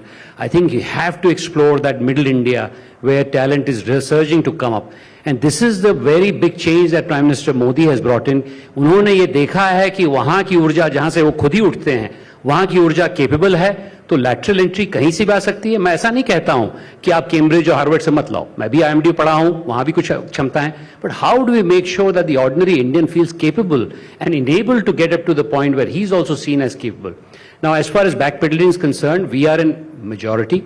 We were always formed as an NDA, as a coalition, and therefore there is no question of us being under threat by anyone. We are absolutely confident of what we are doing. Yes, there has to be a healthy debate in the parliament, which is happening, and I think it'll happen more only if some of the kind of smaller things that is being happening is less. I think we have a golden opportunity, and I want to just end my statement by Viksit Bharat. We are at the cusp of a change. हम लोग एक 25-30 साल के 22-20 साल के एक अभियान पे हैं जहां पर एक बहुत अच्छा मौका है और 10 साल में हम लोगों ने एक नींव डाली है.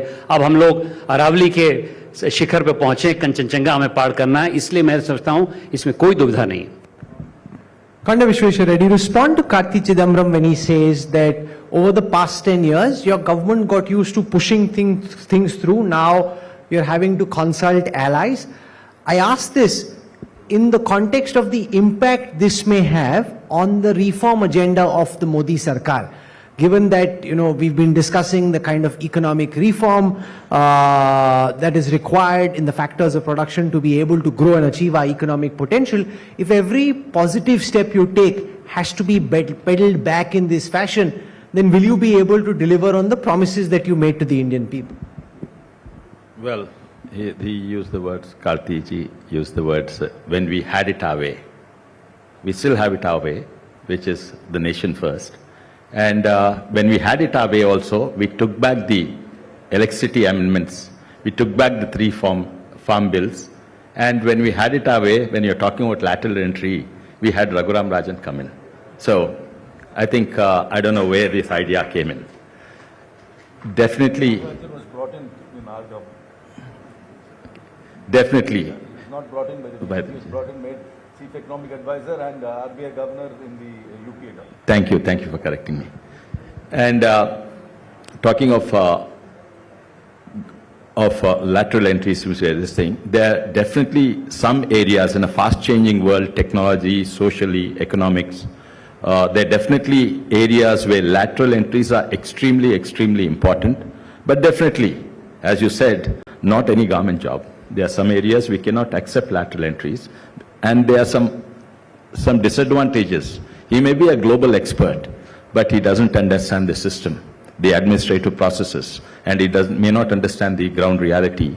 And so in some cases, he may be a global expert, but a lateral entry may not be suitable here, including artificial intelligence, because the applications of this is far-reaching, applies to various segments of societies. So there are specific areas, I think lateral entries should be encouraged, but yes, not middle-level and lower-level government jobs. But one of the big changes is that a party that won 99 seats is speaking with the swagger of a party that is thinking that they're in government but is actually still in opposition. Kartiji, how do you explain this? At 240 they're looking chastened. At 99 you got this 56-inch hati as if you won. Because you built up this narrative that they're going to get 400. So anything short of that was a loss. And you built up a narrative saying that we are going to be less than 2019. So anything above that was a win. So it's all perception is reality and reality is perception. It's your own doing.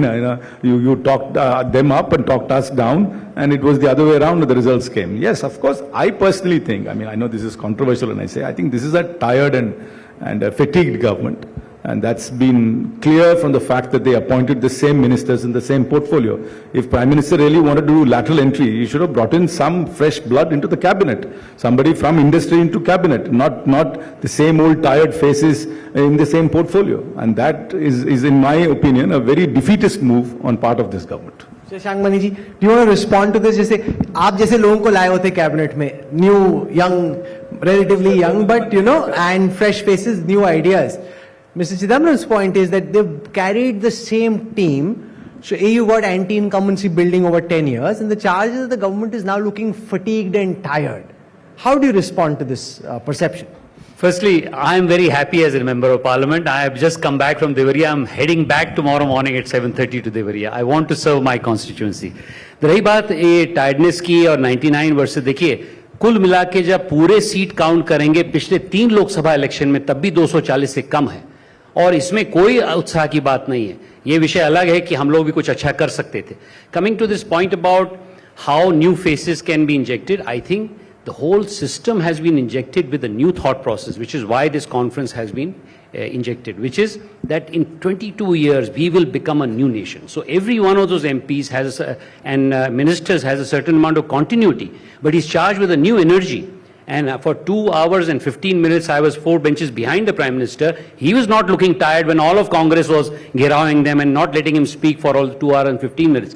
So I personally feel that there is no tiredness. We're looking forward for the next 25 years. We're full of energy, and we're full of energy not only of the Prime Minister, but 1.4 billion people. I agree with you that some have not voted for us, and we could have done better. There's no gainsaying on that. लेकिन जो ऊर्जा उनको मिलती है आज भी उस उम्र में वो इस प्रकार चलते हैं जैसे हम लोग जैसे लोग नहीं चल पा रहे हैं. कोई टायर्डनेस नहीं है. हम लोग देख रहे हैं भविष्य के लिए, भविष्य में एक नया भारत बनाना है. उसके लिए आप लोग कॉन्फ्रेंस किए, इसके लिए आपको साधुवाद.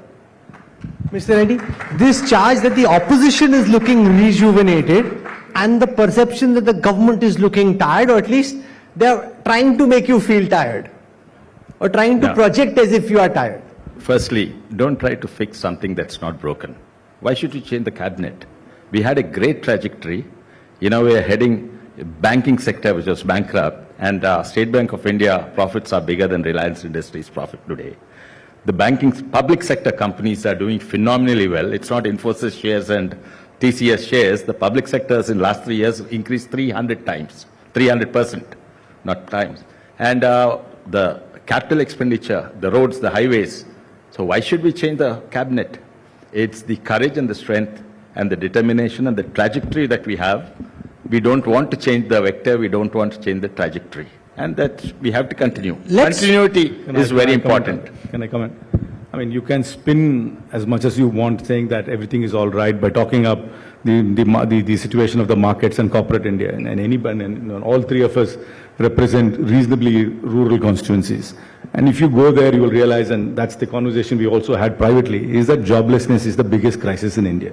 I mean, somebody just very cleverly said that India has got a NEET problem, not in employment, education or training. That seems to be the situation of most young people. There are close to 3 crore people who come out of the schooling and the college system who don't have jobs. I mean, that's a huge crisis. So somehow to say markets are doing well, corporate profits is great, that's the way of talking ourselves in a blinkered way without understanding what really is happening in real India. If you might want to call it Bharat, call it Bharat. There is distress in the villages. I mean, farming is completely unviable. There is no new technological advancement which is being followed by farmers.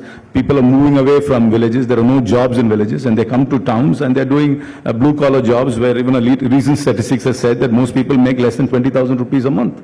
So the stress is real, and the joblessness, unemployment, and underemployment are the real problems. And we can gloss it over, coming to grand buildings and talking about markets, but that's not the reality. Do you want to respond to this because you come from a relatively rural constituency? No, just listen to my question. Yeah. That the opposition's charge is that the government is underplaying the extent of rural distress, that joblessness is much more acute than government would want people to know and to believe. No, I'd say 2 things. One is, why is that the case? That is the case because 60 साल तक हम लोगों ने असली भारत पे कोई तवज्जो ही नहीं दिया. गरीबी हटाओ के नारे बन के ये बड़े बड़े शहर वाले उसको छोड़ ही दिया उनको. आज की तारीख में कोई इंस्टीट्यूशन नहीं है छोटे शहर. आज की तारीख में हमारे प्रधानमंत्री इंस्टीट्यूशन बना रहे हैं. उसका मैं उदाहरण देता हूं. आज 2 बजे मैं सीएमओ के साथ 2 घंटे की मेरी मीटिंग हुई कि कैसे डिजिटली को हम मेडिकल में डालें. ई सुश्रुत है, कई और स्कीमें हैं. मैं समझता हूं कि कई कैपेबिलिटी के दिक्कतें हैं, कैसे उसको इंप्लीमेंट करें.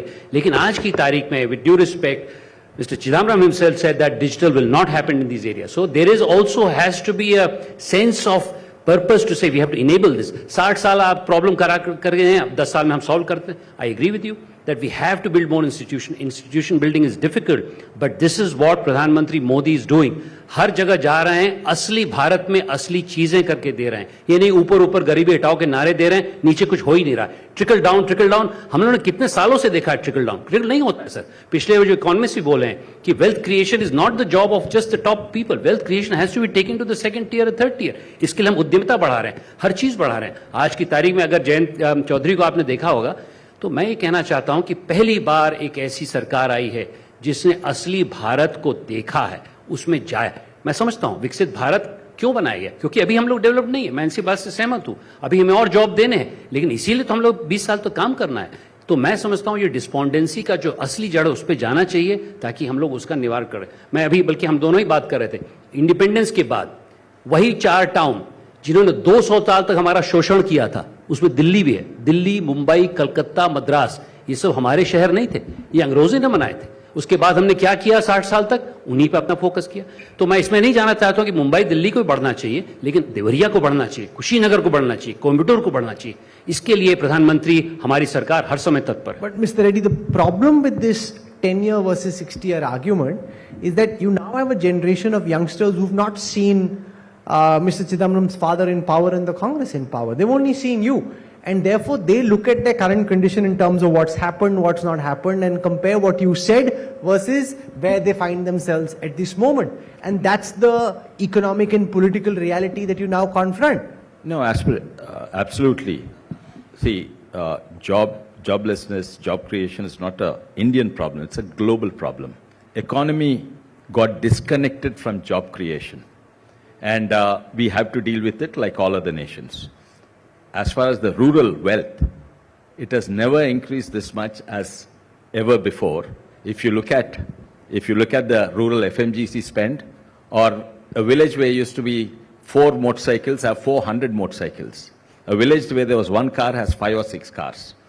And if you take even MNRG spend, which was a great program started by the Congress government, has now been taken to another level. And anything good, it's been continuing. And MNREG program, which was a dole, is now become asset creation. Before it was a dole. And you can create assets. And what was 150 rupees has become 300 rupees. The MSP on rice and is almost doubled. And we are the highest stocks of rice. So there's nothing wrong in the rural India except which is good and bad, the aspirations have risen. Before, a poor man was a guy without a cycle. Now it's a guy without a motorcycle. Definitely the rural India, it doubled. Aaye dugne ban gaye. More than dugne. Mr. Chidambaram, let's take a look at some of the populist promises your party is making nationally and in the states. For example, Rahul Gandhi said during the election campaign that 8,000 rupees will go khatakhat into people's accounts, and then when he was questioned, he said, let's make it 16,000. That just sounds very cavalier and reckless. Most countries in Europe and elsewhere push towards a bigger welfare state at a far higher level in their economic growth trajectory, right? When per capita incomes were far higher than India, the governments were much richer. The problem because you're in opposition and you have to find some way of getting back into government, with some of these promises that you're making, if you actually start implementing them, the government would be completely bust and public debt would spiral and be unmanageable. See, whether this was universal direct cash transfer, or whether there were qualifications would have only been known if you had come to government. But direct cash transfer is not a bad idea. Instead of some grand government schemes which are conjured up by bureaucrats and mandarins in Delhi, I think direct cash transfer actually is... No, but can I pause you to say that, sure, if it's a lesser amount and the amount is thought through, you also explain where you'll bring the financing from, it's something that can be considered and that's not objectionable. The moment you so casually say 8,500, oh, let's make that 16,000, and the poor guy who's out in the street, he's going to say, okay, this is good, 16,000 ghar aa rahe, what's wrong with it? They're going to nitpick about every promise made in campaign speeches as policy pronouncements and as proclamations, then there'll be no end to it. I mean, I'm sure if I ask the Congress IT team to come up with all the proclamations the Prime Minister said in every campaign speech, then, we'll only be going up and down. So let's forget that.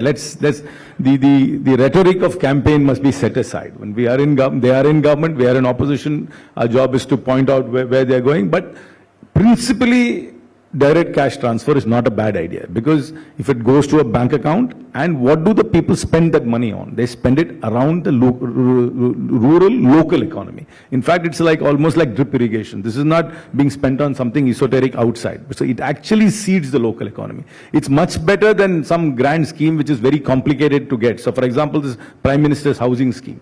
Yeah, you're really giving about 1,75,000 per person who wants to build a house. But that person needs to fall under a certain category, certain economic category, and must have his own land. A person with that land and falling within that category simply doesn't have the money to build a house. What eventually and even inevitably happens, and you'll also agree with me when you go and do your Disha meetings there, is that all these people are pushed into debt, because they don't have the money to finish the house, and you can't build a house with the input costs today at 1,75,000 rupees. So they're all pushed into debt. So sometimes well-meaning grand schemes don't really have results, but direct cash transfer is a little better way of seeding the local economy, giving liquidity, giving a little bit of independence to people. So let's not diss direct cash transfer, but I would sort of separate campaign rhetoric with actual policy when we are in government. Shashankji, this government Can I has respond to that, yes, please? this government has kind of opposed universal basic income. There's never been an acceptance that this is a good idea. From what I understand, the Prime Minister doesn't seem to think that's the right approach. He'd much rather help create investment, manufacturing jobs, which gives people real income on a monthly basis rather than a dole and a handout. Karti Chidambaram and Rahul Gandhi say, you don't have to do anything, we'll send you money home. It may not be 8,000, it may be lesser, but we'll send money home, universal basic income. Now, that's a very populist idea, and the problem is, as rural distress grows, people seem to be desiring that. How will you deal with this? So I'd say three things. First is, with due respect, this was a very deliberate ploy to win the election and bankrupt the country. If it had happened, and God forbid, अगर Congress power में आती, India alliance power में आती, तो हम लोग की हाल श्रीलंका वाला हो जाता। और ये बहुत बड़ा साजिश था हमारे लिए, और हमारे वोटर्स को मैं साधुवाद देना चाहता हूं, क्योंकि आज की तारीख हमारी पूर्ण बहुमत की सरकार बनी है। खटाखट की noise is easy to digest, Viksit Bharat is very difficult to digest, कि हम अपने बच्चों के लिए कुछ कर रहे हैं, नहीं अपने बैंक अकाउंट में 8,500 रुपए हर महिला को मिलेगा, जो भी हुआ। दूसरी चीज, I feel, Rahul, going back to your point, जो यूरोप ने किया, क्या हमें वो करना चाहिए? यूरोप का मैं बताता हूं, यूरोप ने 1948 के बाद जब वर्ल्ड वॉर 2 की एंजाइटी थी, तो उनका total government spend 10% of national income था। जब 30 साल बाद हुआ 1980s में, तो उसका फ्रांस में 55% हो गया, जर्मनी 45% और यूके में 35%। मुझे नहीं लगता है कि हम लोगों को वह पाथ अपनाना चाहिए।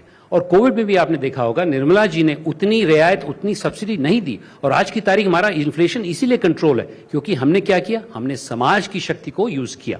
तो मेरा ये मानना है कि हम लोग आने वाले विकसित भारत में सिर्फ सरकार पे निर्भर न रहें, समाज को उजाएं, और जामवंत का रोल ब्यूरोक्रेसी को प्ले करना पड़ेगा, हनुमान का नहीं कि मैं ही हर चीज कर लूंगा।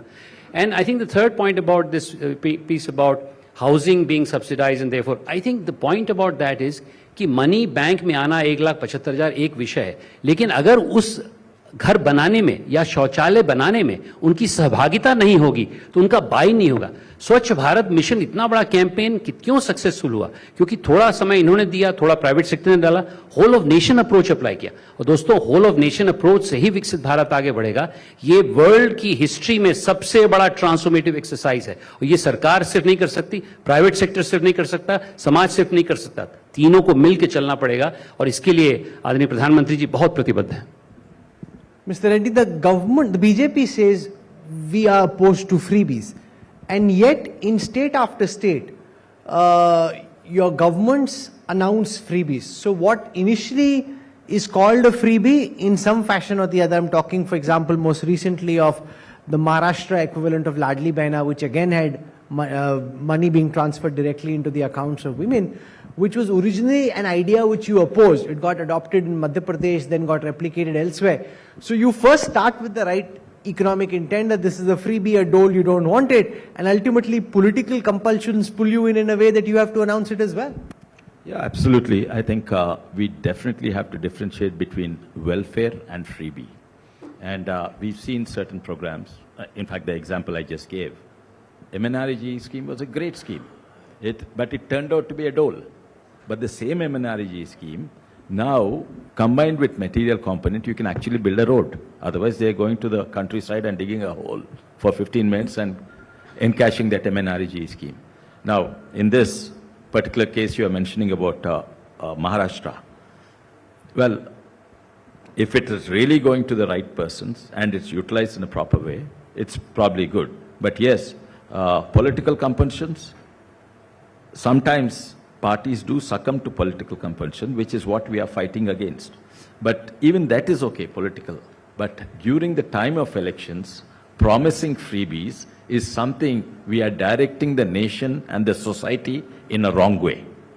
And that is you concede this, that what subsidies and about public the promise of, say, 15 lakhs into your bank account, 2 crore jobs a year? I mean, can I also say that they're all empty promises? I mean, so people vote for various reasons. They don't vote for one slogan or one rhetoric in campaign. But let's not direct cash transfer to beneficiaries. Let's not see, you have to have you can't have a siloed view of a socio-economic view from people like us. There has to be a little bit of diversity of opinion. But do you concede that welfare and government schemes are far more precisely targeted now than they were on your watch? That the intermediate corruption, the bogus accounts, they're no longer the case the way they were. That's because of pure technological advancement and ease of opening banks. I mean, that every government builds on the shoulders of the previous government. You don't suddenly come and start building things from ground zero. You build on the shoulders of the previous government. And when we come to government in 29, we'll build on the shoulders of them.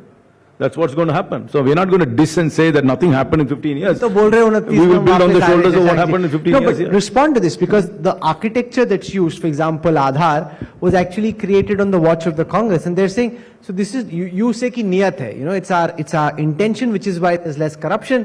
Karti Chidambaram says, it's just digital infrastructure which is available now, which wasn't available previously.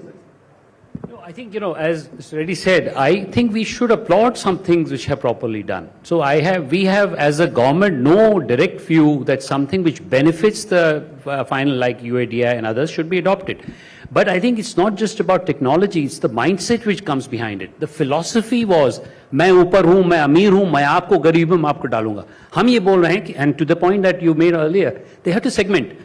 मेरे हिसाब से 40 करोड़ ऐसे लोग हैं जिसको जो direct cash transfer भी ठीक है, लेकिन अभी क्या हो रहा है माइंड से कि आप सबको दे देंगे. 80 करोड़ ऐसे लोग हैं जिसको मैं मध्य भारत बोलता हूं, middle of the diamond India, उनके पास शक्ति है, उसको जगाने की क्षमता में चाहिए. We should make them arise and से go ahead and do that, and that way we will not create a welfare state which is burdening Europe today.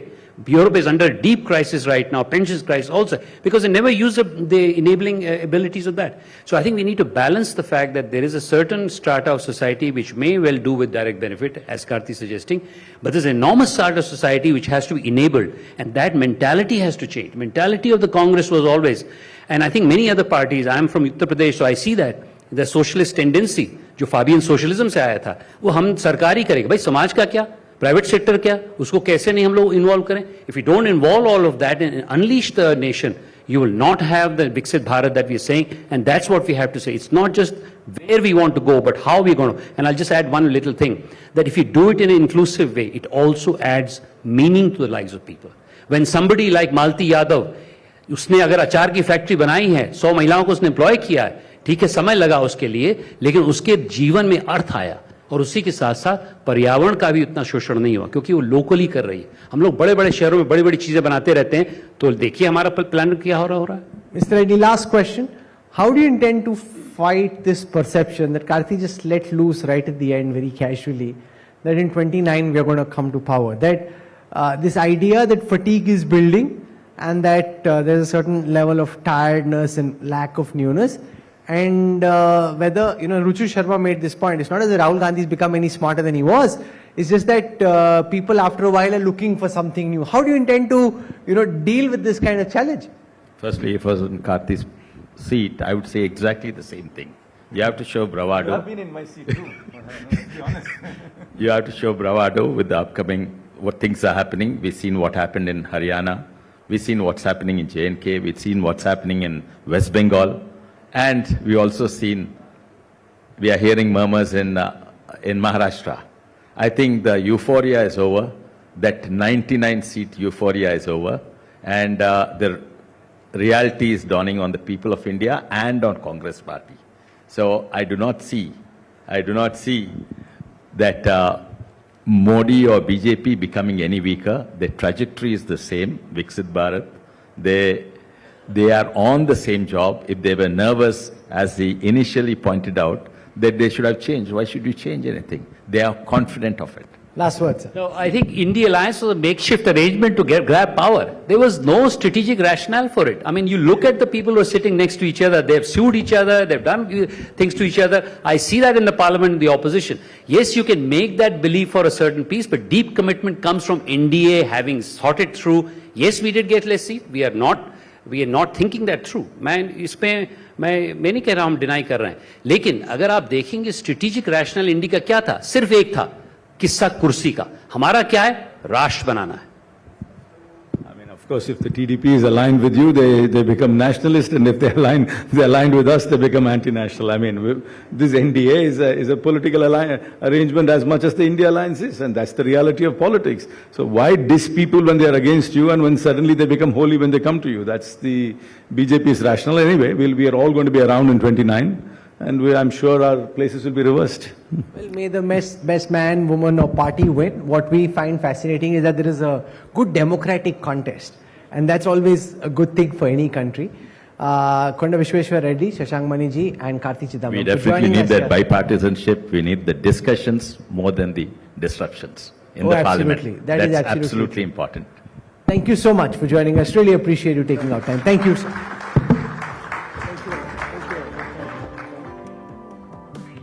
Thank you, respected members of the Parliament. Could I please request you to stay back as I request Mr. Rahul Kamal to please present the token of appreciations to all the three speakers.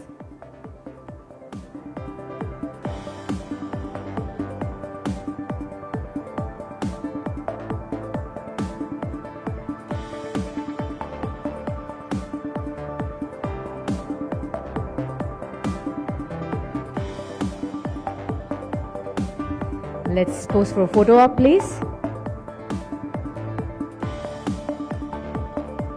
Huge round of applause, ladies and gentlemen. Thank you so much. That was our final panel discussion for this evening, and it was an incredible one. Thank you so much, Rahul. And with that, viewers and all the audiences, we have come to an end of this very insightful day full of panel discussions, brilliant conversations. And with that, we thank all our speakers, moderators for making this event a true success. And this was the third edition of the Adani BT India at 100 Summit. Thanks to all our sponsors, without whom this would not have been possible. Our title sponsor is Adani, new energy partner, Becca Solar, associate sponsor, SECI, Sun Forever, and NABARD. Skilling partner, National Skill Development Corporation. With that, we wind up, but time to please join us on for dinner and networking as well. Dinner is late outside. Many thanks. You've been a fantastic audience, and this is Sakshi Patra, your host, signing off for the day.